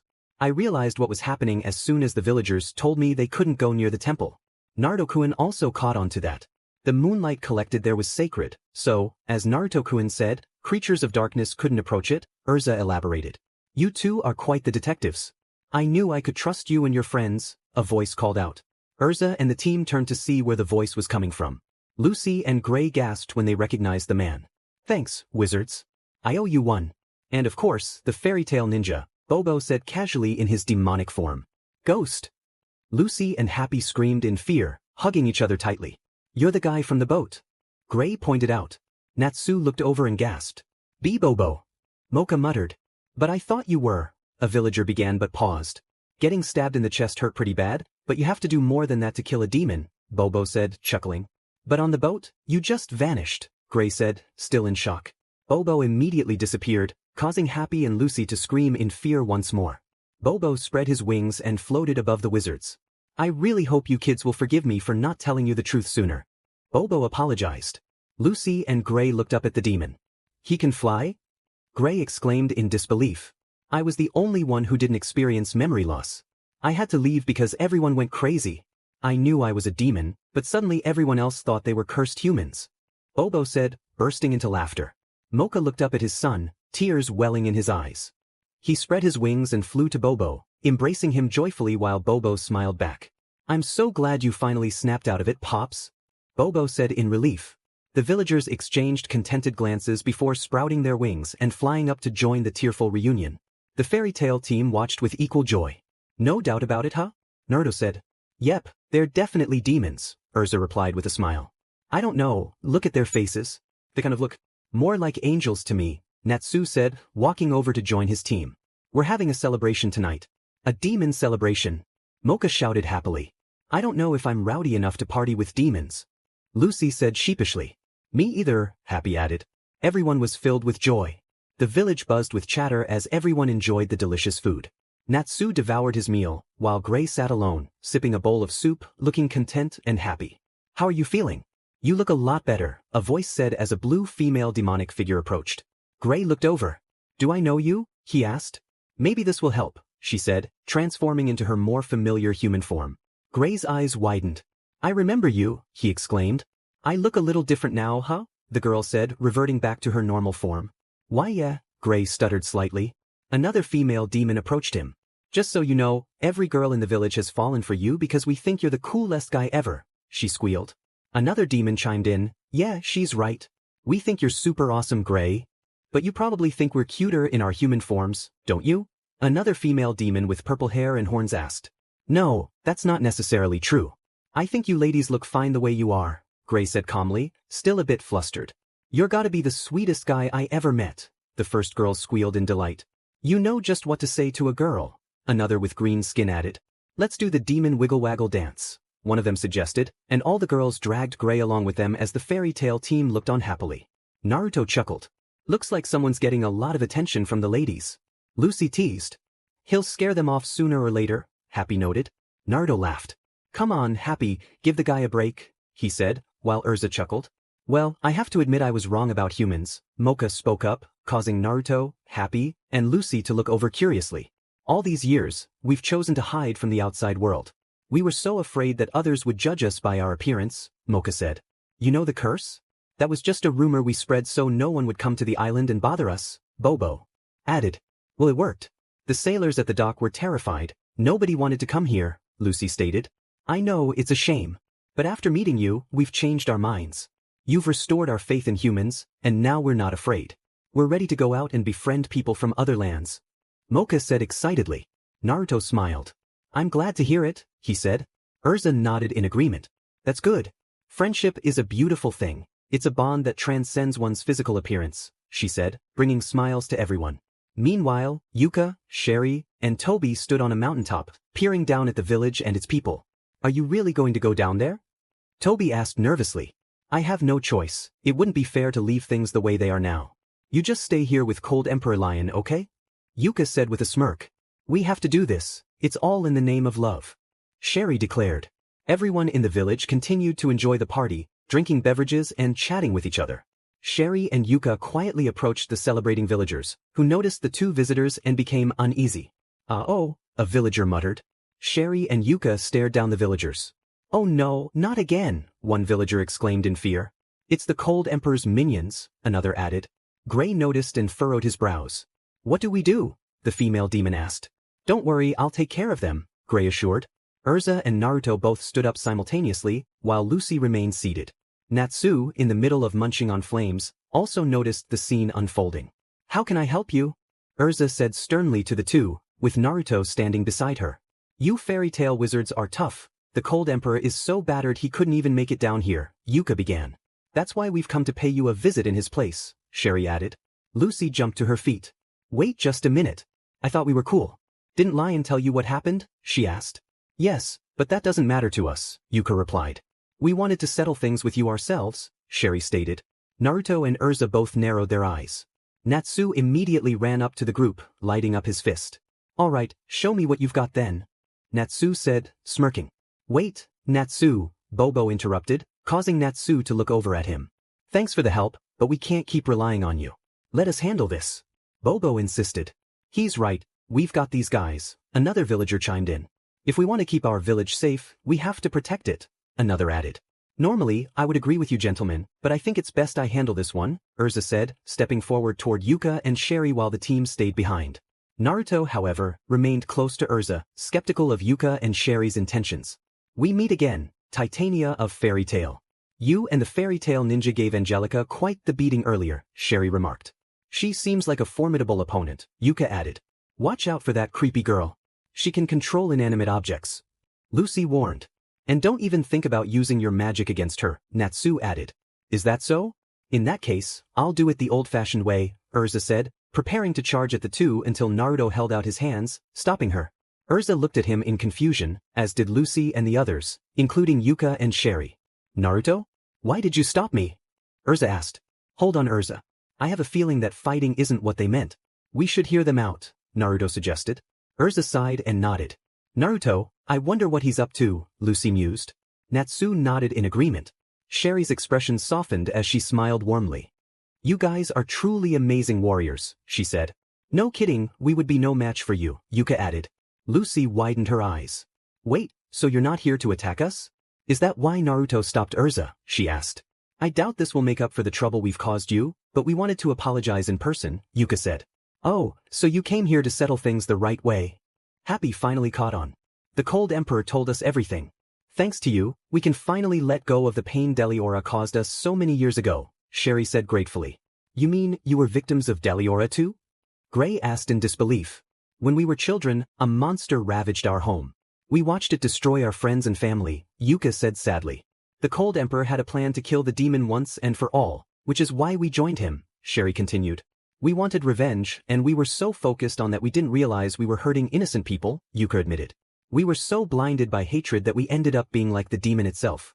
From now on, we'll treat others with respect and love, Sherry declared. Alrighty then. You guys should stick around and join in on the feast. Natsu shouted cheerfully, approaching Yuka and Sherry from behind and grabbing them, startling both. What? But we were enemies a second ago. Yuka exclaimed. I don't think it's a good idea because I'm trying to watch my figure and, Sherry started, but Natsu hugged them both even tighter. Naruto smiled and chuckled at the sight. Enough with the excuses. Live a little, would ya? Natsu beamed, running over to the feast with Yuka and Sherry in tow. The villagers looked on in disbelief. Okay, now I'm ready to party. Natsu shouted as the villagers and his team looked at the pink-haired dragon slayer with joy. Were you able to see all of that, sir? Zalti asked, smirking his usual smirk while perched on a tree branch, remaining hidden from the villagers. A blue crystal ball floated beside him. Yes, why did you restore the village? A voice from the crystal ball inquired. Because I'm nice, Zalti replied, giving a thumbs up. Some might say too nice. You better leave before they find you, especially before the Fairytail ninja has a chance to sense you with his powers. Those fairytale wizards could pose a threat if they get in our way, Seagrain warned, revealing himself as the voice from Zalti's crystal ball. Zalti chuckled, grasping his mask and removing it, transforming until it was revealed to be Altair. That's true, she said, carrying the crystal ball as she stood up. As morning came, Natsu continued to consume his flames. Where did the eyebrows and the love girl go? Natsu wondered. As typical party guests, they stuck around for a bit and then took off, Happy replied. Lucy looked at Gray curiously, noticing a scar on his forehead covered by his bangs. I think it's going to leave a scar. Should we get Naruto to try to heal it? Lucy asked. Nah, it doesn't matter to me. Don't bother Whiskers with something this trivial, Gray assured her. But it's on your face. Lucy insisted. I don't mind having a few scars as long as I can see them. It's the ones you can't see that sting, Gray smiled and Lucy smirked. Well, aren't you a smooth talker? Lucy teased. Natsu playfully scowled at Gray. So you've got invisible scars? Natsu asked. Shut up, Natsu. Every time I say something cool, you have to ruin it. Gray shot back, irritated. How is that cool? Natsu asked nonchalantly. What? But miss, you deserve the reward, so take it. Please. Mocha begged. Thank you, but your gratitude was payment enough, Erza said, politely refusing the reward. But you should still take the reward. Mocha insisted again, all while Natsu and Gray were engaged in one of their silly little brawls, which Naruto had to break up. I can't because your request was never officially accepted by the guild. It fell into the hands of foolish wizards trying to prove themselves, Erza explained, while Naruto chuckled. Mocha laughed along. Foolish as they may be, if it wasn't for them, we wouldn't have been saved. What if I give you the money not as a reward, but as a thank you gift? It's the least I can do after everything you've done for our village. Mocha suggested happily. Natsu, Gray, and Lucy stared in shock. When you put it that way, it's hard to say no, Erza said, brightening the mood of the villagers even more. She's going to take it. Gray shouted excitedly. We're rich. Lucy added. Naruto chuckled to himself, thinking, not quite. I'm sorry, but accepting your reward would go against the principles of our guild. However, we would be happy to take the gate key you offered along with it, Erza said, surprising both Gray and Natsu, though Naruto remained unfazed. The gate key, the two rivals shouted in unison. Come to mama. Lucy exclaimed, overflowing with excitement. Then at least let me take you back to Hargeon. Bobo suggested. Naruto shook his head kindly. We already have a boat waiting, buddy, he said, slightly confusing Mocha and Bobo while Erza nodded. At the shore, the pirate ship that Naruto and Erza had taken was waiting for their return. A pirate ship? Gray exclaimed in shock. Are you kidding me? Did Naruto and Erza hijack it? Lucy shouted, equally astonished. This is awesome. Happy cheered. The crew members cheered excitedly. So the captain shouted. My beauty. Lucy said nervously. That's right, they've become quite fond of me and Naruto, Erza said casually, causing Naruto to laugh. That's the great Erza and Whiskers for you. Happy chirped. Lucy rolled her eyes. Geez, you're such a SEK up, she muttered. Naruto wrapped his arms around Lucy, chuckling at her, which caused a slight blush to appear on her cheeks. Ahoy! Come aboard my ship, mateys, the captain commanded. Mateys? Gray asked curiously. Naruto burst into laughter. Yep. I don't want to. I'm not riding that creepy boat. Lucy protested, clinging to Naruto's arm. Natsu looked over at her. If you want to swim, I'll join you, he suggested. Are you insane? Lucy shouted. An idea struck Naruto. I'll swim with you, Natsu, he said. Natsu perked up. Really? He exclaimed, excitement bubbling over. Oh no, Naruto, what did you get yourself into? Erza sighed, while Gray chuckled.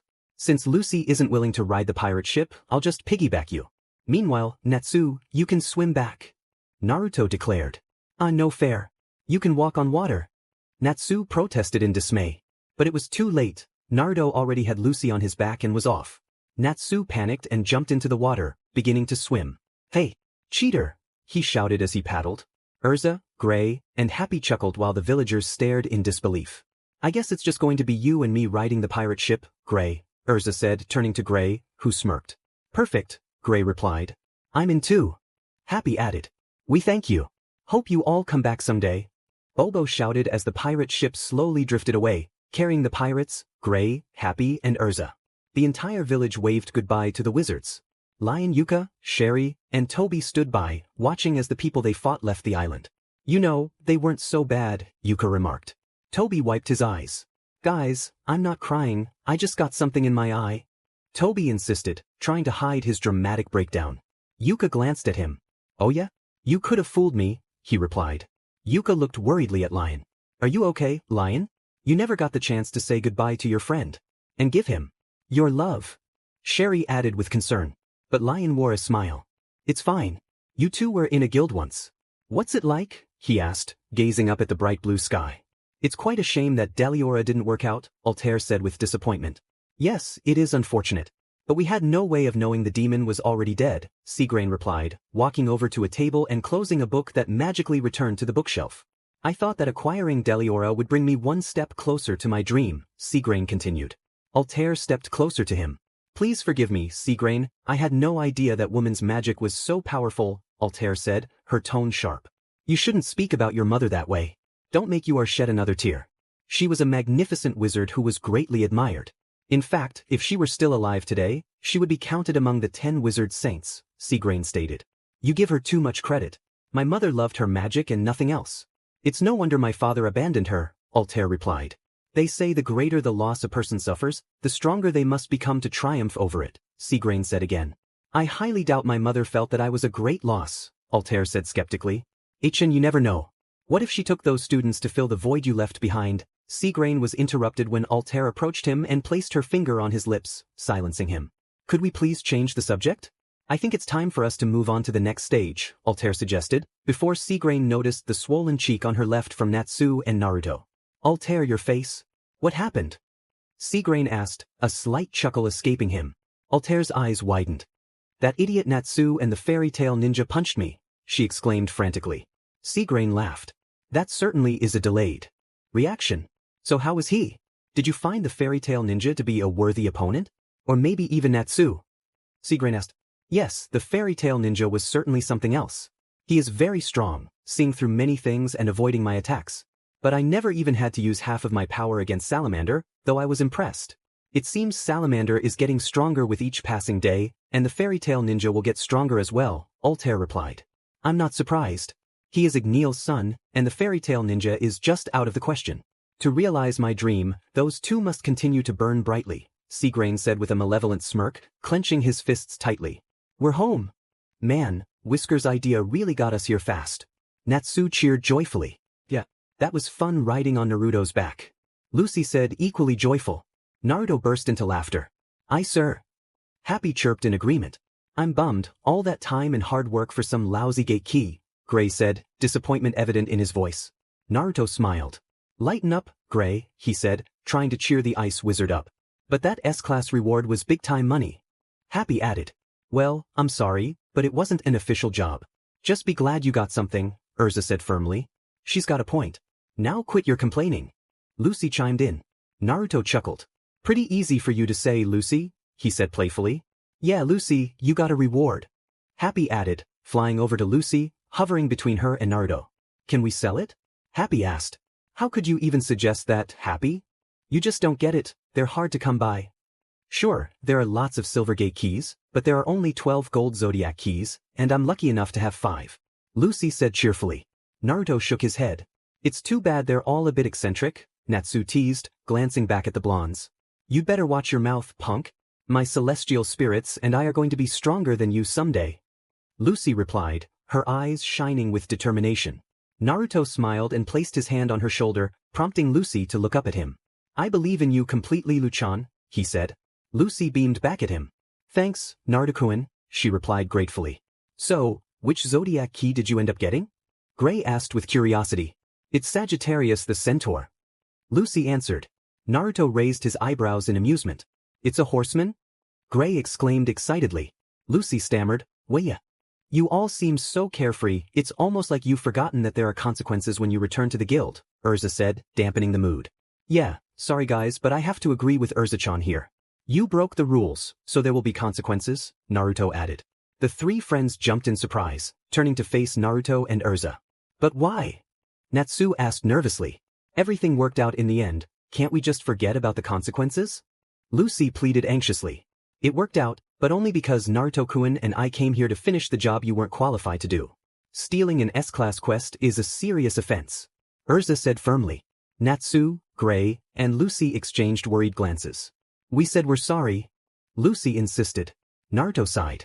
Just promise that you'll never do it again, and you probably won't face any penalties from the guild, he suggested. Yes, but unfortunately, neither Naruto-kun nor I have any say in the matter. Your fate rests in Makarov's hands, Erza stated.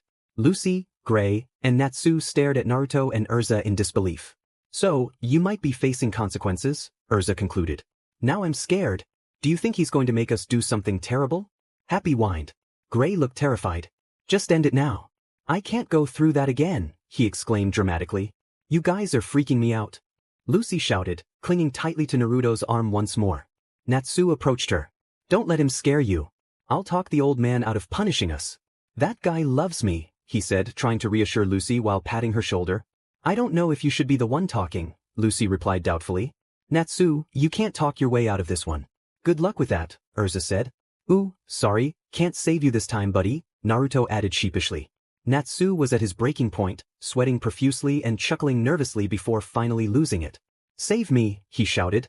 Anything but that. Whiskers, save me. Natsu yelled as he was dragged away by Erza, while Naruto walked alongside her. Would somebody please tell me what that is? I'm totally freaking out. Lucy shouted in sheer panic. Natsu chuckled. Was that an awesome job or what? He said cheerfully. Naruto laughed. Sure was, he replied, with the rest of the team following closely behind. The client sure seemed to think so. Happy chimed in. Naruto scoffed. Face it, you guys are lucky I decided to come along, Gray said. We're lucky you begged to come with us? How do you figure? Natsu asked, irritation creeping into his voice. Because you were about as helpful as one of Erza's suitcases, Gray shot back. Natsu and Gray bumped foreheads, and soon, their playful bickering was about to begin. You better watch your mouth or I'll pack you like a suitcase, pal. Natsu warned. That doesn't make any sense. Gray retorted. Their light-hearted squabble was interrupted by Erza, who stepped in between them and pushed them apart. That's enough, boys. Now please get dressed, Erza instructed. Gray jumped, panicking at his almost bare state. Why does this always happen? He shouted. Naruto sighed, shaking his head. Hey, sorry to interrupt your conversation, but... Lucy paused. What's wrong, Luchan? Naruto asked. Lucy held up the job request they had taken, a sheepish expression on her face. When I took this job, I was originally thinking it would be a solo mission, you know. So why did you all have to come along? Lucy asked. Come on, isn't it obvious? Natsu said. No, I don't think so, Lucy replied. Naruto chuckled. We're Fairytail's strongest, so we gotta stick together. Natsu finally answered. Aye, sir. Happy cheered, perched on Naruto's scroll. Don't you forget it, Gray added. Lucy paused for a moment before smiling. Yeah, we are. Lucy finally said. No job is too tough. Not with me, Happy, Erza, Whiskers and old droopy drawers here, Natsu said confidently. Naruto smirked. Gray frowned. Don't call me that, he said in dismay. We are quite a capable bunch, Erza admitted. True that. Happy agreed. Naruto chuckled. You forgot about me. Lucy shouted in annoyance. Naruto looked over at her and laughed. Of course, Luchan, you're strong too, he assured. Yeah, lighten up, I'm just messing with you, Lupei. Natsu said cheerfully, not noticing he had called Lucy the wrong name again. Well, I don't appreciate it, and that's not my name. Lucy said. Please forgive me, I truly didn't mean to upset you. I let myself get carried away. It won't happen again. If you would like, you may strike me now, Erza apologized. Naruto sighed, thinking, these guys. Lucy deadpanned. That's okay, I really don't think it's in my best interest, she said nervously. Smart move, Gray and Natsu said together. As Happy sat perched on Naruto's scroll, he noticed townspeople looking at them strangely. People were gazing at the team with pitying eyes and murmuring suspiciously. Naruto noticed as well. What's up with the townspeople? He asked. Yeah, why is everybody staring at us? Gray added. Naruto narrowed his eyes, feeling a deep sense of unease. I have a really bad feeling about this. I hope everyone is okay, he thought. It's not the good kind of staring, Happy said. It feels like pity, Erza added. Yeah, like something bad has happened, Naruto agreed. Naruto and Erza halted when they saw the guild in a strange and unsettling state. Naruto widened his eyes. Why does the guild look so bizarre? Erza wondered in fear. The guild was filled with cannons that pierced through it. No way, Gray mumbled. What happened to it? Erza asked, while Naruto looked on in anger. Lucy covered her mouth. Oh no, I don't understand, she trembled in fear. What happened here? Naruto shouted, frustration boiling over. Our guild. Someone did this to our guild. Natsu exclaimed, equally furious. But who would do such a thing? Erza wondered again. Naruto closed his eyes and reopened them, taking another look at the guild. It was Phantom, a familiar voice said. The team turned to see Mira standing behind them. Are you serious? Gray said in shock. Naruto and Natsu turned around, both wearing unhappy expressions. Phantom? You mean, Phantom did this? Natsu exclaimed. We couldn't do anything to stop them, they got us good, Mira said sadly. The team walked down the stairs into the basement of the Fairytail Guild Hall. Normally used for storage, it was now a place to nurse the guild's broken spirits. Lise Anna spotted the team and ran up to them. Naruto-chan, you guys are back, she said in relief. Naruto looked at her with concern. Lise-chan, are you okay? What happened? He asked frantically. Lise Anna looked down sadly, unable to answer. Naruto grunted in frustration. We've never been on the best terms with those phantom jerks, but come on. Jet said in dismay.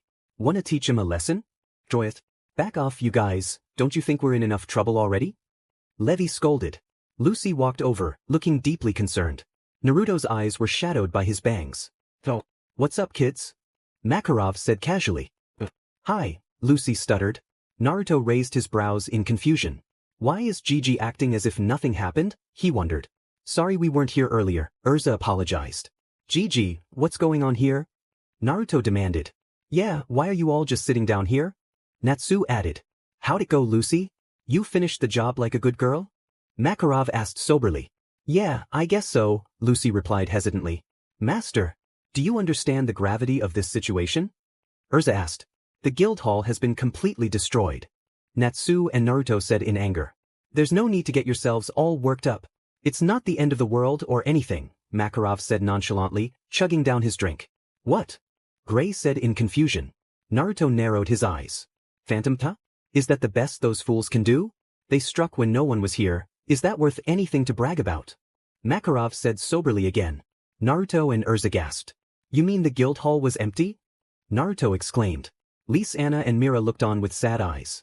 It was when everyone had left for the night, Mira spoke quietly. I suppose we can be thankful for that. At least no one in our guild was hurt in the attack, Erza said with slight relief. Naruto sighed, having calmed down a bit. We shouldn't trouble ourselves worrying about people who don't even have the guts to face us head-on. Forget about those fools. Makarov said. Natsu was about to punch the wall when Naruto stopped him with his hand, looking over at Makarov with an unhappy expression. It may be easy for you to say, GG, but some of us aren't able to restrain ourselves, Naruto said, eyeing Natsu unhappily. Natsu gritted his teeth, breaking free from Naruto's grip. But still, we can't just let them trash our guild and get away with it. Natsu insisted. Natsu! Naruto called out firmly, finally catching Natsu's attention. Calm down, Natsu. Naruto scolded. We're not discussing this any longer, we'll handle the job requests here until the upstairs is repaired, Makarov announced. We shouldn't be worrying about jobs right now, Natsu started, but Naruto interrupted him, placing his hands on the pink-haired dragon slayer's shoulders. Naruto sighed. For the love of everything, just do as he says. Makarov hopped off the table he was sitting on and hurried away. Where are you going, man? Natsu shouted irritably. Heh, Makarov chuckled. Oh boy, Naruto thought.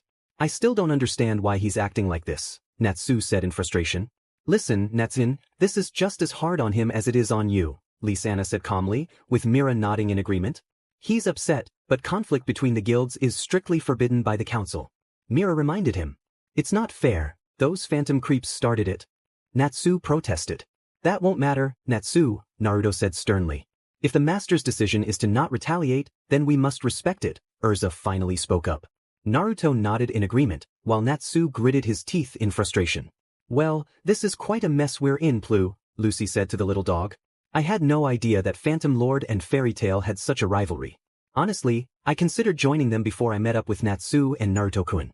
They have a reputation for being as wild as Fairytail. But I love this guild and don't regret my decision at all. Fairytail is like family to me, Lucy said happily as she walked into her house. To her surprise, her team, except for Naruto, was casually partying in her living room. Very nice place you have. Erza complimented. They left the shop without asking first. Lucy shouted in shock. Why are you here? Lucy demanded, throwing her suitcase at Natsu. Since the guild's been attacked, we can assume there are Phantom Lord members in town, Erza began explaining, sipping a cup of tea. They probably figured out where everyone in Fairytail lives by now, Gray said. Where we live?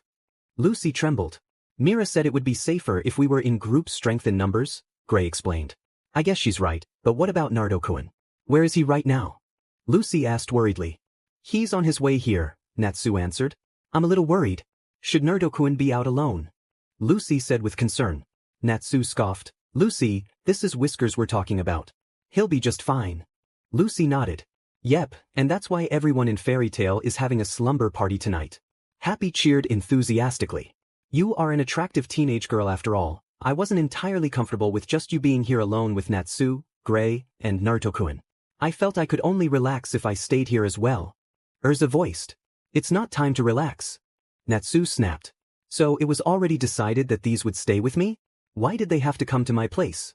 Lucy said in dismay. Whoa, you sure have a lot of clothes. Happy noted, rummaging through Lucy's belongings. Lucy glared at Happy. What are you guys thinking? Get out of my stuff. You better stop right now, or you're both in big trouble. Lucy warned playfully to Happy and Plu. Hey Plu, did you find something to eat? Don't hog it all. Natsu said excitedly. Look, Erza, I found something you might like. Happy exclaimed. I can't believe you'd actually wear something like this, Lucy, Erza said in surprise. I need to get some rest, so can you try to keep it down? Gray said. Lucy thought, oh no, where on earth is Naruto-kun?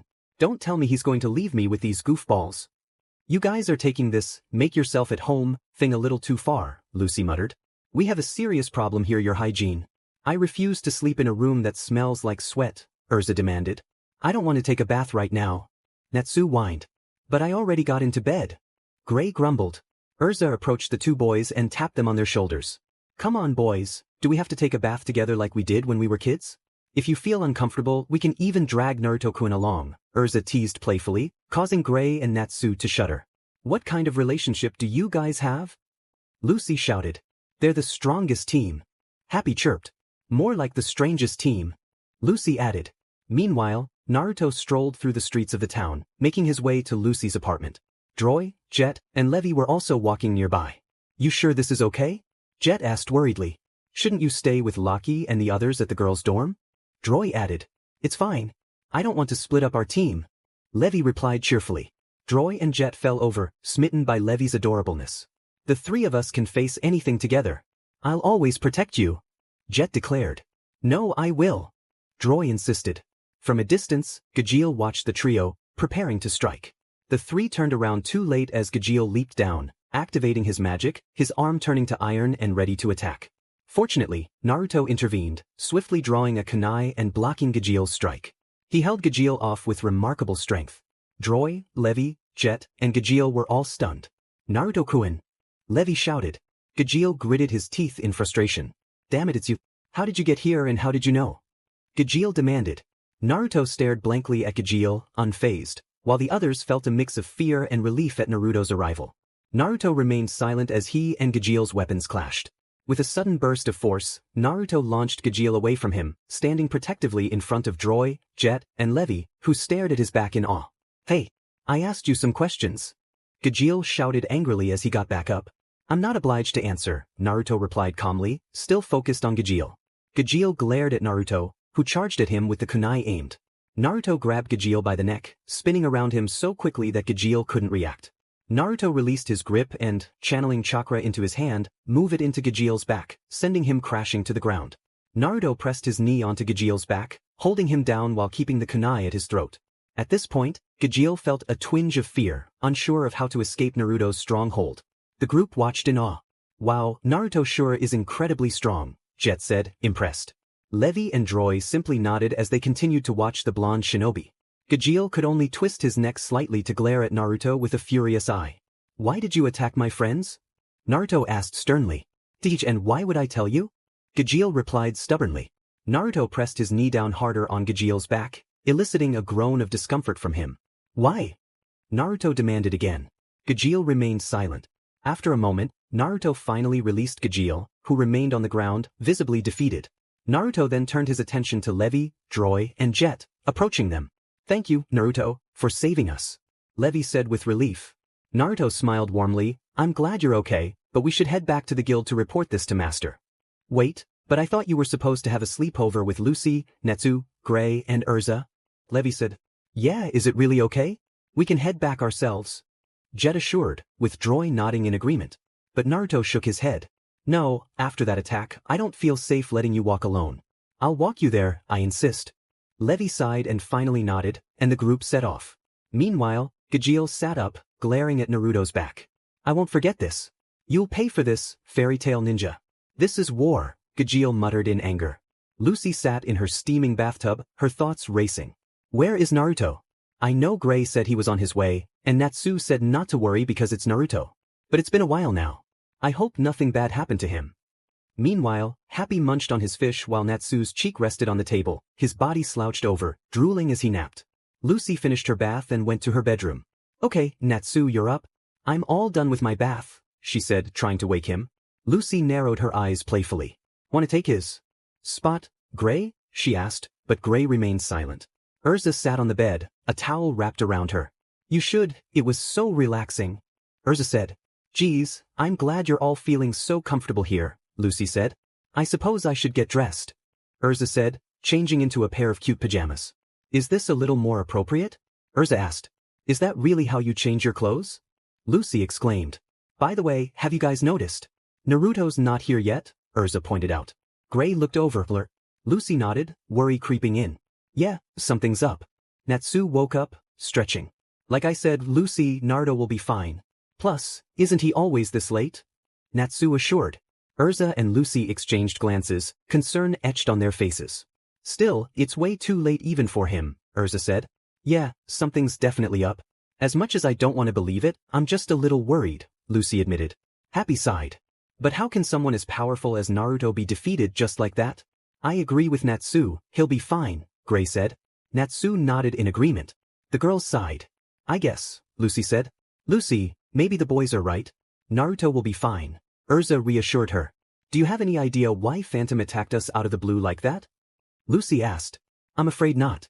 We've had our fair share of scuffles with them in the past, but nothing on this scale, Erza replied. If Master wasn't so cautious, we could wipe out those punks once and for all.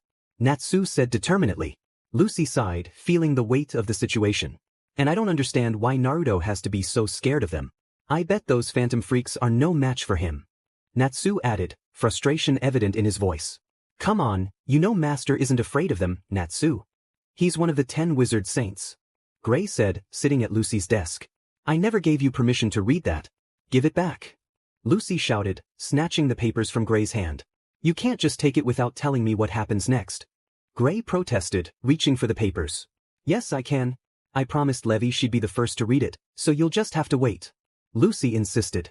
Erza reached out, as if asking for Lucy's work. You're not getting it either. Lucy exclaimed, surprised. So what's with these 10 wizard saints anyway? She asked more calmly.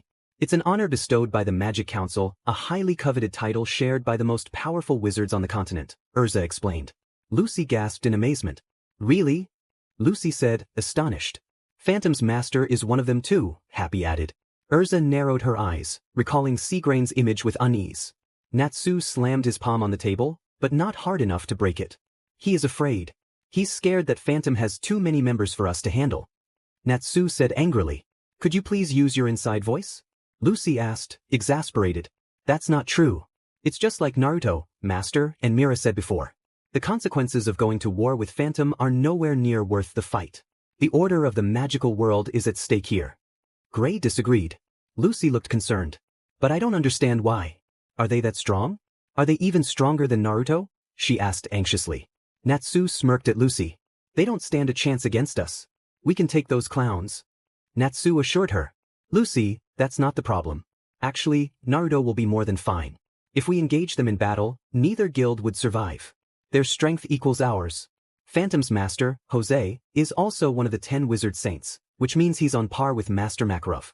They also have a group of elite wizards known as the Element. However, their biggest threat may be Gajiel, the Iron Dragon Slayer. I believe he is responsible for the attack on our guild, Erza explained thoroughly. He's a dragon slayer too? I thought Natsu was the only one. Lucy exclaimed in shock. Natsu scoffed nonchalantly. So if he's the Iron Dragon Slayer, does that mean he eats iron? Lucy asked, intrigued. I wish I could have seen the looks on their faces, a member of the Phantom Guild exclaimed as Gajiel munched on pieces of iron. Gajiel was somewhat annoyed by the member's enthusiasm, and his arm transformed into iron, lashing out at the member, who narrowly dodged as it crashed into the wall. How many times do I have to tell you? I don't like being bothered while I'm eating. I'm in a really bad mood today.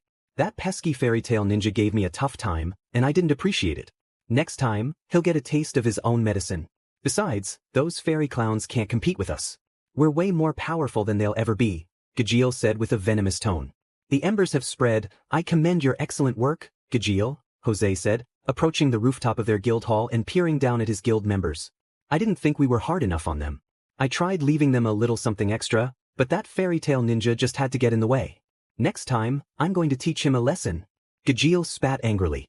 Don't let him get to you. He's not as powerful as you are, Jose said confidently. Gajiel narrowed his eyes.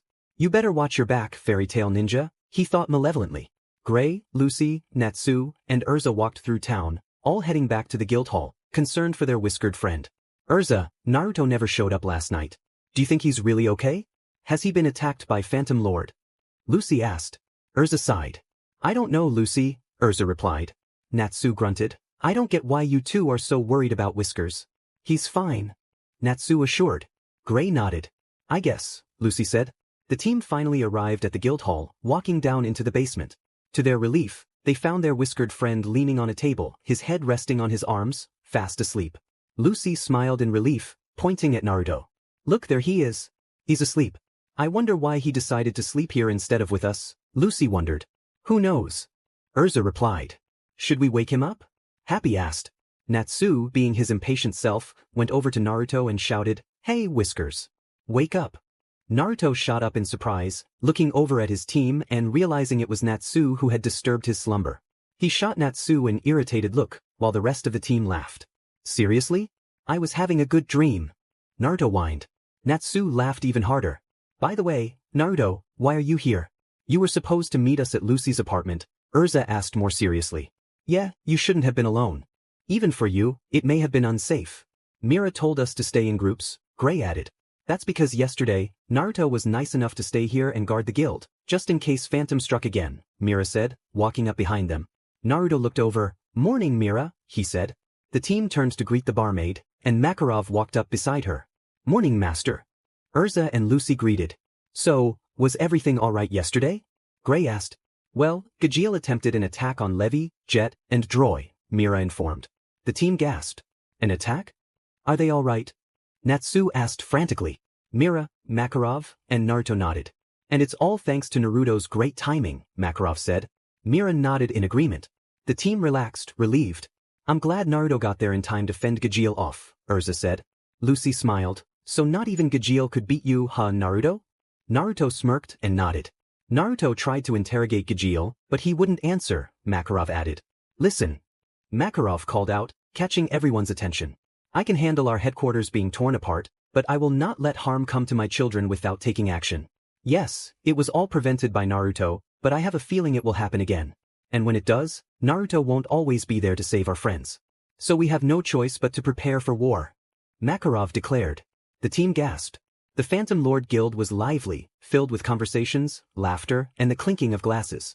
However, the moment was shattered when a massive explosion rocked the guild hall's main front doors, sending a few members reeling.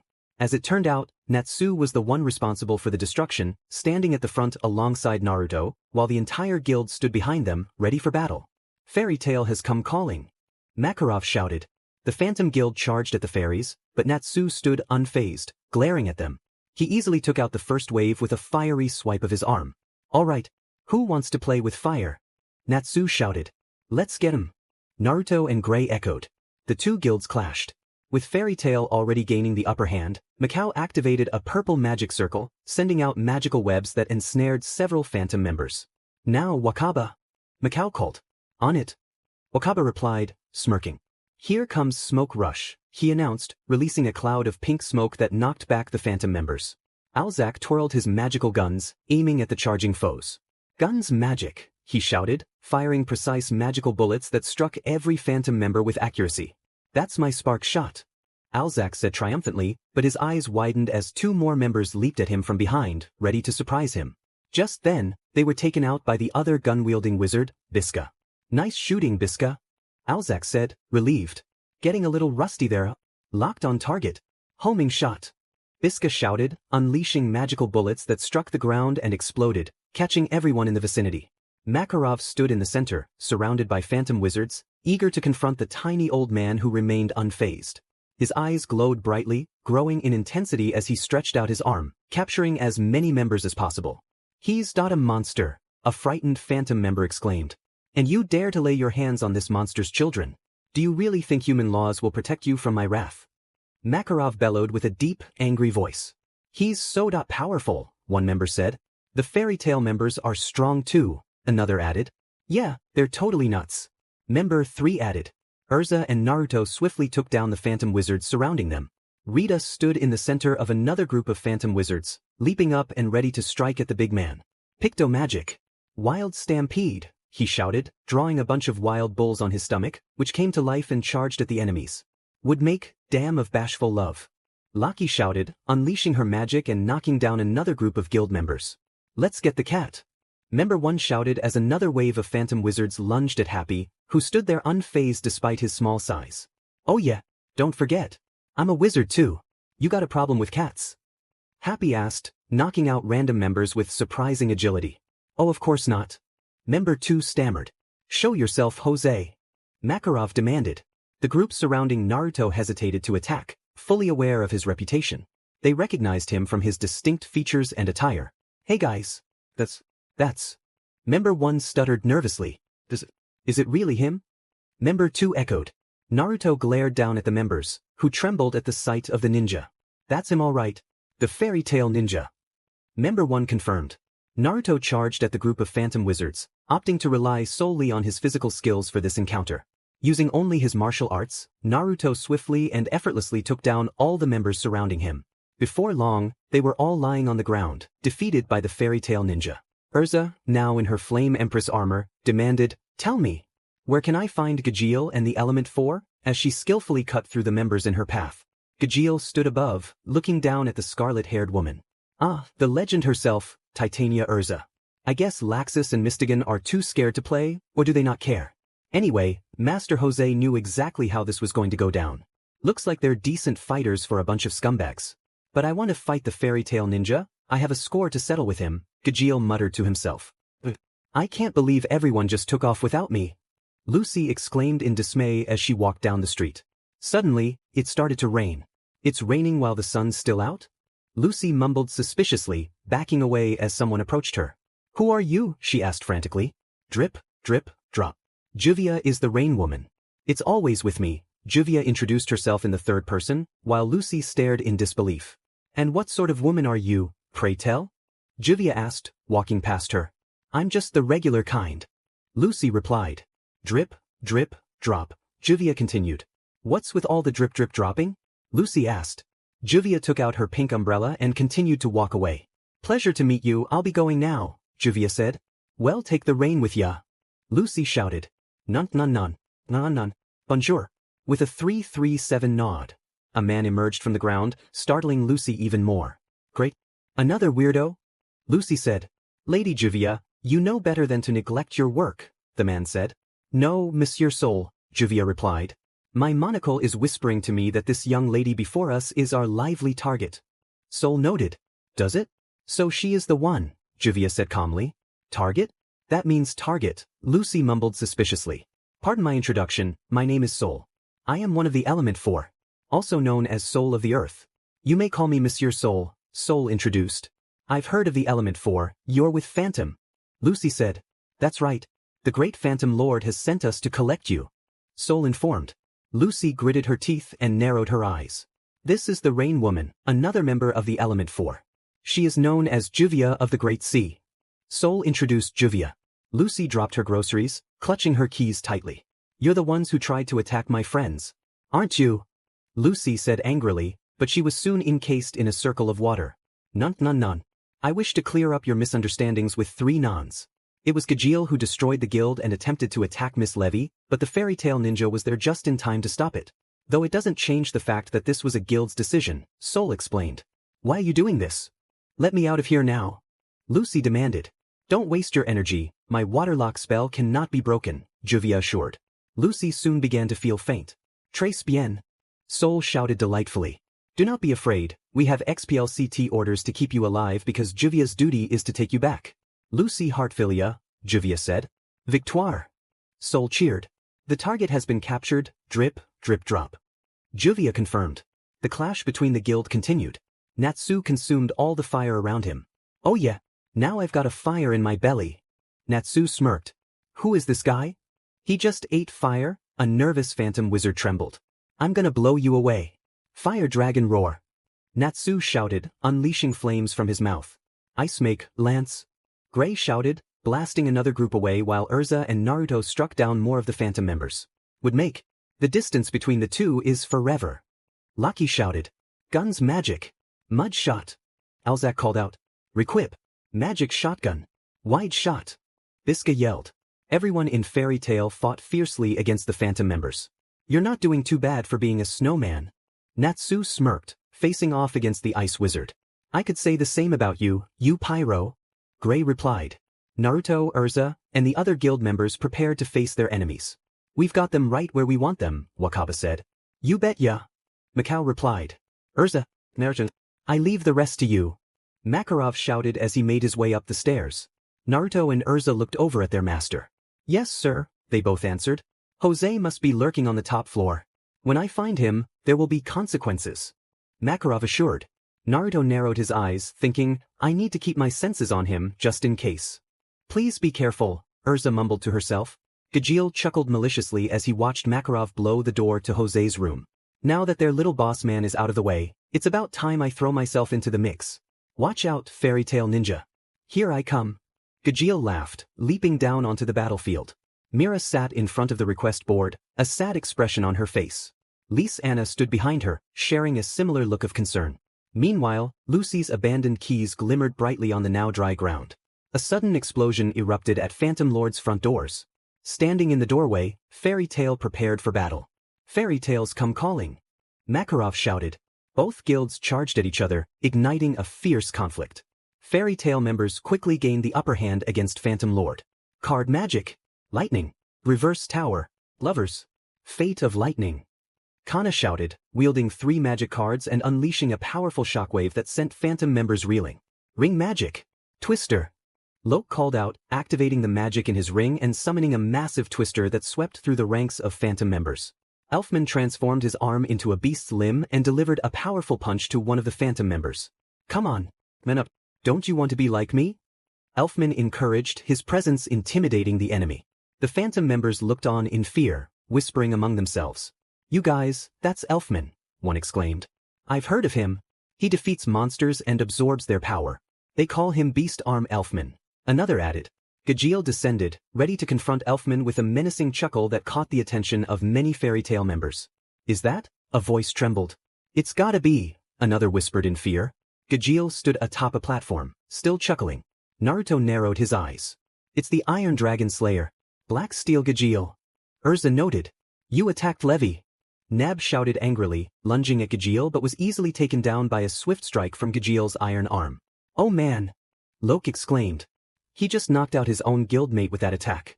Gray said, his eyes wide in disbelief. Tell me, where is the Fairytail Ninja? Gajeel demanded, scanning the room for Naruto. Erza shot a glance at her whiskered friend. Naruto glared at Gajeel. So, he wants to challenge you, Erza said. Naruto nodded. Where is he? Don't tell me even he's chickened out. Gajeel taunted. Naruto clenched his fists. You don't need to fight him. Fight me. Elfman shouted, transforming his arm into stone and charging at Gajeel, ready for a clash. But Naruto was quicker, appearing in front of Gajeel in an instant. You wanted me, well here I am. Naruto shouted, his voice filled with determination. Everyone else watched nervously. Naruto-kun, watch out. He's dangerous. Erza shouted frantically. Yeah, what do you think you're doing? It's okay, I had him. Elfman assured. Natsu gritted his teeth as he watched his friend face off against another formidable opponent. Be careful, Whiskers, Natsu mumbled. Gray observed closely as well. Gajeel chuckled darkly. I think it's time to settle things. You gave me quite the thrashing that night, so why don't I do the same to you? Gajeel shouted. Naruto scoffed, stepping back from Gajeel. He activated his rinnegan, causing Gajeel to grunt in surprise. Those eyes, he muttered. Naruto's team gasped. That's his rinnegan. He's going to use that against Gajeel? Erza said nervously. Bansho Tenin, Naruto shouted, extending his arm toward Gajeel, who was suddenly pulled toward him, caught off guard. Gasps of amazement filled the air. What? I can't stop myself. My body is moving on its own. Gajeel exclaimed as he drew closer to Naruto. Let me clear your head a bit. Naruto said firmly. Naruto rushed toward the Iron Dragon Slayer, grabbing him by the throat and slamming him down to the ground. Gajeel let out a shout of surprise. His guildmates watched in horror, while Fairytail members looked on in awe. Natsu smirked. He's really taking it to him. Gray shouted. See? I told you Whiskers would be fine, Natsu added confidently. Naruto then flipped Gajeel onto his stomach, holding his hand back as a black rod appeared from his sleeve, slamming it down onto Gajeel's hands. Gajeel cried out in pain, and blood trickled from his hands. Fairytail members were stunned. They had never seen Naruto display such power before. Naruto was channeling the same technique Nagato had used against him during their battle. Gajeel felt a mix of fear and anger as Naruto's chakra surged through him, the intimidating presence of the rinnegan overwhelming. The Phantom members stared in horror, clearly intimidated by Naruto's display of strength. Naruto. Amazing. Macao and Wakaba said in unison, their guildmates nodding in agreement. So, this is the power of the rinnegan. It certainly is formidable, Erza remarked. Yeah, but still, Naruto just gave Gajeel another beating. Happy cheered. Naruto glared at Gajeel with his rinnegan eyes. There is no way you'll be able to win in a real fight with me, Naruto assured him. Gajeel growled angrily. We'll see about that, he hissed. Don't waste your breath. You tried challenging me again, and you lost again, Naruto replied sternly. Elfman watched from behind, while Natsu and Gray observed in awe. Wow, was all they could manage to say. Whiskers just took down the mighty black steel Gajeel without breaking a sweat. Natsu muttered, and Gray nodded in agreement. I don't get it, how did you just do all of that? Gajeel demanded, frustration evident in his voice. Naruto simply stared at him, unfazed. I don't feel obliged to answer, he replied coolly. Gajeel's anger flared even more. This just makes me want to crush you even more. You think you're powerful, but you're nothing more than a coward. Gajeel shouted in rage. Naruto scoffed. Is that so? He replied, unfazed by the insult. Gajeel grunted in response. Wow, he really is giving him a hard time, isn't he? Wakaba said. Yeah, no kidding, Macao replied. Then tell me, if I were such a coward, would I have faced you head-on? If I were a coward, I would never have come to fight you, Naruto explained. Shut the hell up. Don't you dare act all high and mighty with me. We all know you're nothing more than a worthless scumbag. Gajeel retorted stubbornly. Naruto sighed. Whatever I say won't work, huh? Oh well, Naruto said blankly. Suddenly, the entire guild hall began to shake and rumble. Naruto paused his conversation with the captured Gajeel and looked up, knowing exactly who was causing the disturbance. Everything's shaking. Wakaba exclaimed. I guess they're going at it, Macao added. I don't like the sound of that. Gray said nervously. What's going on? A man asked. This is what happens when Master Makarov gets angry. Kana said casually. It's called the Giant's Wrath, Locke explained. Nobody will be able to stop him now, Nab assured. Naruto narrowed his eyes. He's going to bring the guild hall down. A member trembled in fear. When he gets angry, the master's even more impressive. Elfman declared. Erza immediately drew her sword, ready for battle. Prepare to fight. We cannot lose as long as Master Makarov is with us, she commanded. Meanwhile, Makarov marched through the halls, glowing with a brilliant golden light. His eyes were filled with pure fury as he approached Jose's room, bursting through the door. Jose chuckled, seeing the tiny old man enter. Makarov's anger was palpable, each step he took seemed to shake the ground. Jose! Makarov shouted bitterly. Jose sat on his throne, arms crossed, staring down at Makarov. Look what the cat dragged in, he mumbled casually. Why are you attacking Fairytail? Tell me? Makarov demanded threateningly. I haven't seen you in quite a while, Makarov. 6 years ago at a guild masters conference, I was a complete mess. I was a bit tipsy at the time, you see. Jose said. Makarov immediately enlarged his arm and swung a powerful punch at Jose, but it seemed to pass right through him. I didn't come here for small talk, I want answers, Jose. Makarov hissed. Jose simply chuckled, revealing that it was just a projection. A projection? You coward. I should have known you would flee. Makarov scoffed. I'm not a coward, I'm just trying to avoid a fight between two wizard saints. I prefer a more sensible victory without all the commotion, Jose defended himself. Makarov glared at Jose. Why are you hiding? Come and face me like a man, he demanded. Suddenly, Lucy appeared, tied up with her hands behind her back. Makarov gasped. Lucy, but why? He asked. Why do you ask?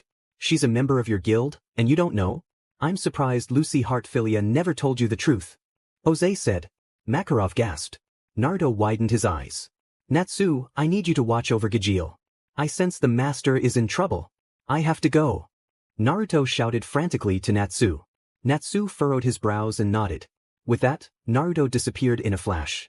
Natsu approached his fellow dragon slayer, glaring down at him. Gajeel returned the expression. Please, let me make it there in time. Naruto thought frantically. No, stop. Don't.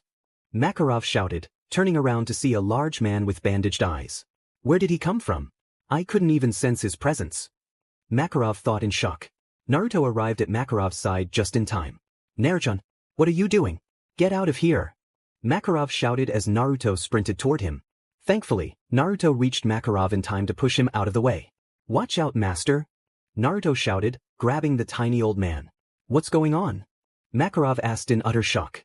But it was too late, a blinding light shone down upon them. Naruto had no choice but to use his own body as a shield to protect Makarov. He turned around, facing the light, and cried out as it struck him, feeling his chakra begin to drain. Naruto! Makarov shouted, looking back at him. Before his chakra could be fully drained, Naruto turned to face the man casting the light. Shinra Tensei!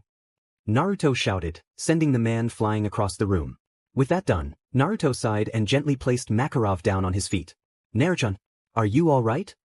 Makarov asked frantically. Naruto panted. Yeah, he replied, taking Makarov and flashing back downstairs. I've lost half of my chakra due to that spell. We might have to retreat. I have a bad feeling Luchan is not alright, Naruto thought. It caught everyone's attention. Naruto fell to his knees, panting heavily. His team rushed to his side. Master, are you alright? Erza asked nervously. Yes, and it's all thanks to Naruto.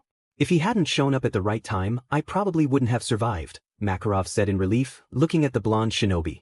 Whiskers, are you okay? Happy asked worriedly. Yeah, it's just. Naruto paused. Anyways, I think they may have kidnapped Luchan, he said. Yeah, Makarov added. The team gasped. Lucy? But why? Natsu shouted angrily. We're not sure, but we have to go and save her. Makarov said. Natsu growled. Gajeel, he yelled. Happy jumped in shock. Arya, the man who attempted to attack Makarov, arrived at Gajeel's side, breaking down into tears. I failed. It's so sad. I failed to end a wizard's life, Arya cried. Gajeel sighed.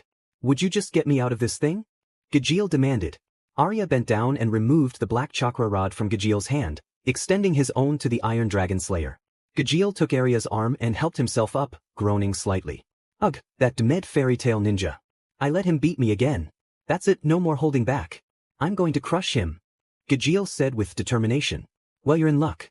Even though I wasn't able to hurt Makarov, I drained some chakra from the fairytale ninja, so he's probably weakened now. He'll be no match for you, Arya assured. Gajeel chuckled and smirked. Awesome. Alright, I'm going to save Lucy, Natsu declared. Naruto stood up, feeling much better already due to his fast healing abilities. I'll go with you, Naruto said, standing beside Natsu. The rest got to their feet. Are you sure, Naruchan? Makarov asked. Naruto nodded. Alright, in the meantime, we'll retreat. Jose isn't really here, the one I met was just a projection, Makarov ordered. Retreat? Are you sure? Gray asked. Gray, just do what the master says, Erza replied. Gray sighed and nodded reluctantly. Alright, you good, Whiskers? Natsu asked sternly. Yeah, let's go save Luchan. Naruto said. Happy flew up. Count me in as well, he said. The boys nodded. Retreat. That is the master's orders. Erza yelled loudly. Retreat, my children. Makarov commanded. With that, all of Fairytale began flooding out of Phantom's guild hall, with Erza and Gray guiding the way. Natsu grabbed hold of a Phantom member, his eyes glowing with anger as he glared at him. The member shivered in fear. Oh no! It's the salamander. And the Fairytale ninja. And that cat, he mumbled. You got it, buddy, and we need to chat. Natsu said, his voice firm. Please don't hurt me. The member trembled. From afar, Natsu, Naruto, and Happy strolled through the ruins, dragging their friend along with them. Talk. Where is Lucy Heartfilia? Naruto demanded, his tone serious. You better talk or else. Natsu added. The Phantom member struggled. How should I know? Who's that? He said stubbornly. Naruto turned to him, his friendly blue eyes replaced by the intense gaze of the rinnegan, intimidating the frightened Phantom member. Natsu chuckled, a small flame flickering to life in his hand. The member squirmed, clearly distressed. Start talking. Natsu ordered. I already told you, I know nothing. I'm serious. Now put out the fire, the Phantom member begged. If you Phantom guys hurt another one of my friends, I swear I'll make sure you regret it. Natsu said angrily, giving the Phantom member a fierce glare while Naruto casually walked behind them, hands in his pockets. I'm telling you, man. I've never heard of this Lucy girl. If I knew, I would have told you by now, the member insisted. Should my friend here make you regret not talking? Naruto asked calmly, yet with an edge. Our headquarters is up ahead. They probably have her locked up there. Okay, the member finally confessed. You should have said that in the first place. Natsu shouted irately. Happy chirped. Lucy lay on the ground, her cheek pressed against the cold surface, still unconscious. Finally, she slowly opened her eyes and sat up in shock. What the? How did I get here? Lucy wondered. So you're finally awake? I was getting worried about you, Lucy, Jose said as he appeared. Lucy turned to see where the voice was coming from. Who are you? Lucy asked. Jose opened the door to her cell and walked in. I am Jose, Master of Phantom Lord, he greeted. Lucy gasped. You're with Phantom? She shouted, recalling that she had been captured by two members of the element. I apologize for the cell and the ropes, but I'm afraid I had no choice, my dear. That's how you treat a prisoner, Jose said. You're the ones who destroyed our guild hall and tried to attack Levi. You better let me go. My friends will come looking for me. Lucy warned.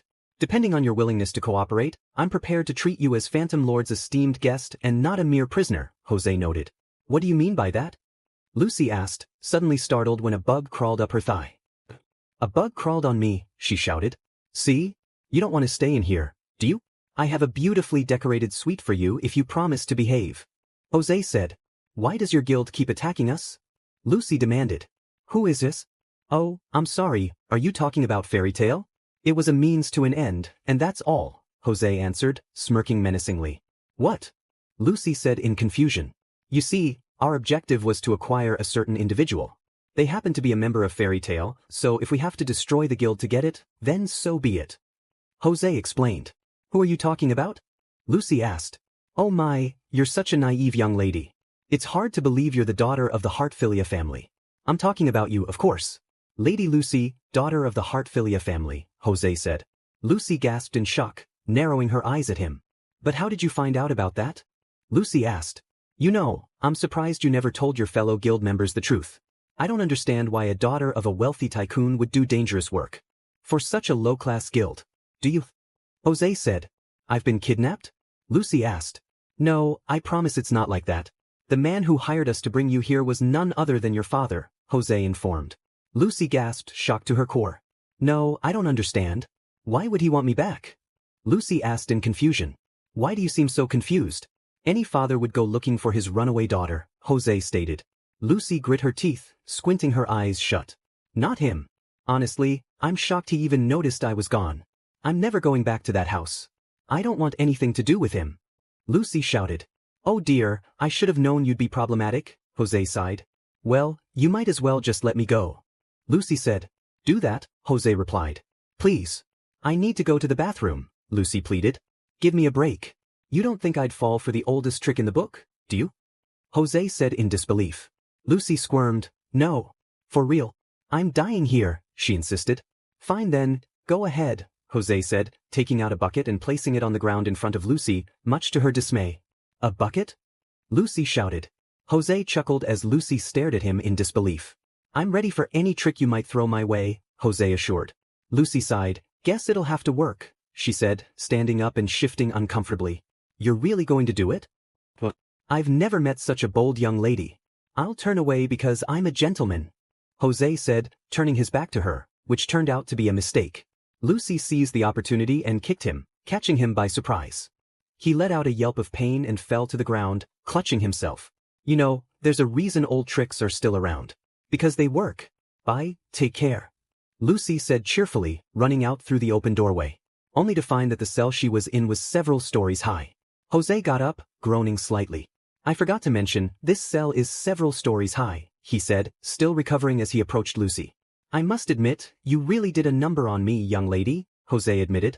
Lucy looked at him and then back down, gritting her teeth. Lucy did not want to return to her father. But you're not going to get away with it. You will be punished. I'll show you just how terrifying Phantom Lord can be, Jose smirked. Lucy finally jumped out of the doorway, shocking Jose and causing him to stumble back in surprise. I heard them in the distance. I know they're there. Lucy thought. Natsu! Naruto-kun! Lucy shouted. Lucy! Natsu shouted, sprinting toward her, leaping to catch her effortlessly. The two crashed down together. Whoa, it's raining Lucis! Happy chirped. Naruto chuckled, feeling a sense of relief as he and Happy approached Natsu and Lucy. We made it just in time, Natsu said, muffled through Lucy's clothes. Yeah, thank you, I knew you'd save me, Lucy said gratefully. Naruto took out a kunai and easily cut through the tight rope that bound Lucy. There you go, he said. You okay, Luchan? He asked. Natsu turned to Lucy frantically. Yeah, did he hurt you at all? I think so, Lucy replied. That's good news. Okay, we better head back to the guild, Happy suggested. Natsu sighed in disappointment. Come on, Whiskers, this is their headquarters. Let's take them out. Natsu proposed. Naruto shook his head. No, Natsu, Makarov gave us clear orders to retreat, he said sternly. Because he's a wimp. The two of us can take them out easily. Natsu shot back. But you saw what it almost did to the master. Whiskers took the hit for that. I can tell a lot of his chakra has been drained. Happy insisted. Exactly. Natsu snapped. Natsu no. Naruto retorted. Natsu stopped, realizing that his whiskered friend was being serious. I'm serious about this, Natsu. As much as I want to take down Phantom Lord, we have to retreat for now, Naruto said more calmly. Lucy sighed sadly. I'm sorry, I'm so sorry, she mumbled. Naruto, Natsu, and Happy looked over at her in surprise. Lucy gripped her skirt and began to break down into tears. All of this, everything. It's my fault. But I don't want to leave. I want to stay with you guys because I love being in Fairytail, Lucy cried. Naruto approached her and crouched down beside her. He pulled Lucy into a comforting hug. Lucy's eyes widened, along with Natsu and Happy's. It's not your fault, it's no one's fault. No one is asking you to leave Fairytail, and no one is forcing you to stay. Please don't be sad, there's nothing to be sad about. Our guild hall may be destroyed, and we may have been forced to retreat, but we're not giving up. No one is alone in this fight because no matter what, we stick together. That's what friends are for, that's what family does, Naruto said. Upon hearing those words, Lucy broke down into more tears. Natsu and Happy chuckled. Like what Whiskers said, you're one of us, you don't have to leave. Natsu said. Lucy nodded. Thank you guys, she said gratefully, sobbing into Naruto's jacket. Let's head back to the guild, Happy suggested. Okay, I guess we ought to, Natsu agreed. Come on Luchan, time to get up. I'll carry you back, Naruto said, standing up with Lucy, who hopped onto his back happily. Jose sat there, growing angrier by the second. She's made me angry. Her fate is sealed, he shouted furiously. The guild hall was only patched up with wooden planks. Man, this stinks, a Fairytail member exclaimed in dismay. I can't believe we had to retreat, another added. It's so frustrating. We should go back. We have to get revenge for what they did to Levi, the second member insisted. Natsu, Lucy, and Naruto listened to their frustrated friends with concern. Okay, their headquarters is here, so I'm thinking we can try to hit them with some long-range spells from that southeast hill, Macao suggested. Naruto scoffed quietly. I'm bringing out all of my explosive lacrimas. Wakaba noted, packing lacrimas into a brown bag. Hey guys. I need some spellbooks for holder-type magic from the archives. Macao shouted. Gray looked over to find Lucy still feeling down about the whole situation. Don't worry, we'll get them back for this, he assured her. I know it's just all my fault, Lucy mumbled. Naruto looked at her sympathetically. Being targeted by dangerous people is just one of the downsides of being wealthy. At least you're protected by a real man. Like me. Elfman said confidently. Naruto sighed, just stop. Yeah, give it a little rest already. Gray added. I have to say, I was shocked when I heard the news. Why did you hide the truth from us, Lucy? Happy asked with concern. I wasn't trying to hide anything. How do you casually bring up that you're a runaway? I've been gone for a year, and my father hasn't cared. Now, all of a sudden, he wants to force me to come home. He's done so many horrible things just to get me back. I can't stand it. Lucy said angrily. Everyone looked at her sadly, feeling sorry for her. Still, if I hadn't run away, none of this would have happened, Lucy said, becoming even more sorrowful. Naruto bent down and pulled her into a comforting embrace. Lucy widened her eyes in surprise. It's okay, Luchan. This isn't anyone's fault. It's not your fault that you ran away. Sometimes, life just doesn't go the way you want it to. Please don't keep blaming yourself. No one is at fault. No matter what, we will protect you at all costs. We will protect each other, Naruto said, trying to comfort her. Lucy nodded, gently pulling away from Naruto's embrace. Everyone smiled at his touching words. Oh Whiskers, always the sweet talker, Natsu said playfully. Plus, I can't really see you playing the pretty princess, sitting around in your mansion. Laughing in this guild hall, going on adventures even though you freak out all the time, always clinging onto Whiskers when you're scared. That's who you really are, Natsu continued. Lucy widened her eyes even more, and Naruto chuckled, smiling at her. You did say you wanted to stay here, right? Why would you ever want to go back to the place you ran away from? You are Lucy Heartfilia of the Fairytail Guild, Naruto continued. Yeah, no more running because you belong here with us. Natsu finished. By this time, Lucy was starting to break down into tears. Ah, don't cry, it's just not like you. Gray said. Yeah, please, real men are weak to womanly tears. Elfman added. Lucy cried into Naruto's jacket, I'm sorry. Naruto sighed, smiling. Makarov walked over, don't you worry, child. Phantom Lord will pay for their deeds, he assured.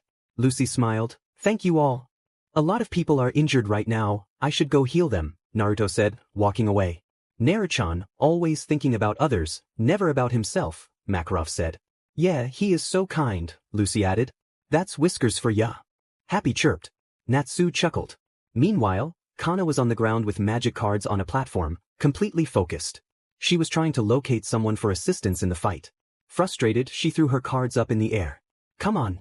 I'm not getting any kind of read on where Mystigan is, she exclaimed. Mira and Lysana looked back. Mira sighed, oh dear, you did your best. If Lucy's their real target, they're bound to attack, and I would bet it will be sooner than later. We've got way too many wounded to fight. Naruto hasn't even finished healing all of them yet. And even he's a little drained. Kana said, her agitation growing. Lysana gasped, Naruto-niken? What's wrong with him? Mira smiled comfortingly at her little sister. He's fine, don't you worry, Mira assured, turning to the lacrima in which Laxus was. Laxus chuckled. So, I heard you guys made a mess in Oak Town. And I heard that Whiskers took down Black Steel Gajeel. Mira looked at him with sad, serious eyes.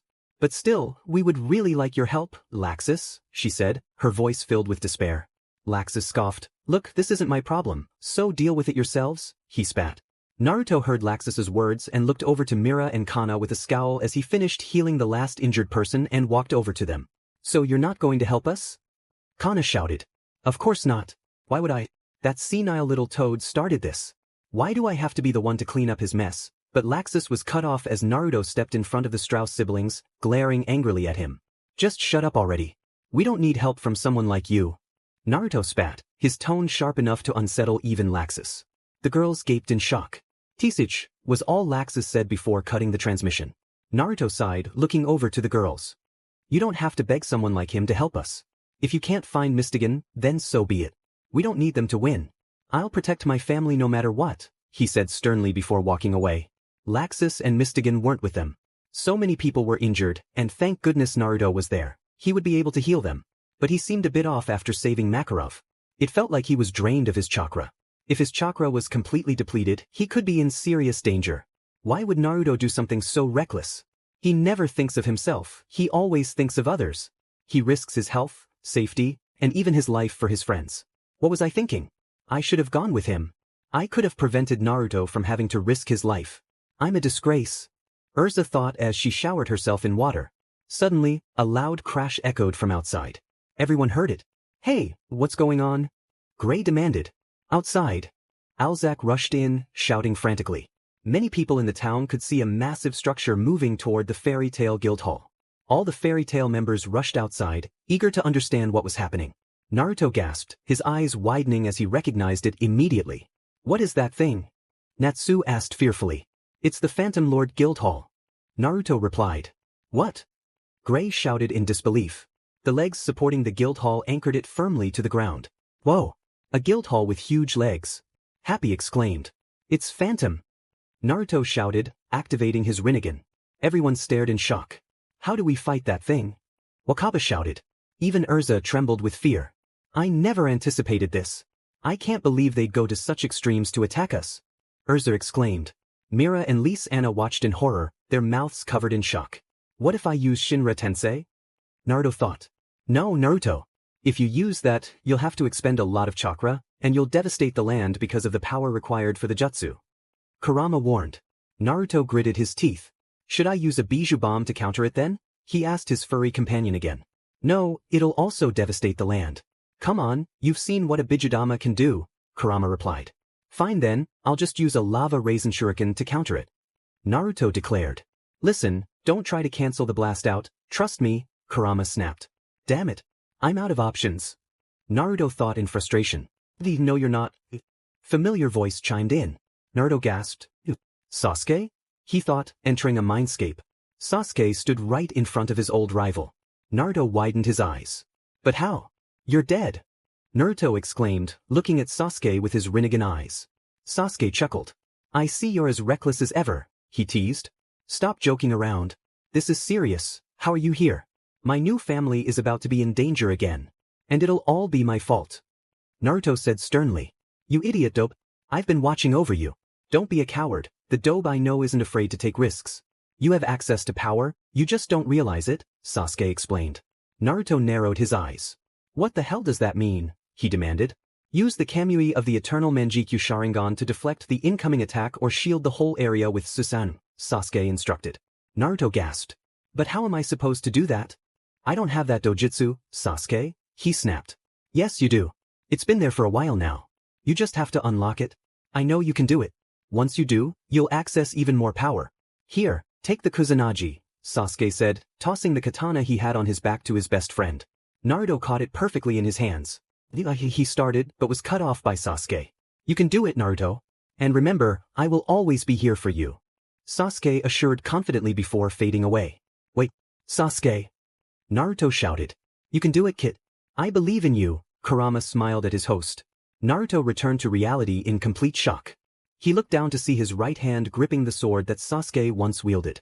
A sudden surge of power coursed through him. Naruto's eyes began to change, morphing until they stopped. He pulled out a kunai to use as a mirror. What he saw was unbelievable. His eyes had transformed into the Rinnegan, a combination of the eternal Manjikyu Sharingan and the rinnegan. Naruto gasped in shock. His eyes resembled Sasuke's except they were present in both eyes. Natsu noticed Naruto's unusual behavior and approached him with concern. Gray caught on and kept his eyes on both Natsu and Naruto. Hey Whiskers, are you okay? Natsu gasped when he saw Naruto's newly awakened eyes. Whiskers? Eyes, Natsu stuttered. Naruto looked over at his pink-haired friend. Natsu flinched slightly, feeling the powerful aura emanating from Naruto's eyes. Naruto sighed. I'll explain what happened later, right now, we've got bigger problems at hand. Natsu nodded. The magic focusing cannon, Jupiter, engage. Jose commanded. A large cannon emerged from the center of the guild hall. Kill them. Jose ordered.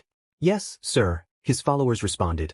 Erza turned around, looking at her guild with frightened eyes. Everyone get down. Erza shouted. But instead of listening to her, Naruto ran over to the water. Naruto-kun, what do you think you're doing? Get away from there. Erza shouted. Naruto just wanted to confirm that what he saw wasn't an illusion or genjutsu. The Jupiter cannon began forming a massive cannonball, large enough to wipe out the entire area. Erza ran up to Naruto, stopping beside him before moving in front, intending to stop the cannon herself. But Naruto held out an arm, stopping her. Erza! Mira and Lee-Sana shouted. Naruto looked at the scarlet-haired woman. Leave this to me. Erza-chan, he said, gazing at her with his newly awakened eyes. Erza gasped in shock when she saw them. Naruto-kun, your eyes, she exclaimed. That's not important right now. I need you to back up and get the others to do the same. Naruto snapped. What? Erza shouted. Naruto, what are you thinking? Macao added. Yeah, I'm sorry, but not even you can stop that. Erza agreed. You can't do this. You don't have to. Please, just think about yourself for once. Erza shouted desperately, nearly in tears. Naruto felt torn by her words. He turned around and placed his hands on her shoulders. Erza's eyes widened as Naruto gently laid his forehead against hers, looking at her with warmth. He gave her a gentle smile. Erza was shocked, on the verge of tears, but Naruto released her and turned his back. Please, don't do this. Erza begged. We have no time left, now back up, Naruto said, ignoring her pleas. Reluctantly, Erza stepped back. Whiskers! Natsu shouted, trying to rush toward his whiskered friend, but Gray held him back. Stop, Natsu! Erza said sternly. But Whiskers might die. Natsu snapped. Stop, we just have to have faith in him. Gray insisted. Lucy stared in shock. Naruto-kun. The Jupiter cannon finally unleashed its attack, heading straight for the guild. Naruto stood there, unfazed, confident that his new powers would not fail him. Erza and the others stared in fear, anxiety, and horror. Why? Why do you always put yourself in danger? Just once, think about yourself. Erza thought in frustration. Before Naruto unleashed his new jutsu, he turned to Erza and gave her the warmest, most reassuring smile. It tugged at her heart and she thought, how can you smile at a time like this? Finally, Naruto shouted, Kamui. As soon as those words left his mouth, a powerful blast began to be drawn into a swirling vortex, shocking everyone, including Jose. Moments later, the blast vanished into another dimension. This was Naruto's first time using the eternal Manjikyu Sharingan, and the overwhelming power caused a single tear of blood to flow from one eye. Erza and the others stood in shock and awe, while Naruto marveled at the incredible abilities of the eternal Manjikyu Sharingan. This is amazing, it's almost like it comes with built-in instructions. Sasuke entrusted his Kusanagi to me and his other jutsu. Which means I can probably use that jutsu too, he thought, slipping the sword into the sash that held his scroll. Jose, equally stunned, cursed furiously, You, Fairytail ninja. You're even more powerful than I expected. He was enraged, no one had ever been able to stop the Jupiter cannon and come out alive. Curse you, he shouted. Naruto turned to his guildmates. Erza was one of the first to notice the change in his eye. Naruto-kun, she murmured in shock. Natsu, Gray, Happy, and Lucy all noticed too. His eyes. They've transformed. They look like the normal rinnegan, but with strange shapes surrounding some of the rings, Erza thought. The members of Fairytail erupted into cheers. Oh yeah, way to go Naruto. Macao and Wakaba shouted.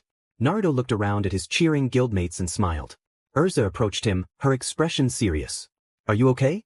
Your eye is bleeding. It'll be fine, but that's the least of our worries. I may have stopped the cannon, but the fight isn't over yet. Naruto replied. Thank you, Sasuke, he thought. Natsu and Gray rushed over, their excitement fading as they noticed the blood. Yo, Whiskers, is your eye okay? Gray asked. Yeah, did using your eye cause that? Natsu added. Yeah, but I'm fine. This is no longer the normal rinnegan. It's the Sharingan, a combination of the eternal Manjikyu Sharingan and the rinnegan. I possess the power of both dojutsu, Naruto explained, deactivating it for now. Wow, that's amazing, Natsu and Gray said in awe. Makarov approached the team. Great job, Naruto-chan. Thanks to you, everyone is safe. Mira and Lise-Anna exchanged glances before looking back at Naruto. Wow, Naruto-Niken is really powerful, Lise-Anna said. Yeah, Mira agreed. Wow, was all Lucy could manage to say. Jose seethed with rage. In that case, I'll give you an even bigger taste of the Jupiter. You have 15 minutes until it recharges. Tremble in fear, he shouted angrily. No way. Elfman exclaimed in disbelief. What do we do? Kan asked. Hearing her anxious words, Naruto glanced at the Jupiter cannon. I'll just have to destroy the cannon, he declared. Everyone in Fairytail looked at him in shock. Destroy it? Are you sure, Naruto-kun? You don't have to push yourself so hard. Erza urged. Yeah, take a little break. Natsu suggested. Naruto shook his head with a smile. Nah, I'm fine. Destroying something like that is easy. He turned back to face the cannon, but just then, a swarm of ghostly creatures surged toward the Fairytail members. Naruto's eyes widened. What are those things? He wondered. Wait, what are those things? Naruto shouted to Erza. Those are Jose's shades, they're not human, Kana explained. What are phantom soldiers? Bisca asked in fear. You're saying they're ghosts? Alzak added, equally frightened. We have to take out that Jupiter cannon. Kana insisted. Naruto nodded. That's why I said I'll destroy it. I'll stay out here to do that, and after that, I'm storming the guild hall. Elfman, Natsu, we're going to storm the place too. Gray said, charging off with Natsu and Elfman. Happy flew into the air, picking up Natsu for a faster ride to the guild hall, with Elfman and Gray close behind. I'll stay out here with Naruto-kun to help fight those creatures, Erza said. I will help as well, I have a score to settle with Jose, Makarov added. Naruto and Erza nodded in agreement. Naruto approached Mira, Lise-Anna, and Lucy. Listen, Lise-Anna, I want you to take Lucy and go into hiding, he instructed. Locke overheard and listened intently. Right. Lise-Anna replied. I know the perfect hideout. Naruto nodded and began to walk away when Lucy protested. Wait. It's my fault we're in this mess. I can't just abandon everyone while you all fight for me. Naruto turned back to her, his expression serious.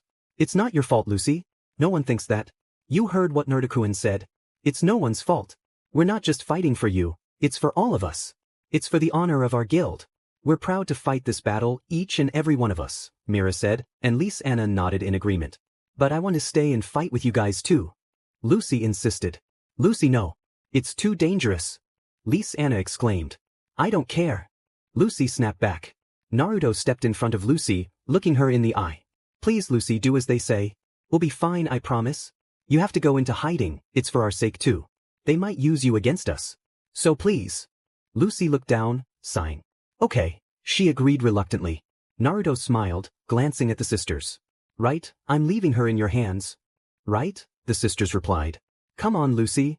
Mira gestured toward the hideout. Lucy sighed sadly. Don't worry, Lucy, they won't let us down. Our guild members will surely take those Jergus down. Lise-Anna assured her.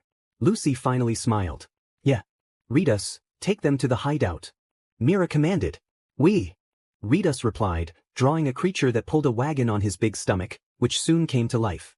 Just as Lucy left, Mira transformed into Lucy. I may not be strong enough to join this battle, but there are other ways I can help my friends, Mira thought. The Jupiter will fire in 14 minutes. Don't let us down, Natsu, Naruto-kun. The rest of us will also stay to protect the guild hall. Kana shouted, pulling out magic cards and holding them before her. Yeah. The guildmates responded with spirit. Naruto took a deep breath and walked over to Erza. All right, Erza-chan, I'm going to need you and the others to step back for now, he said calmly. Erza nodded. Okay, please be careful. Don't hurt yourself, all right, she said. Naruto smirked and nodded. Make me proud, Naruto, Makarov thought as he backed up with Erza. Everybody back up, please. Erza hollered to Fairytail. What? Why? Khan asked. Please, I think the technique Naruto-kun is going to use will have a strong impact, so he probably wants us to stay out of the range of the attack for our safety, Erza explained. Of course, you're always so kind, she thought. Naruto took another deep breath. He held out his arm, and it began forming a rasengan. Erza watched, knowing what Naruto was going to use to destroy the Jupiter cannon. You're using a rasen shuriken, aren't you? That's why you want us to back up, it creates a large impact, Erza assumed. Naruto nodded. It's a good idea, you don't want it to destroy the guild hall because there are people in there. They don't deserve to be harmed, no matter what they've done, but at the same time, it's more than enough to destroy the cannon, Erza added. That's right, Naruto replied. The rasengan in Naruto's hand slowly began to take the shape of a shuriken, spinning violently around the core. Soon, it transformed into the deadly rasen shuriken. Naruto held the rasen shuriken high, expanding the jutsu even more. When it was ready, he stretched back his arm, preparing to throw. Everyone watched in awe at the rasen shuriken and the aura it radiated. Wind style. Rasen shuriken. Naruto shouted, finally throwing it toward the cannon. Naruto then turned around and shouted urgently, everyone back up. Here comes the shockwave. Taking his advice, the entire Fairytail guild backed up further toward the guild hall. Natsu and his group arrived inside the guild hall just in time, just before the rasen shuriken struck the Jupiter cannon. Natsu smirked, idea. As the rasen shuriken hit the Jupiter cannon, a shockwave erupted, forming a massive circle of energy around the cannon. It created a tremendous explosion. When the attack subsided, the cannon that once sat in the window of the guild hall was gone, and it seemed the rasen shuriken had also wiped out the herd of shades attacking Fairytail. Everyone cheered in joy. Wow, that was amazing, Erza muttered. Naruto nodded. Alright, it's time for me to enter the guild hall as well, he said, preparing to charge. Wait, let me come with you. Erza insisted. Yeah, I'm going too. I have a score to settle with Jose. Makarov added. No, Gigi, you stay out here and help the others battle these things. But Erza-chan, you can come with me, Naruto said. Erza nodded. But Makarov wasn't keen on this idea. No, Naruto-chan. I need to go. You've done enough, there's no need for you to handle everything. Naruto shook his head at the old man. I'll be fine, Gigi. To be honest, I've dealt with ninjas in my world far more powerful than Jose, so I'll be just fine. Don't worry, Naruto assured. Makarov grunted in frustration. Fine, but you better come back alive in one piece. Got it? Makarov said. Naruto chuckled. Of course. Naruto then turned to Erza. Are you ready, Erza-chan? He asked. Erza nodded confidently. After we arrive inside the guild hall, I'll discuss my plan with you, Naruto added, activating his Sharingan, intending to use space-time ninjutsu to get to the guild hall quickly. Meanwhile, Fairytail continued to battle the shades created by Jose. Naruto's rasen shuriken may have wiped out the first herd, but Jose's shades just kept coming.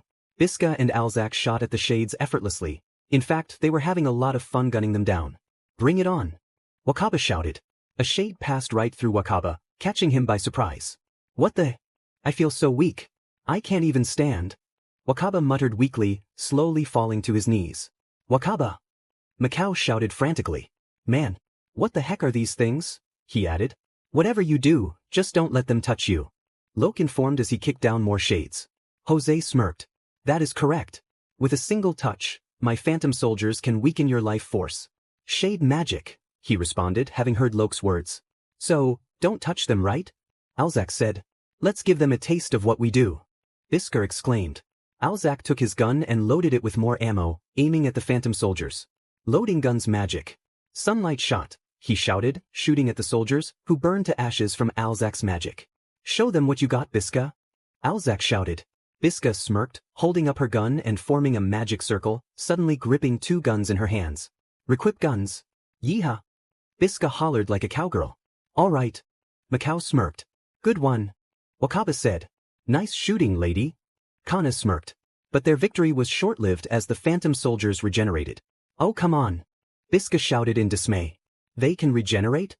Alzak said in shock. Now what? Kana asked. Man, that's not fair. Wakaba added.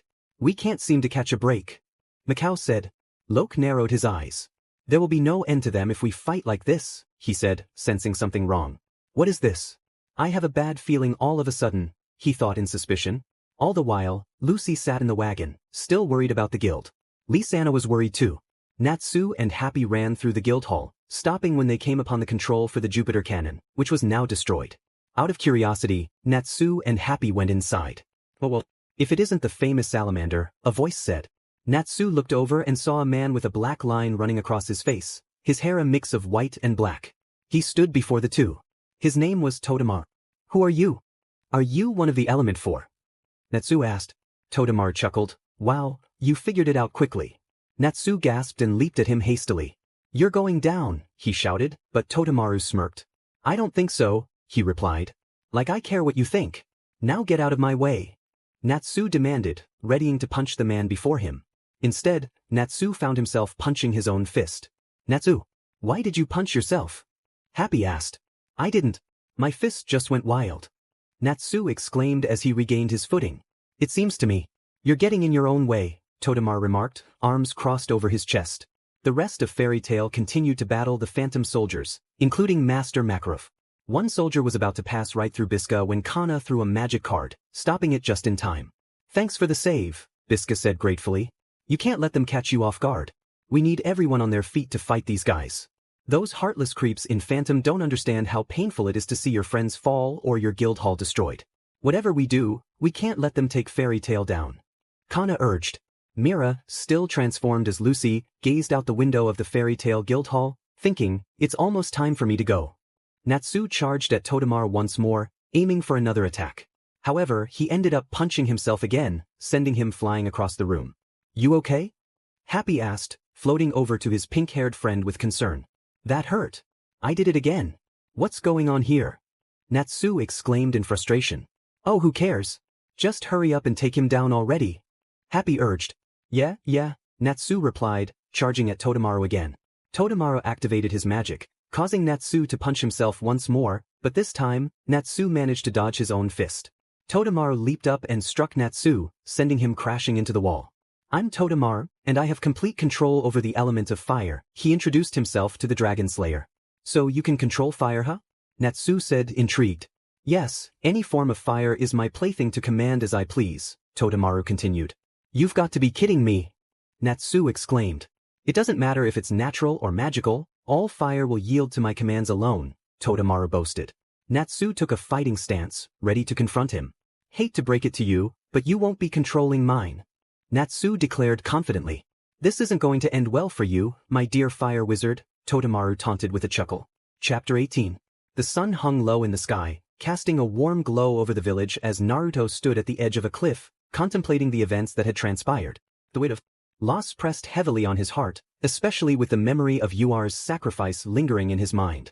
It was a bittersweet moment, filled with both sadness and determination. He clenched his fists, vowing to honor her memory by becoming stronger. As he turned to leave, a sudden surge of energy enveloped him. He felt a powerful force coursing through his veins, awakening something deep within. This is it, he thought, excitement bubbling within him. The path ahead was fraught with challenges, but he was ready to face them head-on. Meanwhile, in a distant realm, a dark figure watched with keen interest. The figure's eyes glinted with malice as they plotted their next move, eager to test Naruto's newfound abilities. The air crackled with tension, hinting at the battles to come. Chapter 19. The next day, Naruto gathered his friends, ready to share the news of his awakening powers. I can feel it, he said, his voice filled with enthusiasm. I've unlocked new abilities. We need to prepare for what's coming. Sakura and Sasuke exchanged glances, both sensing the gravity of the situation. What kind of powers are we talking about? Sakura asked, her curiosity piqued. Naruto grinned, excitement radiating from him. I have the rinnegan now. And with it, I can use techniques like Almighty Push and even summon powerful creatures. His eyes sparkled with determination. Sasuke nodded, a serious expression on his face. We need to train together. If there's a new enemy out there, we have to be ready. As they prepared for their training, Naruto felt a rush of adrenaline. He was ready to push his limits and protect his friends at all costs. The bond they shared was stronger than ever, and together, they would face whatever challenges lay ahead. Chapter 20.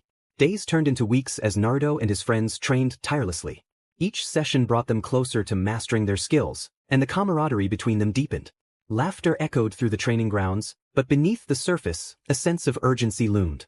One evening, as the sun dipped below the horizon, Naruto stood alone, reflecting on his journey.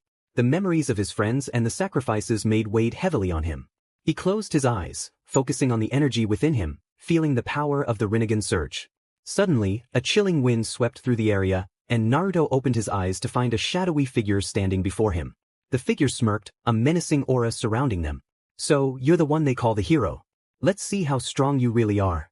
Naruto's heart raced, but he stood his ground, ready to defend his friends and the village. "I won't back down. I'll protect everyone," he declared, determination shining in his eyes. The figure laughed, a sound that sent shivers down Naruto's spine. "Then let the games begin." As the confrontation loomed, Naruto felt the weight of his powers and the responsibility that came with them. He was ready to embrace the challenges ahead, knowing that he would not face them alone. Together with his friends, they would rise to meet any threat, united in their quest for peace and strength.